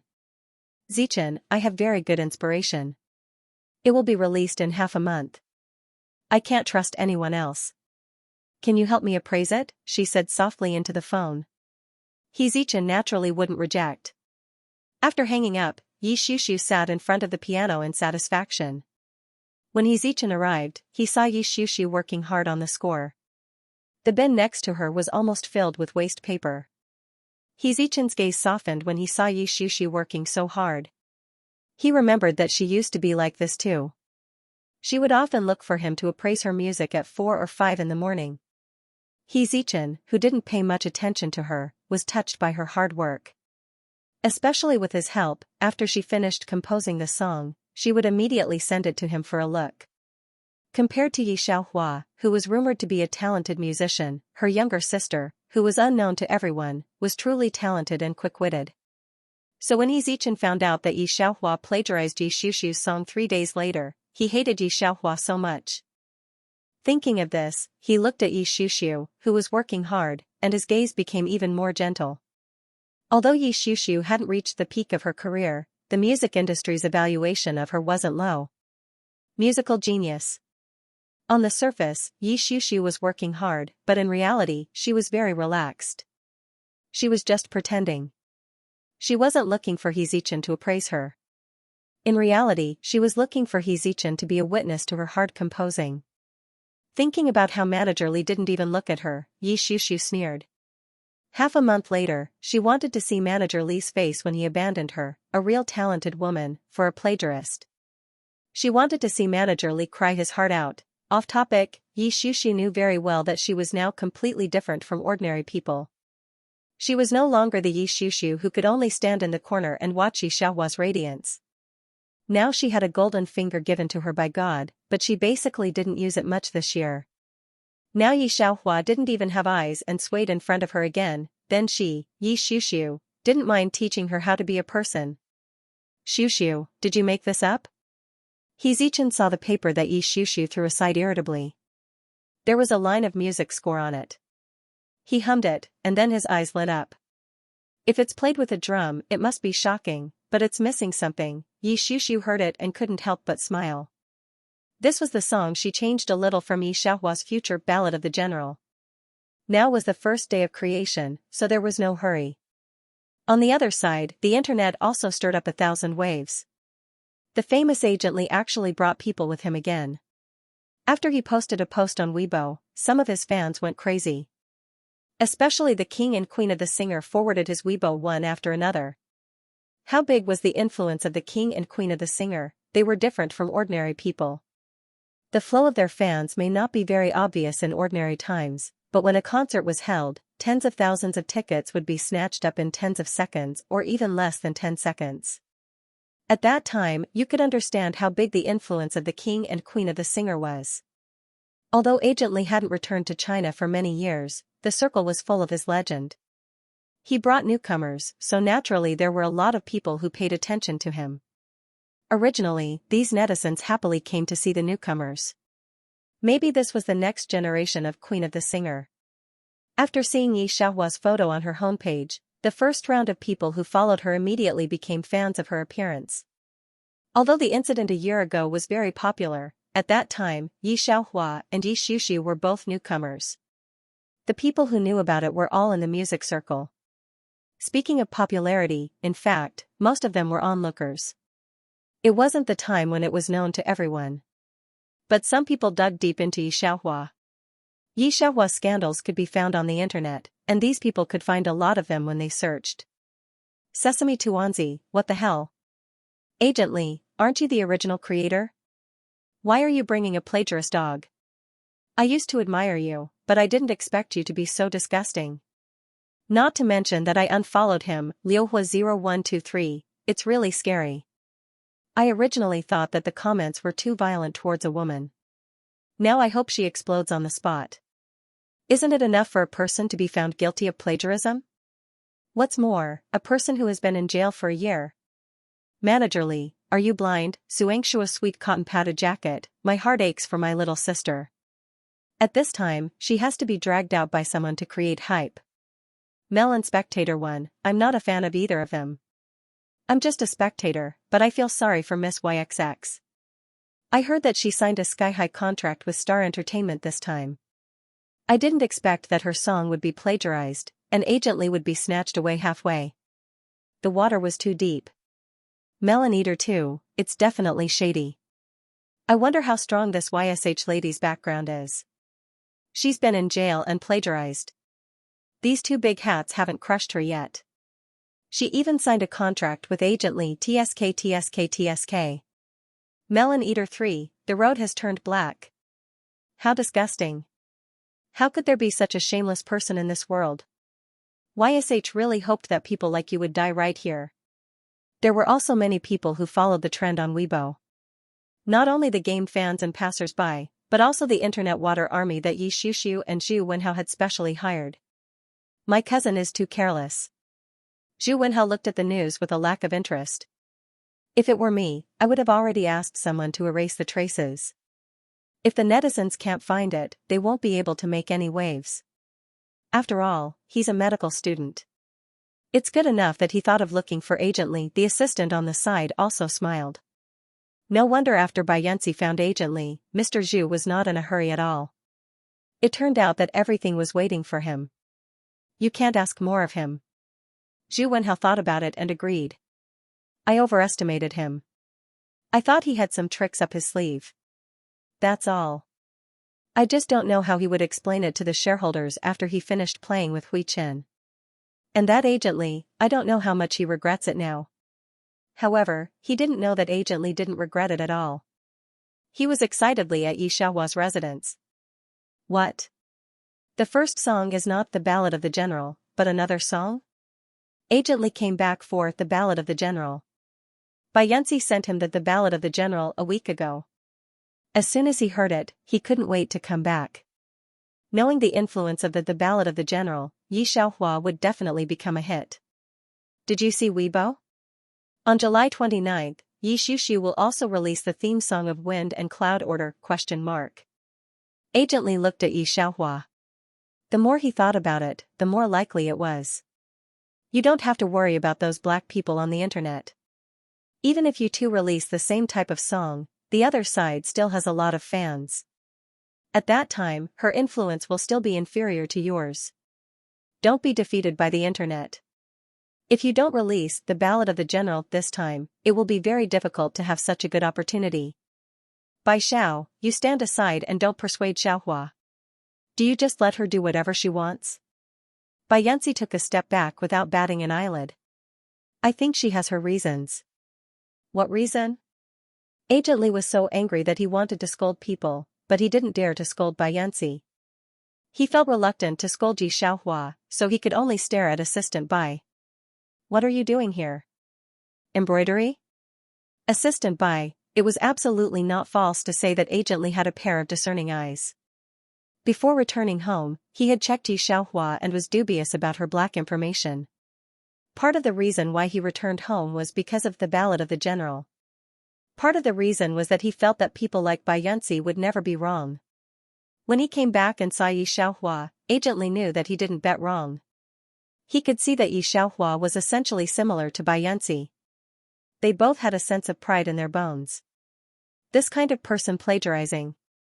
What kind of joke was this, especially when Agently listened to Yi Xiuxiu's songs? Only Morning Light could make his eyes light up, but this song was completely different from Yi Xiuxiu's other compositions. So now that he heard that Yi Xiaohua was going to run away, he couldn't help but hate iron for not becoming steel. Was she going to raise other people's morale and destroy her own prestige? A musician said that his other song was better than the previous one, which Agently had never seen before. He looked at Yi Xiaohua's confident look, and looked at it with a little disbelief. On the computer was a music score, and next to it was a song that had been pieced together. Agently clicked play, and after listening to it, he was completely stunned. When he played it, Xianxia and assistant Bai couldn't help but lean towards the computer. They were all people who had heard the Ballad of the General last time, so they were naturally looking forward to Xiaohua's next music. It was reasonable to say that the inspiration should be exhausted after creating the Ballad of the General that could be passed down. So Agent Li didn't think that Xiaohua's new song would be better than Ballad of the General. Because of experience, because of feelings. This was a common problem of many musicians, and because of this, it often took a long time for a music producer to produce a fine work. However, he didn't know that Xiaohua was different from most people in this world. She had experienced too many worlds, and really experienced these lives and feelings. No matter what situation or state of mind, she had personally experienced them, and these feelings would never be forgotten. If she said that it could surpass Ballad of the General, it was absolutely impossible to be wrong. How about it, Brother Li, what do you think about changing the song? Xiaohua looked at the three people in the room who couldn't come back to their senses after the music was played, and smiled. Agent Li swore that he had never had such a day. Because of a song, he felt the emotions inside, and there was a sense of violence. It took a while to calm down. He looked at Xiaohua, and the color of surprise at the bottom of his eyes was obvious. Change, of course. Assistant Bai also involuntarily patted Xianxi's shoulder. Young master, how did you dig out Miss Xi? After he was done, he realized what he had done and could not help but withdraw his hand timidly. Xianxi expressionlessly withdrew his eyes from Assistant Bai and turned to Xiaohua. The other party was talking to Agent Li in a very professional way, which he could hardly understand. These were things that should have made him feel bored, but at this moment, he listened to them with great interest. Coming to Huichin City to play when he had nothing to do was really the best decision he made. But I sent the Ballad of the General to your senior sister Qingqing the day before yesterday, Manager Li suddenly remembered. And Qingqing is very interested in you. She insisted on flying back to see you, but I stopped her. After that, Agent Li sighed and looked at Xiaohua. The other party's talent was far beyond his imagination. Perhaps his previous judgment was wrong. He had told Xiaohua before, if you are under me, I guarantee that you can reach the same height as Qingqing in less than 3 years. But now, she was like a treasure. The more he dug, the more pleasantly surprised he became. If she could maintain her current condition, Manager Li felt that her achievements in the future could surpass the 2 kings and queens he had managed. It was not impossible for her to become an internationally influential diva. However, Manager Li felt that he was thinking too much, so he just smiled. Alright, I'll tell Qingqing again.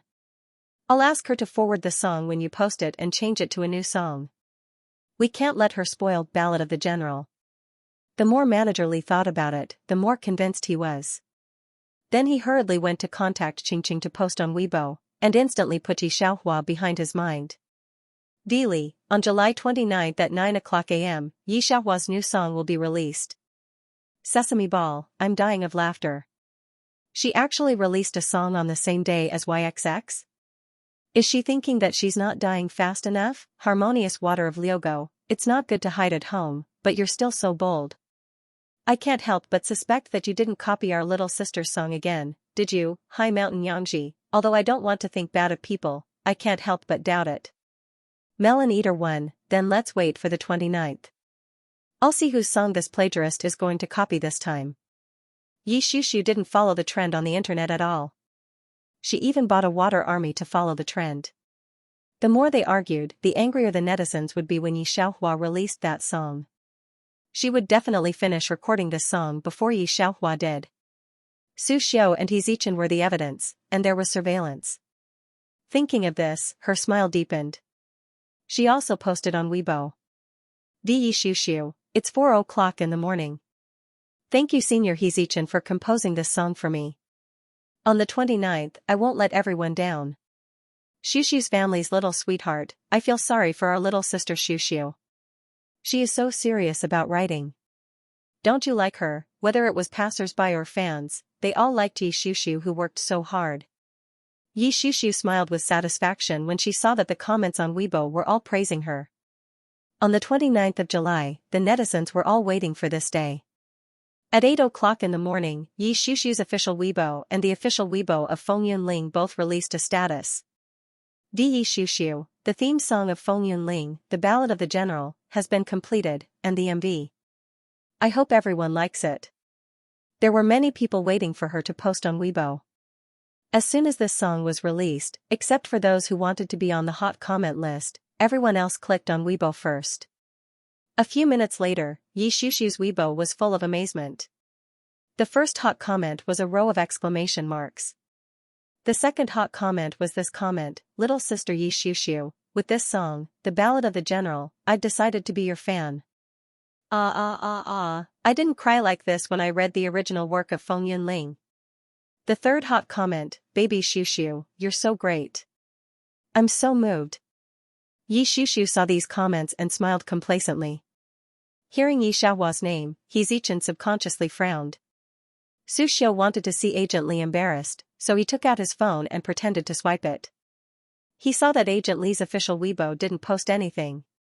He couldn't help but sneer. The official Weibo said it would be released at 9 o'clock. I don't know if they still want to release a new song after hearing Xiuxiu's The Ballad of the General. Just the group of netizens under their Weibo is enough to annoy them. That master buy is too much. Yi Xiuxiu naturally knew that Yi Xiaohua couldn't post anything.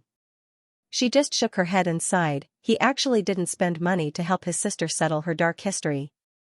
Su Xiu wasn't surprised. He probably found out that she has no commercial value anymore. With so much dark history, it can't be settled with a little money.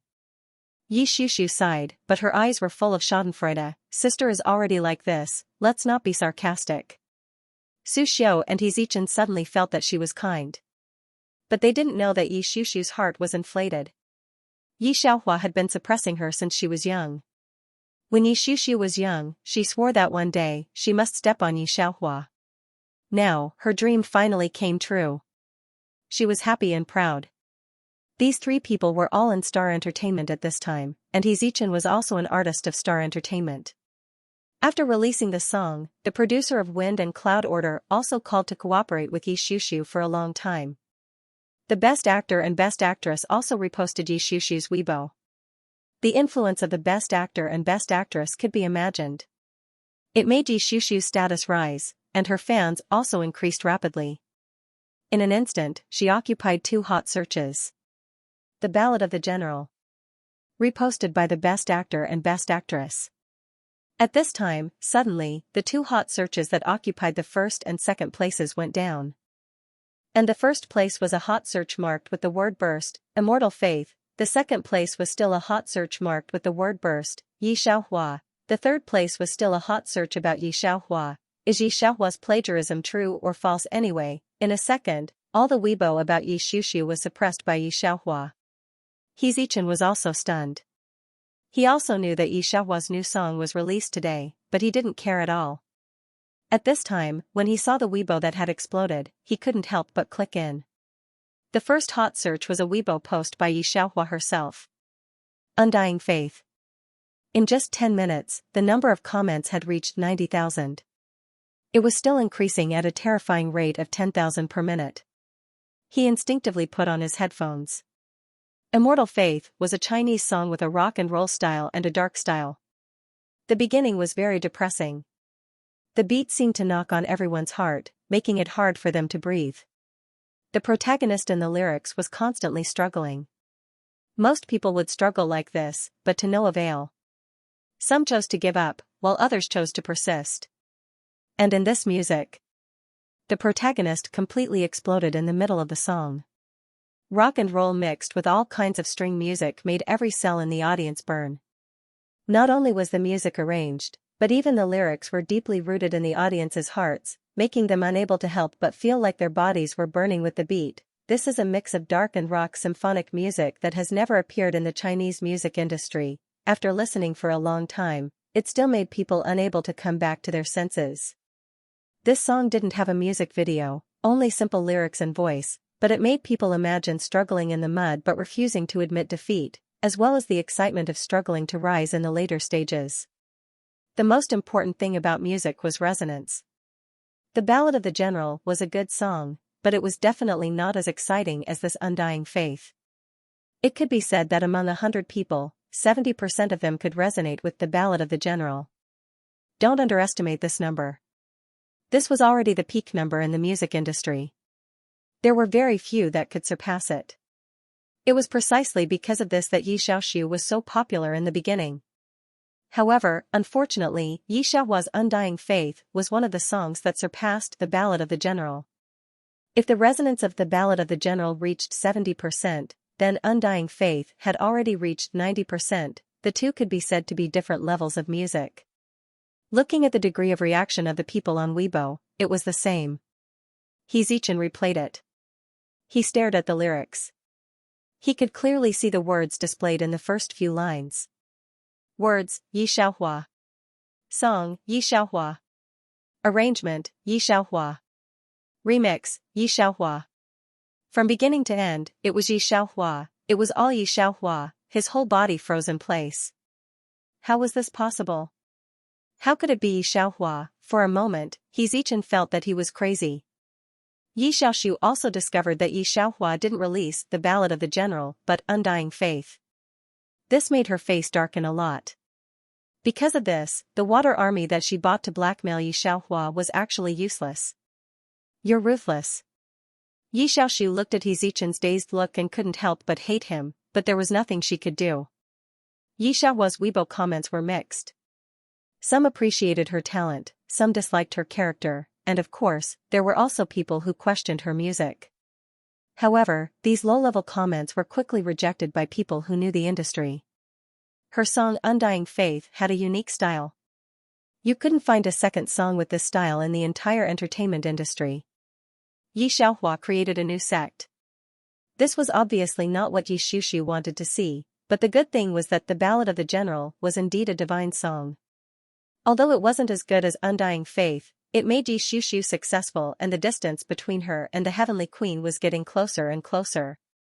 Just when Xianxia thought that Xianxia had given up on the Ballad of the General, Xianxia actually reposted her Weibo.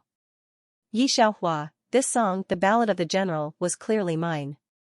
Why did you post it? Seeing that Xianxia actually reposted it, Xianxia was about to die from laughter. Xianxia, this song was written by Xianxia with me, and the seniors of Fengyunling also know that when I wrote the song, I also went to the set to watch it. I don't know why Miss Xianxia would say something like this. After she said this, Best Actor and Best Actress Xianxia and the producer of Fengyunling all reposted her Weibo. Best Actor, I've long heard that there's a plagiarist. Best Actress, the last line was written by me and Xianxia together. I hope Xianxia can go through the legal process. Xianxia, I feel ashamed that I used to know you. This is the manuscript we wrote together, and the surveillance and those who originally changed their view of Xianxia because of Immortal Faith were completely angry because of these. Feelings are still dogs that can't stop eating shit. Although I like Immortal Faith, because the creator is you, I will not buy this album even if I die. I really hope that Immortal Faith was not created by you. Xianxia is right, I really feel ashamed for you. There are also people who are fans of Xianxia, but these are quite few. I don't know why, but I actually believe in Little Sister Xianxia. I hope that Little Sister can come up with evidence. What evidence? Xianxia took out the surveillance of July 14th, and that incomplete manuscript. Haven't you hammered your master to death yet? The hot search on Weibo was instantly paralyzed again. Xianxia originally thought that Xianxia could come up with some evidence, so that she could take out the video of the discussion between the crew and the movie queen and hammer Xianxia to death. She didn't expect that it would be such a dry sentence. She couldn't help but feel bored. She thought that her sister had been in prison for a year and had become smarter, but she didn't expect that she was getting more and more stupid. Let her have no sense of accomplishment at all. However, there is nothing strange about Xianxia. After all, she is a person with a golden finger. Xianxia is now just an ordinary musician who has been abandoned by Yanxi. She can't turn over her palm at all. At the same time, Huichin Entertainment assistant Bai angrily took the mobile phone to Bai Yanxi's office. Bai Xiao, look. I wondered why Xianxia plagiarized Xianxia in the past. Now it has started again. This Xianxia even released a Ballad of the General at 8 o'clock. When Xianxia heard this, his brows wrinkled. He was dealing with the documents leisurely, and by the way, he talked to several partners about the cooperation with Xianxia. The second he picked up Assistant Bai's mobile phone, the temperature of the whole office dropped. Wrote the first lyrics in the creative room on July 14th? Very good. Xianxia sneered. This is the first time that Assistant Bai heard such a fierce voice, which made Assistant Bai shiver, but the next second he was also very angry. On July 14th, Xianxia's Ballad of the General has been spread abroad, okay? Xianxia contacted people and asked Assistant Bai to comfort Xianxia. On this side, the song Queen Qing Qing is talking to Director Khan. Don't worry, my junior sister's song is definitely suitable, but when the time comes, I don't know if she is willing to sell it to you. Qing Qing is recommending their genius junior sister to the international director. I tell you, the Ballad of the General. As she was speaking, the assistant beside her suddenly rushed to her side. Sister Qing, it's not good. What's the matter? Qing Qing gave the assistant a white look. Didn't you see Director Khan? The assistant took a breath. Your junior sister, something happened, you see. He took out his mobile phone and pointed to the headlines. When Qing Qing saw it, she immediately slapped the table and stood up. Let's go back to China. This is really going against the sky. Do you really think that there is no one behind our junior sister? Xianxia plagiarized because of the Weibo she forwarded. The Weibo system was once again completely paralyzed because of her. Because a movie king announced his relationship before, the Weibo system was paralyzed once, and the technical staff of Weibo paid special attention to the operation. Unexpectedly, when Xianxia released a new song in the morning, it made Weibo explode once. But that was during normal working hours. The technical guy was busy repairing the server and stabilizing Weibo from paralyzing. He was very tired, but he didn't dare to complain. If a star had such influence, he wouldn't say anything. But who would have thought that the one who caused such a commotion was an unknown nobody? After a busy morning, the guys of the technical department felt that they could finally rest for a while and wait for a raise, right? But just after work in the afternoon, they were going to go back to take a bath and have a good rest, so as not to be fat, old, and bald. They didn't want to go home and take a bath, but the headquarters hurriedly recalled all the staff of the technical department, and the Weibo system was paralyzed again. A group of people in the technical department worked overtime, hoping that the Weibo system would not make any more trouble. They still didn't want to go bald. They stared at Xianxia's Weibo with resentment. At present, it was beaten into the ground by the fans of the movie king and the movie queen and the crew of Wind and Cloud Order. There should be no more trouble, right? Their technical staff would not risk going bald to repair the system again, right? Ding Yutong has been busy with promotion these days. When she saw the things on the internet, it was already past 10 o'clock in the evening of July 29th. She went to Xianxia's residence and didn't find her, so she hurriedly called. It was mainly because a year ago, after Xianxia's plagiarism broke out, those fans looking for Xianxia with sulfuric acid left a shadow on Ding Yutong. Are you all right? After making sure that Xianxia was fine, she breathed a sigh of relief. It's good that you are in Huichin Entertainment. Why are you so impulsive? Xianxia sat in her creative room and stood by the window. Holding the phone in one hand, she opened the curtains with the other, looking at the fans and reporters around Huichin Entertainment. These people have been waiting in Huichin Entertainment for 10 hours, and they haven't left yet. All in order to get the first-hand information. She wanted to see what Xianxia, could say. Xianxia understood the resentment and helplessness of the original owner from beginning to end. In the afternoon, she also received a phone call from Yi Guoming, who said that he had broken off the relationship with her. She just said that Ballad of the General was really written by her. Yi Guoming scolded her for losing face. Xianxia didn't explain any more. She hung up the phone and pulled Yi Guoming and Yimu into the blacklist. Yutong, if I said that I wrote the Ballad of the General, would you believe me? Ding Yutong was silent for a while, and then replied, Xianxia, I am your friend. Xianxia. Yi smiled. Yi Yutong said. Don't worry. It will be solved by tomorrow night at the latest. She told Ding Yutong. Yutong didn't thought Xianxia's meaning. However, after the call, she looked at the negative news on her phone, and her brows furrowed tightly. The main reason was that Yi Xiuxiu brought out too much evidence, Not only did the studio and Xianxia stay up all night to arrange the song with her, but the lead actor of Order of Wind and Cloud thought of the lyrics with her. It was only now that the netizens found out that Xianxia had only started composing on July 14, but the song had already taken shape on July 29. He was truly a peerless talent. No wonder the reaction on the internet was so big. If it wasn't because she believed in Xiaohua's character, Xianxia would almost believe these words on the internet. Weibo's programmers weren't the only ones who were busy, Huichen's employees were also busy. How is she now? In the office, Xianxia hung up the phone and looked at the person who knocked on the door with a worried expression. Although the name was not mentioned, Assistant Bai also knew that this she referred to Xiaohua. Miss Yi is fine now. She just keeps standing by the window, not saying a word or ignoring people. At this point, Assistant Bai couldn't help but look at Xianxia.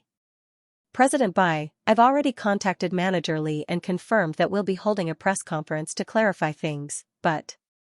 Xianxia didn't know much about the entertainment industry, but it didn't mean that he didn't understand the business world.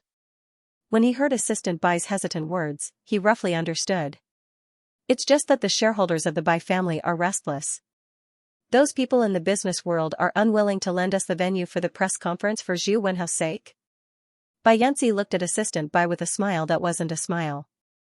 This smile was very much in line with the naive and sweet appearance of his young master in Assistant Bai's heart, but it always made him feel a chill that he didn't know where it came from. That's right, the main venue is over at Star Entertainment. Since Xianxia guessed it, Assistant Bai didn't hide anything anymore. The people on the board of directors said that you should have a limit to your nonsense. The Bai family can't just let you mess around like this. The people outside also know what they've decided. No one dares to lend the venue to Xianxia.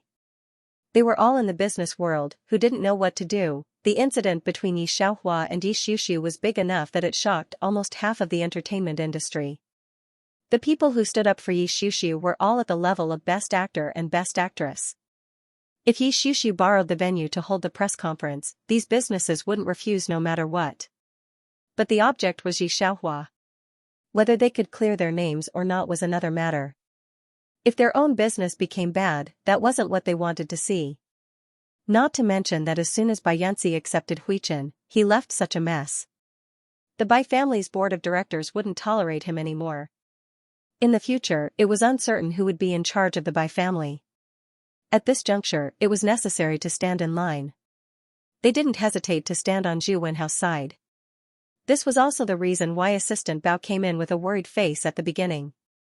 But he didn't expect that his naive and sweet young master wasn't worried at all. He even raised his hand to him and said in an exceptionally elegant voice, "Give me the phone." Assistant Bai immediately handed over the phone. Xianxia took it and returned it in a minute. Assistant Bai, who took the phone, looked at the content on the phone. D. Huichen Entertainment, tomorrow at 10 o'clock in the morning, Century Hotel, Clarification Conference. Hotel was the only luxury hotel that wasn't located in a scenic area.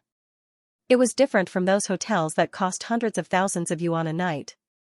The most important thing was the interior design and the degree of privacy. Not even a fly could enter, let alone a paparazzi. It was a global chain and many rich people liked to book this hotel when they went out. This was also the reason why Assistant Bai said so. However, just as he finished speaking, Xianxia passed his phone to him. The second number is the number of the young master of ER. You just need to contact him about the details, and, Xianxia's dark eyes looked at Assistant Bai. Give me the list of people who refused to cooperate with Huichen today, especially the Bai family's board of directors. List? Assistant Bai didn't understand what Xianxia meant. Xianxia didn't explain. He was used to being casual and didn't care much about the assets left by his parents. But that didn't mean he didn't understand. Only now did he understand that even though the Bai family wasn't big, it was best to have it in his hands. Otherwise, he would have to go around the Atlantic Ocean to find a place and he might even alarm the higher-ups. On the other side, Assistant Bai also dialed the phone number that Xianxia had called him. As soon as he spoke, the person on the other side began to chatter. Wow, your brother Yan's assistant, right? How many days do you need at Hotel? I heard it's a press conference. Do you need security? Our security guards here are all internationally trained mercenaries. We can also transfer 100 of them from M Nation overnight. They're on their way to Hua Nation. Yes, Assistant Bai said, but I'm not sure. Assistant Bai. Assistant Bai, if there's anything you need, remember to tell me. This is the first time Brother Yun needs me to do something in so many years. The big shots around here are all paying attention. What if I mess it up? No, I'm rushing over with the mercenaries. Assistant Bai, let's talk tomorrow morning. Assistant Bai, who was suddenly hung up, asked, what? However, the phone was hung up. Then, a beautiful customer service lady called and said that their young master was rushing over and asked Assistant Bai to take a look at ER Hotel. After Assistant Bai finished all the calls, he suddenly felt a little pain on his face. Then, he was dumbfounded. Even his eyes were filled with confusion. Didn't their young master study medicine?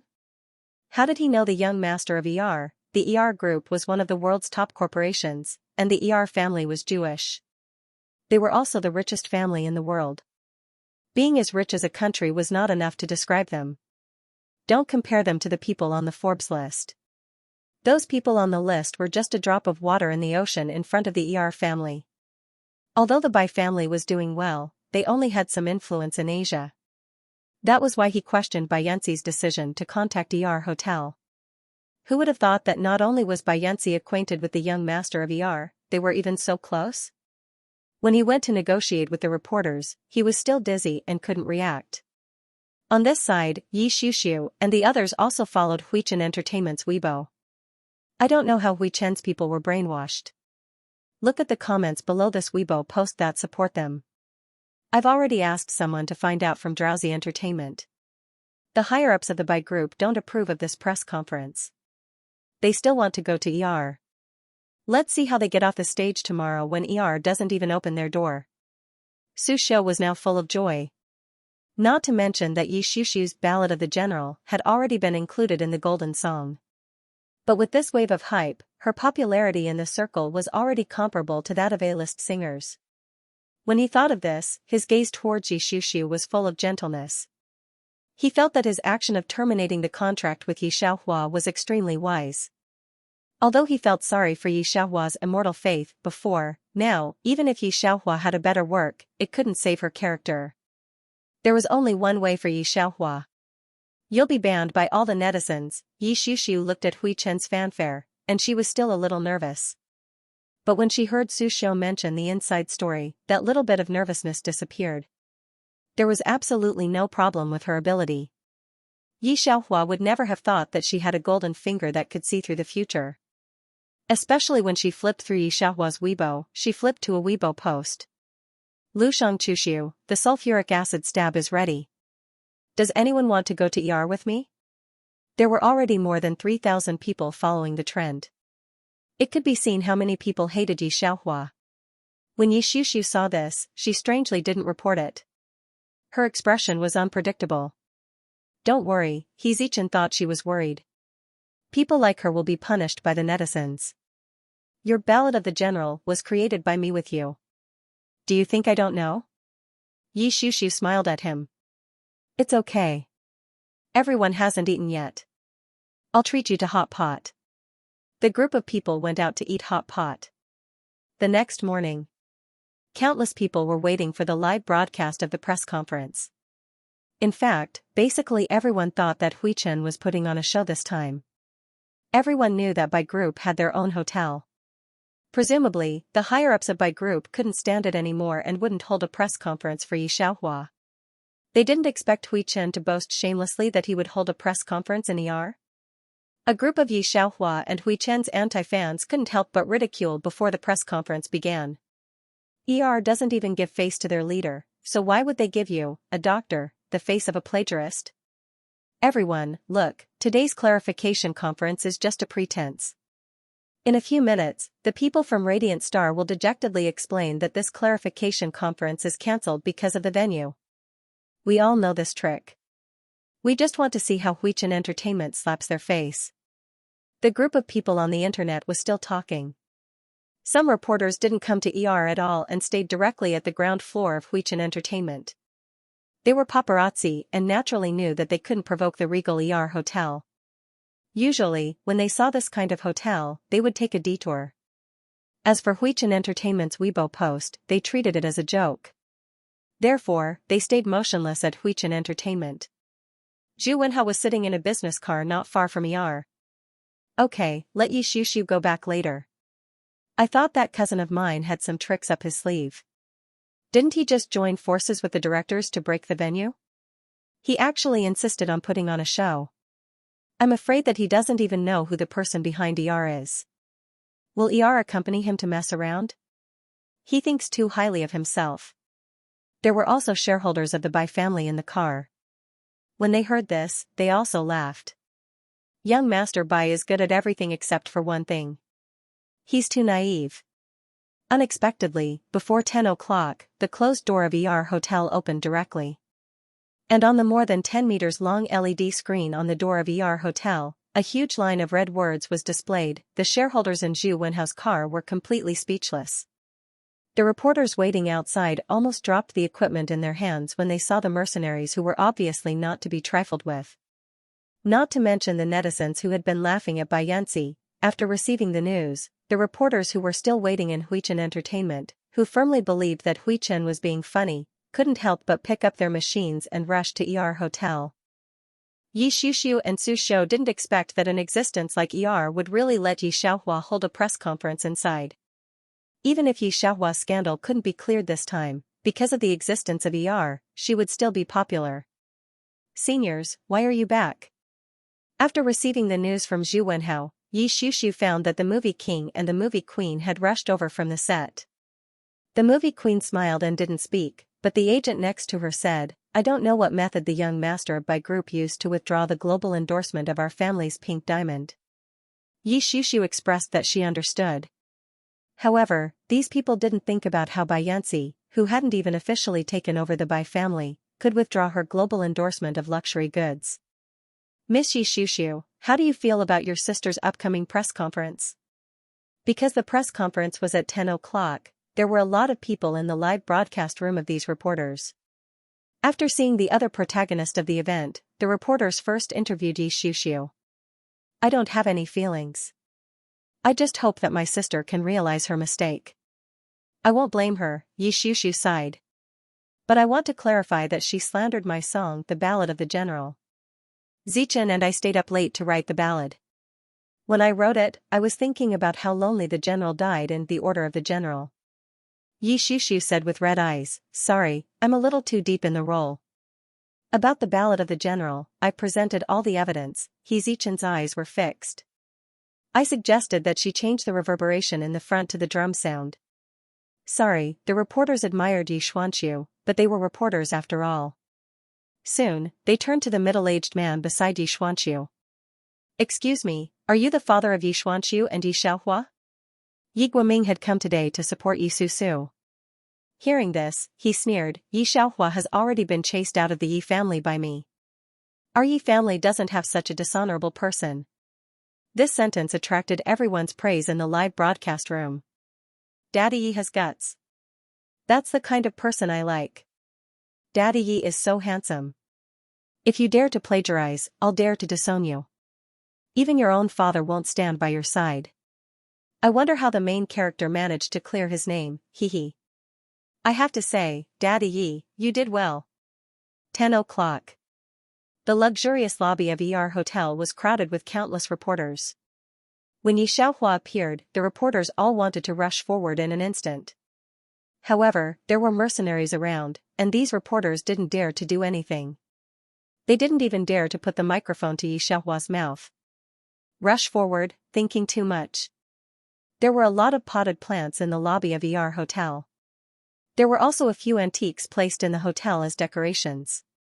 If they accidentally broke one, they wouldn't be able to afford it even with a year's salary. These reporters had never held a press conference in such a luxurious place before.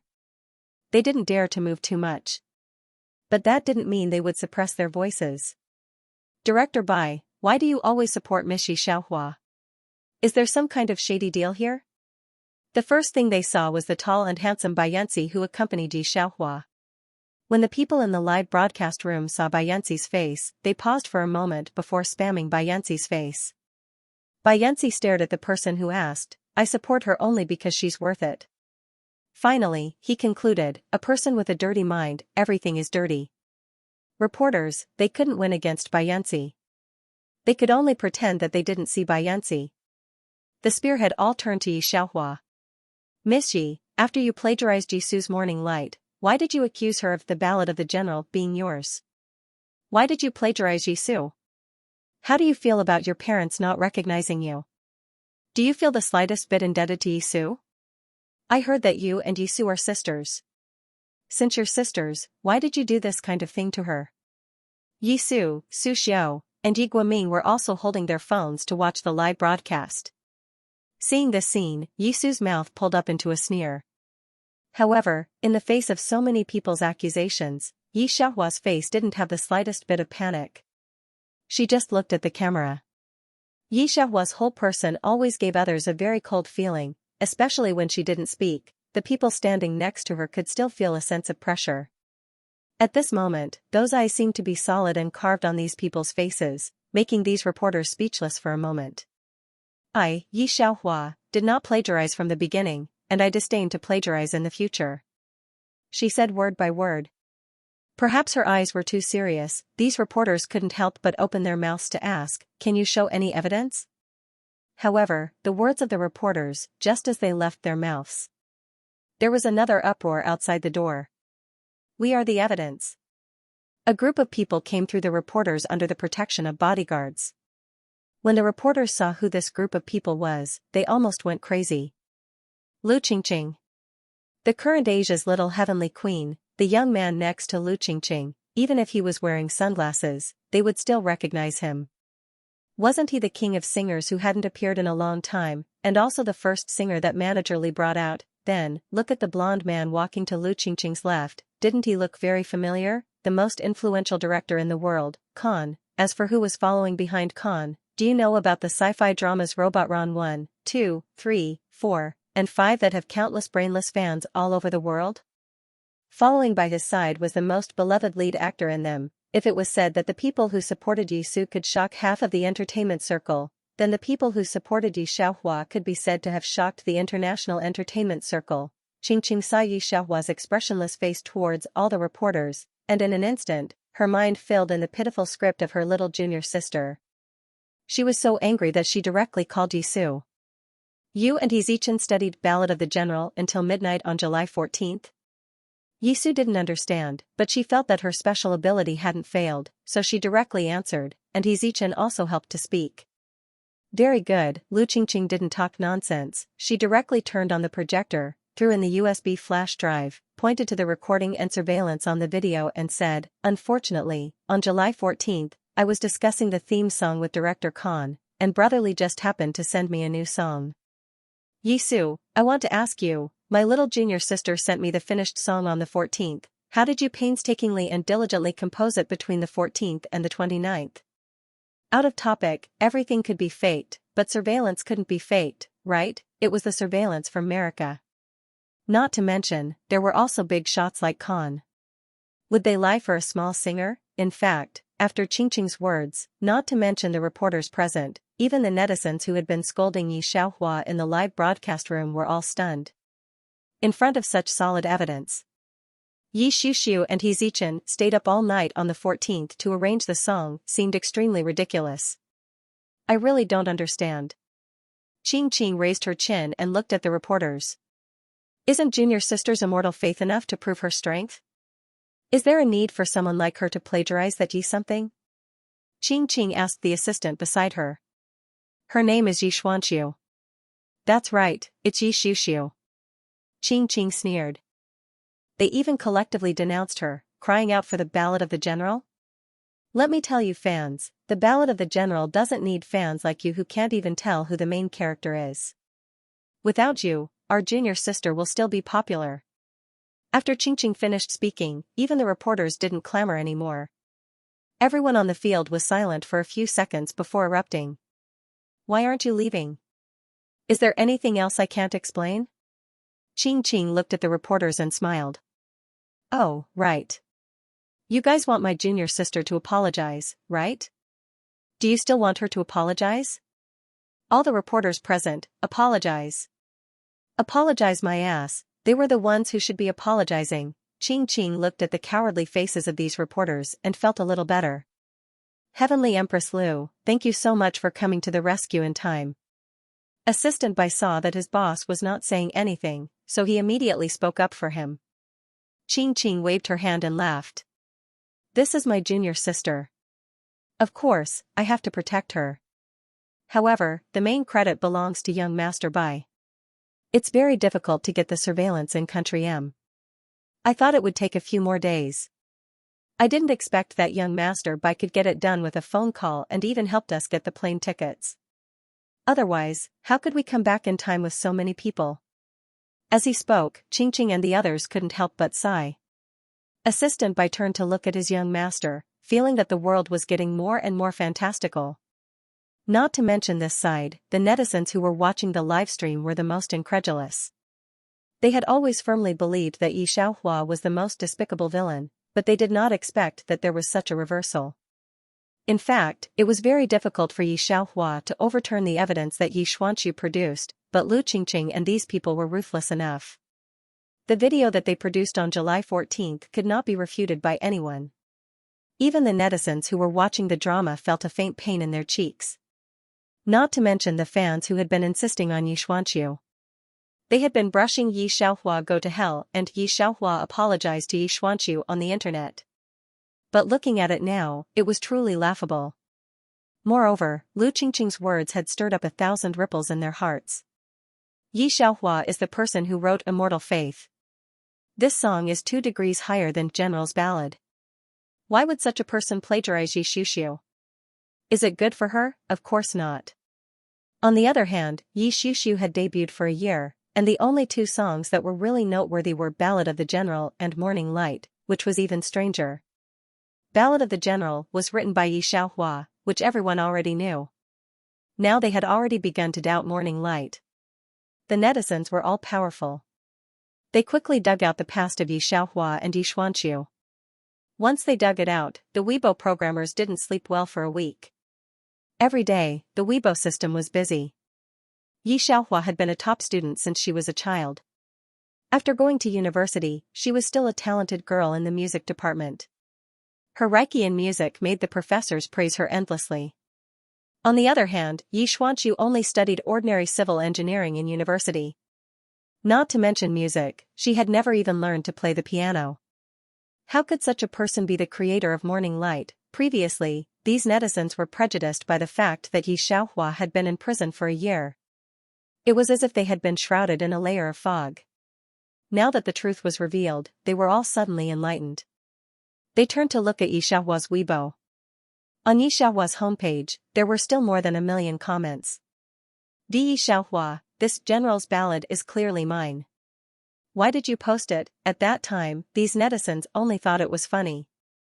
They thought that Yi Xiaohua, this woman, was stupid. However, looking at it now, this Weibo post contained too much helplessness, as well as that kind of unspeakable grievance. It could be imagined that Yi Xiaohua didn't even discuss it with her own team at that time. She posted it so impulsively. How shocked and wronged was she at that time? Why did you post it? This kind of powerless cries for questioning her own music. But look at the comments below this Weibo post. The most popular comment with 1 million likes was "I really feel ashamed for you." Yi Xiaohua didn't delete a single comment from beginning to end. Countless people fell silent after seeing this comment.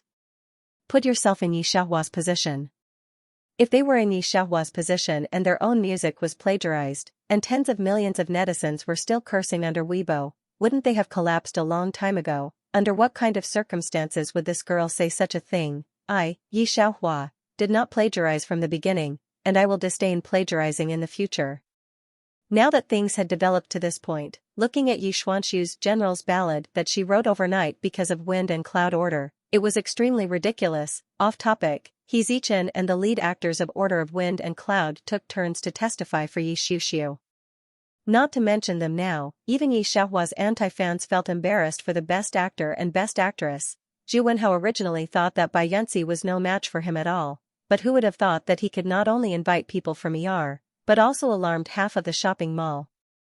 Xianxia did not do anything to the Bai family before, so these people in the Bai family thought that he was easy to bully. Unexpectedly, he pretended to be a pig to eat a tiger. After Xiaohua's incident, he took over the power of the Bai family with a clean sweep. And the senior executives of the Bai family left one after another, causing a sensation. Xianxia, do you think you're so great just because you know people from Without us, let's see how the entire Bai family can run, and how you explain to the employees of the Bai family. Uncle Bai sneered at Xianxia. Xianxia just smiled faintly, then pressed his phone. You guys come in. In an instant, a group of people came in. Young Master Bai. Yes, Xianxia just nodded faintly, then said to the rest of the people in the office, these are all finance students who graduated from XX school, they will lead you in your work. Uncle Bai, who had just talked nonsense, saw one of these top students who often appeared on international finance. He left with his tail between his legs. The rest of the people looked at Xianxia, who was still smiling gently, and they all broke out in a cold sweat. In his heart, he secretly wondered if he had offended this young master, right? Zhu Wenhao's biggest investor in Star Entertainment had withdrawn. Mr. Zhu, I have no choice this time. The investor looked at Zhu Wenhao and shook his head. I still have to survive in this circle. I can't offend young Master Bai. You know his methods. I have no choice but to help Star Entertainment. The investors left one by one, and even the power of the Bai family was controlled by Xianxia. If Zhu Wenhao still couldn't figure it out, he would have lived in vain. Yi Xiuxiu, back then, you swore to me that every song here was your original. What about now? Original?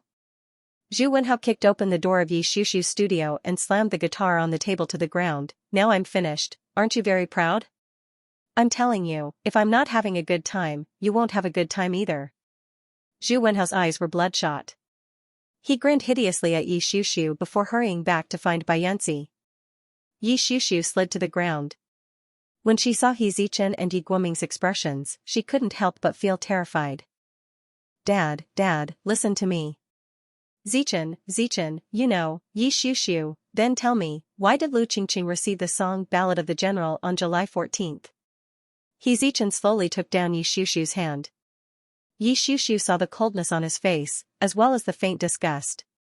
She wanted to explain, but found that in the face of such ironclad evidence, it was too powerless. She had never thought that there would be a day when her special ability would fail. What exactly went wrong? Yi Xiuxiu picked up her phone in fear. She wanted to see how many people still believed in her. Her most famous song was Morning Light, and most of her fame was brought up a year ago because Yi Xiaohua plagiarized her music. Now, she was labeled as plagiarism, which she hated the most. The anger of her fans was obvious. However, this wasn't the scariest part. The scariest part was that the fans dug out the composition of Morning Light. Yi Xiaohua had no evidence for Morning Light, but the netizens no longer believed Yi Xiuxiu. Because of Yi Xiaohua's words, even if Yi Xiaohua didn't produce any evidence, these fans still believed that Morning Light was actually composed by Yi Xiaohua. Yi Xiuxiu's fingers trembled as she clicked open the comments below her Weibo post. Yi Xiuxiu, this song was composed by Zichen with me. Also, the seniors of Wind and Cloud Order also know that when I composed the song, I even went to the set to watch it. I don't know why Miss Yi Xiaohua would say such a thing. The comments below that used to comfort her all turned into abuse. You and He Zichen are the most disgusting plagiarists. YSH spent a year in jail because of your slander. I feel that for someone as evil as you, even a lifetime in jail isn't enough. And the future Heavenly Queen? How can a plagiarist have such a position for herself? Get out of the music industry doesn't need people like you. Yi Xiuxiu's face turned completely pale. She knew that she had no chance of making a comeback. She would be labeled as a plagiarist for the rest of her life. And after she left Star Entertainment, the fan who previously wanted to throw acid at Yi Xiaohua splashed it on her face. Yi Xiuxiu's face was completely disfigured. He Zichen's career was also affected, but he didn't care at all.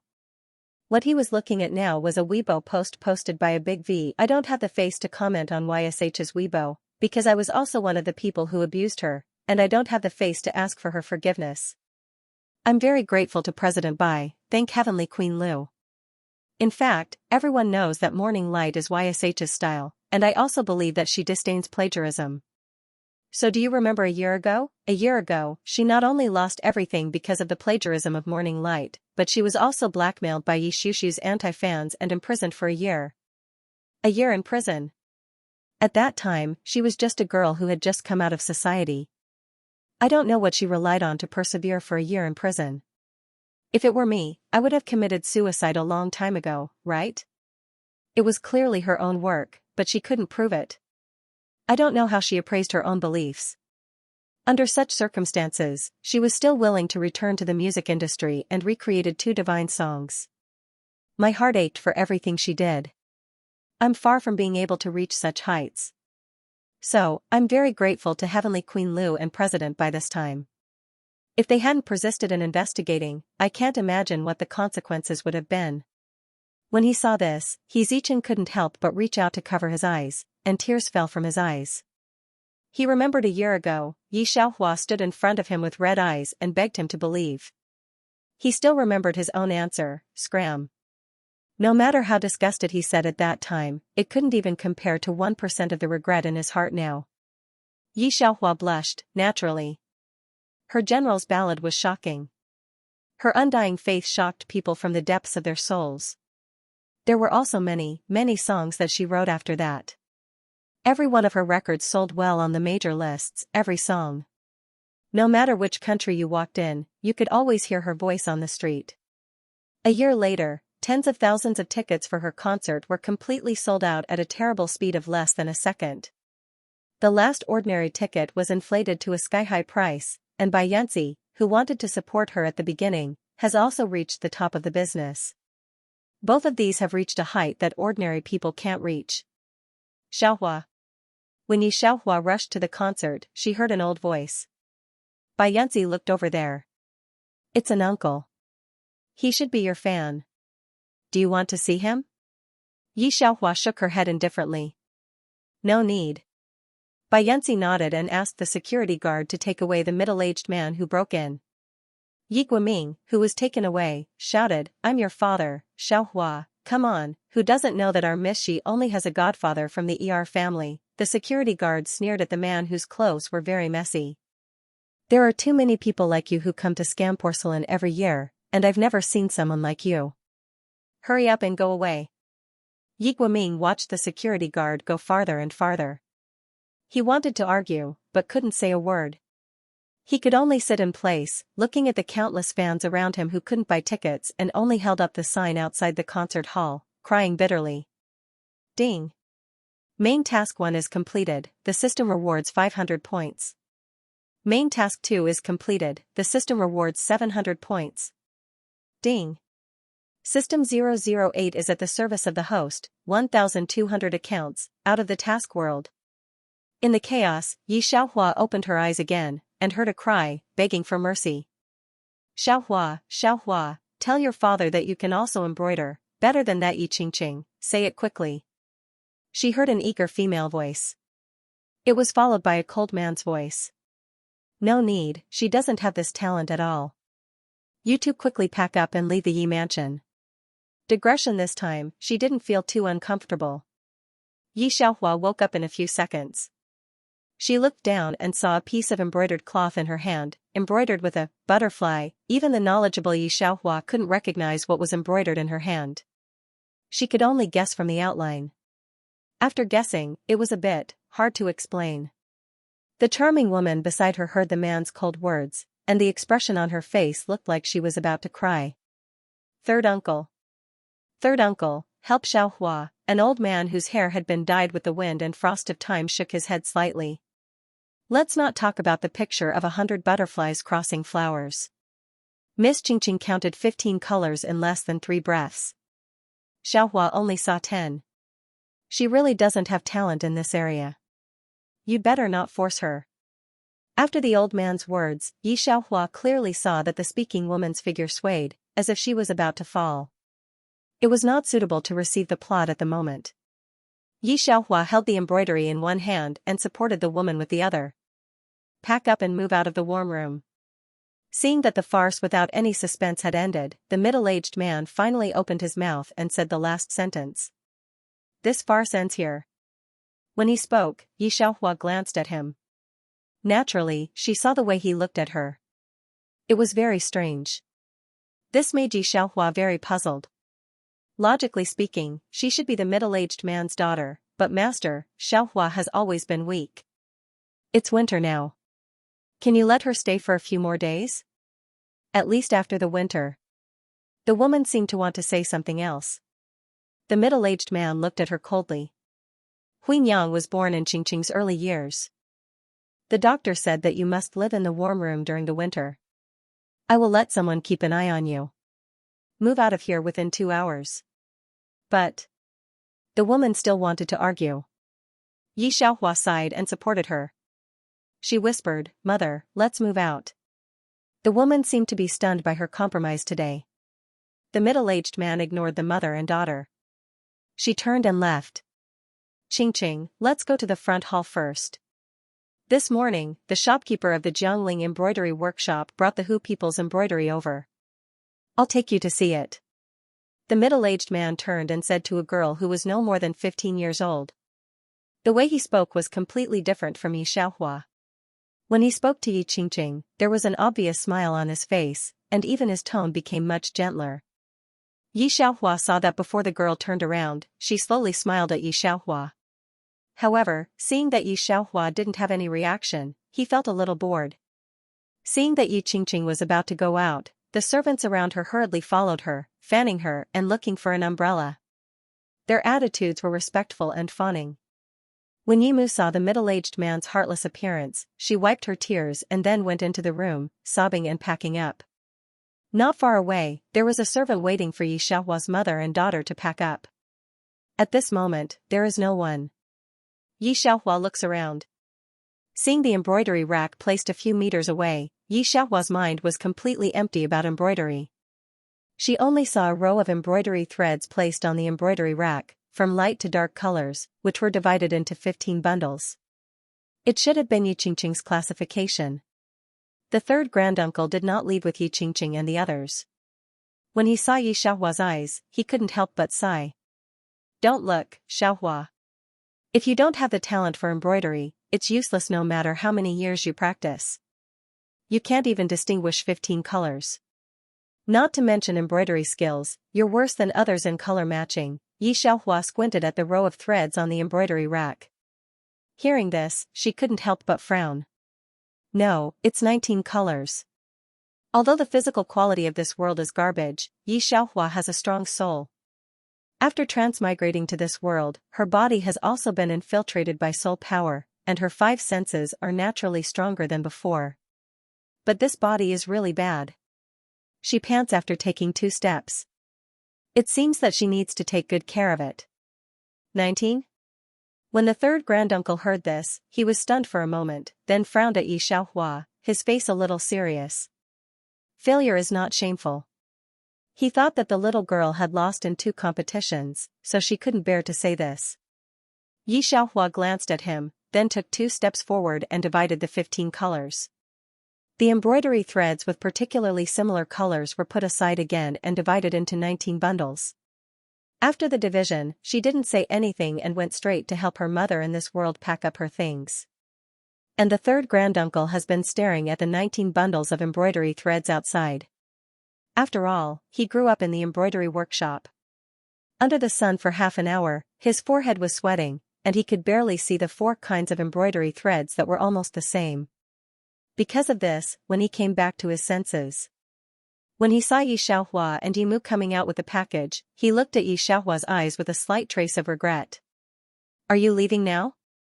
Yimu looked very depressed. I'm useless, dragging Xianxia down. The third granduncle didn't know what to say. He just took out an ingot of silver from his pocket and put it in Yimu's hand under all kinds of excuses. At first, when Xianxia could barely distinguish 10 colors, the third granduncle didn't feel anything when he saw her. But now, she can distinguish these 19 colors. Qingqing, the most talented person in the Yi family, can only distinguish 15 kinds. It's a good thing to be able to distinguish 15 kinds.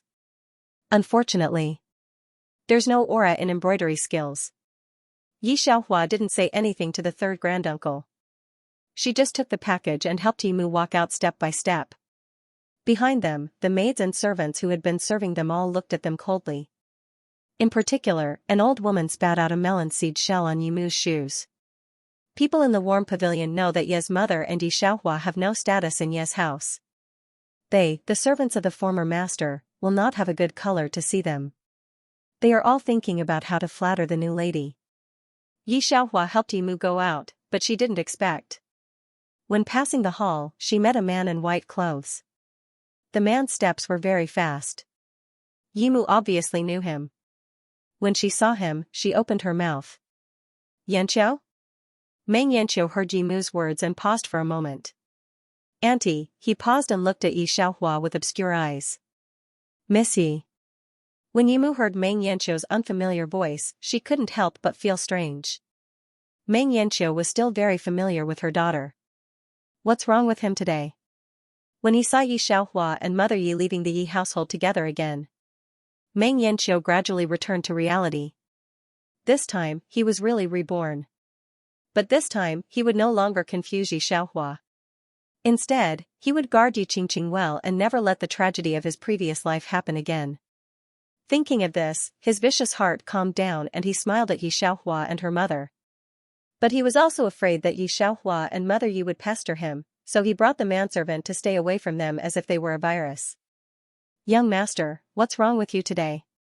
Why did you hide so quickly when you saw Miss Yi? The manservant did not understand.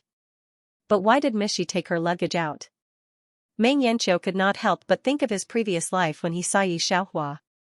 He wanted to strangle Xianxia and did not want to stay with her any longer. Hearing this, he could not help but shake his head. We're here to see Uncle Yi today. Let's not worry about other people's family affairs.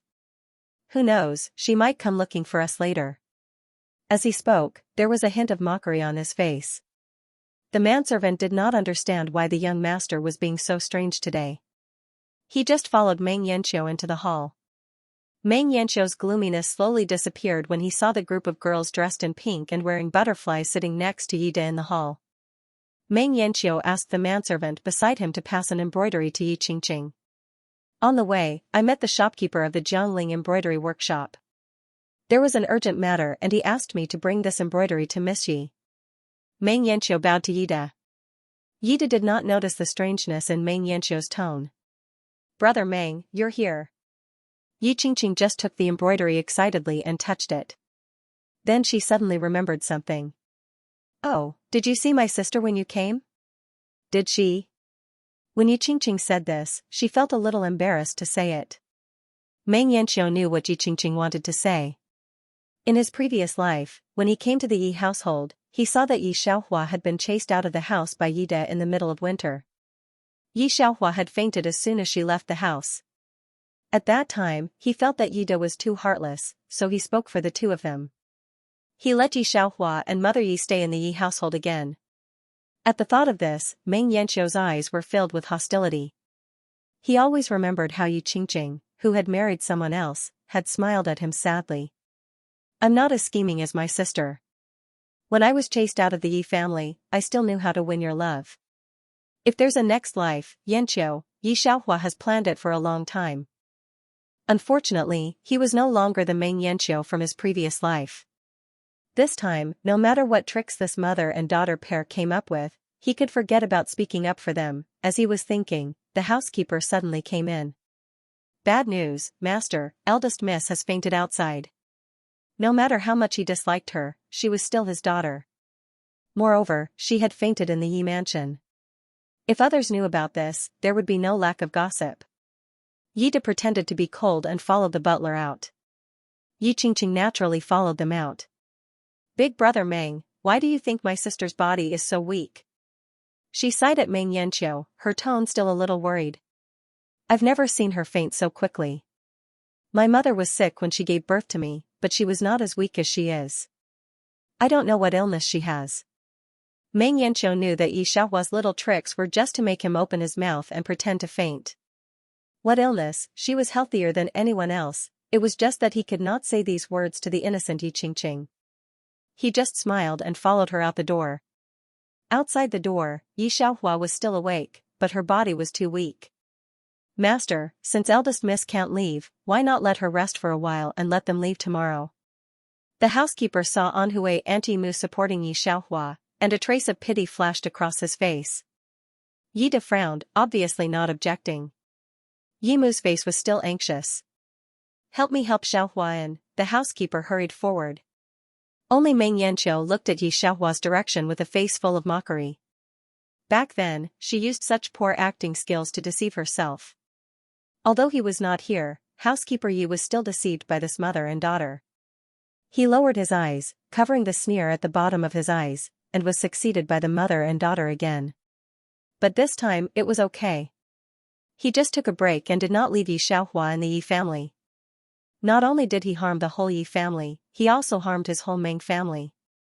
He thought that with the mother and daughter's shameless behavior, they would probably stay in the Yi family for another day.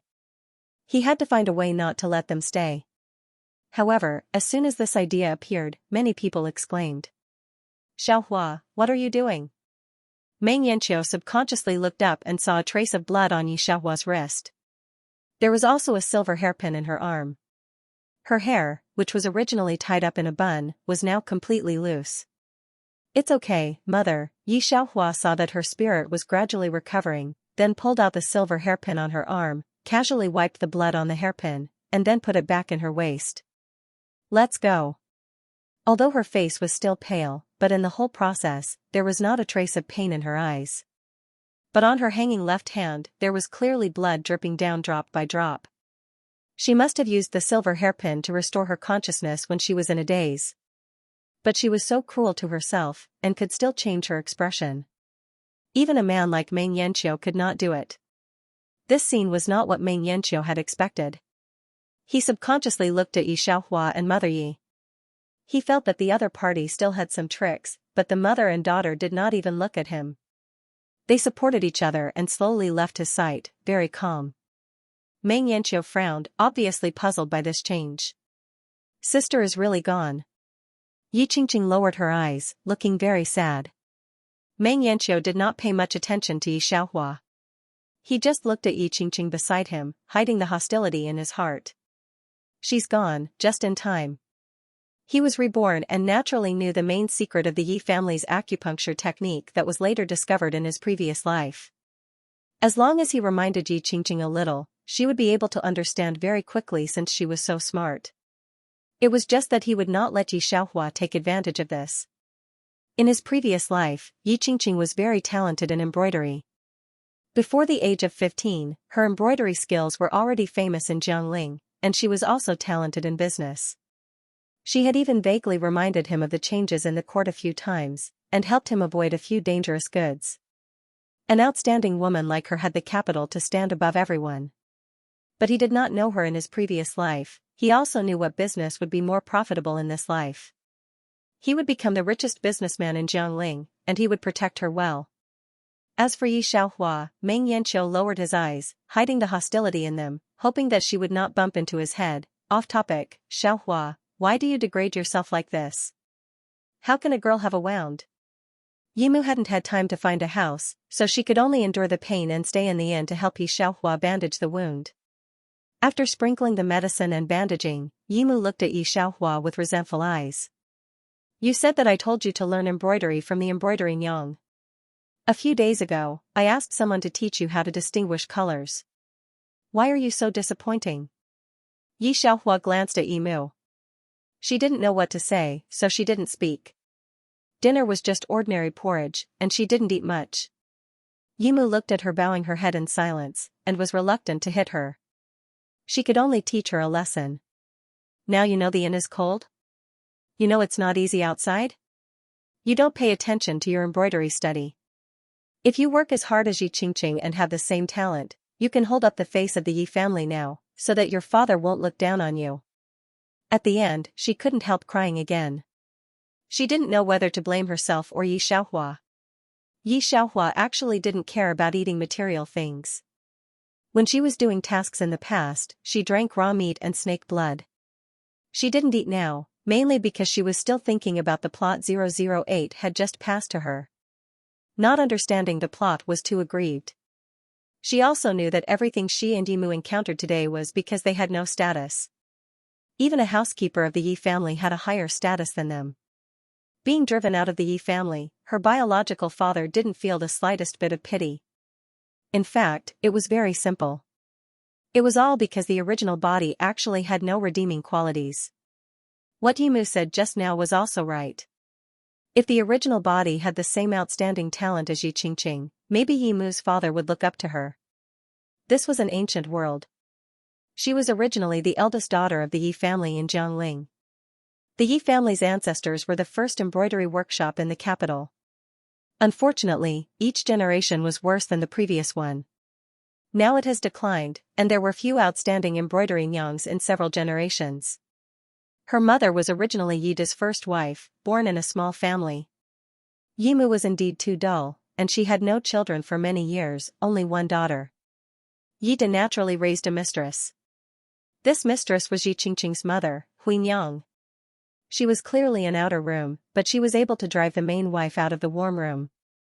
In order to please her, Yida ignored the pleas of Yi Xiaohua and Yimu, and even ignored the comments of outsiders, and directly drove Yi Xiaohua and her mother out of Yi Mansion. It was all because of Yi Qingqing. She had a superior sense of smell when it came to embroidery. For example, in that pile of embroidery thread, the original owner was able to distinguish 10 different colors.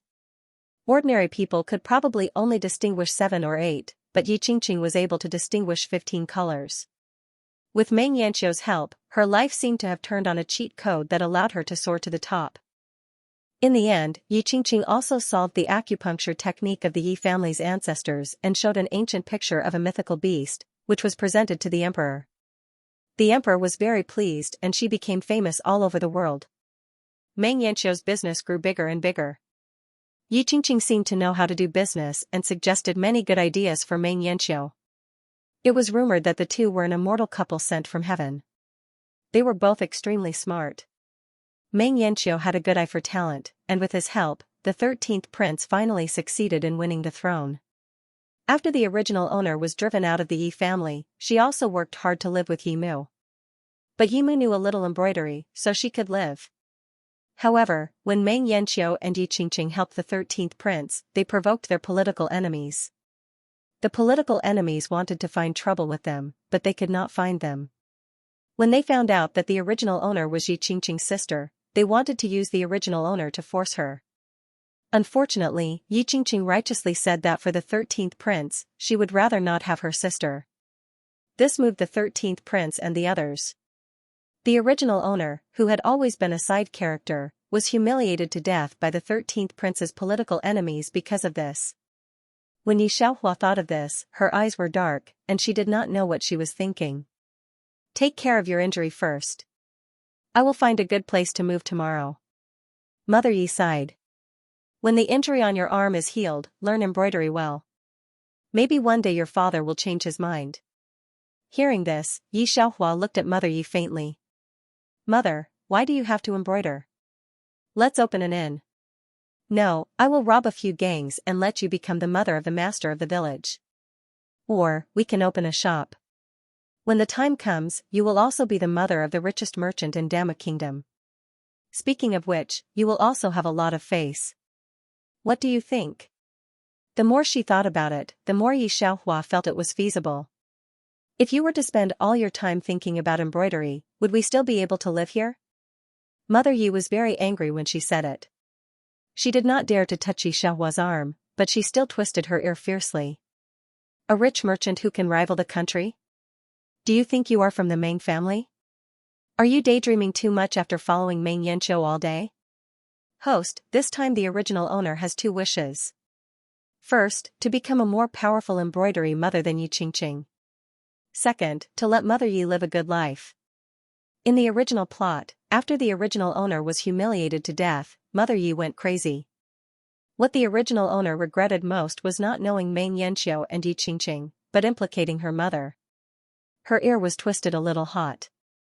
Yi Xiaohua touched it expressionlessly, then picked up the chopsticks and mechanically ate the white porridge. 008, the original owner wants me to die.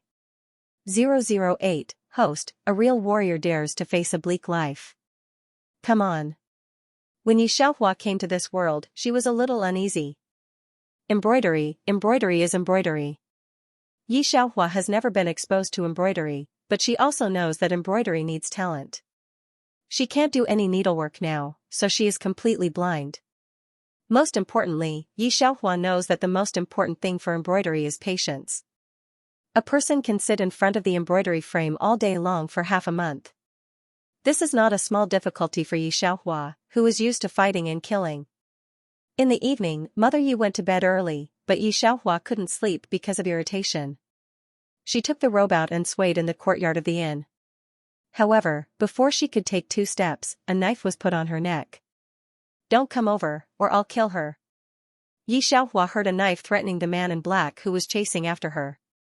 Saying so, the delicate needle in her hand has already been inserted into the acupuncture point of the man in black. Seeing the disbelieving eyes of the man in black, Xianxia takes back the delicate needle. A woman dares to come out in the middle of the night, don't you want to know why? Because she's not afraid of a rogue like you. Saying that, she puts the delicate needle back on her clothes, pats her sleeves and leaves. As for the 2 people standing not far from her, she doesn't even look at them. The man in black standing on the stairs glances at Xianxia, his handsome eyebrows slightly raise. The guard beside him has already arrived in front of the man in black. Looking at the injury of the man in black, he knows where he's hurt. He takes off the mask on his face. Master, the acupuncture point has been pierced. It's the ghost's worry in Jianghu. What should we do now? The man in black chuckles. These years, their movements are getting bigger and bigger. Send him to the government. Although he is smiling, there's not a trace of a smile on that ink-like face. The guard nods, but then he remembers something. That girl just now? He frowns. The master's coming to Jiangling is a secret, except for a few people. The girl who suddenly appeared just now is indeed an accident, and this skill. The ghost's worry that he didn't catch up with was put down by a little girl. No matter how the guard thinks, he feels that there's something wrong with this girl. She appears again at this time. However, the man in black waves his hand, not knowing what he's thinking. Don't worry about her. The master seems to have something in his words. The guard wants to say something, but looking at the master's indifferent face, he finally doesn't say anything. Grabbing the assassin in black, he takes a breath and crosses the place in a few steps. After the guard leaves, the man in black doesn't leave. He just stares at the room where Xianxia lives upstairs for a while. Not knowing what he's thinking. All of this, Xianxia, who is concentrating on embroidery, naturally doesn't know. She is now holding the light, taking a ball of embroidery thread, wanting to show off a handkerchief to practice. In fact, embroidery is more or less similar to landscape painting. Although Xianxia doesn't know embroidery, she still learned painting, especially oil painting. She sketches in front of her head, all kinds of colors contrast well, showing a rough shape is not difficult. The difficulty lay in the various matching stitches. With the same color, the effect and color of embroidery produced by gold plate needle method and nail thread embroidery are completely different. Xianxia still remembers that there is a kind of embroidery called Su embroidery in the original world. That kind of embroidery skill is called calling its god. However, the real Su Xiu was too difficult for Xianxia to recall. Although she had a good memory, embroidery was a delicate job. By the time he finished embroidering a butterfly, it was already quite late. Xianxia rubbed her sour eyes and put away the embroidery. She didn't want Yimu to see it. She was used to being proud. She always wanted to show Yimu when she made some achievements. Her physical quality was indeed too poor, and it was not suitable for her to work hard. She still needed to find an opportunity to get some medicine to recuperate. The next morning, Xianxia opened the door and went out with Yimu. Before she left, she glanced at her neighbor without batting an eyelid. He knew that the master and servant who had stayed here last night had already left. What are you looking at? Yimu glanced at her. Xianxia reflexively covered her ears and vaguely said, Nothing, mother, let's go find a place to stay. Thinking of the trouble now, Yimu didn't pay any more attention to these. It's most important to find a place to stay. The mother and daughter were introduced and finally found a place to live in an alley. It was far less prosperous than Ye's house, even worse than Ye's servant's house. However, Yi Xiaohua didn't dislike it at all. Let Yimu see full of bitterness. She sighed and went out to find work. Now they are no longer in Ye's house. They have to earn their own money to live. Yimu would never let Yi Xiaohua take care of these things. She just wanted Yi Xiaohua to learn embroidery well. She also thought that Yi Xiaohua could meet Ye's house one day. It was half a month later. I heard that Yi Qingqing went to Inspector Lu's place. When Yimu went out that day, she looked out of the house with some yearning. I heard that many embroidery mothers in Jiangling have gone there. This time, Inspector Lu is going to find the best material for concubinda. This is embroidery for the nobles in the palace. With Yi Qingqing's embroidery skills, she will definitely be selected. At that time, her reputation in Jiangling will be even higher. She is only 15 years old, and she has such achievements. Saying that, Yimu sighed. Looking at Yi Xiaohua again, she was angry. But in the end, it was a piece of flesh that fell from her body. No matter how much she disliked it, it was still her own daughter. All right, you embroider well. Nyang will go to Aunt Wang to see what work she can do. Yimu was about to leave when she suddenly saw the embroidery cloth in Yi Xiaohua's hand. She squinted slightly. This is mermaid silk from the south? Yi Xiaohua looked at Yimu calmly. How could it be, Nyang, are you mistaken? How can our family have the money to buy mermaid silk? You're right, Yimu sighed. Even if Ye's family only has one, Yi Qingqing can't bear to use it now. This precious silk was left 10 years ago when Ye's family still had some fame. Because it was too precious, Ye's family had never dared to use it. Yimu had only seen it from afar. How could such precious silk appear in Yi Xiaohua's hands now? Yimu felt that she might have done too much work recently and her eyes were dazzled. After she sighed and left, a woman in her 20s jumped down from the courtyard. Mississippi well, send more clothes to Aunt Wang recently. Yi Xiaohua put away the needle and threw the embroidery cloth in her hand to the woman. Let her have more nourishment. Oh right, which famous storyteller is there? Let her go to Aunt Wang's house. It's best if my mother can't bear to come back every day. When Yi Xiaohua said this, she couldn't help but touch her ears. If I let her come back and twist my ears all day long, do I still want to see people with these ears? Yu Xiao, look at my ears. Is one side big and the other small? Yu Xiao quickly glanced at Yi Xiaohua. When she saw that white, flawless, and incomparably lazy face, she quickly lowered her head. Miss, no. If there was someone at this time, they could still see the corner of Yu Xiao's mouth twitching. Then you still have the face to see people. Let's go. Yi Xiaohua waved her hand and let Yu Xiao carry the embroidery cloth to Inspector Lu's place. She didn't expect to meet an acquaintance as soon as she arrived. Yi Xiaohua heard the complicated voice. Yi Xiaohua looked up and was not surprised to see Yi Qingqing and Meng Yanqiu. Are you also here to show your embroidery to Inspector Lu? When Meng Yanqiu saw the woman behind Yi Xiaohua holding a piece of cloth, he thought of Yi Xiaohua's intentions and a mocking smile flashed across his face. He was already clear about Yi Xiaohua's talent.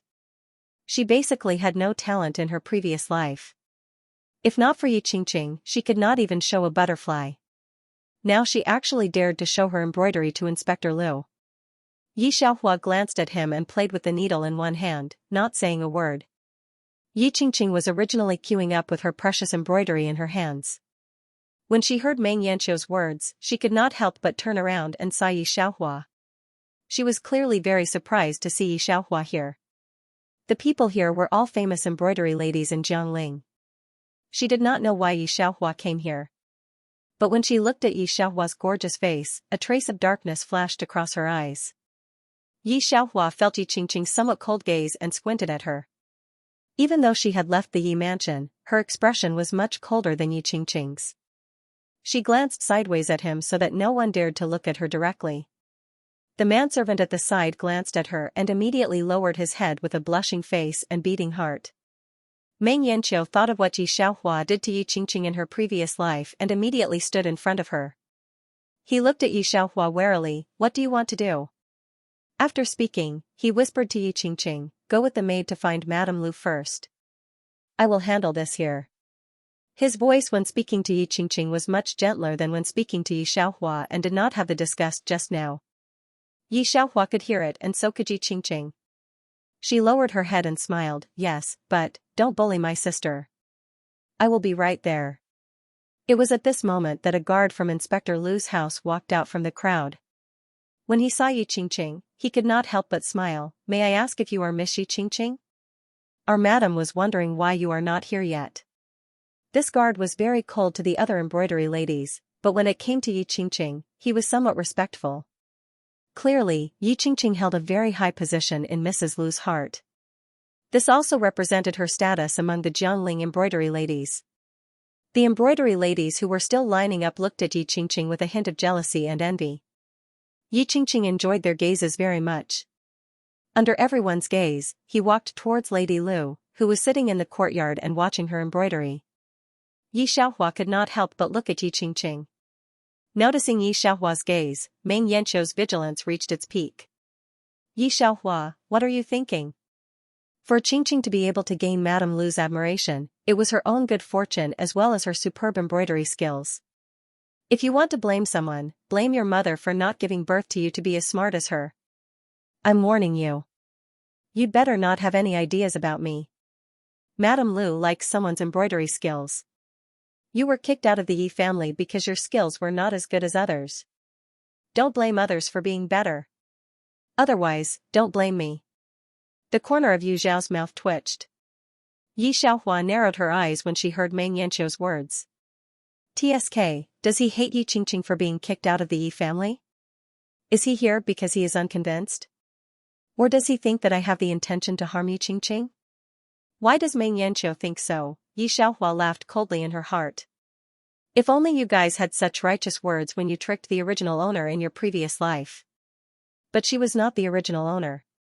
She was not so stupid or easy to bully. She did not take Meng Yanqiu's warning to heart at all. She just slowly turned to look at Meng Yanqiu and smiled. That's right. If your skills are not as good as others, don't blame others for being better. Madame Lu likes someone's embroidery skills. I'm warning you, if you do anything, haha. With that, she took a step back. The cold mockery at the corner of her mouth also disappeared completely. If Meng Yanqiu did not feel goosebumps on his hands, he would have thought that it was just an illusion. But, he touched the goosebumps on his hands and looked at Yi Xiaohua. Alarm bells went off in his heart and even his eyes were filled with shock.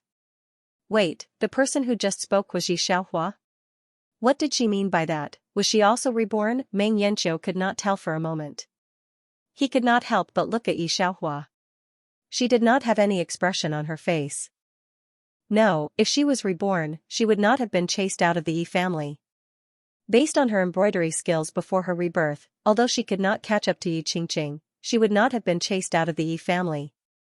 She was definitely not reborn. So, everything just now must have been an illusion. Meng Yanqiu thought as he gradually regained his composure. He did not believe that the woman from his previous life who only knew how to pretend to be pitiful but was actually extremely stupid would have the ability to threaten him. So it must have been an illusion. As he was thinking, Meng Yanqiu gradually returned to his thoughts.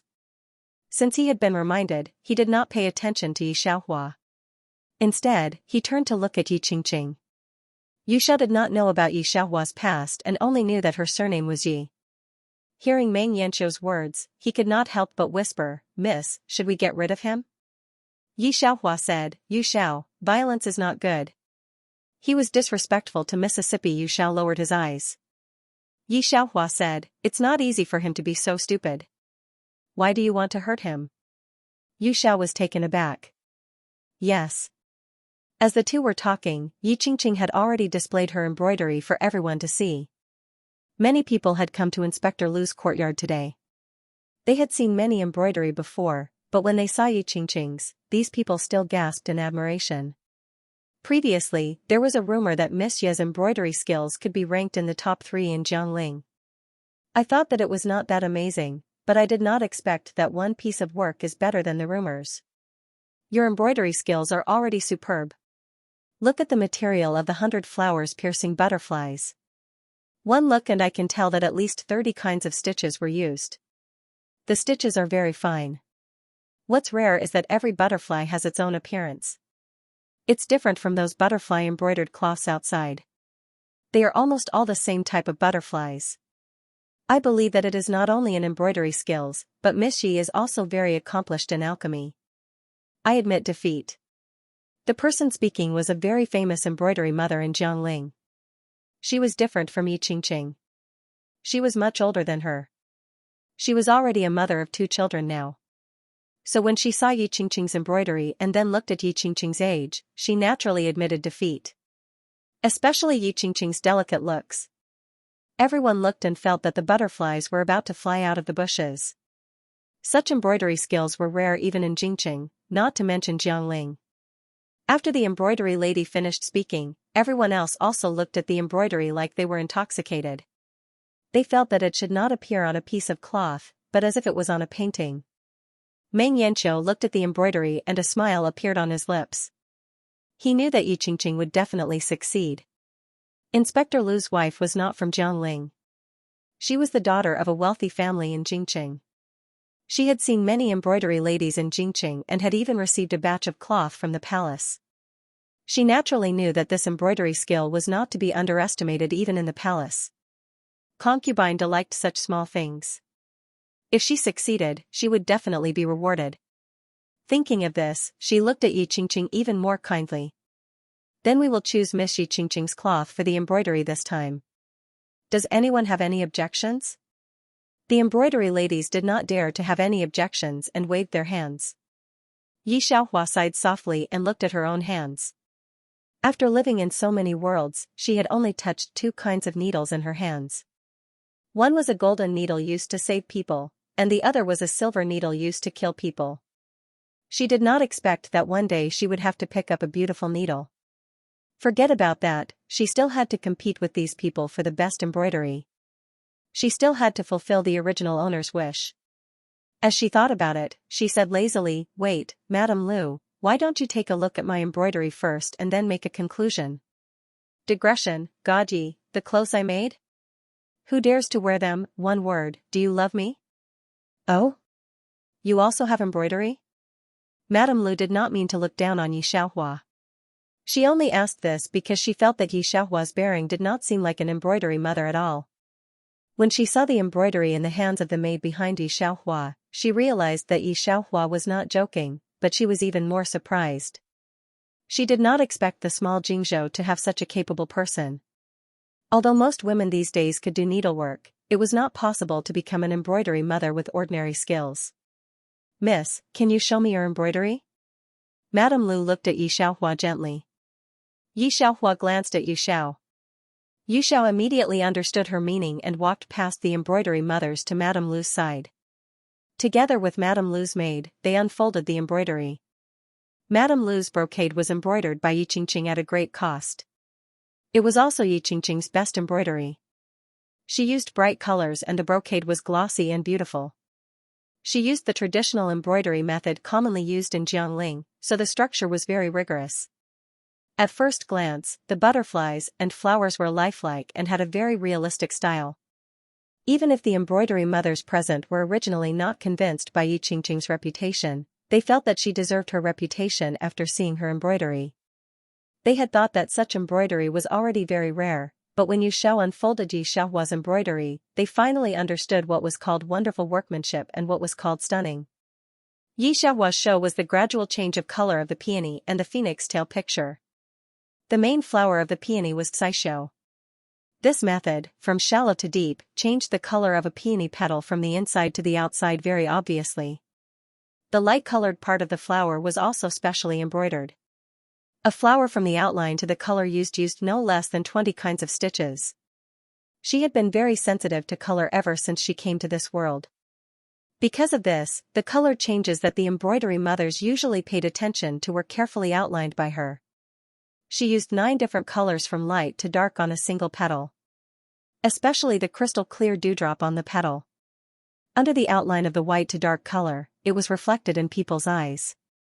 The people in the cloth almost reached out to touch it to see if it was accidentally dripping water or embroidery. Compared to the monotonous flowers in Yi Qingqing's 100 butterflies flying through flowers painting, Her peonies that could attract butterflies were very special. Only then did the embroidery maids realize that colors could be used in this way, and a flower could be embroidered in its original form. What's more ingenious is the phoenix tail swept by the peony edge. Yi Xiaohua used Su embroidery. It's said to be a phoenix tail, but it should be a few feathers surrounding the peony. It's not like ordinary feathers. Yi Xiaohua's feathers are the kind of fluff that can be seen clearly. Each feather is breathable and long, from light to dark color. She uses a wooden comb to show it, as if she can touch the soft and light feathers as soon as she reaches out. It was like the feathers of a phoenix that had accidentally fallen into a bush of flowers. Peonies were too luxurious and gorgeous. If an ordinary person were to wear a peony pattern dress, they wouldn't be able to hold on, but this simple and elegant feather was able to disperse the rich and colorful. It reflected the color harmony of Su embroidery more and more. It was also the first time for Yu Xiao to see Yi Xiaohua's embroidery. She couldn't help but touch the dew. After confirming that it was embroidered, she stood there in a daze. What a peony pattern! Just when everyone was immersed in this embroidery, a deep male voice sounded. This official has seen great scholar Mu's paintings in the capital, but it was not as lifelike as this embroidery. Jiangling is indeed full of talents. This voice brought everyone back to their senses from the embroidery. Meng Yanqiu was the first to call out, "Lord Lu." The people in the courtyard also reacted. This should be Imperial Inspector Lu himself. Madame Lu looked at Yi Xiaohua in surprise, hesitated for a moment, then asked, "If I'm not wrong, this should be mermaid silk, right?" She touched the surface of the embroidery, but was afraid of dirtying it, so she quickly put her hand down. But she already had an idea. No matter how you looked at it, Yi Xiaohua's brocade surpassed Yi Qingqing's. This was found for concubine de, and it was better to have nothing than to have something shoddy. In the end, she naturally chose Yi Xiaohua's peony embroidery. Madame Lu dismissed the rest of the embroidery maids, leaving only Yi Xiaohua. The others who left the residence were all inquiring about Yi Xiaohua's background. Yi Xiaohua's embroidery was chosen by Madame Lu, and under the publicity of the group of embroidery maids, it more or less gained a reputation. Madame Lu really felt that Yi Xiaohua's embroidery skills were superb, and wanted her to make a set of clothes. This should be the first business deal. After thinking for a while, Yi Xiaohua agreed. When Yi Qingqing saw Yi Xiaohua appear, she did not take it to heart at all. She even shook her head helplessly when Yi Xiaohua was about to take out the embroidery, but she did not expect Yi Xiaohua to really take out embroidery that was not inferior to hers. The change in her expression was very obvious. She just stared blankly at the embroidery, and only reacted when the servant girl called her. Meng Yanqiu also did not expect Yi Xiaohua to really take out the embroidery. The embroidery just now had indeed amazed him, but he still comforted Yi Qingqing. "You have been using needles since you were 3 years old, so you have a deep foundation. What you lack is those lost skills. She has only been using needles for a short time, so it's hard to say how many stitches she has embroidered on this embroidery." Meng Yanqiu's tone was somewhat disapproving. In fact, he was also puzzled in his heart. This was completely different from what he had experienced in his previous life. In his previous life, Yi Xiaohua had no interest in embroidery, and her only interest was to play with knives and spears. In the end, Inspector Lu still used Yi Qingqing's embroidery, but in this life, how could Yi Xiaohua take out such embroidery? Meng Yanqiu's heart surged. But in any case, he still restrained himself. He did not want to provoke Yi Xiaohua in this life. Right now, there was another important thing to do. After the Meng family knew Meng Yanqiu's intentions, they began to discuss with Yi De about Yi Qingqing and Yi Qingqing's marriage. This is the only embroidery skill book that the Yi family had left behind. Seeing Yi Qingqing's disappointed look, Meng Yanqiu felt that it was better not to tease her. The manservant beside him took a book from somewhere. The Yi family once had the #1 embroidery mother in Dama Kingdom. With this embroidery skill book, you will definitely become the #1 embroidery mother in Dama Kingdom. In the future, the Yi family will rely on you alone. Meng Yanqiu still remembered that in his previous life, Yi Qingqing had told him that Yi Qingqing had spent less than a month to understand this embroidery skill book, and had even taught it to Yi Xiaohua. He did not expect that Yi Xiaohua would reveal the acupuncture technique to the Hu people, but he did not expect that it would lead to disaster. He remembered that Yi Qingqing had vaguely said that the main core of the Yi family's acupuncture technique was the spiral. In this life, he believed that with his guidance, Yi Qingqing would be able to understand it in less than a month. After parting with Yi Qingqing, Meng Yanqiu left the Yi residence. He signaled to his confidant with his eyes. "Master, as you expected, the 13th prince has indeed come to Jiangling." Meng Yanqiu's confidant said to Meng Yanqiu in a low voice, "Our business has already been secretly transferred. Madam and Master have also made arrangements. Should we inform the Yi clan?" The Yi family and the Meng family had already agreed on the marriage. If the Yi family did not know about this, it would cause a lot of unnecessary misunderstandings. Thinking of Yi Qingqing, Meng Yanqiu's expression softened. He said softly, no matter what happens to the Meng family, Qingqing will not abandon us." The confidant looked at Meng Yanqiu's confident face. Although he did not know where he got his confidence from, he did not try to persuade him. His master's thoughts were getting heavier these days. They could not figure it out no matter what. Dama Kingdom was far more open than other ancient countries and did not have many requirements for women. There were many women doing business on the streets. To some extent, this was also a kind of development. "Yi Xiao, what do you think of opening an embroidery workshop?" Yi Xiaohua walked on the street. She was not wearing a fussy dress. Her light blue underwear was slightly white at the edges. Her sleeves, lapel, and skirt were scattered with bright red plum blossoms and black branches. Her fair wrists were faintly discernible. The overly elegant clothes seemed a little mysterious after being covered with a thin layer of gauze. No matter where she was, her face was extremely outstanding. There was a sense of laziness in her beauty and it was very eye-catching in the crowd. Many people stopped to watch secretly. Yu Xiao did not expect Yi Xiaohua to say such a thing and was stunned. "Then it's decided." Yi Xiaohua had this idea for a long time, but she was not going to open an embroidery workshop herself. Instead, she was going to let Yu Xiao manage the workshop. "If I remember correctly, you also learned embroidery when you were in the boudoir. This 10,000 taels is for you to start the business. I will write a plan for you when I go back."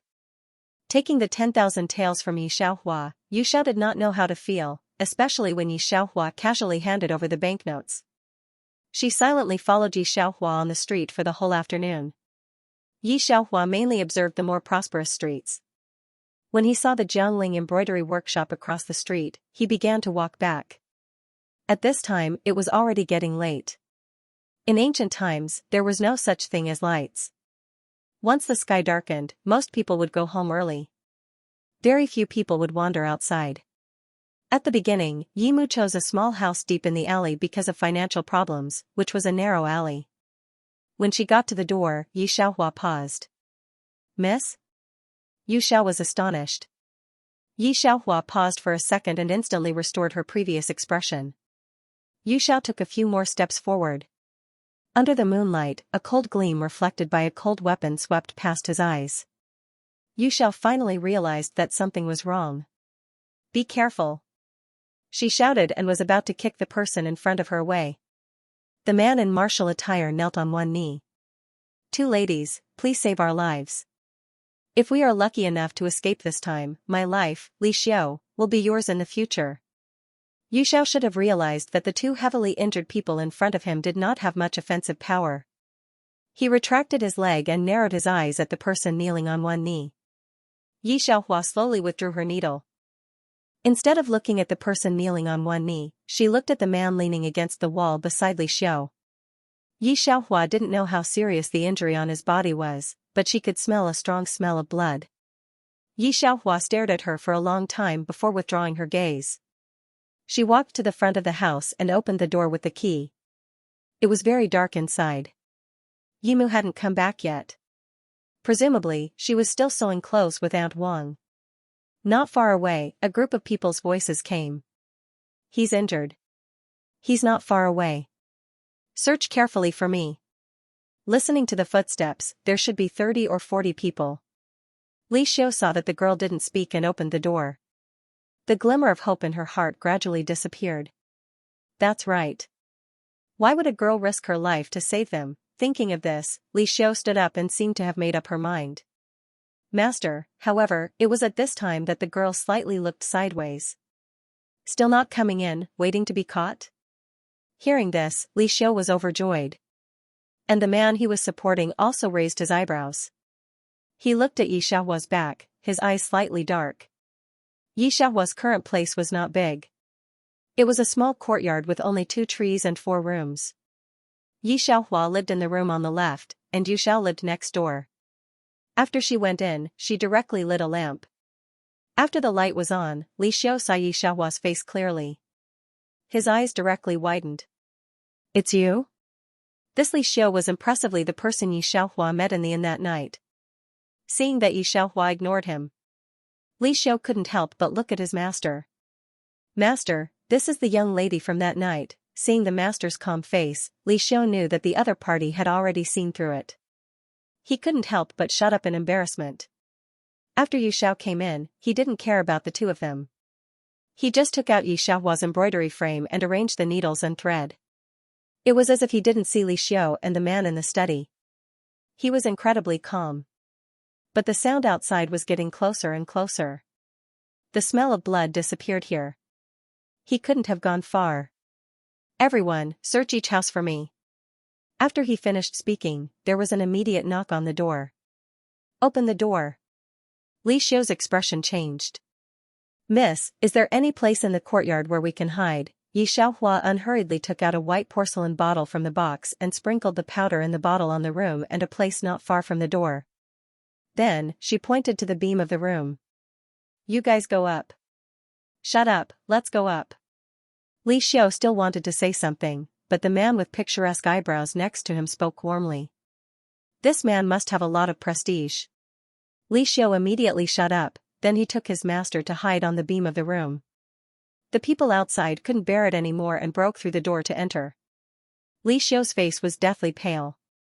He had already made up his mind. When they found him and his master, he would lead this group of people away.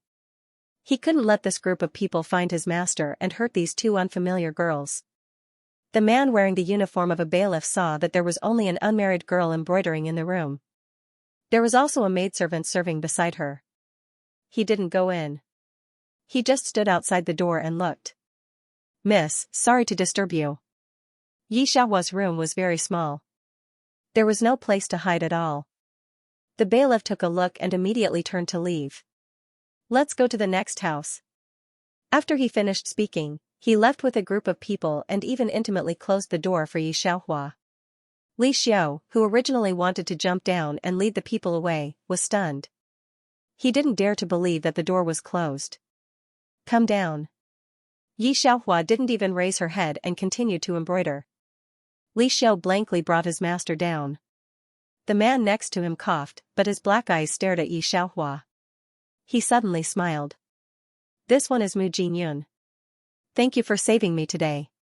Yi Xiaohua was originally concentrating on embroidering. When she heard Mu Jinyun's voice, she couldn't help but look up at him. Mu Jinyun subconsciously pursed his lips. "Have you recently had a cold fever, headache, weak limbs, and black lips and tongue?" Just when Mu Jinyun thought that Yi Xiaohua couldn't speak, she suddenly opened her mouth. Mu Jinyun didn't answer and just looked at Yi Xiaohua. Li Xiu also looked up at Yi Xiaohua in surprise. Yi Xiaohua didn't care about the 2's suspicions. "You're infected with the epidemic." In fact, the epidemic shouldn't have broken out in this season. It usually breaks out in the summer. You must have accidentally been infected with something from the epidemic recently. Li Xiu suddenly thought of something and anger rose in her eyes. "Master, let's hurry back to the capital." He remembered that in the summer of this year, an epidemic broke out along the Yellow River. At that time, there were countless deaths and injuries. At this time, the infected people were all isolated and burned to death. The imperial physicians in the palace were helpless. Once infected, they wouldn't even dare to get close to their relatives. The 13th prince had sent people to burn down the Yellow River. No wonder Master couldn't summon his inner force when facing this group of people today. Hearing that he had actually contracted the seasonal plague, Mu Jinyun retreated a few steps, and actually retreated to the side of the door. "Regarding today's matter, someone will send a gift of thanks in a few days." After he finished speaking, he was just about to turn around and leave. However, he felt a cool sensation on his wrist. Mu Xinyan lowered his head somewhat stiffly. He looked at the hand that had picked up his hand and gently placed it on his pulse. For a moment, he didn't know how to react. He thought that sometimes he couldn't let her touch him, but this hand didn't seem to listen to his brain. It's at least half a month's journey between Jiangling and Jingzhou. Can you still hold on until you get back? Yi Xiaohua glanced at him, lowered her eyes, and thought for a moment. Then, she asked Yu Xiao to bring her a pen and paper. She waved her hand and wrote down a prescription on the paper, as well as a bunch of precautions. Finally, she handed it to Mu Xinyan. Find a quiet place to recuperate. Pay attention to not contact outsiders. Mu Xinyan lowered his head and looked at the words on the paper. He was slightly stunned. He didn't know why, but these words unexpectedly revealed a familiar aura. However, after being stunned for a while, he quickly left with Li Xiu. Not long after the two left, Mother Yi came back from Aunt Wang's house. Mother, you don't need to sew clothes tomorrow. Your daughter, I can make money now. Yi Xiaohua gave the money she got from Madame Lin today to Mother Yi. Yi Xiaohua got a total of 200 or 300 taels of silver from that piece of cloth and Madame Lin's list. In ancient times, 200 or 300 taels of silver was enough for a family of 4 to live for several years. Receiving the money that Yi Xiaohua earned, Mother Ye's fingers trembled. She went to Yi Xiaohua's room to look at the embroidery in disbelief. When she saw a bird on the fan that was almost about to fly down from the smart branch, she finally believed that her daughter was a great talent. This embroidery skill alone was several degrees higher than that of Yi Qingqing. I knew that my daughter wasn't useless. Mother Ye's voice was a little choked, but she forced herself not to let her tears fall.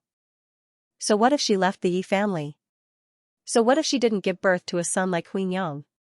My daughter is so promising, can you ask her if Yi Qingqing can embroider such a lifelike bird?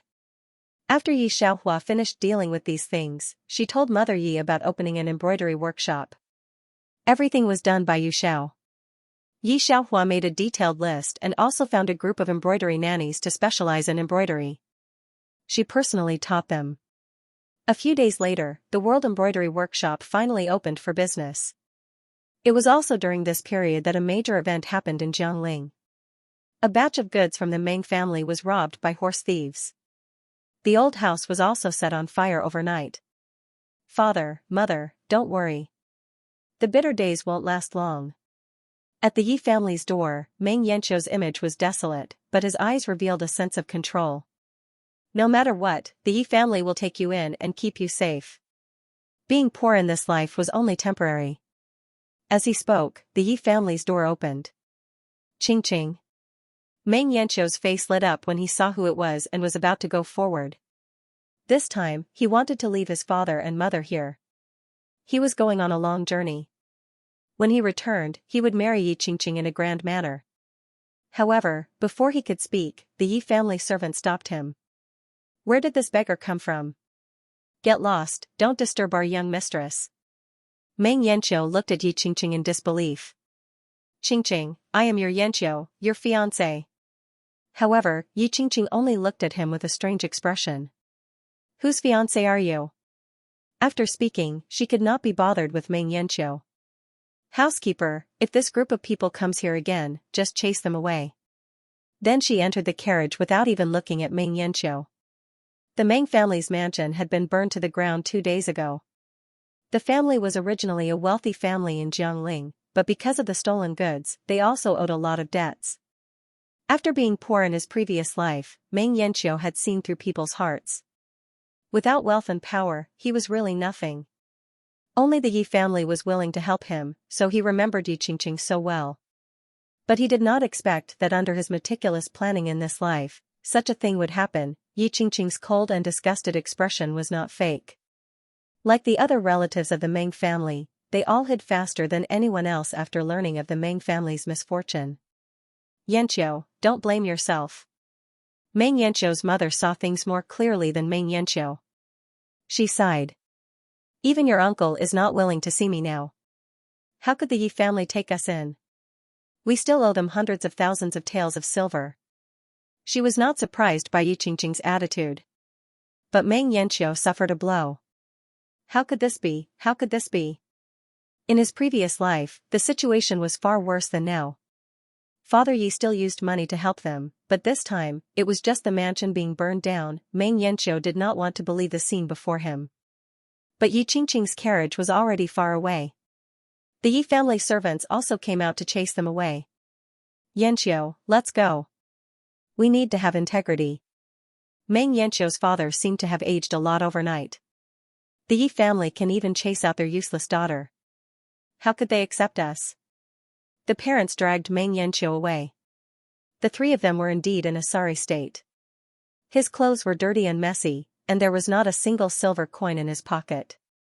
Meng's mother looked around. The surrounding people subconsciously avoided them, not wanting to have too much contact with them. However, at this moment, a voice suddenly rang out, "Lady Meng, why are you here?" Meng's mother didn't expect to see Ye's mother at this time. For a while, she didn't know what to say. Meng. Recently, Yi Mu was busy with the affairs of Xianxia embroidery workshop. She didn't hear the change of Meng's family at all.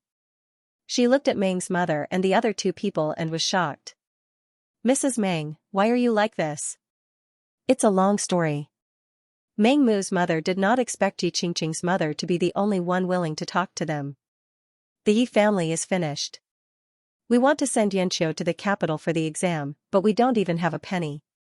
Yi Qingqing's mother understood. Meng's lady, Master Meng, Yanqiu, come in first. She took the three of them to a very ordinary hotel on the street. She ordered a few dishes and steamed buns. It's been 2 days. You haven't eaten yet. Let's eat first. When Yi Qingqing's mother was in the Yi family, she had a good relationship with the Meng family. Meng Yanqiu, in particular, had a close relationship with Yi Xiaohua. Now that something like this had happened to the Meng family, she could not help but sigh. There was nothing she could do to help. Touching the silver in her pocket, she remembered that the silver she brought out this morning was used to buy embroidery thread. Yi Qingqing's mother frowned.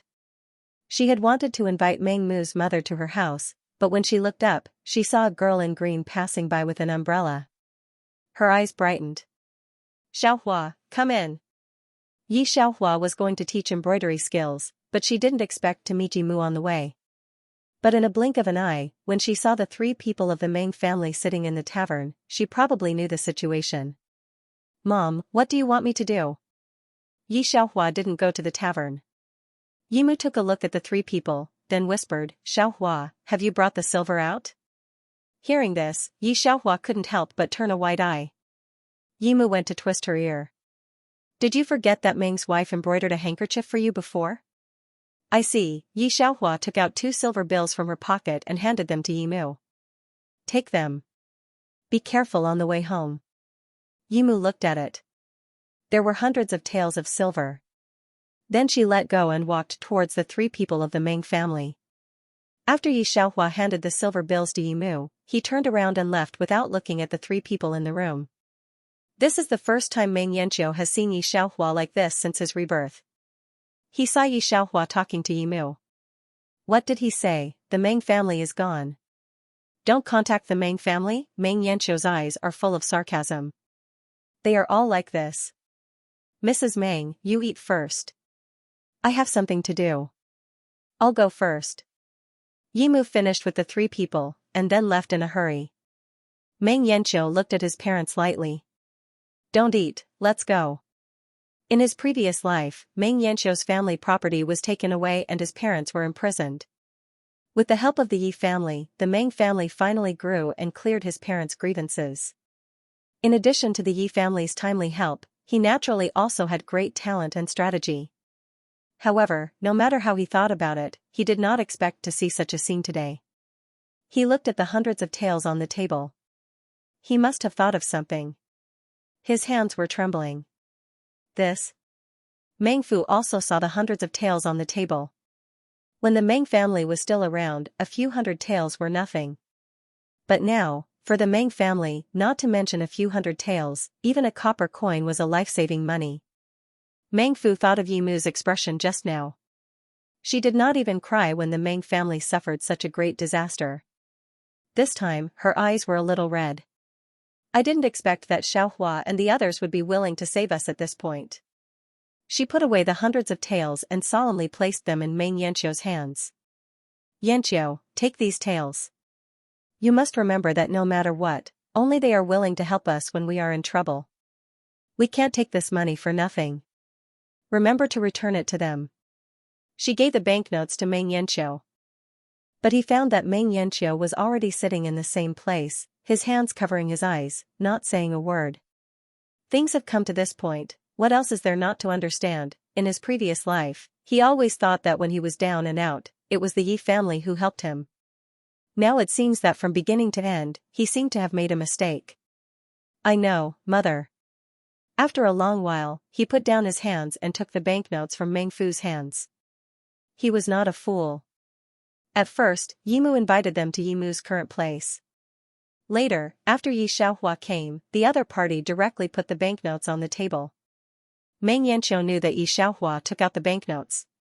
He solemnly folded the banknotes and put them in his pocket. He had no intention of using them. Mother, do you know where Miss Shi lives? Meng Yanqiu asked Meng Fu after putting away the banknotes. The three had already left the restaurant. Madame Yi just said that it's not suitable for us to disturb them in our current situation. Although Yimu also said that their room was enough, Meng Fu's mother had no intention of going. After all, Madame Yi was a widow and an orphan. No, I want you to give this to Miss Yi. Meng Yanqiu took out a cloth bag from her pocket. This was the second part of the Yi family's acupuncture technique. It seemed that everything in the Meng family had been burned, but in fact, most of them had been transferred by him in the past half a month. The second book of the Yi family's acupuncture technique that he had asked someone to buy was one of them. This time, he went to find Yi Qingqing, not only to ask the Yi residents to take in his parents, but also to send the second part to Yi Qingqing. He just didn't expect to see such a scene in the Yi family. The first book was still in Yi Qingqing's hands. Thinking of this, Meng Yanqiu's eyes turned bloodshot. Meng's mother received the package with a complicated heart. This was Ye's acupuncture method. She sent the package to Yi Xiaohua and her mother the next day. Yanqiu, master. After returning, Meng Fu's mother said to Meng Yanqiu excitedly, I'm now doing some work at Xianxia embroidery workshop, teaching embroidery to the group of embroidery women. I teach for 8 hours every 5 days, and I have 2 days off every 5 days. I get 15 taels of silver a month. This is my advance for a month. Take it. Meng Fu's mother handed the 15 taels of silver to Meng Yanqiu. Meng Yanqiu looked at the 15 taels of silver in his hand, and then looked at Meng Fu's mother, who was not as quiet as before. After a moment of silence, he said, I'll send you to Tianxia embroidery workshop tomorrow. Yi Xiaohua now had money in her hands, but she had no intention of changing places. When she received the second part of the Yi family's acupuncture technique that Yimu gave her, she couldn't wait to study it overnight. Yu Xiao originally wanted to study it, but the second part of the acupuncture technique started from the middle. There was no beginning and no end. She didn't know where to start, so she left after reading for a quarter of an hour. Yi Xiaohua's physical quality in this world was average, but her brain was still the same brain, and her mental strength was still mental strength. She had read all the difficult secret books of martial arts. Although the remaining half of the acupuncture technique was a little troublesome for her, it didn't hinder her for a long time. When she was ready to collect the needles and go to the embroidery workshop to teach the group of embroidery women tomorrow, she found that there was one more person in the room. However, she didn't even pause, knowing that there was probably only one person who could enter her room quietly and not be discovered by her. Are you all cured? She put away her book unhurriedly. Her tone was careless. In fact, she was a divine doctor in another world. At a glance, she knew whether a person was well or not. However, this identity was not useful in this world, so she just used it casually. Well, although his confidant said that Yi Xiaohua's background was unknown and her means were superb, and he asked him to be as careful as possible, Mu Jinyan pretended not to hear anything. Did you embroider a piece of cloth for concubinda? She likes it very much. The thread on the embroidery frame didn't need to be put away. Yi Xiaohua just arranged the embroidery thread. At this time, Yu Xiao also found that something was wrong. When he got up late at night, he found Li Xiu sitting in front of Xiaohua's door. If Li Xiu hadn't moved quickly and covered her mouth, he was afraid that Mother Yi would have been scared to wake up. Master. After entering the room, Li Xiu bowed her head in shame. Mu Jinyun didn't speak, but Yi Xiaohua lazily raised her hand. It's okay, but haven't you returned to the capital yet? The reason why Dama country was called Dama country was because Mu was the surname of the country. When Mu Jinyun first told Yi Xiaohua his name, he didn't mean to hide his identity. However, what Li Xiu didn't expect was that Yi Xiaohua and Yu Xiao, the master and servant, didn't have any reaction. Originally, I wanted to arrest the bandits in this area. Mu Jinyun sat at the table, his slender fingers playing with the teacup, and his clear eyes glanced at Yi Xiaohua. But when I arrived here a month ago, I found that all the bandits on the mountain were tied up, so I got a bargain. Really? Yi Xiaohua calmly picked up the teacup. But she found that there was no water. Li Xiu nodded fiercely. Of course, these bandits are not ordinary bandits. When our master led people to search, they also found a lot of armor and weapons. The bandit leader is also a first-class master in Jianghu. I don't know which master helped to suppress the bandits. Otherwise, not only would the court not be able to suppress this group of bandits, but they would also lose all the officers and soldiers. It's just a little bit that master seems to have taken away all the valuable things on the mountain. At this time, Yu Xiao, who went to the kitchen to boil a pot of hot water, came back. Her hand was still trembling slightly. Miss Yu Xiao, be careful. Li Xiu quickly helped her take the teapot, but she didn't suspect anything. This time, Mu Jinyun mainly came to bring a message to Yi Xiaohua. The emperor's birthday was coming, and the embroidery workshop imperial merchant who cooperated with the royal family was about to be re-elected. This was an opportunity. Yi Xiaohua was thoughtful. The main task was to achieve more than Yi Qingqing. This time, the imperial merchant qualification was an opportunity. Yi Xiaohua was also willing to fight for it. The emperor will come to Jiangling in half a month.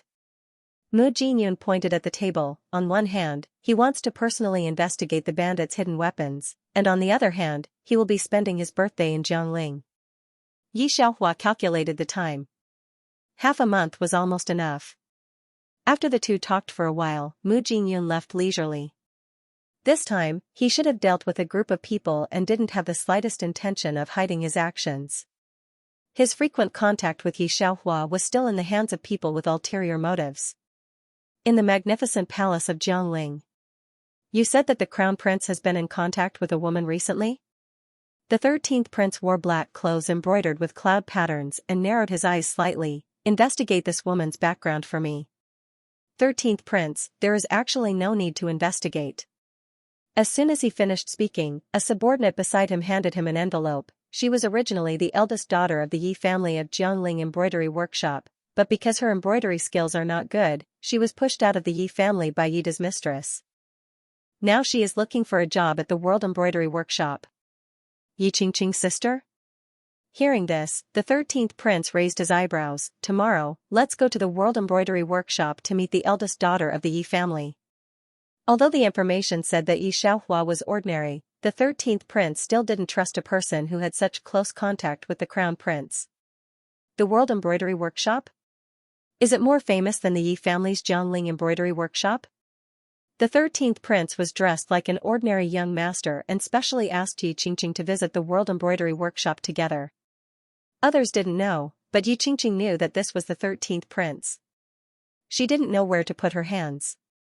Huingyang had taught her how to show the greatest charm of a woman since she was a child. She replied with great restraint, "It's just a motley crew that opened a few days ago, but I heard that my sister is an ordinary embroidery worker there." She, Yida and the others didn't care about this ordinary embroidery workshop at all. Yi Qingqing had mentioned Yi Xiaohua on purpose. When she was in Yi family, she was jealous of Yi Xiaohua.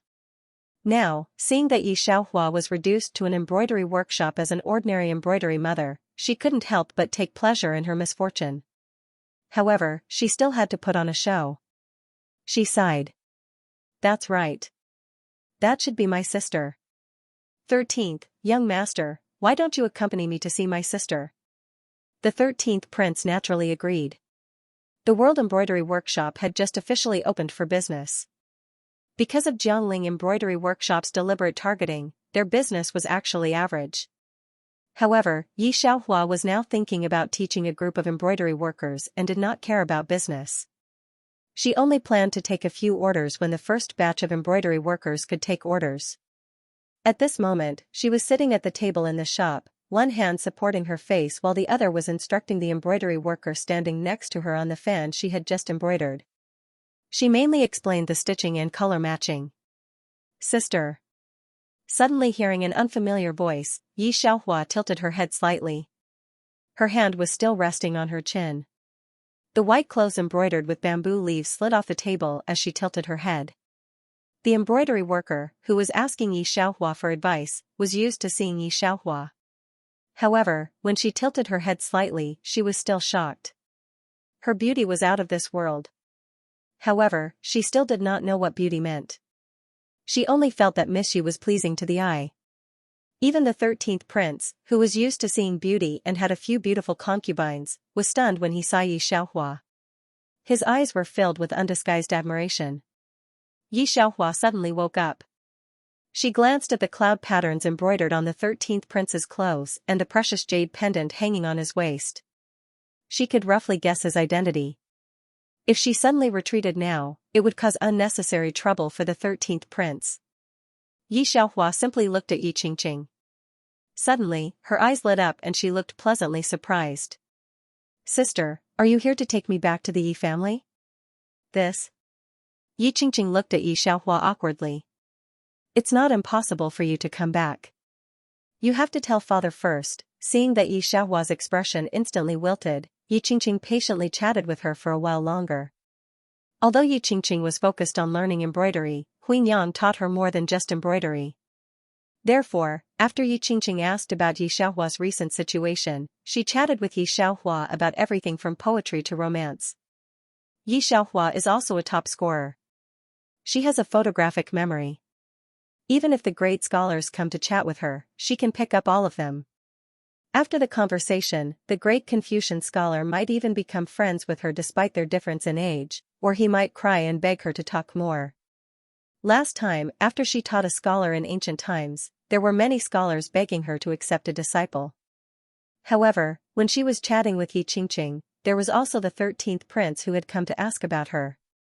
Yi Xiaohua looked left and right casually, as if she couldn't get a word in, but pretended to understand. When the 13th prince heard Yi Qingqing mention the art of war, his eyes lit up, and he said a few more words to Yi Qingqing. Yi Qingqing was still basking in the joy that she was the only one who knew who the person beside her was the 13th prince. She chatted with the 13th prince more and more enthusiastically, and the 13th prince looked at her a little more. After an hour, the two left the World Embroidery Workshop. "Is that your sister inside?" The 13th prince glanced at the Yi family embroidery workshop when he went out. Yi Qingqing looked down. "Yes. I thought it was your sister who could be as outstanding as you, but I didn't expect her to be so mediocre." The 13th prince was extremely disappointed. At first, Yi Xiaohua could make his eyes light up, but her performance later disappointed him. They were sisters, but why was there such a big difference? No wonder the Yi family drove Yi Qingqing's sister out of the family. In this way, it was actually not wrong. He originally wanted to know what was so mysterious about the person who was in contact with the crown prince, but now it seemed that she was just an ordinary person. Compared to a real noble family's daughter, she still lacked some bearing and nobility. Except for her face, everything else was inevitably inferior. At this time, the 13th prince suddenly remembered that this should be the crown prince's trick. He wondered why the crown prince deliberately let him find her this time. Thinking of this, the 13th prince lost all interest in Yi Xiaohua.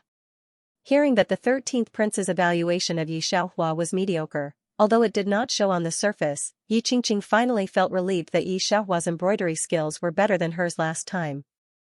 "I asked you to show off the birthday embroidery. What do you think?" The 13th prince thought of this. He had only learned yesterday that the crown prince wanted to find a birthday screen for the emperor. The 13th prince naturally would not be inferior. He naturally thought of the Yi family in Jiangling. In terms of embroidery skills, no one could compare to the Yi family. This time, he encountered the same congratulatory gift as the Crown Prince, so he must firmly surpass the Crown Prince. Yi Qingqing answered very confidently, 13th Prince, I happen to obtain the Yi family's lost unique skill. Although I did not fully understand it, I know a little bit. I will definitely not let you down. Hearing this, the 13th Prince finally relaxed. As the two were talking, they did not notice that someone happened to walk over from not far away. Today, Meng Yanqiu had originally come to send Mother Meng. During this period of time, he had secretly contacted his own people while not letting his parents know the truth. He was grateful for Yi Xiaohua and her mother's help, but did not dare to meet them. Today, he specially wanted to thank Mother Yi in person. He did not expect to see Yi Qingqing and the 13th Prince before he reached the World Embroidery Workshop. For convenience, he was wearing coarse clothes, so Yi Qingqing did not recognize him. Meng Yanqiu had known the 13th Prince in his previous life. Later, for the sake of the Meng family and the Yi family, Yi Qingqing had to marry the 13th Prince. Since his rebirth, he had done everything possible to protect Yi Qingqing. He even made the Meng family lose power in advance to prevent the 13th Prince from intervening and Yi Qingqing from giving herself to the 13th Prince. Meng Yanqiu could still convince himself of everything that had happened before. After all, he had been reborn this time for Yi Qingqing. In a trance, he remembered that in his previous life, when he had saved Yi Qingqing from the bandits, she had been stunned when he mentioned that the Yi family had saved him. In the end, she had said that she had only done it in passing and had not taken it to heart. She had not expected that she had helped the Meng family so much. After that, he had kept Yi Qingqing by his side. Since then, the Meng family had encountered many troubles, but he had solved them all. Later, when she had to marry the 13th Prince as a concubine, he had helped the 13th Prince with a lot of money, hoping that because of him, the 13th Prince would treat her better. In his previous life, he had been kept in the dark by Yi Qingqing only because he had met her after he had gained power. In this life, he had made the Meng family lose power, but he had also seen through Yi Qingqing's nature. She was not forced to marry the 13th Prince. It was clearly that Yi Qingqing was not willing to be an ordinary person and wanted to marry into a rich family, however, it was not enough to be cheated by her for a lifetime. In this life, he had almost been cheated by her again. Even when he had nothing in his previous life, Meng Yanqiu had never felt so embarrassed. He was really a complete fool. He had even vented his anger on Yi Xiaohua and Mama Yi. Thinking of this, he looked at the World Embroidery Workshop in front of him and did not dare to take another step. Yanqiu, didn't you want to see where I work? Meng Yanqiu's mother walked a few steps and realized that Meng Yanqiu was not following her. She could not help but stop. His almost stagnant blood finally began to flow. Meng Yanqiu slowly raised his head and looked at Meng Yanqiu's mother. Yes, mother. He walked very slowly, step by step. When they entered, Yi Xiaohua continued to lean on the table and explain to the embroidery lady. She had always been casual. After Yi Qingqing and the 13th Prince left, she was too lazy to sit down. She just leaned on the corner of the table, holding her embroidery in one hand and gesturing with the other. Seeing Meng Yanqiu's mother come over, she nodded at her. Aunt Meng. She was not very close, but her tone was very normal. She treated Meng Yanqiu's mother like everyone else. These days, Meng Yanqiu's mother had also gotten used to the atmosphere of the World Embroidery Workshop. She was much more relaxed here. No one treated her as Madame Meng or a down-and-out member of the Meng family. What are you talking about? When Aunt Meng saw Yi Xiaohua, the smile on her face increased. The embroidery lady naturally knew Aunt Meng. Didn't you give Miss Yi an incomplete embroidery technique manual? Last night, Miss Yi broke the remnant book overnight. Now she is talking to me about the hair of the remnant book. She wants to teach us first, but this embroidery method is a bit complicated, and I don't understand it very well. Meng's mother was shocked. She just gave the remnant book to Yi Xiaohua not long ago, and Yi Xiaohua already knew it. However, these days, when she got along with Yi Xiaohua, she naturally knew that Yi Xiaohua had a unique talent in embroidery, especially in color matching, which was unparalleled. Seeing Meng Mu's mother like this, the embroidery woman put down her embroidery and went to the embroidery workshop shopkeeper to ask for a new handkerchief. Look, this is it. She carefully held the handkerchief and showed it to Meng's mother. Meng Mu's mother looked down. It was a very simple piece of embroidery. Because it was a handkerchief, only dark green asparagus was embroidered in the middle. The bamboo was embroidered in layers. Roughly counting, it was just bamboo. There were about 20 kinds of colors, big and small. From white to the darkest black, from light to light. The edge was very neat, and the broken knot of the bamboo was very clear. There was a kind of protruding feeling, but when she touched it, she found that it was flat and smooth, and could not be touched at all. The edge of the handkerchief was embroidered with the word yun. In fact, embroidery was difficult to have the feeling of writing with a pen. However, the handwriting that Xianxia embroidered was embroidered with the tip of the brush. At first glance, it looked comfortable and smart, like it was written with a pen, not embroidered stitch by stitch. Today's embroidery, Meng Mu had never seen such. Yi family's embroidery was famous for real. Although I haven't seen it, I have heard of it. Meng Mu held the handkerchief for a long time before she came to her senses. Xiaohua, you are really talented. You can understand the Yi family's needlework without the previous book. Yi Xiaohua took out the handkerchief and smiled. It's okay. It's not very difficult. If you study it more, you will understand it sooner or later. Don't be too tired. You didn't sleep for a long time last night, did you? Meng Mu's mother said worriedly. Your body is too weak. You have to take good care of it. I know. It's only once or twice. Meng Mu looked at her indifferent appearance and couldn't help but sigh. With Yi Xiaohua's exquisite embroidery skills, who could compare with her? It was only a matter of time before the embroidery of the world was finished tomorrow. This time, Yi family really made a mistake. They didn't know that Yi De found that the daughter he drove out was so talented. Standing on the side, Meng Yanqiu, who heard their conversation, felt his blood turn cold again. He still remembered that in his previous life, Yi Qingqing had said before she died, Yanqiu, I used a month to understand the Yi family's needlework and gave it to my sister. I didn't expect my sister to win the emperor's favor because of it. If I had known earlier, I would have explained to the emperor that I was the one who understood this embroidery skill first. Right now, he had given the Yi family's embroidery skill to Yi Qingqing for almost a month, but there was still no news of the Yi family's successful research. Yanqiu, go back first. Meng's mother could not help but chase her son away when she saw him standing there in a daze. Meng Yanqiu's lips twitched. He wanted to smile but found that he could not. In his previous life, he thought that Yi Xiaohua had harmed him and Yi Qingqing. He did not care about her even after she died and even resented her for sending the news to the 13th prince. Now it seemed that Yi Xiaohua was really innocent. It was Yi Qingqing who wanted to get involved with the 13th prince. He hated her from his previous life to this one, but he did not expect that he hated the wrong person. Yi Qingqing could not understand the Yi family's needlework, but Yi Xiaohua took the headless lower part of the needlework. How long did it take for her to use the Yi family's needlework? It went without saying who was the one who understood the Yi family's needlework in his previous life. It was funny that he had sworn not to care about Yi Xiaohua in this life, but it was Yi Xiaohua and her mother who helped him at the last moment. Meng Yanqiu did not have the face to look at Yi Xiaohua. Thinking of Yi Xiaohua who had died because of him in his previous life, he could not help but turn around, trying his best to suppress the surging sadness in his heart. Half a month later, the emperor personally came to Jiangling. Jiangling was not a big place, but many high officials and nobles came. In this half a month, Imperial Inspector Liu had also brought people to renovate the temporary imperial residence in River Tomb, and River Tomb also had a flourishing appearance. The magistrate of River Tomb had decided to let the emperor see the best side, and was very attentive in all aspects. During the palace banquet, all the local officials gave many lavish gifts. The clothes that Yi Xiaohua wanted to embroider for the emperor took a lot of effort, so she spent a lot of time.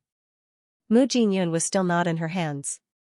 Sister Concubine De, I heard that the crown prince found an embroidery for the emperor. Why didn't I see it? Concubine Shu looked at Concubine De who was sitting upright and could not help but smile. This time, the emperor only brought 2 concubines to Jiangling, Concubine De and Concubine Shu. However, it was worth mentioning that there was no empress in the harem. There was a rumor among the people that the emperor wanted to make Concubine De empress, But because concubine Da was just an ordinary person with no background, she was not willing to be empress. The emperor had no choice but to make concubine Da an empress. Concubine Da knew that concubine Shu was trying to provoke her, but she didn't take it to heart. She just smiled and said, "Perhaps I was delayed. If the crown prince hasn't found a suitable birthday gift, I happen to have a few pieces of embroidery from the Jiangling embroidery workshop. Why don't you let the crown prince take one from me?" Concubine Shu did not intend to let concubine Da off. During the banquet held in the palace last time, concubine Da had gotten her hands on a bolt of peony and phoenix cloth, and her clothes were extremely gorgeous. He had suppressed all the newcomers from the palace. Concubine Shu naturally found an opportunity to humiliate concubine Da. Concubine Da was used to the open and covert attacks of the imperial palace. She smiled faintly and did not explain. Concubine Da's servant couldn't help but whisper, "Your Highness, why don't we find something from the private storehouse for the crown prince?" Concubine Da looked at the crown prince's calm face and said thoughtfully, "No need." But the servant wanted to say something, but when he saw the look on concubine Da's face, he did not dare to say anything. What? Did the crown prince also find a birthday embroidery for his majesty? Jiangling was the Empress Dowager's hometown. This time, she went to Jiangling and took the old route, but when she saw her hometown, the Empress Dowager felt much better. However, she looked at concubine Da indifferently. She had always disliked this concubine Da. Firstly, concubine Da's family did not have many people, and it was also because the emperor was visiting the people that the emperor fell in love with her at first sight, so he brought her into the imperial palace. No one would have thought that a commoner girl would eventually climb to the top of the 4 concubines, and her son was even named the crown prince. Not to mention that the emperor did not choose an empress because of her. Concubine Shu glanced at concubine Da and couldn't help but smile, then she sat next to the Empress Dowager and began to explain, "I heard that the crown prince randomly found a commoner girl to embroider a birthday embroidery for his majesty. I don't know how good that commoner girl's embroidery is, but after all, she is just an ordinary commoner girl, not as good as the embroidery of the Jiangling embroidery workshop." Hearing that it was another commoner girl, the Empress Dowager naturally remembered what concubine Da had done before, and her face became stern. But after a moment, she returned to her original expression, as if she was not the least bit unhappy. At this time, the 13th prince had already taken out the embroidery that Xianxia had given him in advance. "I wish father happiness as vast as the East Sea, and longevity as long as the South Mountain." As he spoke, he asked the eunuch following behind him to unfold the birthday embroidery that he had given to the emperor. The Empress Dowager raised her head to take a look, and in the end, she was a little impressed. What a good painting of pine and crane longevity. 13th prince, you are very thoughtful. When the 13th prince heard the Empress Dowager's praise, his face lit up. The emperor looked at the screen of pine and crane longevity and was also very satisfied. He was now almost 50 years old, and people in the ancient times generally did not live long, especially the emperor who worked hard. It would be considered a long life if he could live to 60 years old. Now, this pine and crane longevity embroidery had been sent to the bottom of his heart. In particular, this pine and crane longevity embroidery was meticulously made. It was lifelike and had both form and spirit. At a glance, one could tell that it was not an ordinary item. Even among the tributes collected by the imperial palace, there was no one that could compare to this. The 13th prince was actually able to find such a rare embroidery. The cabinet elder on the side looked at the pine and crane longevity embroidery and couldn't help but sigh. This kind of treasure is a masterpiece that has been passed down from generation to generation. It can be said to be the pinnacle of embroidery skills in the Great Mu Nation. It is not inferior to Xianxia's masterpiece that I have seen before. For a moment, the ministers in the summer palace were full of praise. The 13th prince's party had stolen the limelight. Honored consort Shu and the 13th prince glanced at Mu Jinyun, who was sitting on the side, and couldn't help but smile. At this time, Li Xiao, who was sitting next to Mu Jinyun, whispered into his ear. "The crown prince also has an embroidery gift?" The emperor was naturally interested when he heard the words of his favorite son, "Come on, bring it here." Honored consort Shu saw the emperor's bright eyes and felt uncomfortable in her heart. But she still had a smile on her face. The gifts from the crown prince are never ordinary.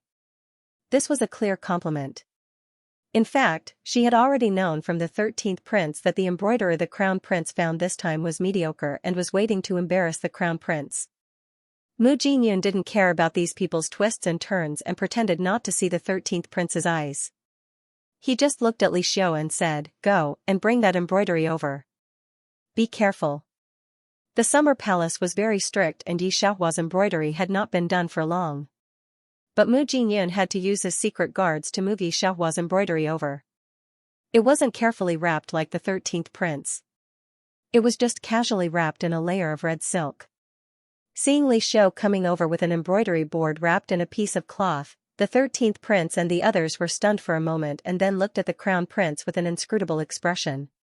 With such a sloppy embroidery, did the crown prince think that they were too favored by the emperor? Honored consort Xu was in a good mood when she saw the empress dowager's darkened face. She wanted to see what kind of embroidery the crown prince brought to fool the emperor. However, the second she turned her head, she saw that the crown prince had already taken off a piece of cloth covering the embroidery. The smile on her face froze in an instant and was followed by an expression of disbelief. Not only her, but all the courtiers and even the empress dowager who disliked consort the most were shocked. Li Xiao and another servant were holding Yi Xiaohua's embroidery.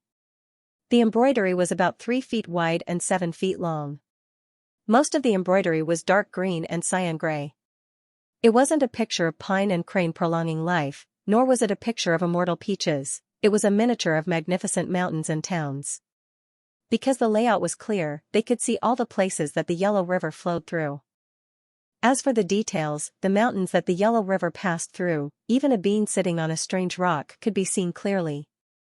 The market within the Yellow River and the capital city that was far away from the Yellow River were almost traceable. The color of the whole embroidery was light, and most of it was covered with smoke. What shocked people was not the smoke, but the 5 vigorous and powerful words on it, beautiful landscape painting. These 5 words were written with a single stroke, changing nimbly, like a flood dragon soaring into the sky.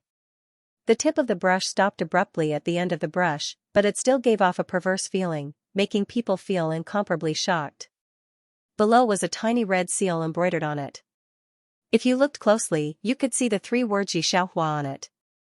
In particular, when everyone took a closer look, they discovered that the handwriting was really embroidered. They wondered which embroiderer in the world had such skills. Even the most knowledgeable cabinet elder of the Damak kingdom could not help but praise him for putting effort into this word. The only one who could compare to him in the current dynasty was probably the crown prince, who had been gifted since he was young and learned everything quickly. Compared to the words, what was more shocking was the beautiful picture of mountains and rivers. The officials present were all elderchen of the Great Mu Kingdom, so they naturally knew the situation of the Great Mu Kingdom very well. It was a long scroll of embroidery. The miniature of the entire Damak kingdom was interspersed in the painting, which was quite shocking at first glance. If this was a painting of literati and literati, the degree of acceptance of everyone would be a little higher. However, this was an embroidery, an unprecedented embroidery. It depicted the characteristics of various places, as well as the vast mountains and rivers.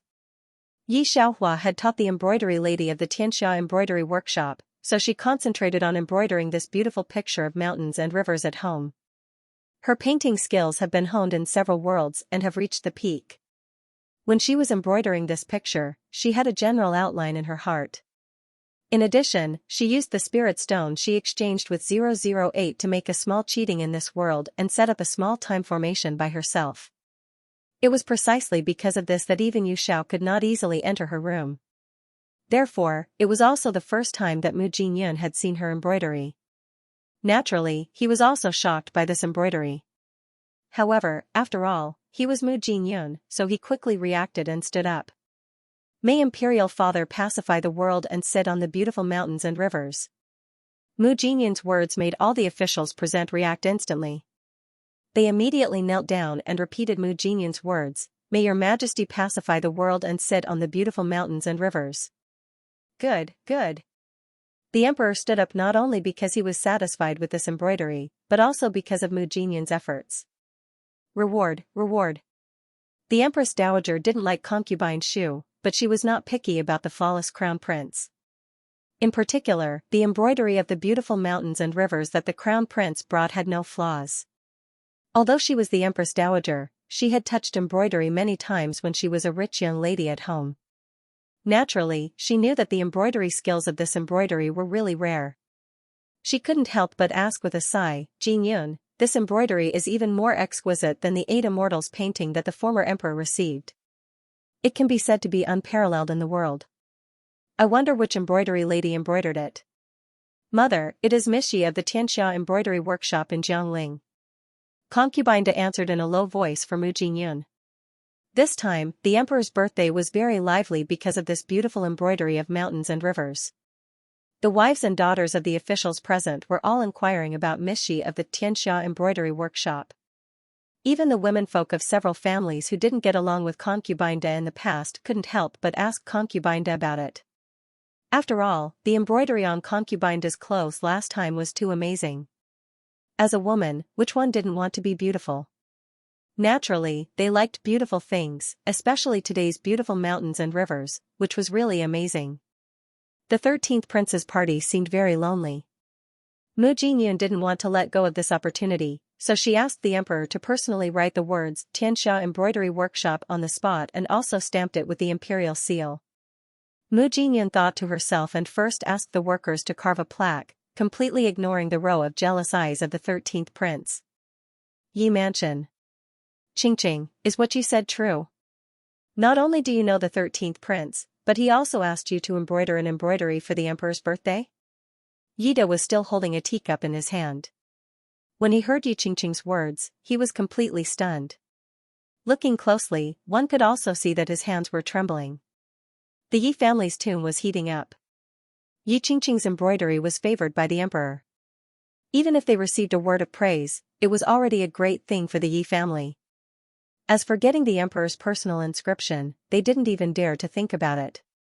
At most, they wanted to fight for the right to be an imperial merchant. Hearing this, Yi Qingqing chuckled. Even though she was scheming, she couldn't hide the pride in her heart at this time. She had been a mistress's daughter step by step to become Yida's favorite daughter. She wasn't someone to be trifled with. She was more talkative than Yi Xiaohua, more likable than Yi Xiaohua, and more scheming than Yi Xiaohua. "Master, Miss, the 13th prince's people are here." Yi Qingqing was also dazed. No matter how she thought about it, she had never thought that the 13th prince would lower himself to come to the Yi family to see her. Then, her face was dyed with a layer of red. "I'm going to change," Yi Qingqing said immediately. She was only wearing her regular clothes at home. Now that the 13th prince was here, she naturally could not meet him in this appearance. Yida nodded happily. This place was very close to Yi Qingqing's room, and it would take less than 10 minutes to change clothes. If Yi Qingqing could leave a good impression on the 13th prince and successfully enter the prince's residence, even if she became a concubine, she would be very successful. The 13th prince's mother was Consort Shu, and Consort Shu's family was the prime minister of the dynasty. Even if the emperor made the 4th prince crown prince, the 13th prince's power could not be underestimated. Even a concubine of the 13th prince was at least a daughter of the capital city, let alone a concubine of a prince. It was very difficult for a merchant like him to even meet the 13th prince. He immediately tidied up his appearance and excitedly came to see the 13th prince. Commoner Yida greets the 13th prince. The 13th prince's face was expressionless. He did not ask Yida to stand up first and only stared at Yida's face for a long time until Yida trembled with fear. He then said, "No need." Although he was not wearing a prince's clothes, his noble and imposing aura was also very intimidating. Yida's excited heart was tensed up by the 13th prince's stare. "Yida, you really gave birth to a good daughter," the 13th prince said after staring at Yida for a long time.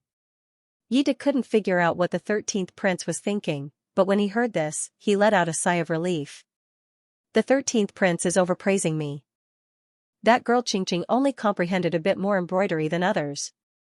"Yi Qingqing?"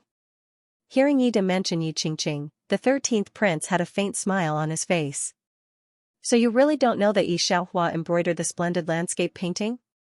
The 13th prince had originally thought that the Yi family and Mu Jinyun had lied to him, but seeing Yida's expression now, he understood. He finally understood that Yi De and the others really didn't know. Splendid landscape diagram? Yi De didn't know that a person's expression could change so quickly. The matter of the emperor's birthday in the temporary imperial residence would naturally not be easily known by outsiders. Even if this news was spread in the court, it would not reach the ears of an existence like the Yi family.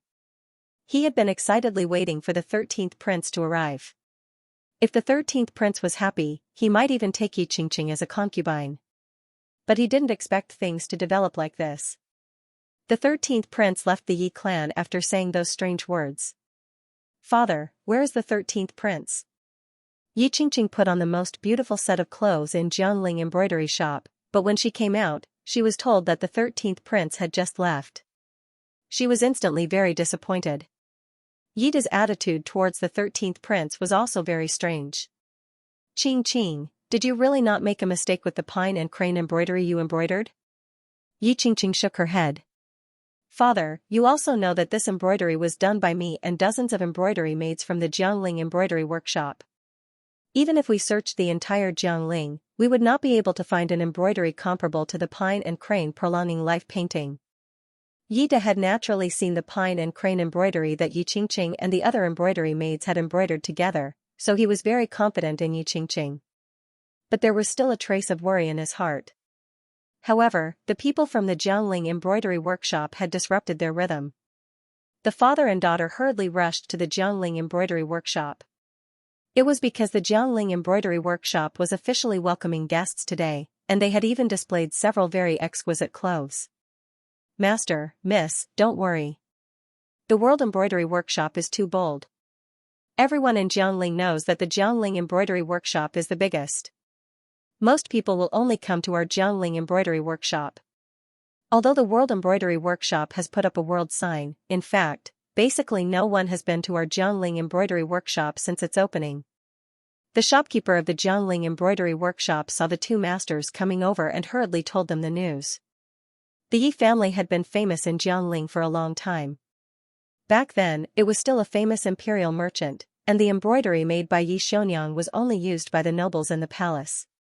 Just because of this, the people of Jiangling would rush to the Yi family's Jiangling embroidery workshop. Yi De remembered that Yi Qingqing had made embroidery for the 13th prince. He suddenly found the servant of the Jiangling embroidery workshop and whispered something to him. The servant was stunned after hearing it, then immediately went out and spread the news. Yi De was not talking about anything else. It was the pine crane embroidery that Yi Qingqing had made for Her Majesty. These days, it was a great thing for embroidery to be delivered to Her Majesty. The merchants who were originally here to join in the fun also came to the Jiangling embroidery workshop to take a look. Yi De also saw a large merchant who traveled between Jiangnan and the north. This merchant had always used Jiangnan's cloud brocade and color brocade. This time, he actually came to the Jiangling embroidery workshop. If they made a deal with this large merchant, the Jiangling embroidery workshop would not have to worry about expanding to other places in the future. The more he thought about it, the more he felt that Yi Qingqing was the Yi family's mascot. It seemed that the abbess fortune-telling was not wrong. This second daughter was indeed a noble in the future. Yi De and Yi Qingqing hurriedly invited this large merchant to a restaurant to discuss in detail. Yi Qingqing deliberately chose the restaurant opposite the World Embroidery Workshop. Downstairs, a guard who looked like an imperial bodyguard came up with a group of people on horseback. "Miss Yi Xiaohua of Tianxia Embroidery Workshop, this is the plaque given by His Majesty to Tianxia Embroidery Workshop. Please keep it." The person who came to give the plaque to Yi Xiaohua was a third-level official. Even the magistrate of Jiangling had to kneel down in front of the imperial guard. However, in front of Yi Xiaohua, he was extremely respectful. Yi Xiaohua raised her eyebrows and took it respectfully. However, his expression was incomparably calm. The imperial bodyguard took a deep look at her. Naturally, he didn't think that just by looking at her, he felt that the person in front of him wasn't an ignorant woman. Not to mention, the emperor and the others had already confirmed that the characters on the beautiful landscape map were Yi Xiaohua's. Of course, this imperial guard had seen it before. Seeing Yi Xiaohua accept it, he hung the new plaque of Tianxia Embroidery Workshop on the door and then left. And when the passing people and high officials saw that the plaque was written by the emperor, they all knelt down on the spot. They looked at Xianxia embroidery workshop with shock, respect, and curiosity. After the Imperial Guard left, they couldn't help but go to Xianxia embroidery workshop. However, before they went in, another group of people came. This time, it was not an imperial bodyguard, nor was it a reward from the emperor. It was the emperor's favorite concubine, who was also the crown prince's mother, concubine Da. She did not send a plaque, but sent people to deliver treasures one after another. Concubine Da sent her most trusted nanny Wu.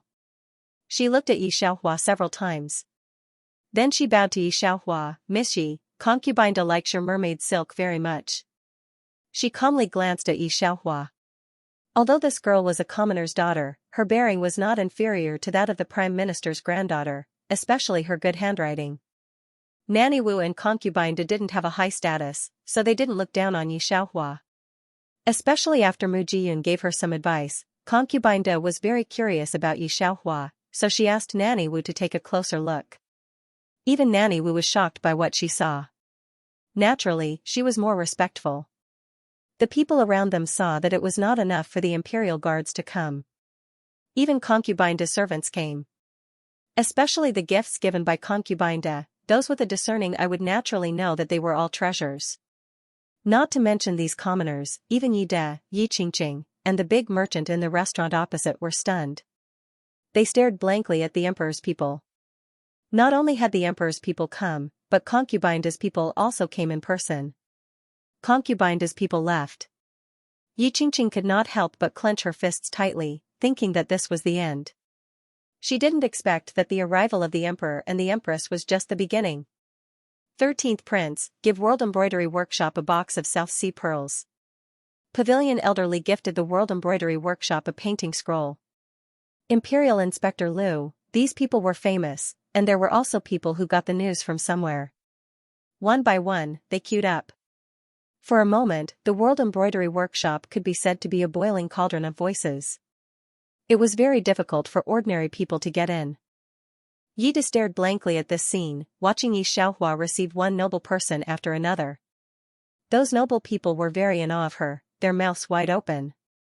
Especially when Madame Yi, whom he had long abandoned, was beside Xianxia. Yi Qingqing's slightly proud face suddenly disappeared, and her face instantly turned deathly pale. She clenched her fists tightly, and tears welled up in her eyes. At the same time, the people in the restaurant were discussing. Just now, so many noble people had come to the embroidery workshop.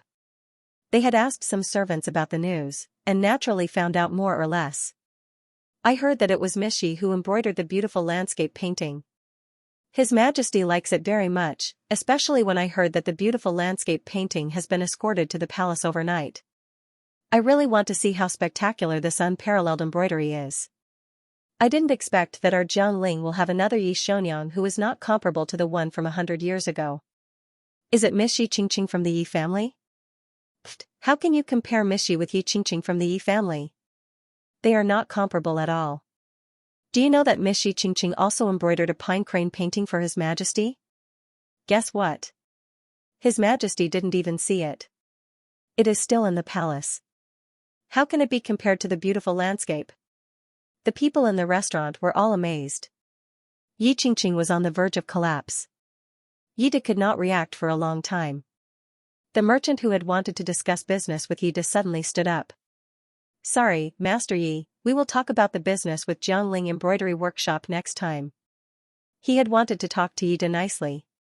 But he saw that many people downstairs had heard the news and rushed over to the World Embroidery Workshop. His expression changed. He did not care about talking to Yi Da and hurried out of the restaurant to the World Embroidery Workshop, completely ignoring Yi Da and Yi Qingqing. Yi Xiaohua and the World Embroidery Workshop became famous and naturally became royal merchants. The meaning of the beautiful landscape painting was so good that the Crown Prince's reputation became more and more widespread in the Jiangling area. Knowing all this, the 13th Prince was naturally unhappy. You said you saw the Crown Prince give the thing to her? Hearing this news, the 13th Prince smiled mockingly. He is indeed Father's son. He is very like Father. Arrange for him to go to the Yellow River tomorrow to control the flood. He will not come back so soon. Give her to me before he comes back. The counselor beside him frowned. 13th Prince, Yi Xiaohua has a close relationship with the Crown Prince. Will she? No need.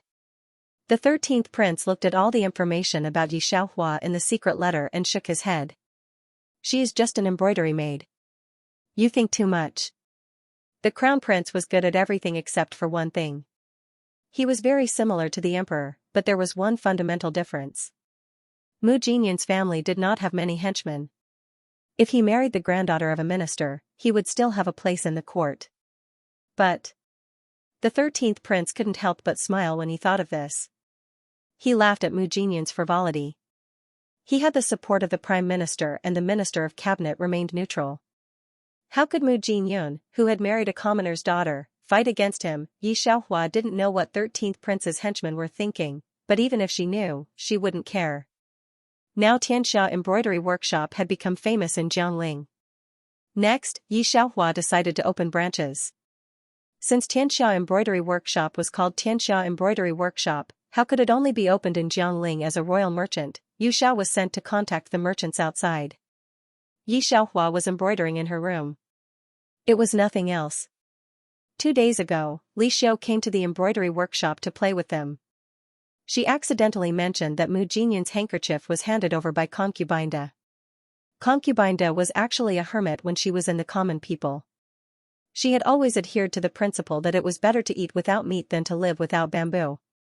When he saw that the bamboo embroidery on Mu Jinyun's handkerchief was very beautiful, he managed to obtain Mu Jinyun's handkerchief with just a few words. If it was someone else, they naturally wouldn't be able to take anything from Mu Jinyun's hands. However, this was concubine Da, not to mention his mother. She was very proud of the fact that she was favored by the emperor. Whenever he had something to do, he would wipe his sweat with the handkerchief in his hand. Who knew that winter had just passed and spring had just begun? Concubine Da was not sweating at all.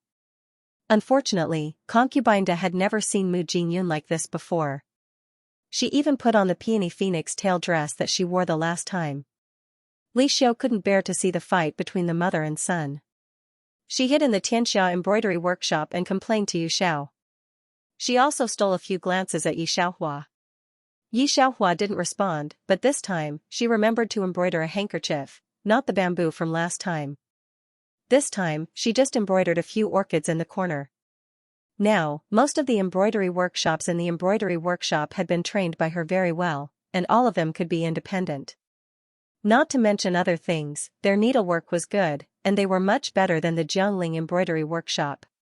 Now, apart from those in the imperial palace, there weren't many people who could make her work on embroidery. Yesterday, 13th Prince wanted Yi Xiaohua to embroider a screen. Yi Xiaohua turned around and asked others to embroider it. Just as he was thinking, the room suddenly reeked of alcohol. Orchid? She heard the deliberately lowered voice behind her, and the breath that reeked of alcohol wrapped around her neck. She nodded absent-mindedly, but her slender and fair fingers did not slow down at all. She was embroidering the unfinished Yun character. Did you drink? She inserted the last needle. A lazy voice that reeked of alcohol said, "Those old guys asked me to take care of the Yellow River." At this point, his expression turned serious. "I'll leave Li Xiu to you." Yi Xiaohua thought to herself, if you know that I'm going to go up and up, even the mountains have exploded in this life, you won't want to leave Li Xiu to me. No need. Mu Jinyun ignored her. He picked up the orchid that Yi Xiaohua had just embroidered, folded it and put it in his pocket. This time he did not want concubine Da to see it no matter what. Li Xiu was his trusted aide and also the head of his secret guards. He didn't tell Yi Xiaohua that if Li Xiu stayed, a bunch of secret guards who protected him would stay. This time, he was alone with the guards and a group of people with bad intentions to control the Yellow River. However, Mu Jinyun did not pay attention to these people. He looked at Yi Xiaohua writing something very seriously on a piece of paper. Mu Jinyun did not disturb her. She did not have much of an image at home. Her hair was loosely tied up with a hairpin, and a lot of it was spread out in front of her forehead. When he pushed the stray hair behind his ear, he could naturally see this person's increasingly delicate and cold facial features. So worrisome. Mu Jinyun sighed. No wonder so many people always had their eyes on her. Yi Xiaohua casually wrote a piece of paper and walked around the room. Then, she found a brocade pouch and handed it to Mu Jinyun. Take it. The freezing of the Yellow River in spring will break the dam. It's not a small matter to control the flood. I have other things to do in Jiangling, otherwise I can't go with you. If you encounter any trouble during the flood control this time, open the brocade pouch. The things inside will save your life. Mu Jinyun accepted the brocade pouch but did not say anything. He just pressed her hand. Yi Xiaohua did not pull her hand back. She only carefully instructed the assistant about the important matters of the Yellow River.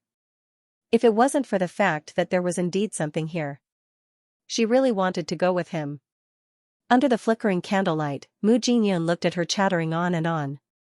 Then, he lowered his eyes, bent over, and planted a secret and restrained kiss on Madame Yi before she could enter. Wait for me to come back. When Madame Yi came in again, Mu Jinyun had already disappeared. There was only a faint smell of alcohol in the room. You drank? Yi Xiaohua smiled and nodded. A little. A few days later, the emperor, concubine De, and the 13th prince returned to the capital. Miss Yi. At midnight, Li Xiu came to the World Embroidery Workshop with a heavy expression. Something happened to the crown prince. I sent someone to hurry over. Li Xiu knew that the news of the crown prince's accident was definitely a trap, but he could not ignore the crown prince.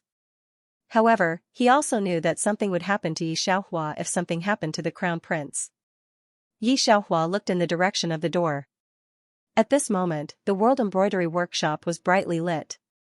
The 13th prince, who had already left Jiangling, suddenly appeared in the backyard of the World Embroidery Workshop. He was followed by a group of men in black. Li Xiu's expression changed.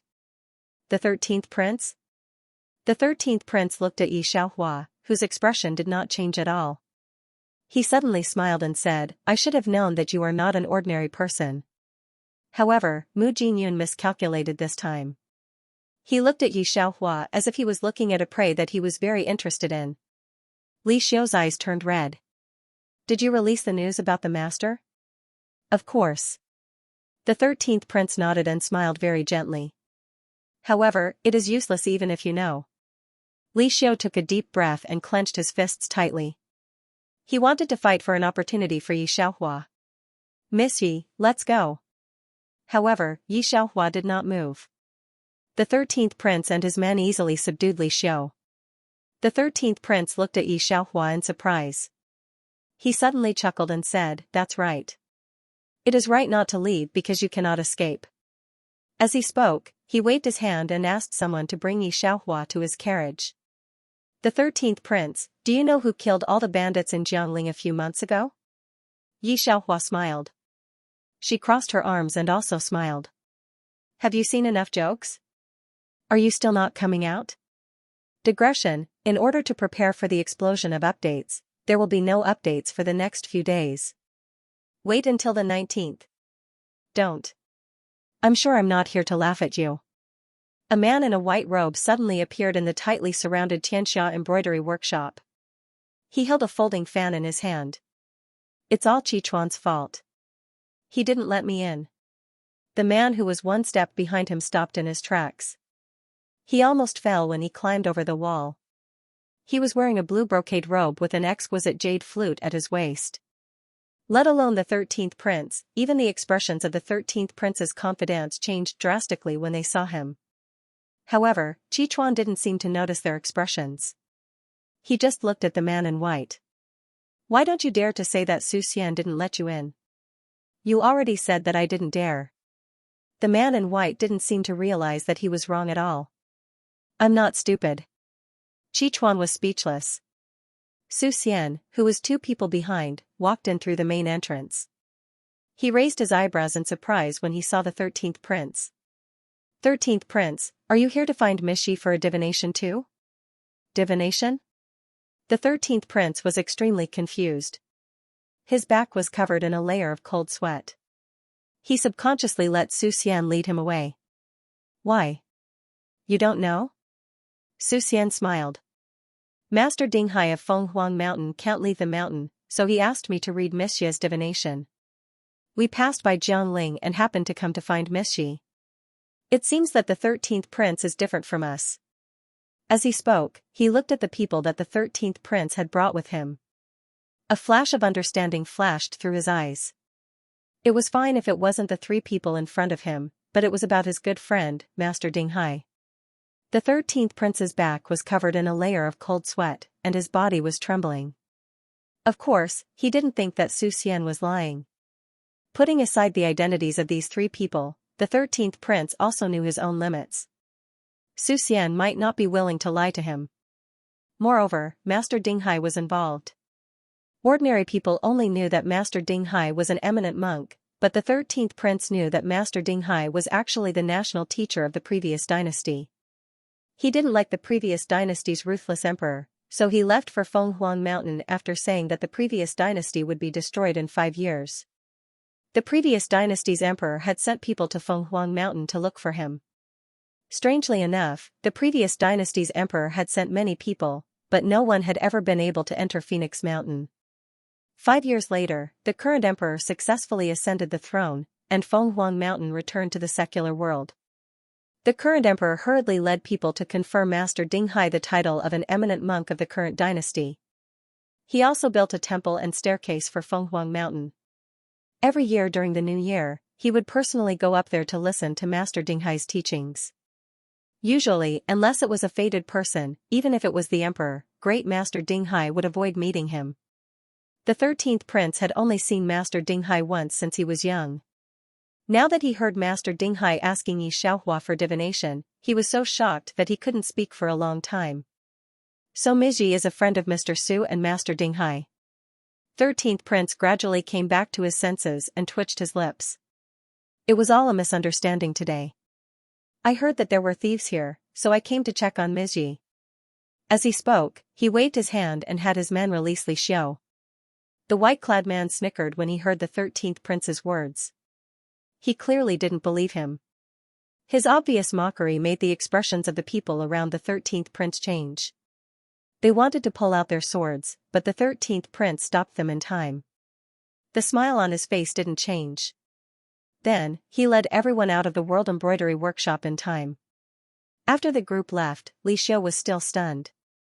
He looked in the direction Yi Xiaohua and the 13th prince left in disbelief. Then, he looked at Su Xian and the others. He didn't dare to talk to Su Xian and the others, so he could only ask Yu Xiao. Is he really Mr. Su? Yu Xiao was as surprised as Li Xiu at first, but now he was used to it. Yes. As he spoke, he poured a few cups of tea for the 3 of them. Li Xiu looked at Mother Yi stiffly. Mother Yi was much more normal than him. However, she looked at Su Xian and the others worriedly. Ah Xian, why do you think the 13th prince wants to capture our Xiaohua? Will he come back? No, Auntie, don't worry. He won't dare even if he has 10 guts. Su Xian didn't speak, but Qichuan spoke. Yimu was relieved. Then, she went to the kitchen to cook for Su Xian and the others. Su Xian and the others didn't stand on ceremony with Yimu. When Yimu left, Yu Xiao asked, Miss, do you really want Master Dinghai to calculate his fortune? How can I? Yi Xiaohua chuckled. Li Xiu's stiff body finally eased a little. He said so. Master Dinghai dared to throw the emperor's face. How could he let Miss Yi calculate his fortune for him? However, before he finished his sentence, Yi Xiaohua continued, he wanted me to embroider a picture of Buddha for him to hang in the Phoenix Temple. I thought it was too troublesome, so I didn't agree. Who knew that he actually encouraged the 3 of you to come, that old bald donkey? She couldn't help but laugh. But it's just right. I'll embroider it first. After I go to the capital, I'll personally go to Phoenix Mountain and bring it to him. Then Master will be very happy. Qichuan raised his eyebrows. He was still a little happy. I won't wait for you to go to Phoenix Mountain. I'll go down the mountain to the capital to find you. Li Xiu's expression, which had just recovered a little, instantly returned to normal. Qichuan was Master Dinghai's master. He had always respected Master Dinghai. Now that he heard Yi Xiaohua call Master Dinghai, not only was he not angry, but he was also so happy. Moreover, Master Dinghai hadn't gone down the mountain for many years. He still had to go down the mountain for Miss Yi, however, no one was willing to care about him. After the 13th prince left the World Embroidery Workshop, he didn't go anywhere else. Instead, he went outside Jiangling City. A group of people were setting up camp outside Jiangling City. 13th prince, why are you back now? The strategist was waiting for the 13th prince to return with his hands behind his back. However, he saw that the 13th prince only brought a group of people. Li Xiu and the people from the World Embroidery Workshop were nowhere to be seen. He couldn't help but frown. What's going on? The 13th prince shook his head. His expression was heavy. After a while, he let out a deep breath. Sir, you're right. I underestimated her. That Yi Xianyang is indeed not an ordinary person. As he spoke, he told the strategist about Master Ding Hai. The strategist frowned even more. Are you sure? Is Master Ding Hai someone she can see? Seeing the 13th prince's expression, the strategist knew that there was more to the story. Who? Mr. Su, do you know? The 13th prince took a deep breath. The strategist nodded. Of course. After Master Ding Hai told us about Mr. Su's fate, His Majesty looked for Mr. Su 3 times. Unfortunately, Mr. Su didn't show up. Although Master Ding Hai didn't want to be the national preceptor anymore, he told the emperor that Su Xian's achievements wouldn't be lower than his in the future. The imperial court and the pugilistic world were shocked by this. The strategist suddenly looked up. Does she know Mr. Su? Not only that. The 13th prince looked like he was about to collapse. Qi Chuan is here too. Qi Chuan? If the tactician could be said to be calm just now, then the blood in his entire body had turned cold. The 13th prince nodded with a bitter smile. That's right. It's him. Qi Chuan was a devil feared by everyone in the pugilistic world a few years ago. He was a martial arts prodigy, but the evil cult killed his entire family and left him as an orphan. They thought that he wouldn't be able to cause any trouble. Who would have thought that 10 years later, he would master a martial arts technique that no one in the pugilistic world knew for hundreds of years and massacre the entire evil cult? His eyes were bloodshot, and no one in the pugilistic world could stop him. In the end, some decent people came to Master Ding Hai for help. No one knew what Master Ding Hai said to Qi Chuan, but Qi Chuan became Master Ding Hai's disciple, and the pugilistic world had one less devil. Even so, no one dared to provoke him. The 13th prince felt that all his secret guards and imperial guards together wouldn't be able to withstand one move from Qi Chuan. The strategist barely calmed himself down. He thought about what the 13th prince said. There were 3 people. Then, what about the last one? The last one. The 13th prince pursed his lips. Sir, the last one came from the Snow Mountain. The strategist was speechless. No wonder the 13th prince said that each one was more complicated than the last. Why do you think he's so lucky? The 13th prince couldn't help but ask after a while. One could hear the loneliness and indignation in his voice. On this side, Ye's mother cooked dinner for Su Xian and the other 2 in the evening. She yawned and was ready to go back to the house to sleep. As a woman, she was very scheming. She didn't even know who Su Xian and the other 2 demons were. She even scolded them for not doing their jobs. Li Xiu, who was standing at the side, didn't dare to sit down. She looked at Yimu with great admiration, thinking that only Yimu dared to say that to these 3 people in the world. Did you hear that? Yi Xiaohua sat on one side. She was not hungry now. She just knocked on the table and said, "Leave quickly after eating. There is no place to entertain you." Qi Chuan choked. You're killing me just like that. He felt that the word donkey was not in line with his momentum. He didn't say it, but he looked at Yi Xiaohua's eyes very accusatory. Yi Xiaohua glanced at him. What? Nothing, you're right. Qi Chuan seemed to have thought of something and didn't dare to speak. Li Xiu wiped her face expressionlessly. Oh, no, there was also Yi Xiaohua. At this moment, someone knocked on the door. Yu Xiao went to open the door. When he saw who it was, he was shocked. Young Master Meng? Meng Yanqiu was followed by a group of people. He knew 13th Prince's plan. When he heard a little news on the way, he remembered his last life. He couldn't help but rush back, but he didn't see Yi Xiaohua's group sitting in the yard eating. He froze for a moment and didn't dare to look at Yi Xiaohua. He could only ask Yi Mu, "Auntie, are you okay? Didn't 13th Prince make trouble for you?" "They came for a while and left," said Mrs. Yi. Thanks to these 3 children. Meng Yanqiu also saw Su Xian and others. He didn't know them, but he was very alert. Su Xian and the others would not care about such a small person as him. "Auntie, this is the prescription that Master Ding Hai asked me to bring to you. She was sick in her mother's womb. It can't be cured, but it can only be alleviated. But she thinks it's troublesome, so Master Ding Hai asked me to give you the prescription." Yi Xiaohua kicked the stool impatiently. "Are you so annoying? Still not leaving?" Qi Chuan was surprised. "Wait, Auntie, is she still sick?" Yimu was very worried about Yi Xiaohua's condition. She didn't expect Su Xian to bring the prescription. She was immediately overjoyed. "After a while, I will go to the capital with Xiaohua. I will personally visit Master Ding Hai." After hearing Qi Chuan's question, Yimu also sighed. "It's also my fault that I didn't pay attention when I was pregnant. She was 7 months premature and was born weaker than ordinary children.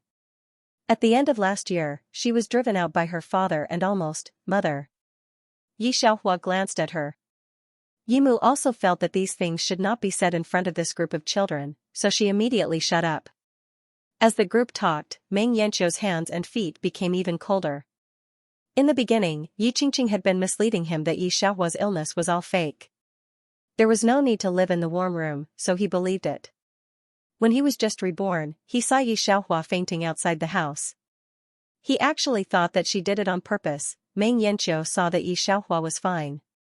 He didn't have the face to stay in the World Embroidery Workshop and went straight out. After going out, his group of confidants were still waiting for him outside. Now that it was already dawn, Meng Yanqiu brought them back to the Meng family. Starting from half a month ago, Meng Yanqiu had tidied up those who wanted to mess with the Meng family. Now that the Meng family had bought a new village, he took his parents back. And the Meng family's business also soared to the sky and became famous in Jiangnan. "What's wrong?" When he went back, he saw that the servant outside the door had a strange expression on his face. End of chapter 524. Don't forget to subscribe, like, and share the video to support the channel.